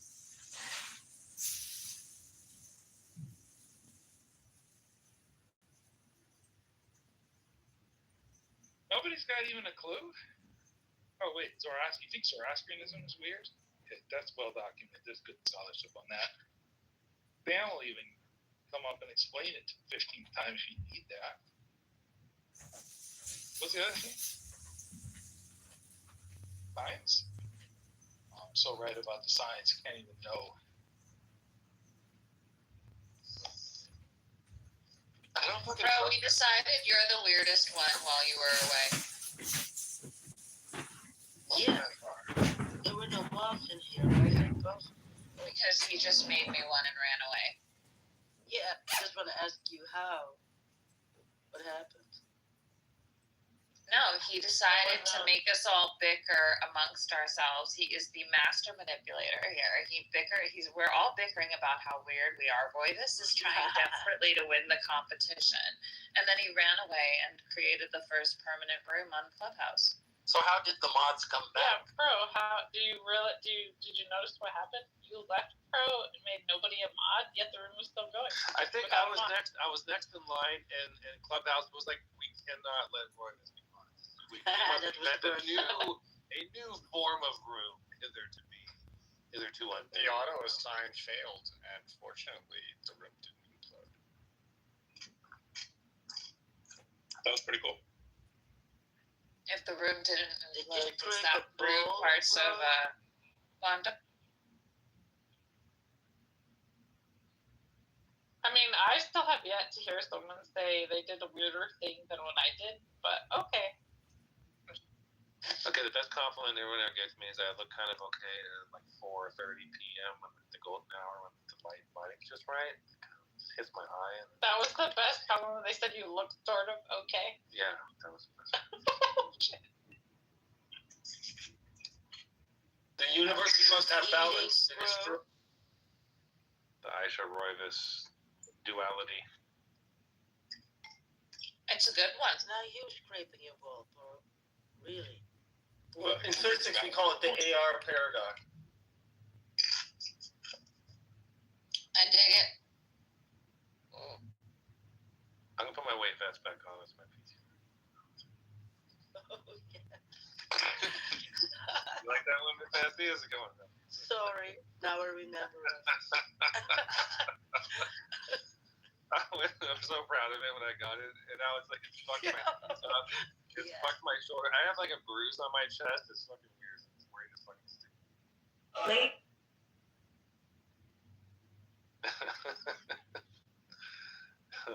I have a friend who decided to walk the entire perimeter of New York City, which is over 32, maybe 36 miles, without training for it at all, not realizing that she was going to attempt an ultra marathon today. I haven't checked in on her. I gave her a lot of advice. What?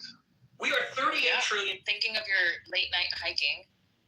reminded me that that's what they tried to do today. And for people who haven't trained, that's going to be a 14-hour day. I get it, but I do my crazy hikes all the time. Like I've been doing this for like 20 years. Oh wow! I would have more money bet on you than a random person who never did a big long walk. Did I tell you that a mountain biker hit me a few weeks ago? He hit me he ran right into under my ribs. He's like, "What are you doing, man? God promised me this mountain." He kind of tried to pull that shit. We're like, oh, I'm sorry, is this a bike trail? I didn't know that you could just fly around without any kind of bell or warning, and I'm supposed to no. The thing is you're gonna eat shit. I'll be fine, which I was. All scratched up. I'm like, yeah, that's what you get for being a fucking dipshit. And I don't let a bunch of dumb yuppies on e-bikes dictate where I go or what I do or where I hike. And so I swear to God, if I see one of them, I'll make them wait every fucking time until I'm done getting my slow ass up that fucking hill. They have to wait. I don't care how fucking mad they get. Oh, they get so upset. It's just funny to me. It really has to me. Don't worry, I'm an asshole in real life too. That's okay. You're just apparently not the weirdest.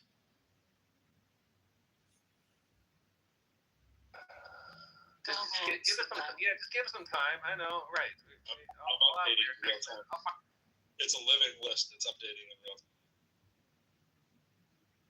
Well, Miss Nancy, welcome to the list. I have 3 nipples. Benjamin. What list? What did I do? Jamie should slower the spot for that comment. What? And I have a 3rd. Bro made a list of people who are weird and normal. And I have a weird, the most normal person. Back. It's on the top, and the most normal person is Elliot. And who is the weirdest? Oh, wait, my name's there too. Yeah, you're in the middle. You're not that weird, and you're not that normal. I'm in the middle. That's right. I'm in the middle. I mean, Miss Nancy. Bit weird, bit normal. Yeah. Sorry, Rivers.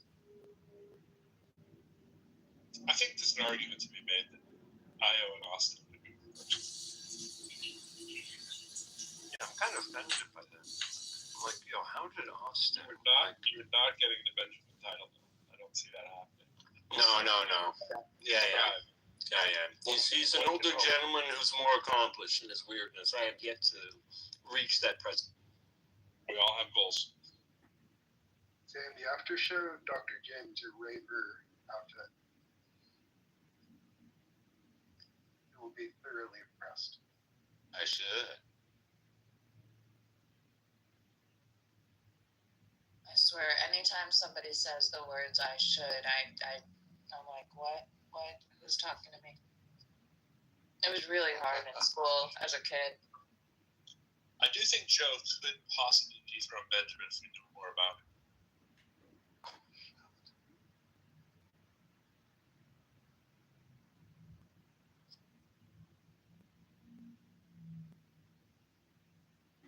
Well, I'm proud to be in the middle. Well, you're my co-host, Miss Nancy, so I think we do okay. Yeah, we're next to each other, so that must be okay.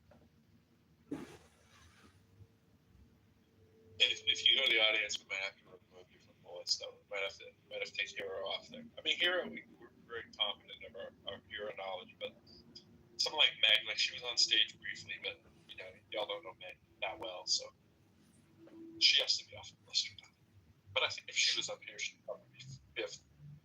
She might be right between Hero and Sam. It's possible. Maybe somewhere right around there. If Cat came up, Cat would go towards the head of the class. And where's your name, bro? Oh, I don't qualify.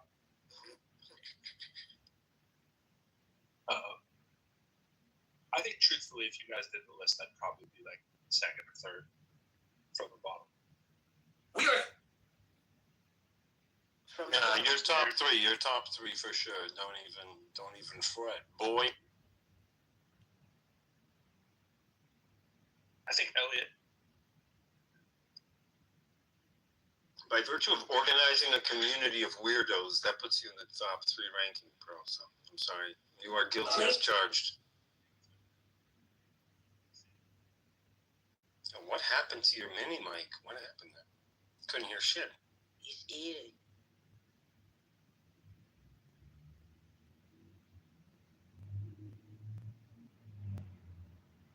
I thought Hero was normal, and then Elliot.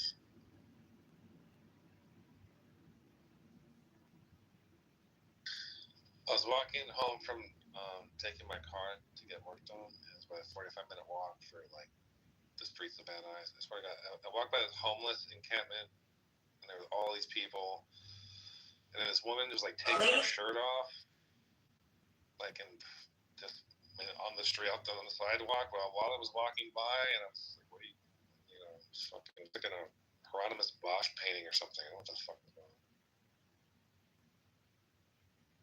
on?" I'm seeing a lot of it. I was in Venice. Was she and hot? I saw a homeless woman just with like no shirt on, just like her boobs out, just like wearing. I don't know if she's hot. She looked extremely. The one I saw today was emaciated, looked like a drug addict.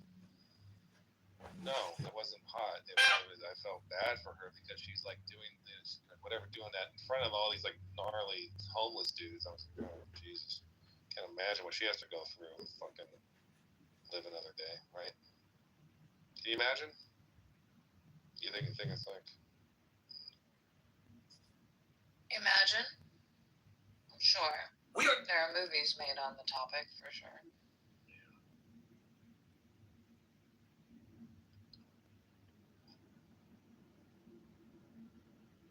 I mean, she's brain damaged at this point. She's done. I mean, she's the trauma she's been through, and like she'll never be normal. We are.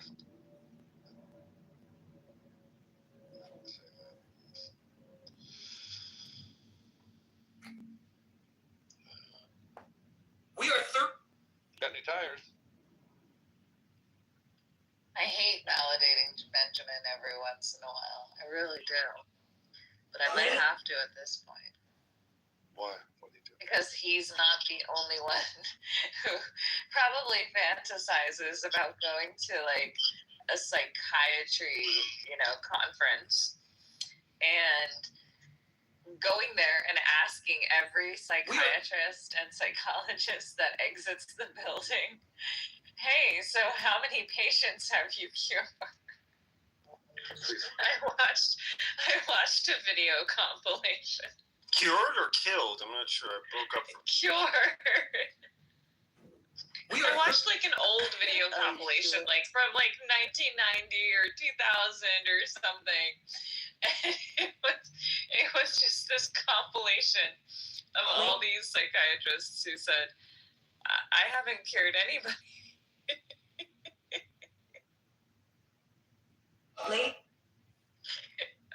I'm sorry if that makes me somewhat insensitive, but I remember seeing this random video pop up on my feed and thinking, wow, Ben must have really loved this topic. Make these compilations.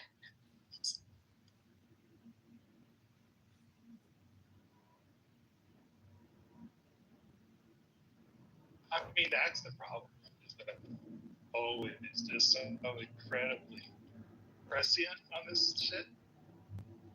No, I mean, you also are going to neglect to acknowledge the fact that not everybody said, I didn't cure everyone. So, just enough. Oh, they actually had some success cases?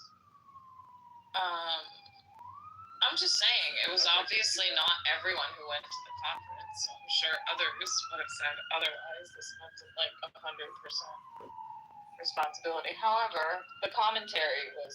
Send me the link. I gotta. If I see it again. Maybe I'll just make that the only thing on my bio. Oh dear. If I see it again, I promise I'll send it. Not to encourage Wait, you. so Benjamin, you think he was pretty prescient for predicting a video from the 90s? Is that what it was? No, just because that's one of his Benjaminism. It is. It is By the indeed. way, there will come a day in your lifetime when that video shows up, a final capitulation on quantum thing. Oh It's dear. just it hasn't happened yet, but it's coming. Oh dear. I can't believe it's 9 p.m.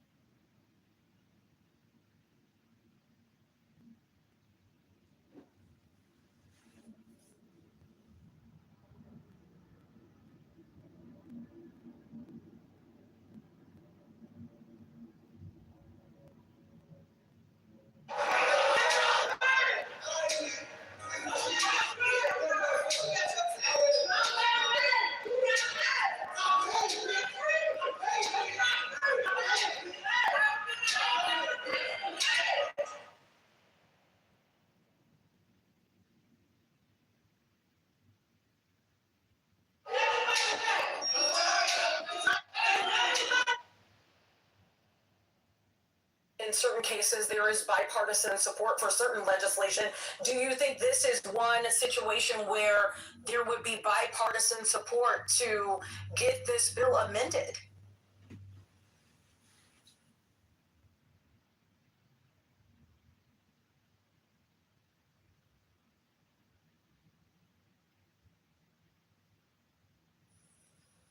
Well, we've heard rhetoric from Governor Pritzker that he is open to some sort of changes. What those changes are, I don't know, but I know myself and colleagues on the House Republican Can't do it. That's why Santa Monica suffered for so long. Yeah. Yeah. What's up? You play metal, you said. Yeah. All these years, do you just in-ear plugs or something, you know, to protect your ears? No, so I mostly just do writing and so I don't need to turn it that loud. But like, if I'm recording things, I do break. For some reason, I like to feel the groove going, but I usually don't listen too loud. So once again, look. So he's calling out. That's right, Don Quixote. Oh my God. Don Quixote. Everybody. So once again, let me look at Joe's PTR. Look at my PTR. I am not able to message her because she has a block.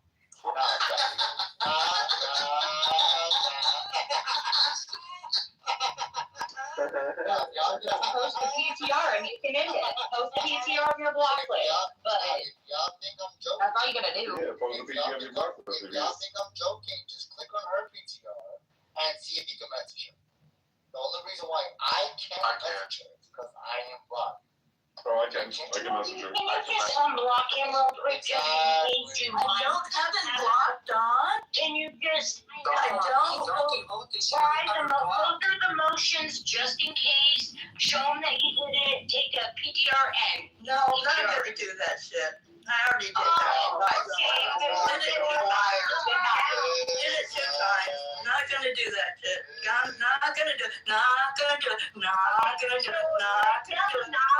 will play jokes on us, but I don't know knowledge a lot. What are you talking about? He's the biggest. I already posted. It's in my PTR. You'll never let this go. It's in my PTR. What am I lying about? It's in my PTR. Wait, Knowledge, are you sure there's not nobody else on stage? I promise it's in my PTR. I cannot message her. Everybody else can message her. What does that mean? She has. Wait, try making her a moderator. It means that your account is broken, bro. That's all it means. When she's on stage, I can't see the room. What does that mean? I'm blocked. She doesn't have a block, bro. Yeah, I'll drop. So you can entertain you. To be able to see the room again unless people have blocked him. Hold on, Mark. So I checked. Myself knowledge. I messaged everybody in this room. That's the point. That's not true. I just blocked you, Ken. Yes, that's the point. I can message you and get shut up. You can only not message people. You can only not message people who have you blocked. I cannot. Or their accounts are private. I cannot message Joe. Wait, you can't? Yeah, okay, now. Okay, now. Everybody else can. That's the point that I'm making. That's it. Monica. Knowledge, what do you want to happen? That's private. Monica. My private. I don't know what you're talking about, Knowledge, what do you want to happen? Private. And you message me. My profile is set to private. My profile is set to private. You're friends. We're friends, though, Ashley. That's why. You message people with a privacy. Follow privacy. I'm trying to have Ashley see if I can. What I want. Allow me to say that he was wrong. That 112.5% equals 100. No, you're wrong. That he was wrong. You're wrong. Okay, now we can message. I gotta go to bed. Can you check and see? Oh, fuck. Sorry, Ashley. I can message everybody in the room besides Joe. I can't message you, bro. Knowledge. That's right. Say I something. do have to stop Bro. being a bitch ass. This is a weird troll. Ashley just wanted to speak, bro. I feel bad. Monica has me blocked. I do. I was blocked for a week and a half. Once I found out that you were the scumbucket. Don't worry, Hagab. I just blocked Monica right now. Don't worry, bro. I got you. I just blocked her. And I'm like, David and Alan are doing that shit. Yes, you're blocked. I just blocked Monica, Hagab. Don't worry. If she's posted sanctions on you, I post retaliatory sanctions. What are you? Okay? It's all good. What are you? Us, you, Saudi ma'am, you're blocked, ma'am. You're blocked, ma'am. You're blocked. You're blocked, ma'am. I don't care, Nathan. You're blocked, ma'am. Ma'am, you're blocked. Take your fabulous hair. Ma'am, you're blocked. Stick it in the blender. I don't care.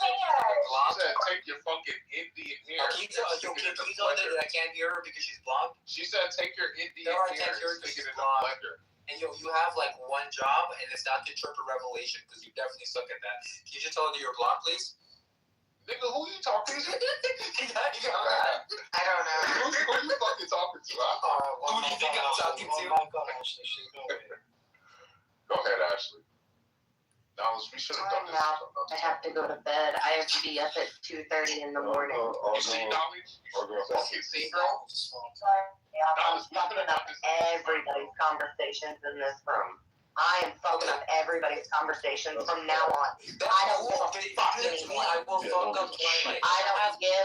fuck anymore. I really don't give a. I don't give a solid fuck anymore. I don't give a fuck. I don't give a fuck what anybody says anymore. I don't give a fuck anymore. I'm just gonna come in and I'm just gonna crash out every time I come in. That's a fact. I'm gonna fuck the room every fucking time. And then you'll get violated. Yo, I'm gonna watch it. I'm not anymore. an over too. I'm a fucking over. I'm going to help them. Calm down. Have the same two natures as Jesus.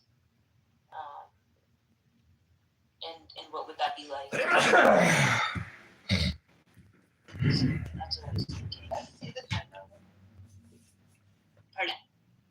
But I fail to recognize gender in the, and I tried it. I think just giving a gender sort of like collapses the model. Mm-hmm. Yeah. Two natures shouldn't be gender, right? That shouldn't be gender. I just feel like when people can gender, like you're speaking about something, at least the father would have like complete authority, right? Like he's all powerful, all knowing. And I'm using he for the lack of a better word. Yeah, for sure. Yeah. But I think people confuse that and say that it's actually a he. They do. I mean, with patriarchy, it would be patriarchal. Yeah, so I think like in my ability to talk about God, I try really hard not to say he or she. Excuse me, Jedi Zabu, I'd like to point your attention to a link in the chat. It's regarding Islamophobia. It's actually not Islamophobia. It's the fear of the Muslim or Islamic constitution, not the actual religion, because we all know that it's ridiculous, but the constitution, the law, is what is really upsetting to me personally. Oh, I agree. Good to know. So notice. Because basically every religious person is just a Jedi warrior, but when it comes down to the law, that's where the complaints start to come in. True. I'm the white light, not the green or red. Nargis, can we get a ban on Zabu, please? Thank you. No, why? Greg hates me so much. Zabu's been harassing me, like she's really been No, you know what? He follows me into every room, Nargis. Greg, what happened? This has been ongoing since he came onto the app and him and Congressman had a conversation. And he couldn't handle it. He couldn't handle talking about neoplatonism and he freaked out. And he got so jealous that I'm not interested in Zabu. Like I'm really not. She's very interested in me. I haven't blocked Nargis. But Greg, she has a septum piercing. She's a powerful Jedi. Yeah, I was a fucking horror. Greg says the N-word all the time. He does. Greg, but why do you accept that? It's horrible. So you should kick him out. Greg, should I kick you out right now? No. Was that Megatron, what are you singing? Your favorite jazz number? What's going on over there? Are you getting ready for dinner? Are you on meth right now, Megatron, or are you smoking cannabis? No, I heard that deep inhale exists. This was a fucking whistle. Nothing but the past is done. Jesus was a fucking. Anyway, Nargis, I want to share my passion with you for a minute. When are you guys gonna make a room about Hegel? Be sober. Yeah, I'd be down to make a room about Hegel anytime, anyway. Yeah, Nargis, you promised him to make a room about Hegel. Nargis, let's do it. Yeah, can we shut this guy Megatron up? This guy Megatron's getting 50 IQs for Are there two Congressmen?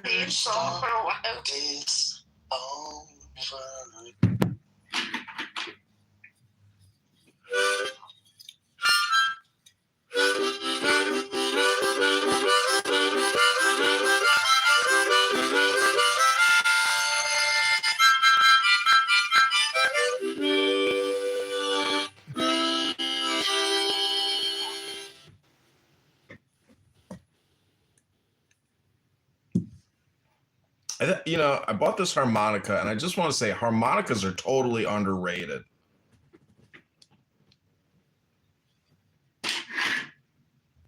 That was incredible. I agree. Megatron, that was amazing, first of all. And Nargis with the backup vocals. And then Alistair with some harmonica. That was something. Dude, who want that Hasidic Sufi? What are you talking about? I just think I'm... Hasidic Sufis. No. Yes, there's a real Hasidic Sufi order. What are they called? I have the The Order of the Sufi Schmucks. Crazy. It's incredible. This is awesome, actually. And I learned about it from a scholar of Sufism. This is fantastic. I like it. Nathaniel Miles Yepes. He's Jewish? Yeah. Let me hear him. I have to give you his name. Hold on. Yeah. He's the Inayati Maimunis. Yeah, Inayati. Yeah, I know, but I didn't know they were Hasidic Jews. Yeah. This is awesome. That's crazy, right? This is lovely, actually. Yeah. Let's bring people together. Yeah, man. Inayati Maimunas. Maimuni. Maimuni. Oh my god. They're crazy, like us. Yeah. These are our people, even though Jewish. Yeah. My god, this is so cool. His name is, he's a Universalist Sufi-ish dude. There's a Christian Sufi. Oh, fuck. Isn't that amazing? Yes. You want to join us? I'm serious. You want to be Inayati Maimuni Sufis? I'll read about them with you, but I won't join them. I'll totally join. How can you not? I've engaged in so many religions. I finally found one for you. You have.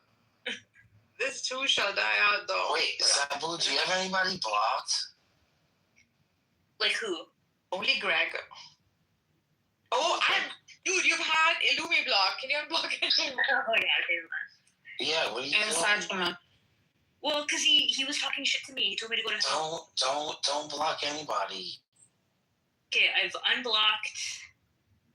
Do you have Abby blocked? Can you unblock Abby? Abby's sitting on my face. Why would I have her blocked? That's what I'm saying. Just unblock her. Unblock her. She's not blocked. She's not blocked. Okay. Dude, I should block Regal, and I haven't even blocked him. I blocked no one. No, but also Fatima. Fatima who? Oh, our Fatima? Yeah. Crazy one. Yeah, I love her. Regal is just such a polite young man. He's just so nice to, spend time with and, explore the deepest, religious and philosophical.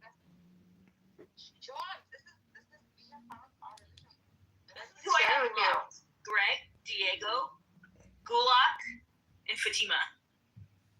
Gulak? And oh, Matthew. Shit.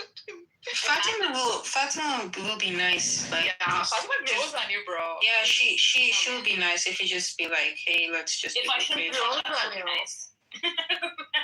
She'll be nice. Like she will not. No, she's so Islamophobic, man. I can't handle it.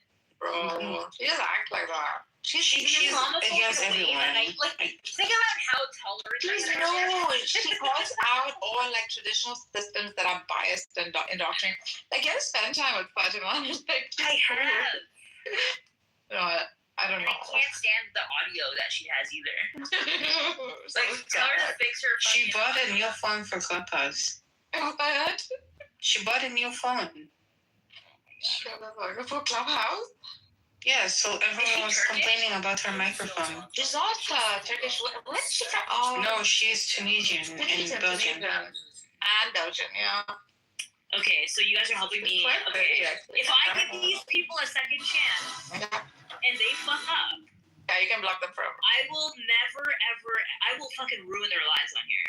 I'm telling you. Okay. Hold on. Of all the people, you know. Okay, here. Okay, I'll only unblock Fatima. There we go. And Alumi is already unblocked. Okay. Does that make everybody happy? Dude, you have to see this a lot. The Inayati memories. I know. It makes me happy. Oh my God, John, you have to see this group. They're Hasidic Sufis. We love them. We need to bring Dan up. Somebody bring Dan up. They're at Naropa University. They're fantastic. I want to share with Alistair. Yeah, do it. Well, thank you for introducing. Yeah, you're welcome. I thought you'd appreciate it. I do. Born in a Mexican-American family in his late teens, Miles Yepes discovered his family hidden Jewish roots and began to explore Judaism and other religions seriously. After studying history of religions and comparative religion at Michigan State University, he moved to Boulder, Colorado to study the innovative Hasidic master and leader in ecumenical dialogue, Rabbi Zalman Schachter Shalomi, founder of the Jewish Renewal Movement. In addition to this movement, he also studied with various Sufi masters, teachers of Buddhism, and Count Father Thomas Keating, Trappist monk and founder of the Centering Prayer Movement, as an important teacher. In 2004, he and this Shalomi guy co-founded the Sufi Hasidic and Ayat Mamuni order, fusing the Sufi and Hasidic principles of spirituality practice espoused by Rabbi Avraham Mamuni in 13th century Egypt. With the teachings of Baal Shem Tov and the Shalomi guy. Yes. And that's how I read things to my students, otherwise they don't pay attention. Yes. If you can't pronounce it and you get close enough, just like, you know, a guy. His literal name is Shalomi, though. Schachter Shalomi. Anyways. And they have in the end, I'm gonna dance like a dervish. In the end, before I die, I should die dancing like a dervish. You already are Whirling, like a dervish. So I won't name the spot, but went to a place last night in Old Did you see their 3 objectives on their website? No, what is it? So the 3 objectives. Number 1, to realize and spread the knowledge of unity, the religion of love and wisdom, so that triumphalism in religion may fall away, the human heart may overflow with love, and all hatred caused by distinctions and differences may be rooted out. Objective number 2, to discover the light and power latent in the human being, the secret of all religion, the power of mysticism, and the essence of philosophy, without interfering with custom or belief. Number 3, to bridge the East and West, in thought and ideals, forming a universal fellowship where human beings may meet beyond the narrow boundaries of tribal identity. Oh! I'm a baby.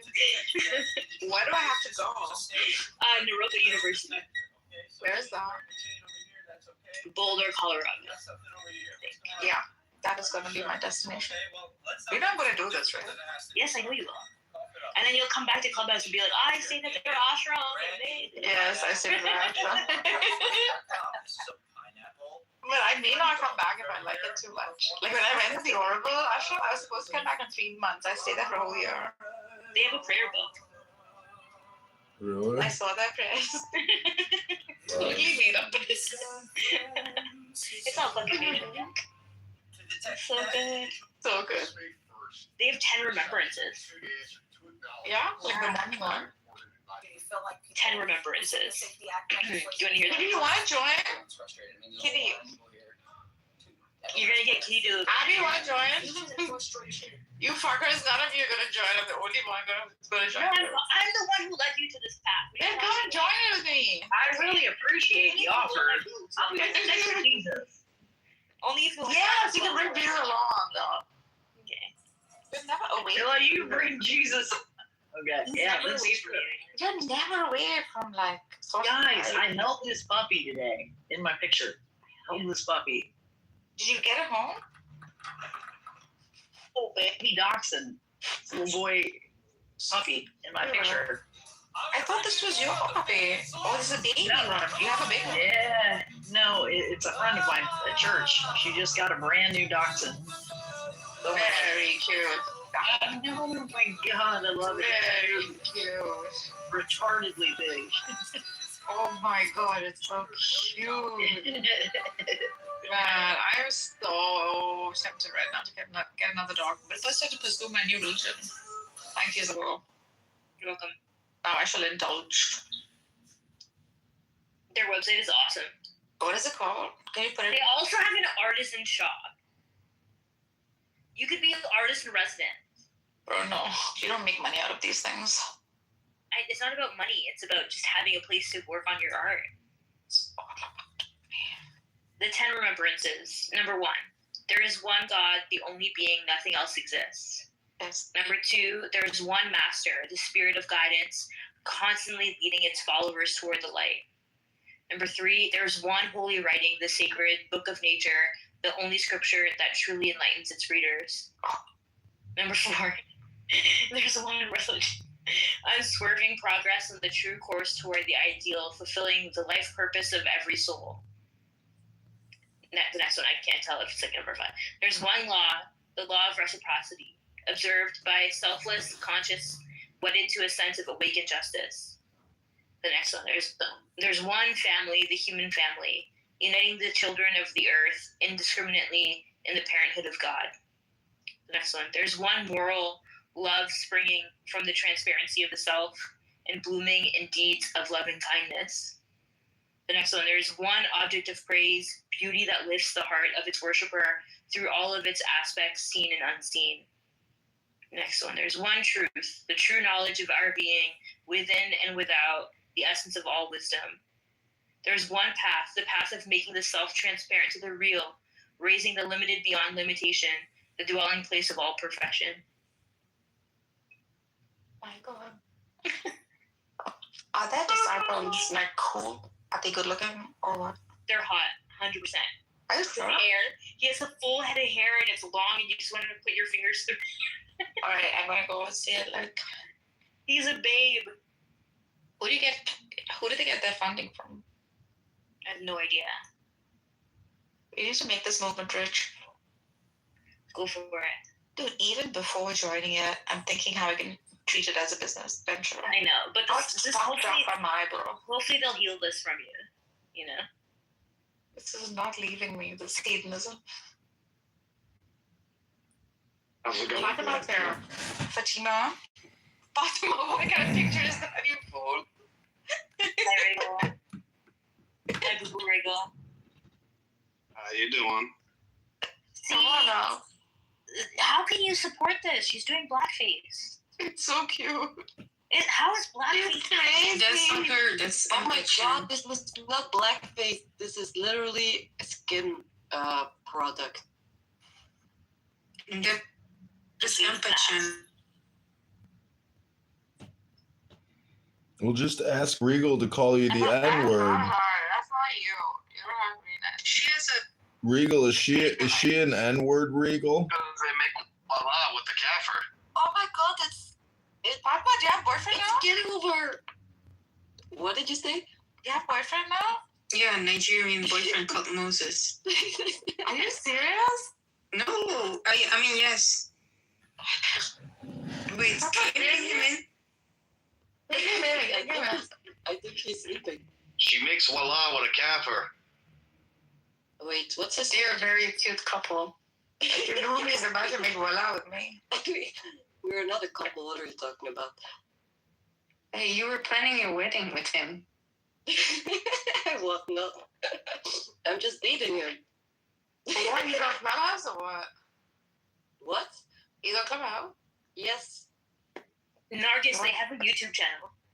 He's not online, by the way, so he's not gonna come. Let me go check it out. And okay, I'm about to declare my new religion. Oh, my thing was glitching. What are they called themselves? Pardon?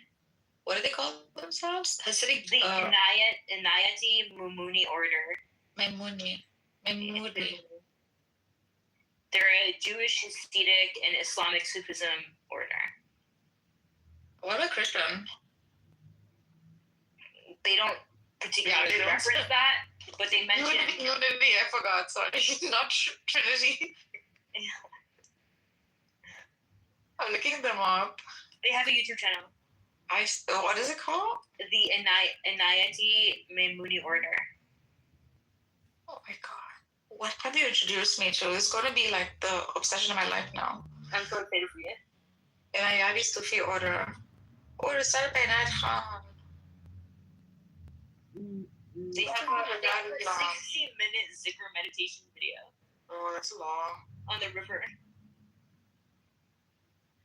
He's in a boat. He's in a boat. There's a Patel involved.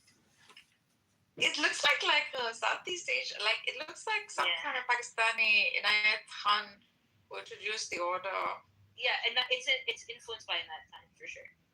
Oh, great. Yeah.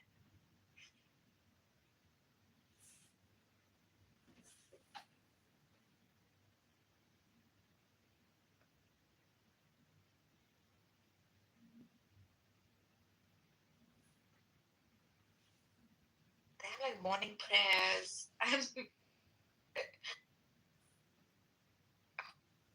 Isn't Boulder, Colorado really beautiful?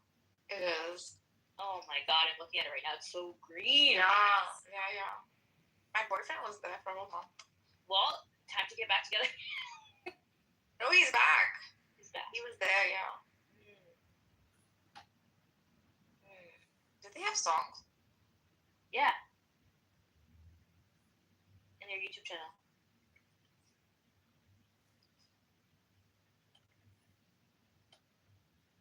Yeah, watch it.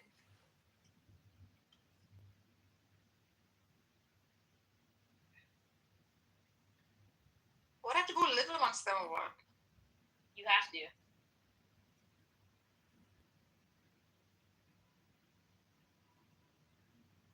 Isn't this such a wild thing? This is so wild. Fantastic. It's not that wild. I Mm. mean, if you're in India, this is an everyday thing. Like you have these little groups all over the place. Their ashram is gorgeous. Oh my god, this is beautiful, man. But these people look a little bit weird. But so are you. I think you'll fit in perfectly. I'm also a classist, so I don't know how I'm going to handle this. I think you'll be fine. What do you mean? They're all rich. Are you sure? Yes. They're professors and stuff. How rich are they? They're so rich. Are you sure? Yeah. Fine. You're just pulling my leg. No, I'm serious. If they are, They're they are. rich. Okay. I promise you they're rich. Do you have to keep repeating that? They're rich. You're doxing my. You're doxing my. This is my zinger. You're doxing my inner. Rich. My inner carnal self. You can do it.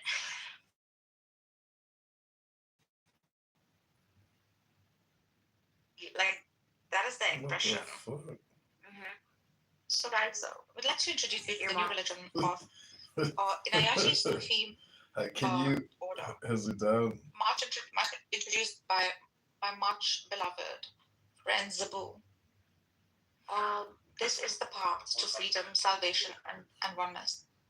When was this religion developed?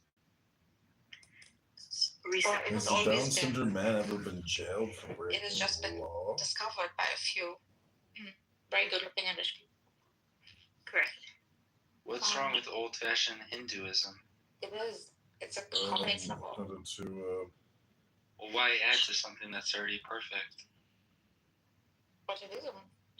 Yeah, it is perfect. This is just different, like maybe meditation techniques, I think.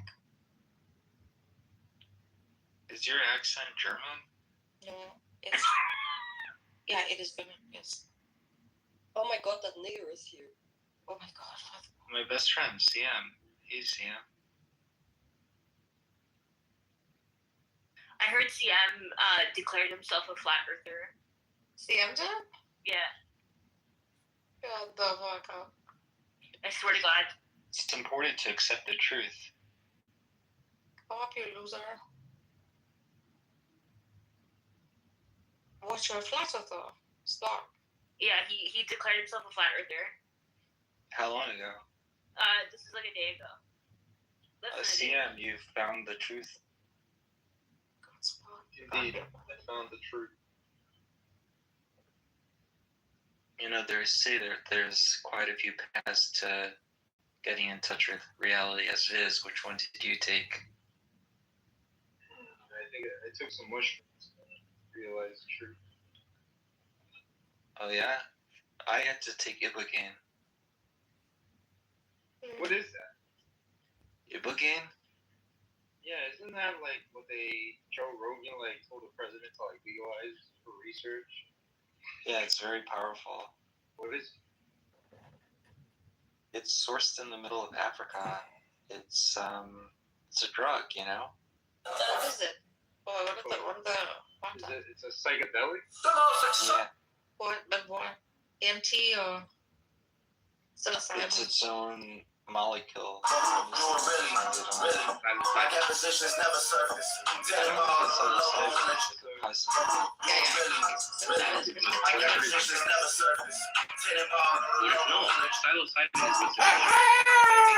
Regarding my Cousin! Mycelia.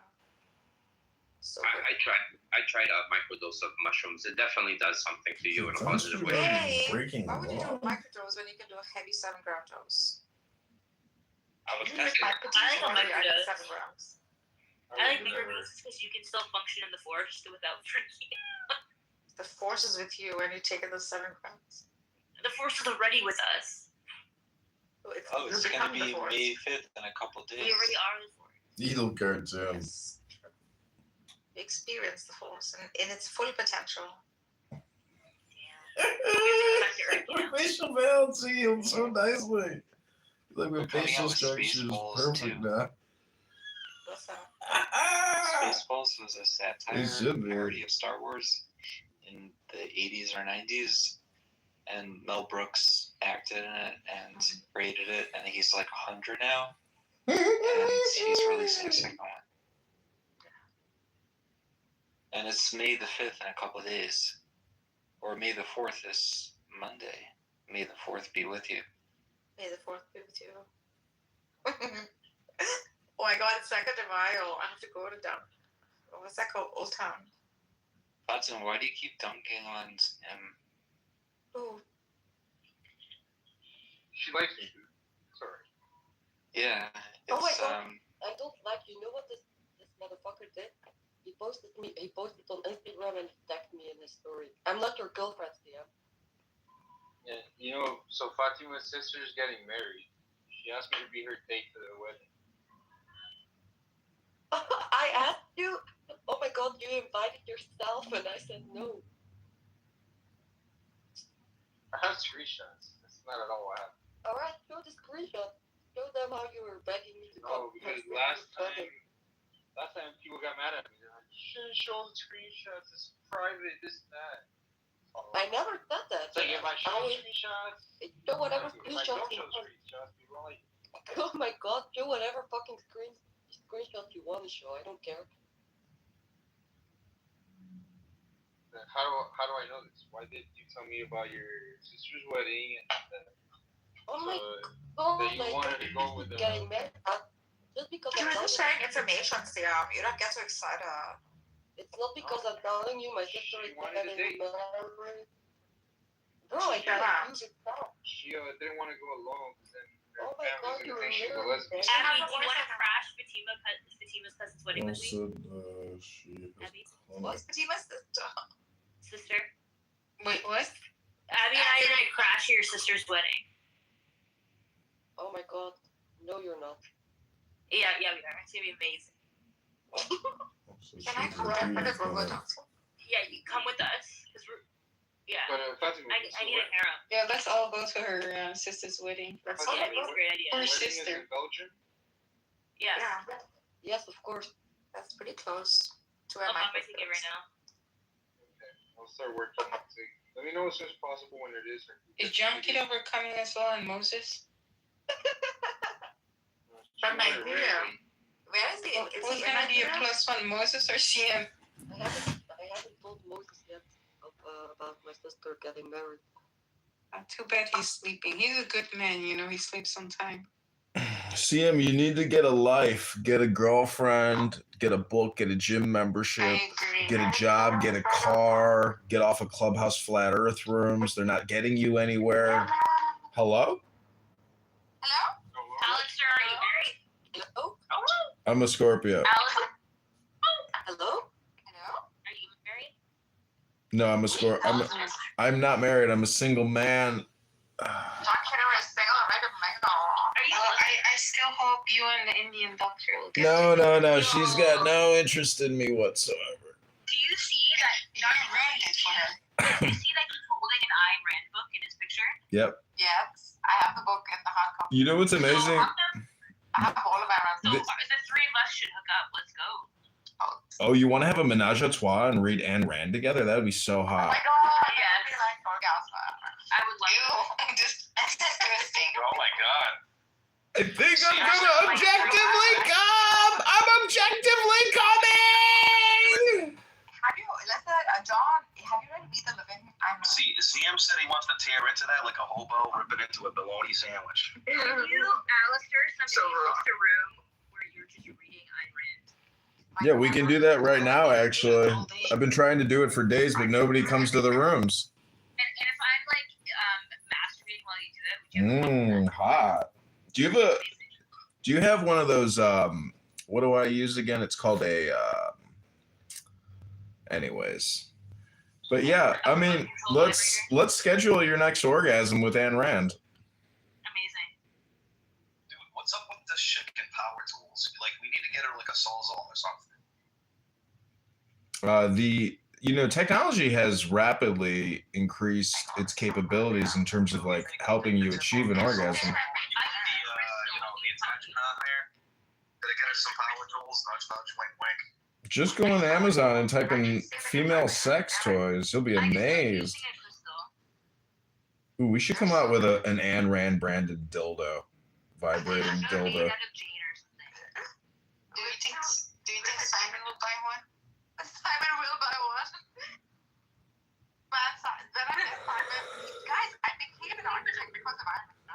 We know this. Entire video is based on Iron. I love her so much. You see the tattoo of her face on your ass. Really? And then have an arrow down thing, way to farm. We are $38 trillion in debt. Way to farm with Iron Man. She could have gotten her teeth fixed, I think. That would have been nice. What's up with that Muslim princess in your photo there? Which one? The one that looks like a dude, like a big. Dude, the Persian queen. Hold on, I put it on. Yeah, dude, she fucking looked like a bowling ball, dude. Like, I'm like, what So the hell 9 is that? guys committed suicide. She's from the Qajar dynasty of the Persian Empire. Some 7 or 9 guys committed suicide because she rejected them. Hold on, let me put a picture on. That's goals right there. One sec. And this is proof that men are the better species. No, we're of one species. There's 2 genders. Abby, can you see this? ETR. Amazing. She's gorgeous. In certain cases.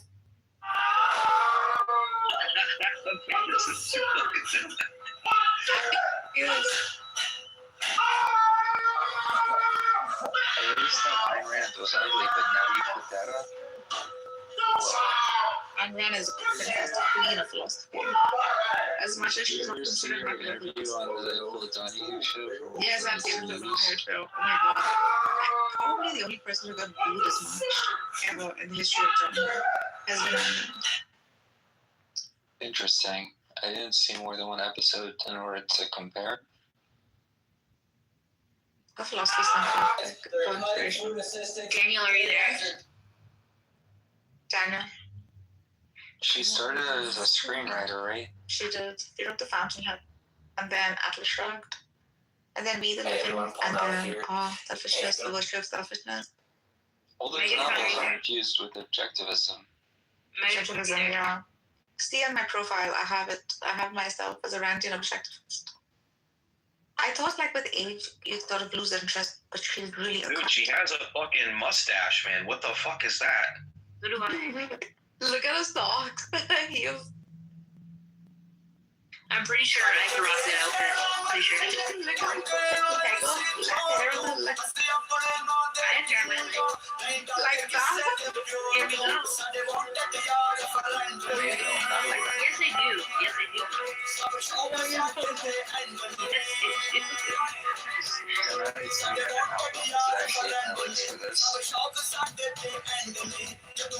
refuse.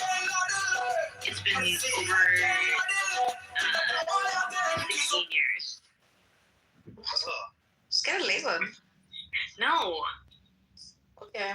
Dude, Nargis, you need to get on the fucking hotline there and order this chick some fucking nads. No, I'm too much of a feminist for this. Oh, that's right. You're a feminist. Yeah. I'm 20 years old, top to bottom. Fatima, when is your sister's wedding? I don't know yet. I'm just a little furry, you know?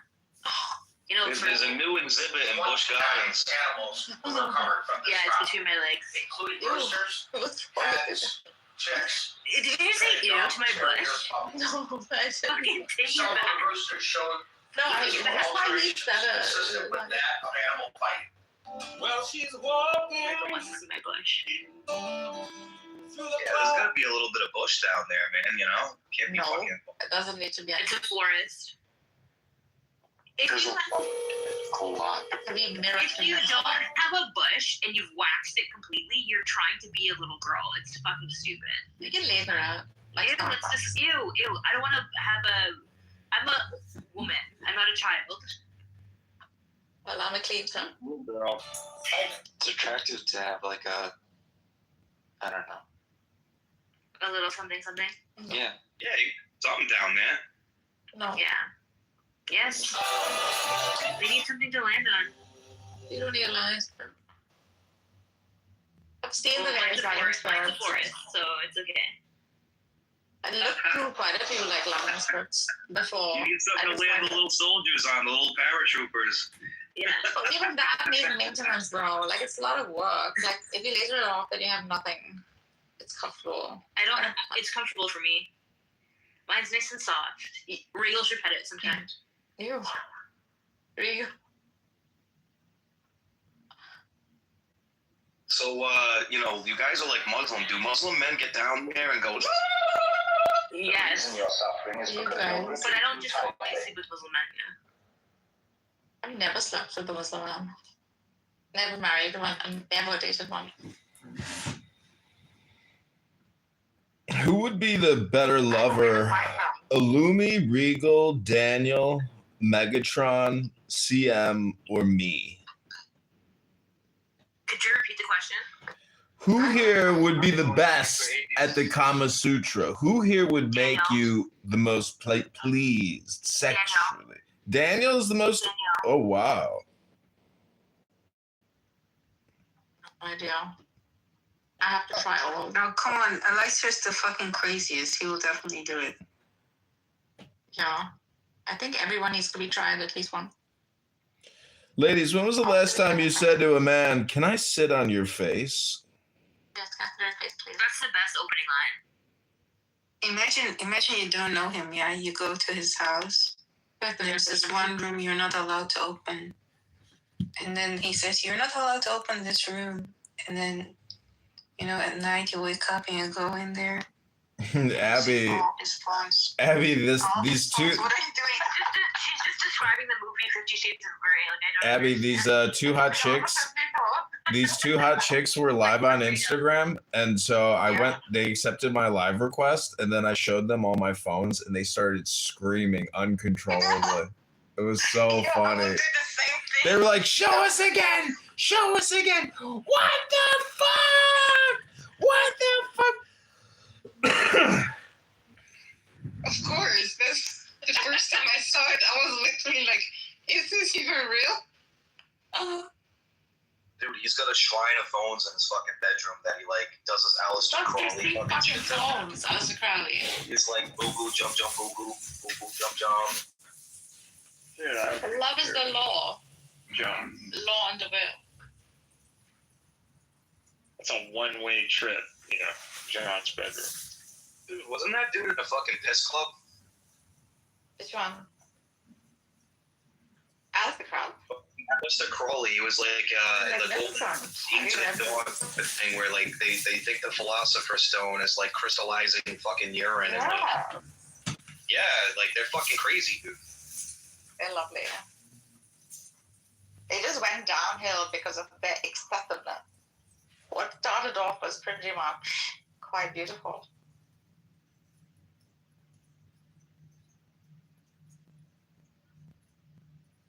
They really went excessive. Overdid it. So everyone's going to talk about Abby's blackface? Okay.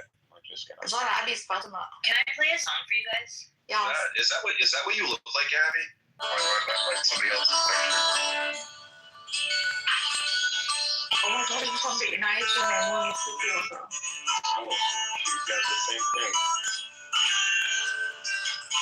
But that's not you, so that don't count. That's crazy shit, but Abby's looks real.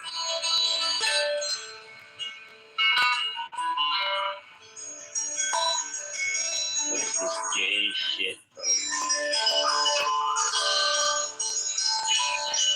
Gay cowboy.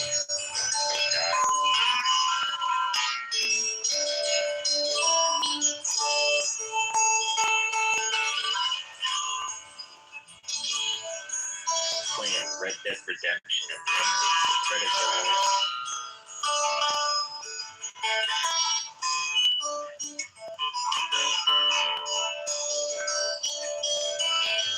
Which I haven't even played today once.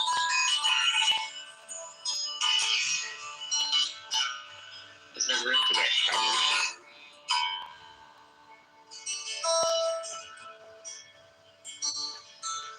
Hey, little girl, is your daddy home? Did he go leave you all alone?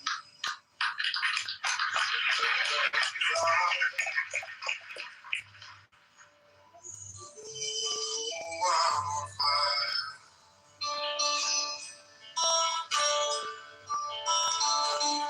Tell me now, baby, is he good to you?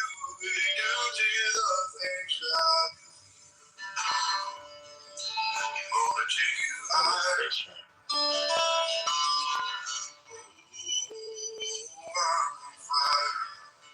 Sometimes it's like someone took it back. Busy and dull until the sleep sinks by the soul. But at night I wake up with the sheets open, wet in a freight train running through the middle of my head. You cool my desire. I mean, you're listening to that song and you have a shotgun next to you. Oh, I'm on fire.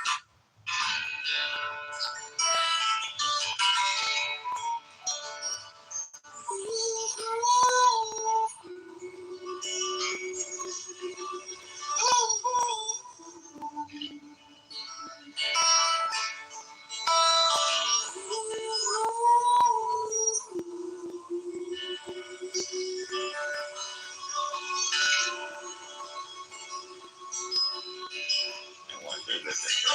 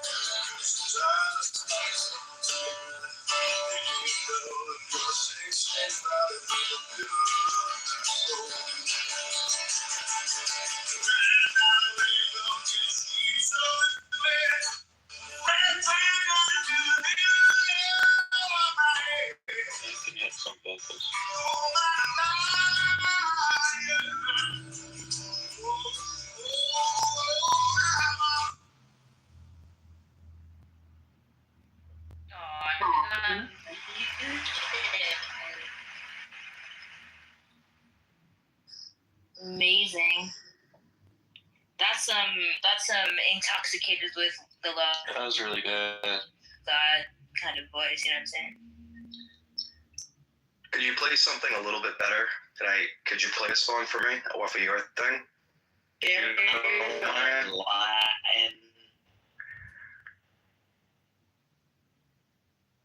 Boo boo's boo.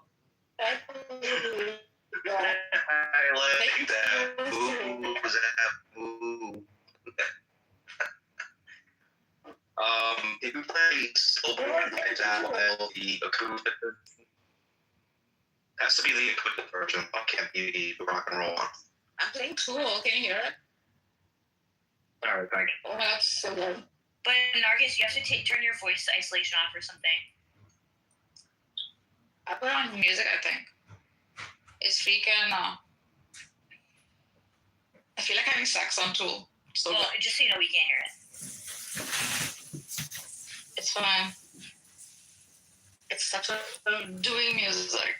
It's such a good music. You don't want us to hear it? But which one do you? Which one? Tool? You're playing, yeah. It's Tool. Kitover. One Megatron's are playing and singing. So Rigo, what did you want me to play for you? I put it in the chat. Oh, can you just tell me what it is? Can I put in a request too? One request at a time. Yeah, it's by Zach Wild, Stillborn, the acoustic version. Okay, one second. Which one? Because they can't. Zach Wild. Black Label Society, Stillborn, acoustic.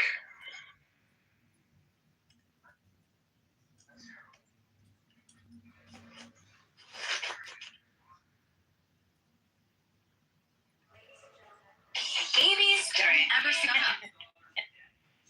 Fucking hate you too, bro. Goddamn commercials. Yeah.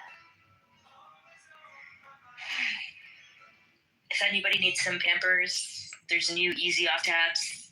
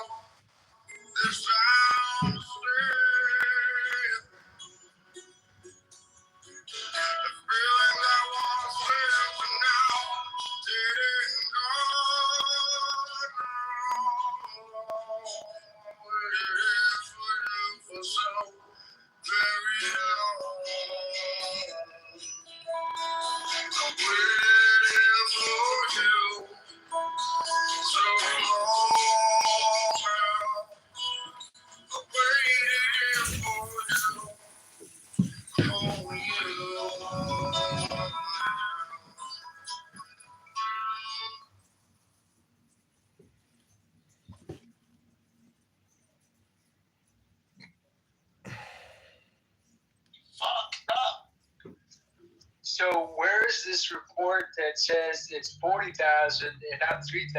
I don't understand. Like the numbers are two totally different fucking numbers.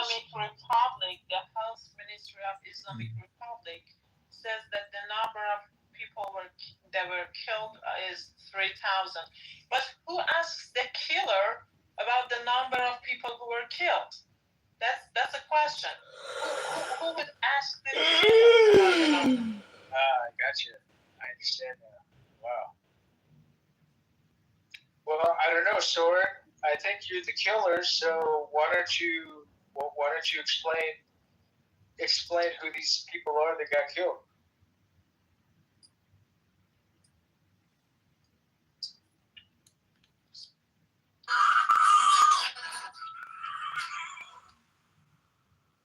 Too much bravado. I mean, It's fantastic. Fantastic. yeah, I mean, I'd say the beginning of it was good here. I put up Father John Misty. If any of you are interested, so good.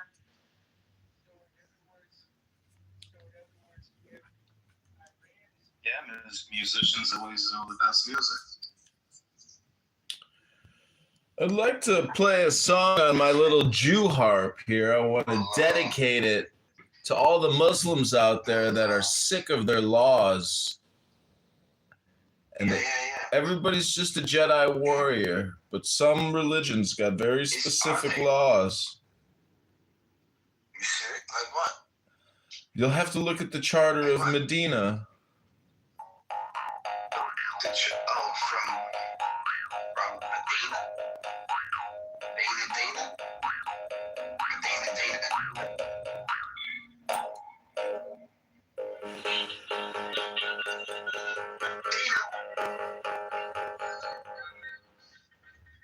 Inshallah.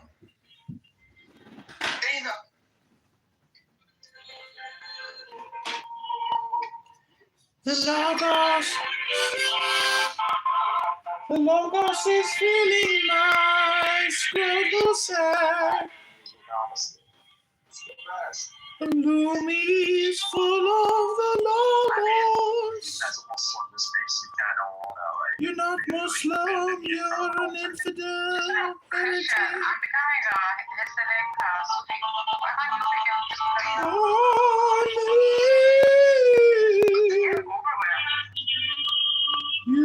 Hey, Abby, what is up with that PTR, Abby? Holy shit.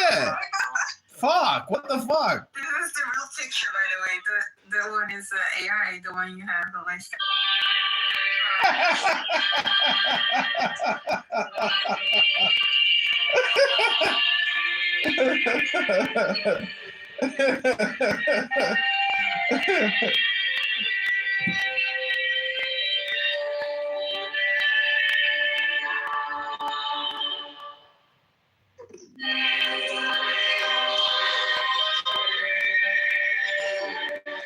We are $38 trillion in debt. So you can look at that as the United States credit card, except Damn.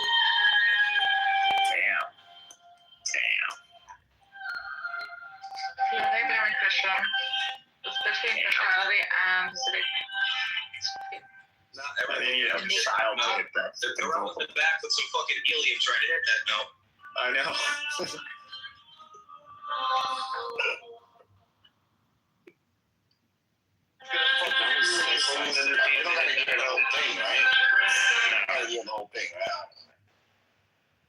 It was nice though. Dude, why you being a baby after that? Why don't you just become like I'm becoming a Hasidic United Sufi order Sufi. So why don't you just freaking experience Christianity? What is stopping you? Just become Christian for some time. What are you talking to? You. I've been around Christian. What, you think I've never been around Christians? What are you talking about? Come want to experience it. We're already Christians. All right. So now, what are you talking about? Like you're not allowed to walk into a church? Yes, you are. we have a poem here. You're allowed to spread your little carpet and pray all you want. We're gonna get a poem going on here, guys. Okay. He's getting mad about the music. He wants to raise his gay ass fucking poem. Do you want to make the flex for this one? How about you raise My friend wanted to read this poem for a while now. So this is called Light Transformations. Who you used to be isn't who you are now. Who you used to be isn't who you're required to be. You don't have to carry the past in your wallet if it's no longer what you identify with. You are allowed into your pocket. No feel lighter. How about you just force business owners who barely make a profit to raise the wage to believe minimum? Stop taxing pig. Point. But let's start there. 7. Dedicated to Illuminate. Yes.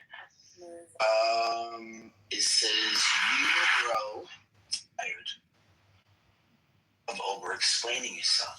People committed to misunderstanding you. One day, you will say nothing, and you will let speak.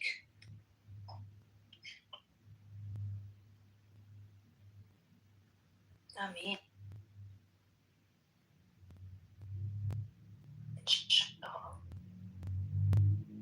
Subhanallah.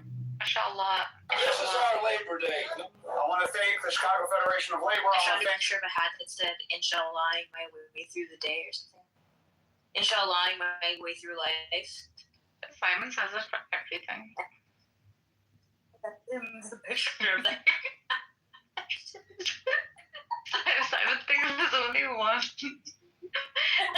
expression. He says it for everything. Where is my Randian objectivist? The beautiful Italian Simon. My Italiano boy.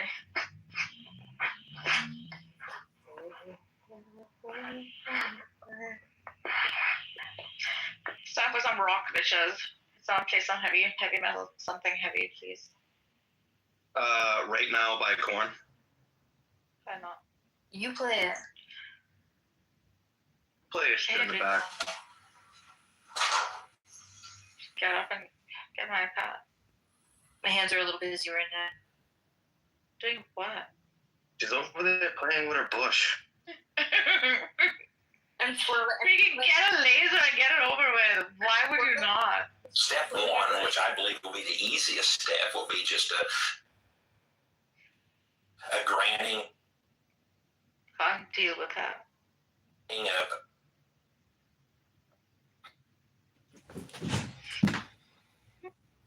Hello, humble moderators. I'd like to read 60 seconds from the Dhammapada, the wisdom of the Buddha. Okay.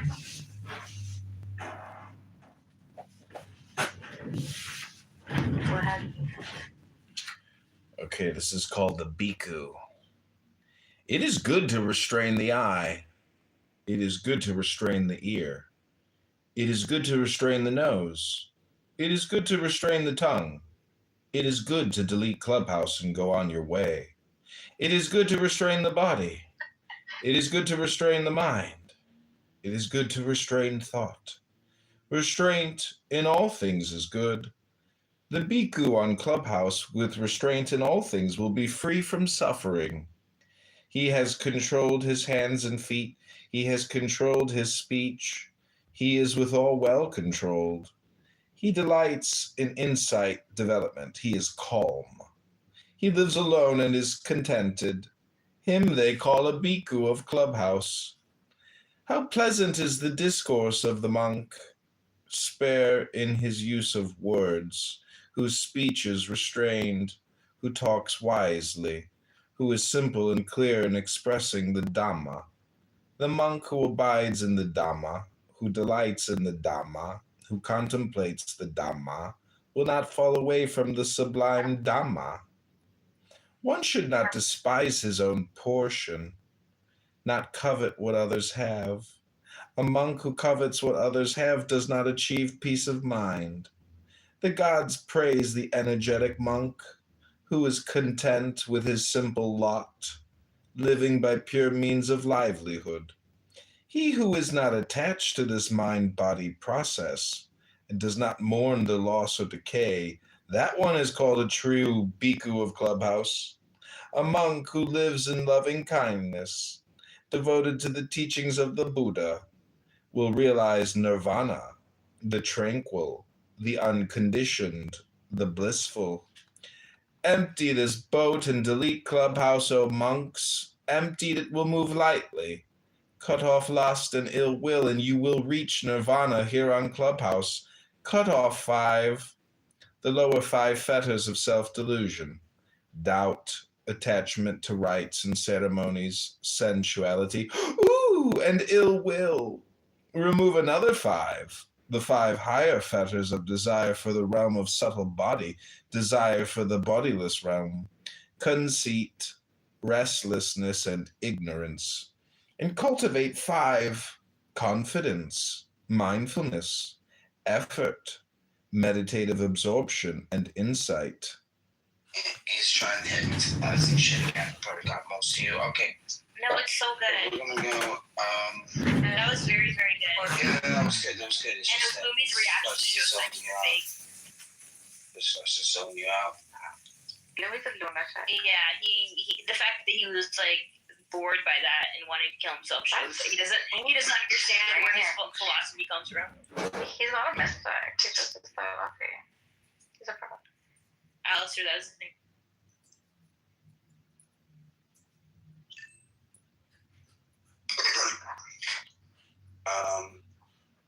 Yeah, that's pretty good. Getting there to my final form. No, you're not. Your form is just flesh.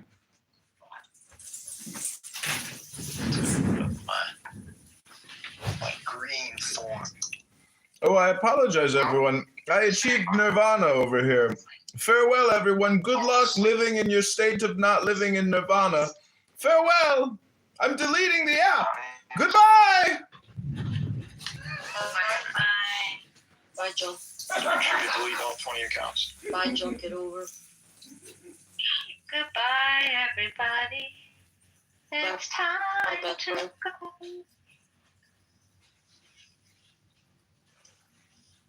What? I want to have a toaster strudel. Shut your bitch ass up, Megatron.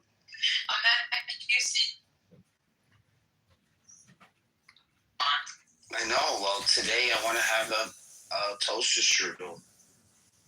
What about? Are you gonna put the icing on it, Megatron? Are you gonna lick it?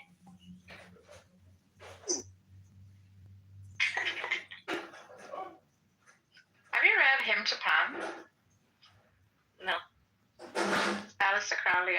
I performed it for freaking John Kitover. Wow. Really? It's such a great, yeah. Alistair Crowley is one of the finest of all writers. Wow. It's so well. Telling you the movement could have flourished very much like it's like the NIT. It started off as the NIT Memuri, the order. And then went downhill because of the excess usage of freaking drugs and excessive orgies, which I would have loved to be a part of. The orgies are one thing, drugs are another, you know. I would do the orgies, not the drugs. I would do both. Unless I'm microdosing, but Woman I is don't trust it. so full of shit. Only do both. You are not about that way. Narja Zabu, I would love to have a threesome with you two. Can we maybe schedule this for something, maybe 4th of July, the Big Bang? Can we do it like the day before, so we can come like right at the top of the day? No pun intended. Oh, message me in the back channel, and I'll send you a Eurosi wand to prepare for the big moment. She did, actually. She screamed it so loud. I'm coming! Oh my God! Don't stop! Don't stop! Don't stop! Don't stop!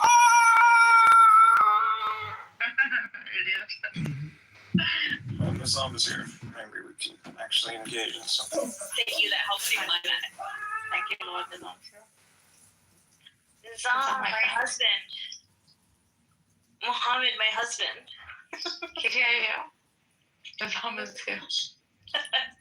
Nizam. Nizam? Baby boy? What's Mohammed? Love Nizam. Muhammad She's my soul is traveler. an incredible human. Muhammad Ali is incredible. Muhammad Adam. Pretty sure lovely. it's been like a. Muhammad Adam and Nizama Sufis. They're beautiful people. They're whirling together in the audience. Oh, that mom. Yeah. Nice, cool. I'm kidding. What's wrong with you? What's wrong with you, Mikhail? What's wrong with you?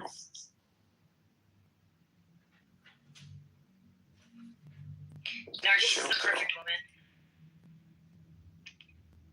Insano Kamil. Yes. It's a human. What is a perfect woman? How do you say perfect woman, Illumi, in the language of the Bedouins? Okay. How do you say perfect woman? No such thing. How do you say it in the Does language? not exist. What does ChatGPT say it is? Bro, he's saying nothing exists. Oh, Al-Nisa Al-Kamil. Al-Nisa Al-Kamil, yes. Really? Wow. Amazing. Nisa is a beautiful name. Nisa? Yeah. I used to have a friend, Iranian friend, whose name is Nisa. That's a beautiful name. Woman? Yeah, but like then in terms of like not the actual meaning, but the Nisa. Not sound? Yeah. Good sound. I like the name Sama also. What about Nisa? Sama is that's beautiful. Is it dance of the dervish? Yeah, the summer ritual. Yeah. Dervish. When we whirl, will you still hold my boobs? I will hold your boobs. I will. Otherwise, they'll like fling around. You know, I can't. You will. Yeah, no.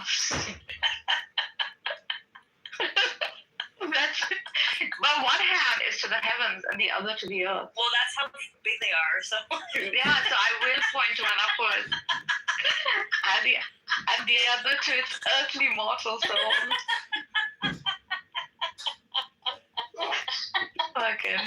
Fucking loser.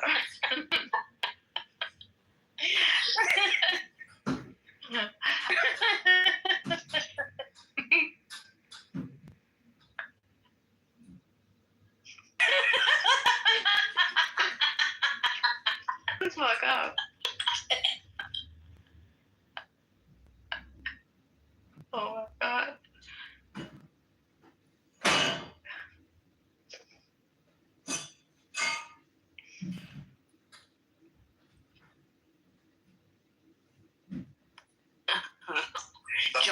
Don't be so hard on yourself, babe. You're good. You're good. Thank you. You're the best. You're the best. Thank you. I mean, thank you so much. I'm sorry.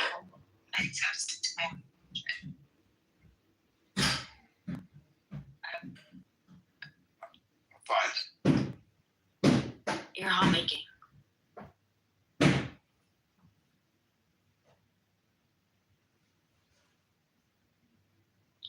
Alistair, do you sing?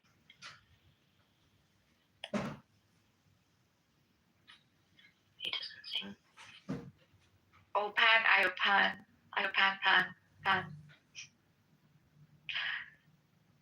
I am a man. Do as thou wilt, as great God can. Oh, Pan.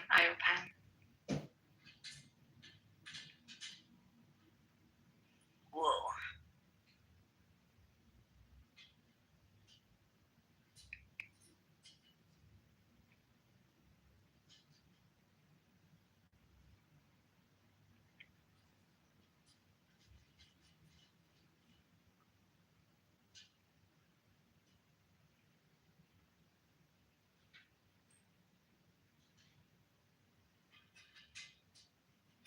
Para esos sabores de la carne. Pero si tienes buen diente, esta está bien para ti.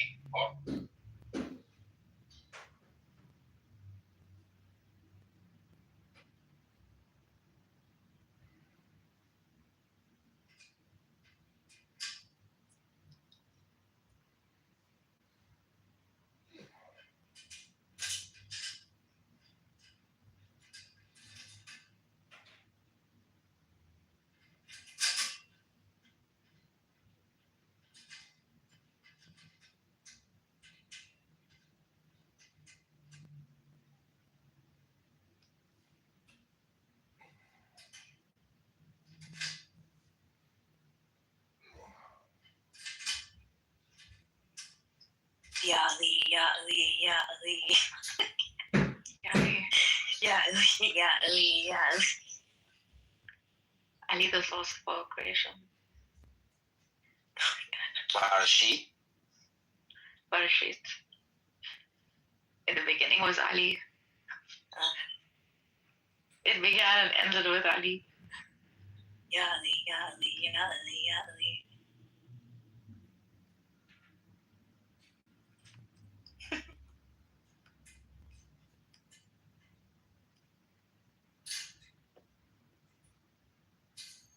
What joy leaps in the hearts of those who love Ali.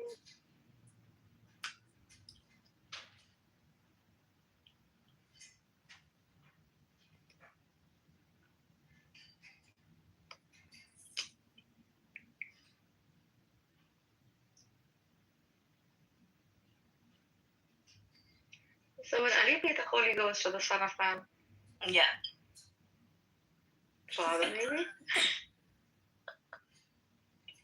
You filthy Ali, you bulat. You Nasari. Ali is every breath. Ali is every the gaps between my heartbeats. The gaps between my teeth. Every cell. Every atom. Yeah. Every atom of the universe.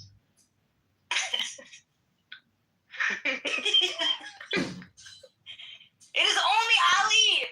It is Ali. All begins with Ali. Ali, Ali, Ali, Ali, Ali, Ali.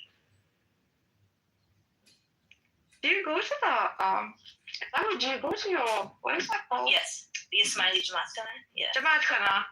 Yes. I'm dying to go to one of them. I would let you in. Do I have to be Ismaili? Yeah. Yeah. During prayer time, yeah. But you can go to an Ismaili center, and those are public. Yeah, they pray differently. But they do pray, and they're long prayers too. Our prayers are like, our daily prayers are like 10 to 15 minutes long, basically. Yeah, we do it 3 times a day. Long prayers. Yeah. I know the thing, the sequence. Oh, amazing. Do you have a book? Do you have the book? Should be like all the other Muslims, no? I got it from someone I was like talking to closely about Ismailis. No, they don't believe, like particulars can change. So we incorporate this a lot in terms of like the content of the words, but we add much more to it, so it's longer. Like what? Zikr. Yeah, zikr. Yeah, I'm talking about the sujood and ruku'. Yeah. And the tashahhud is really long. Yeah, because it's like the way Ali prays. Is like kindergarten. And what again, you can take all your time doing all that on your own, but when it's a congregation prayer. No, we do it as a congregation. They do it as a congregation. So 3 times a day, that long. Yeah. Who has that time? You make time. Dedicated to God. You make time. And America must be an empty place. Because Jamaat are filled in Canada, like even in America. Filled where? Like every day? Every day. Every day they go. Sure. And they're stinking vegetable. Most of the Ismailis. Ismailis don't even exist anymore. What are you talking about? Are you kidding me? My brother's holiday home is in Portugal, and that's their like. Yeah, Nargis, you have to go. They're huge. You have to go. I would like to visit. Nargis, we should do a world tour of all these Ismaili centers. So the one they have in Portugal is the base, right? That's the throne of Imam Muhammad, yes. Yes. So do you even know what's the belief of Ismailis? The throne of Imam is in Portugal. Yes, it used to. I swear to God, it used to be in Aleppo, or no, not Aleppo, in Aleppo. In France. No, but you guys had it in Aleppo at one time. Yeah, we did. And then it moved. And then it moved because also I went to Aleppo. I didn't see it, but Aleppo got crushed out fast. Yeah. And then it went to Eglimo is what I meant in France. and then it just recently moved to Portugal. Right. The foundation there is really huge. I would love It's to mostly do that. like, they engaged in like critical studies of philosophy and logic and things like that. My brother was like, there are people here and they are some sort of strange religion. Because he doesn't know. But How old is your brother? He's about 30, 32. Is he single? I don't know. Oh. He's married to a Spanish girl. And then he was like, and they are like, they're just so, they're like so serious. It's some kind of book reading and study. I said, damn, that's the Arakan Center in Portugal. The original Al-Azhar, you know. Heavily, you guys engage in logic, rationality, metaphysics. Mm-hmm. That's I'm like sure she knows religion all of- about that. I dated someone who was a Connie. Oh my god. Oh my god. I did. In fact, like your thing is, what do you call it? But she's a monist. That was the first monist I've ever met in my life, actually. Mm-hmm. Who's a monist? Someone I knew a while ago. What do you mean, Wahda? Yeah, I converted that guy. No. So Really not everything is on Clubhouse. People have lives off of here. Yeah, they have. Yeah. You're right here, aren't you? I'm right on your lap. And I mean, if you want to. I'm not sure you're the type, but or you're my type. I mean, you got a lightsaber for fuck's sakes. There's only the soul.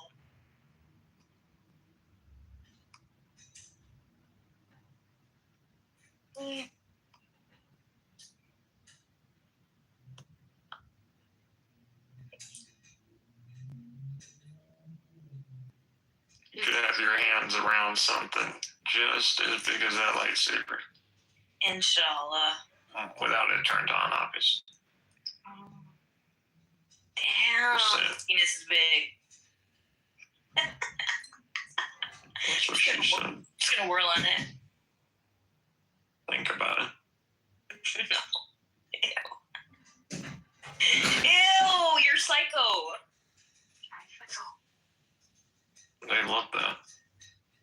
No.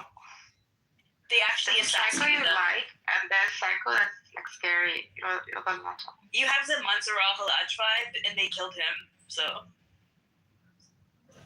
No, but Mansour al-Halaj was not a narcissist. But he kept saying, I'm the truth. They fucking hated him, dude. All he said was Analhaq after his freaking ego death. He had to freaking open his mouth and he was killed. That's what I'm saying. He's doing the same thing. I saw his grave in Syria. That's incredible. But don't you think Olivia is doing the same thing? Minus the ego death? Dude, minus the ego, exactly. Allah is a great mind, a great man. But she can't explain his positions. He never had a position. He was just a he was a mystic. He never had arguments. Everyone doesn't come with logical arguments. Yes, everybody says I am God. They're a mystic. Someone lived experiences. Sure. How did Not that everyone work out for him? uses AI, especially in the 7th century. How did that work out for him? Yeah, bastards killed him, you motherfuckers. Reality killed him. What are you talking about? Acting like the bastards came from. Do you want to be the only one? Only one. There's people gonna claim logic and reason. They got no logic and reason. Dude, logic and reason is not everything. Like, once you enter the Eastern philosophy, you have to drop it. Philosophy, it just all talk there, just aren't you? You're an empty shell, dude. It's Hegelian. There's paradox. Hegelian. No one on this fucking app knows anything about Hegelian. Oh, yes, Greg does, actually. Why do you keep talking to him? I don't understand. Clearly, Hegel's a fucking troll on this app, I think. His name is Greg, not Hegel. Hegel used to be the philosopher. I don't know why I respond to him. He's He really stresses me out. He's just a shell. It just stresses me out so much. He's a soulless creature. Exactly what you want to write. He just aggravates me. Only he aggravates me. Because you want it and you can't get it. Fuck off. Yeah, I don't know how to do it. Fuck off. I would rather sleep with Rigo. I'd rather sleep with John Kitover. Should I go deliver gnosis to? I could go deliver gnosis to the Ethiopian Orthodox. How about you go right now? Go for it. Or the Afrocentrist, which they'll probably kick me in less than 2 minutes. Where? Or the modalist. I think wrong with modalism. I don't know why you find that so wrong. I don't know where to start. Oh, there is, what's her name is back? Nora. I could deliver some Illumi synthesis to her. She's always been jealous of my project. Ooh. She's not. And that's it, really. What's jealous of you? I would like to engage with Walter. Last time I engaged, it just took way too long to get anywhere.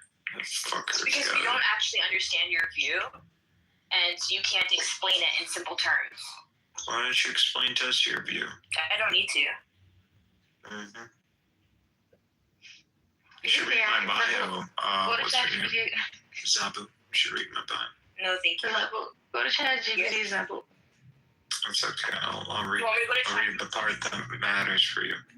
Okay. Walk the way. Listen to this. Walk the way, not by imitation, but by recognition.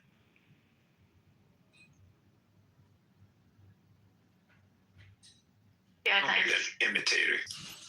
Okay, pretty. Oh, she's good. I'll stand it.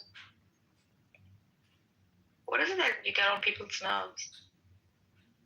I don't. Just don't like the smell of bullshit. You think everyone sounds like bullshit? No. More school.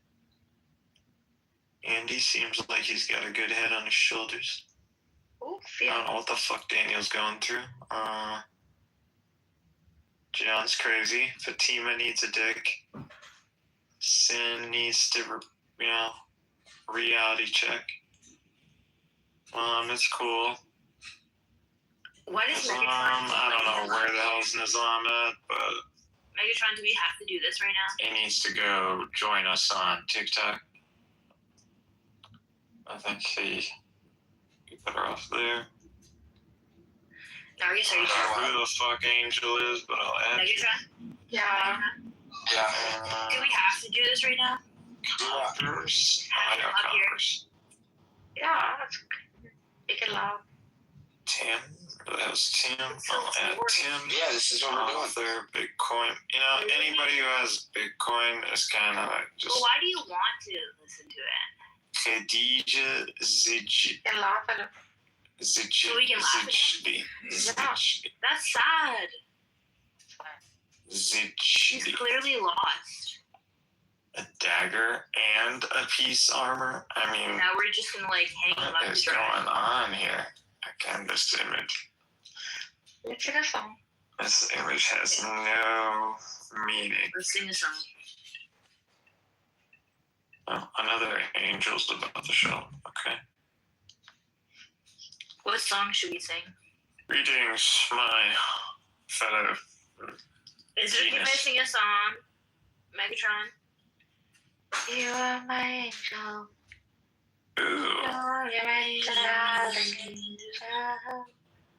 I'm not gonna lie, Lexi. I thought you were a chick.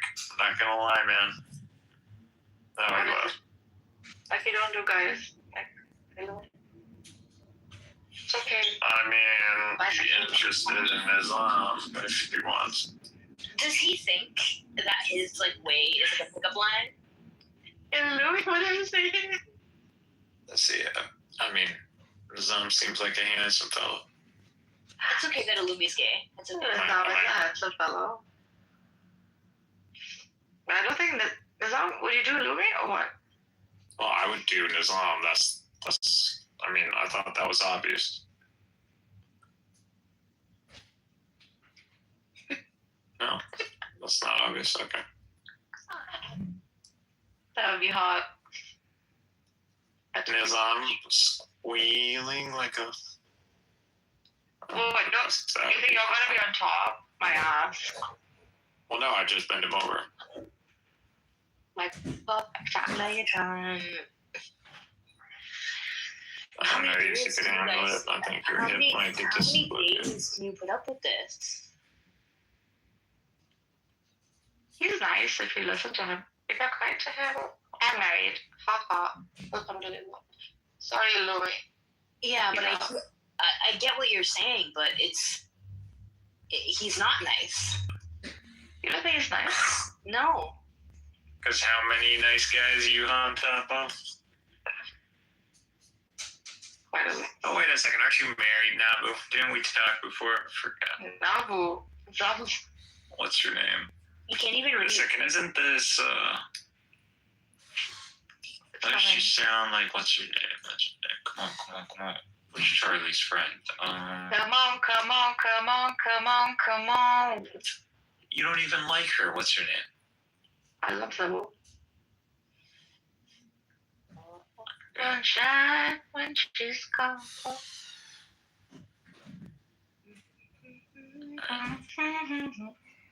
Ain't no sunshine. Yeah, but Nizam, you can have more than one wife. Who just said that? Angel did. You are my angel. Oh yeah, Nizam is married.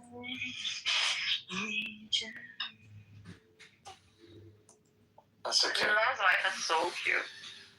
His son looks like Nabu. He's a Rock's copy. Like a photocopy of Nizam. Nizam and I have come a long way. Nizu, how long has our philosophical journey been? So long.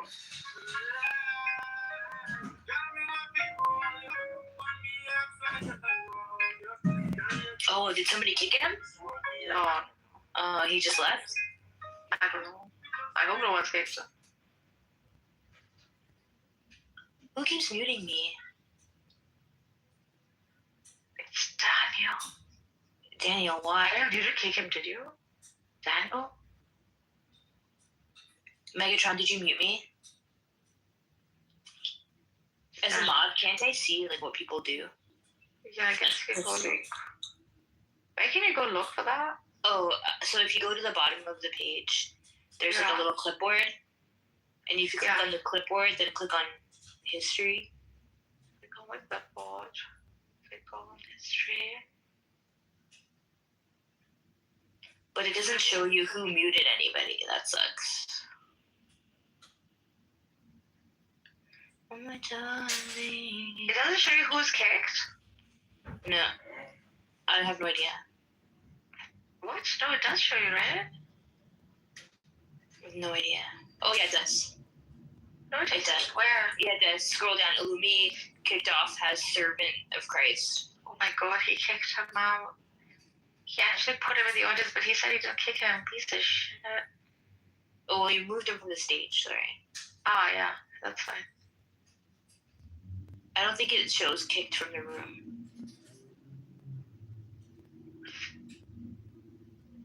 Yeah. The food I didn't make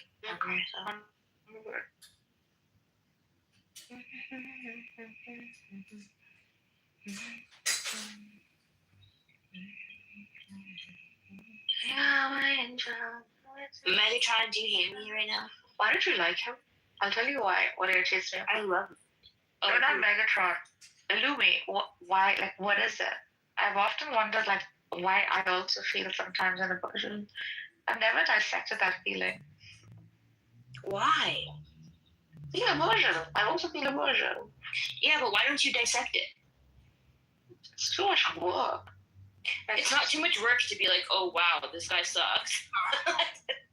Yeah, but why? Like maybe he incorporates insults and ego into what he's talking about, so it doesn't feel genuine. It feels like a performance. It feels like copy and paste. It feels manufactured. It feels like it's not from the heart at all. He also puts down people on the law. Yeah. The insult is not good. I think when it's very similar to Andrew. The insult. Some sort of like brain thing. Some dark psychology is going on. He incorporates that to make his point. He's on the dark side. Dark side, yeah. And not in a good way. Yeah. Hi, Congress. Welcome to the stage. Hi, Congress. What up?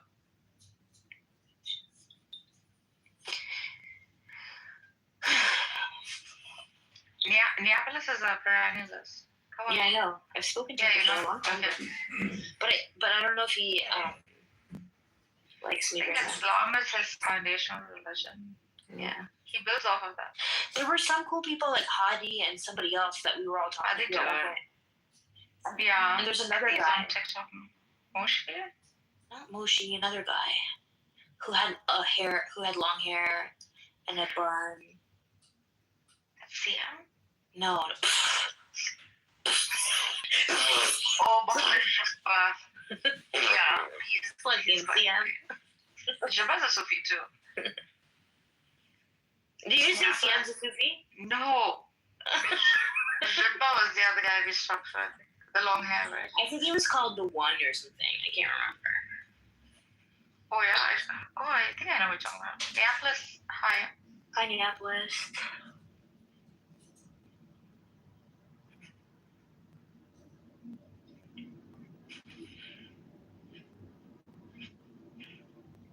Remember when Nizam and I fought at the ass? You and Nizam fight? Yeah, remember he took Furby? What? Nizam? I wasn't there, I promise. What happened? Yeah, you were. What did you say? Excuse you for what? It was a long time ago. Now we're like... Nizam isn't a fear, he's a Sufi. Now we're like husband and wife in a different dimension, you know? Who Nizam with you? Yeah.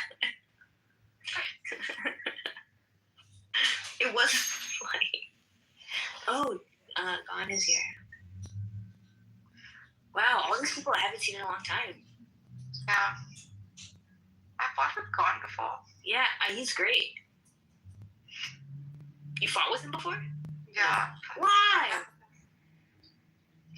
Something some argument is making. I think we had a fight. Yeah, he has his limits, yeah. We've had many arguments. Different things. You and I, right? Yeah, correct. Well, but actually, not really many. Not many. Yeah. But he is. Yeah, he is very sweet. But we can have like differences in arguments. It's not the person we're attacking. It's the argument. Yeah. Unless you're a Lumi. Unless you're a Lumi. What's the topic today? It's just open. My bad. It's the title. It's in the title. My bad. Okay. No. We're talking about Hasidic Sufis. What? God, Yeah. Is that Yes, there is, bruh. What's the name? Nizam about it. Nizam probably knows about Inayat Khan, right? So it's an Inayat Khan inspired order, but it's Inayat Mamuni, and it's in Boulder, Colorado, and it's a Hasidic Sufi tradition. Sorry, can you repeat it again? What the name is? Inayat Mamuni. How do you define tradition?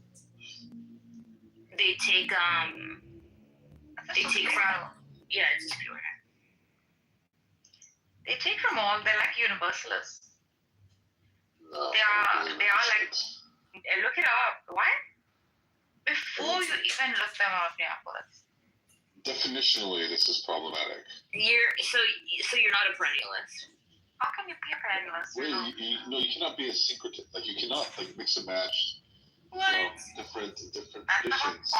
But everybody mixes and matches. What are you talking about? I'm a traditionalist. I'm not a. You're a traditional perennialist, yeah. Yes. Yeah. So you have tribes still.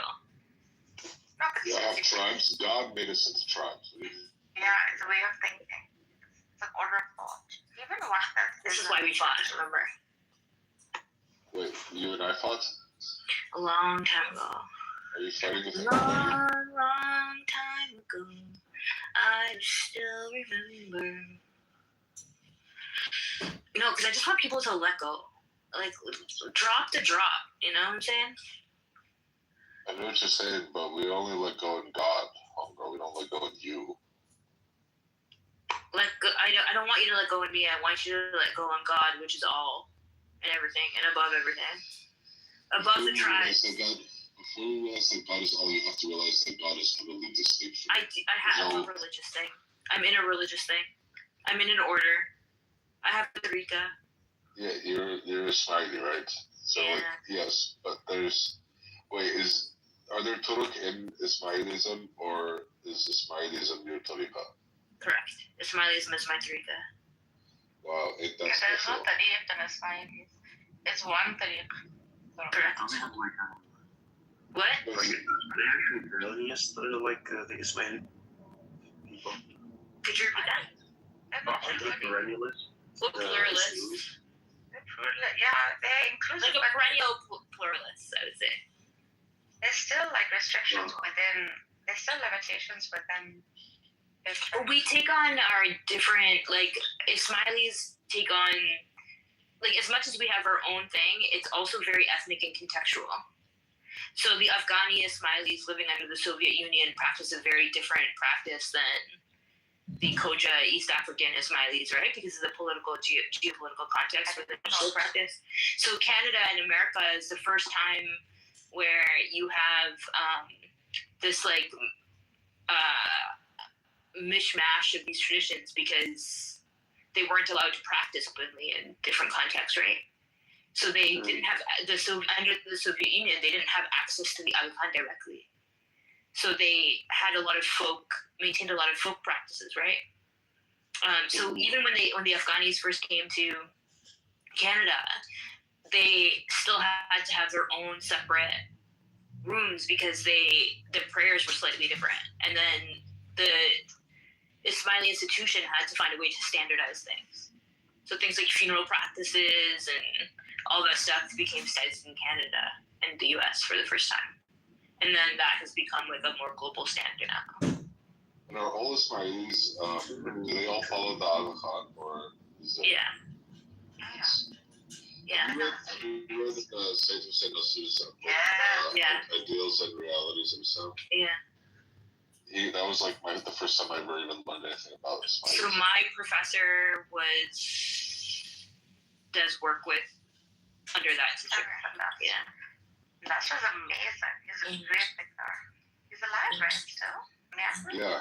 Yeah, he's alive. He just retired. I actually got to go to his final lecture in DC. But he's still alive. But he's a traditionalist perennialist like me. I mean, I basically, yeah. I think you can have a path, but I think at the same time, it's not sociological. I think I have a more sociological view on religion in the sense that things blend all the time, and people make up shit and hybridize things, and that's just the way things get practiced in reality. Okay, well, when you meet God in the next life, you can be like, my view on things was sociological. See what I get you. So what? Yeah, he'll accept it. He's like, wow, good job. Good job. Way to use your intellect. Use your mental faculties in the right direction. You'll say you are some bullshit. God is not me, first of all. God is wrong. Yes, he is. No, he's not. Yes, he is. God is God.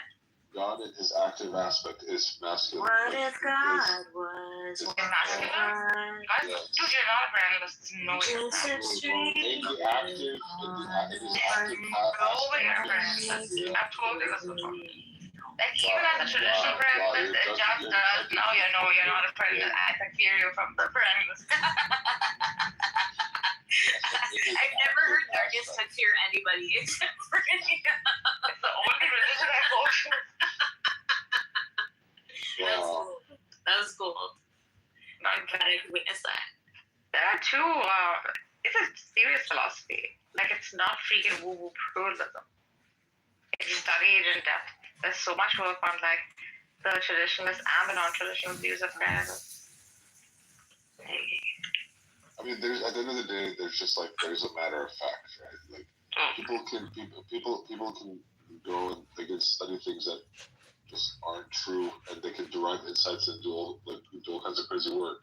That doesn't make it true. Like at the end of the day, there's a matter of fact. I don't want to fight about this anymore. What do you mean matter of fact? No, let him clarify that. And that there is a reality, and it's not like in order to attain onto this reality, there is a process of purifying the soul. Not just anybody who is able to ask questions and able to, like, produce a chain of, like, I don't know, even, like, true intellectual insights don't always mean that you have everything in order, right? The soul can be disordered and still, like, produce some sort of, like, a narrative about existence. Right. So, like, an example could be like Richard Dawkins, who thinks Claude is conscious. Mm-hmm. Like he's produced a lot of really smart stuff. That doesn't mean he has it all together. So it's important who you take your religion from. Do you think you have it all together? No, I know that I'm not, but that's why I have teachers who I think do. Right. Yeah. Have you read the work of self? Do your teachers think they have it all together? Or yeah, teachers have it mostly together. Have I read the work of who? Melissa. Melissa, yeah, I have. So, what do you think about his Harkatul Jawadiya, or transubstantial motion within God? It solves so many problems. What problems does it solve? Solves the problem of motion, immutability. It also solves because it's intrinsic motion. It's not like a change in state in God. It also kind of unites human, a creation, a creator, but not in a monist way, right? In the way of like essence, like elevated essence, therefore higher existence, lower the essence. Like the change here is in the essence of the human being.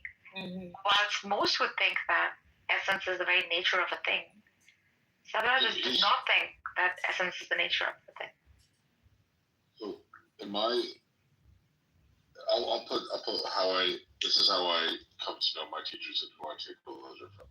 I think ultimately for me, identifying truth corresponds to like experience of truth, right? Through like Vicodin and all of these things.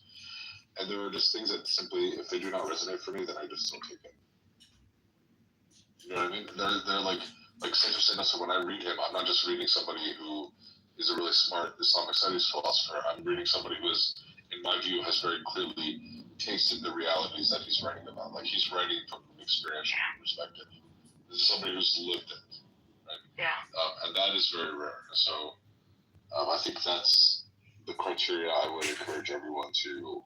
Like, if you think somebody actually embodies the realities that they're writing about, like Melissa is obviously one of them, then take from them. But just anybody who like has the ability to reason through stuff is not somebody that knows what they're talking about spiritually.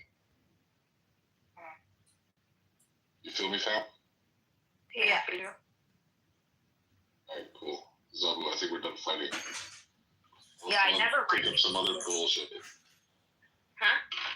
Let's go and pick up some other topic. I'm here for all the smoke, dog. Oh, there's only smoke. Smoke and mirrors. I'm gonna take a piss. Hold on. Wow. Such vulgar and foul language.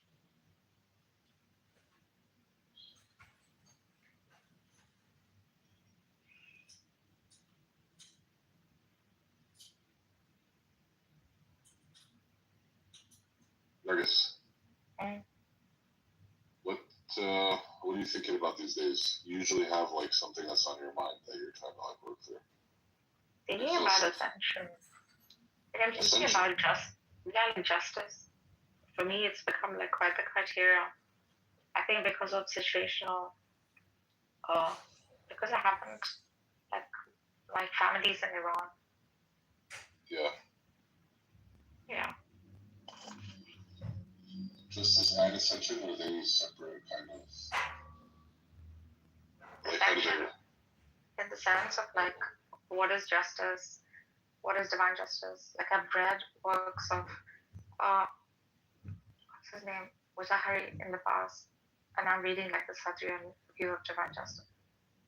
I think I'm trying to understand like, is there a system of justice in the world? If yes, then how is it established? Do we see this justice like show itself in nature? And how important is this attribute, right? Yeah. Or this particular in this very system of existence? By system of justice, do you mean something independent of man, like God acting in the world, or like? Yeah, God acting in the world. Yeah, God acting. Because the question mark appears with the whole. There are weak moments that sort of the question mark on as to what the fuck, where is divine justice in all of this? This is not right. Yeah, well, I'm Palestinian, so yeah, of course, yeah. You're Palestinian? Yeah. Damn, dude. I don't know, like, in this regard. But are you okay? Then what about like, are you satisfied by the idea of justice in the next life, or that's like out of scope? No, out of scope. Okay. Damn, that's rough. Well, even if it is, I see that as a residual, right, in the next life. So in the next life, like most of it will be a projector, sort of repeating itself in the form of elevated bliss, where the soul body is like experiencing, like Sadhra says, that state of bliss, which we call whatever jhana, and then that downward spiral of like hyperbole of like negative emotion for the wrongdoing that one's done, right? However, like one would think that it is possible for one to be agent in order to establish justice. And I think Sadhra solves the problem in the sense that he says, you are that agent, right? Because you are in that substantial motion at all times. Picture this. At any given time, one can You're sitting in church, temple, or mosque, listening to description. The light within, easier to manifest, project into the physical world. We are $38 trillion in debt. So you have to look at that as kind of people because resistance within them exists. And so they become agents of change within the system to bring about justice. Yeah.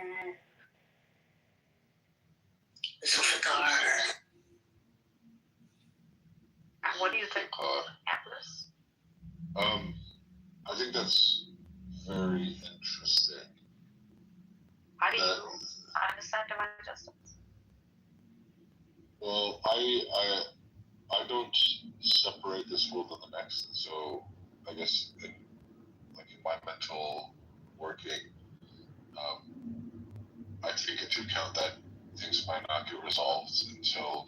But you're like alluding to like a harmony or a balance in this world that is in motion, and then like so you like a soul, like a person, plays a certain role by encountering a life circumstance that compels their soul one way or another, and balance is restored.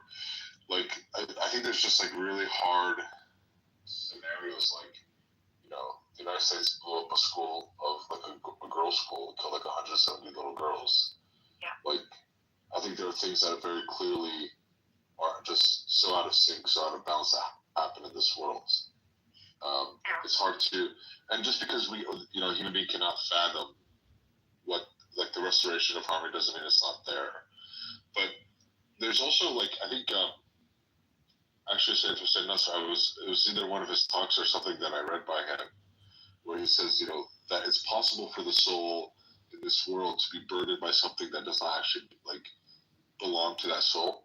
And so it's not something that the soul will take it with it into the next life, but it's also something that the soul cannot resolve on its own. Like, there are people who are depressed because of, like, family trauma and stuff, things that they had nothing to do with, or, they were just simply witnesses to something. And the soul can't actually do anything about it, but so long as it remains in this world, it remains burdened by those things, unless, like, I guess, they ascend or transcend it or something. Yeah. I don't know. I like the perspective. I don't know if I could hold on to it in every circumstance. You're probably spiritually superior to me in that regard. But I can't hold on to that. There's something very innately, like, wrong about that. Simply because I think my ego is acting up. no, I think, but the view that you were holding, the harmonious balance, it sounded like you hold on to that. I do, yeah. Like, you become that agent. You are that Mahdi. You are that Jesus. So, But I mean, that repeat is necessary. But then what do you make of the idea that the world, like, is on a continuous, like, is on a downward spiral? The dunya is characterized by continuous loss of grace, right? Like, on a whole, it moves away from, like, higher against, like, boost lower. Like the Rasul said, the best community is my community, and then everything afterwards is, like, worse than that.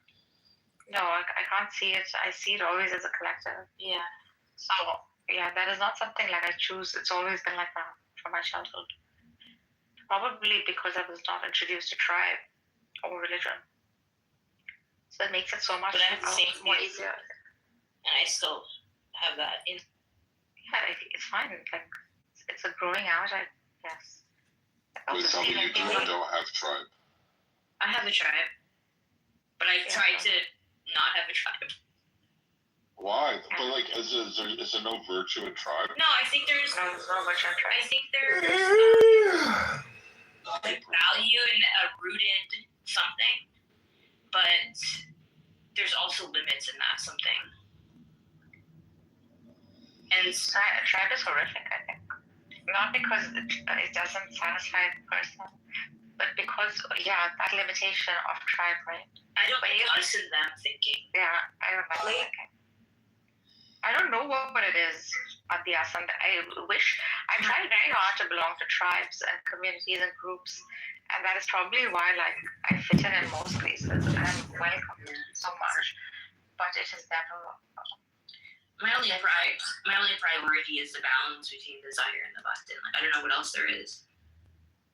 Wow, so profound. But, like, do you girls have a gym membership? Do you, like, go to a gym? Do you work out? What? My ass is so hot because I run. It's great. That's the Zahar and the batin balance. Yeah, it is the balance. My soul needs a container that's healthy. But, Nargis, do you think Persia has a 5,000-year history without a tribal identity? I don't think it has a nationalist identity. Let go of any nationalist. It's never had tribe. Tribe is so weird to us. If you introduce us in tribes, we are not. You can have civic responsibility without tribe. Like, the moment you segregate groups within Iran, you'll see a very quick intrinsic reaction, which is disgust. And this is wrong. This is wrongdoing. That's the first response. And I think because it's remained that it used to be an empire simply because of its inclusive nature. Of the Jews, of the Christians, of even the Aryans, Indo-Aryans. I mean, we are the Aryans. So this is why, like, whenever there's some kind of genetic memory that is associated with the word tribe, You the Aryans? Or tribe is horrid. It's like the worst word you can use. It's like blasphemous to use that word within like the Iranian paradigm. It's wrong. You're one body. You're a nation. Yeah, in a modern context. The cosmopolitan ethic. What you think? You're saying that the natural ethic of Iran is to have disdain for anyone in a tribal situation? Yeah, in a tribal mindset. Yeah, there's a lot of... As like a barbarian or something? Or disgusting, dirty? Like, what is the sense there? No, like if you separate like the Kurds from the Turks, and even like just observe rooms, you guys don't speak Farsi.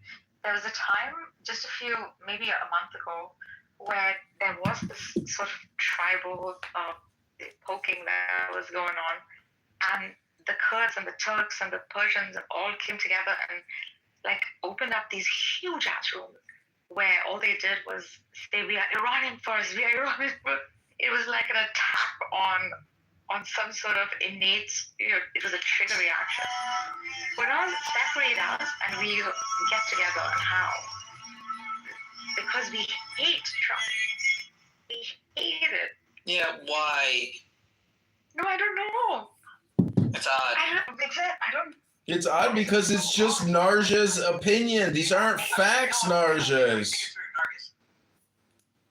Have like an imperial model of like Iranians that require certain different groups and ethnicities to survive, and they are appalled at the notion that a Kurd should think of himself as a Kurd. As a separate. Right, no. Understand. His Kurdish identity is a threat to Iranian identity. I'm just saying that's how you're saying that's the ethic. Yeah, they look at a Kurd saying, "Hi, I'm a Kurd." They say, "Fuck you, you're from Iran." The Kurd says it. I'm not a Kurd. I'm Iranian. I'm saying the Iranian says that. Iran doesn't say that. But the Kurd says it. The Kurd from Iran. The Kurd from Iran. Right? What I'm trying to explain is you're not against Kurds wherever they are. You're against Kurds being Kurds in Iran. I am not. The Kurds are against Kurds being Kurds in Iran. Yeah, okay. All that is Iranian in Iran. You're literally like, oh, the gay people of Iran don't want to be gay. Like, you're talking about brainwashing. Probably, but it's there. Yes.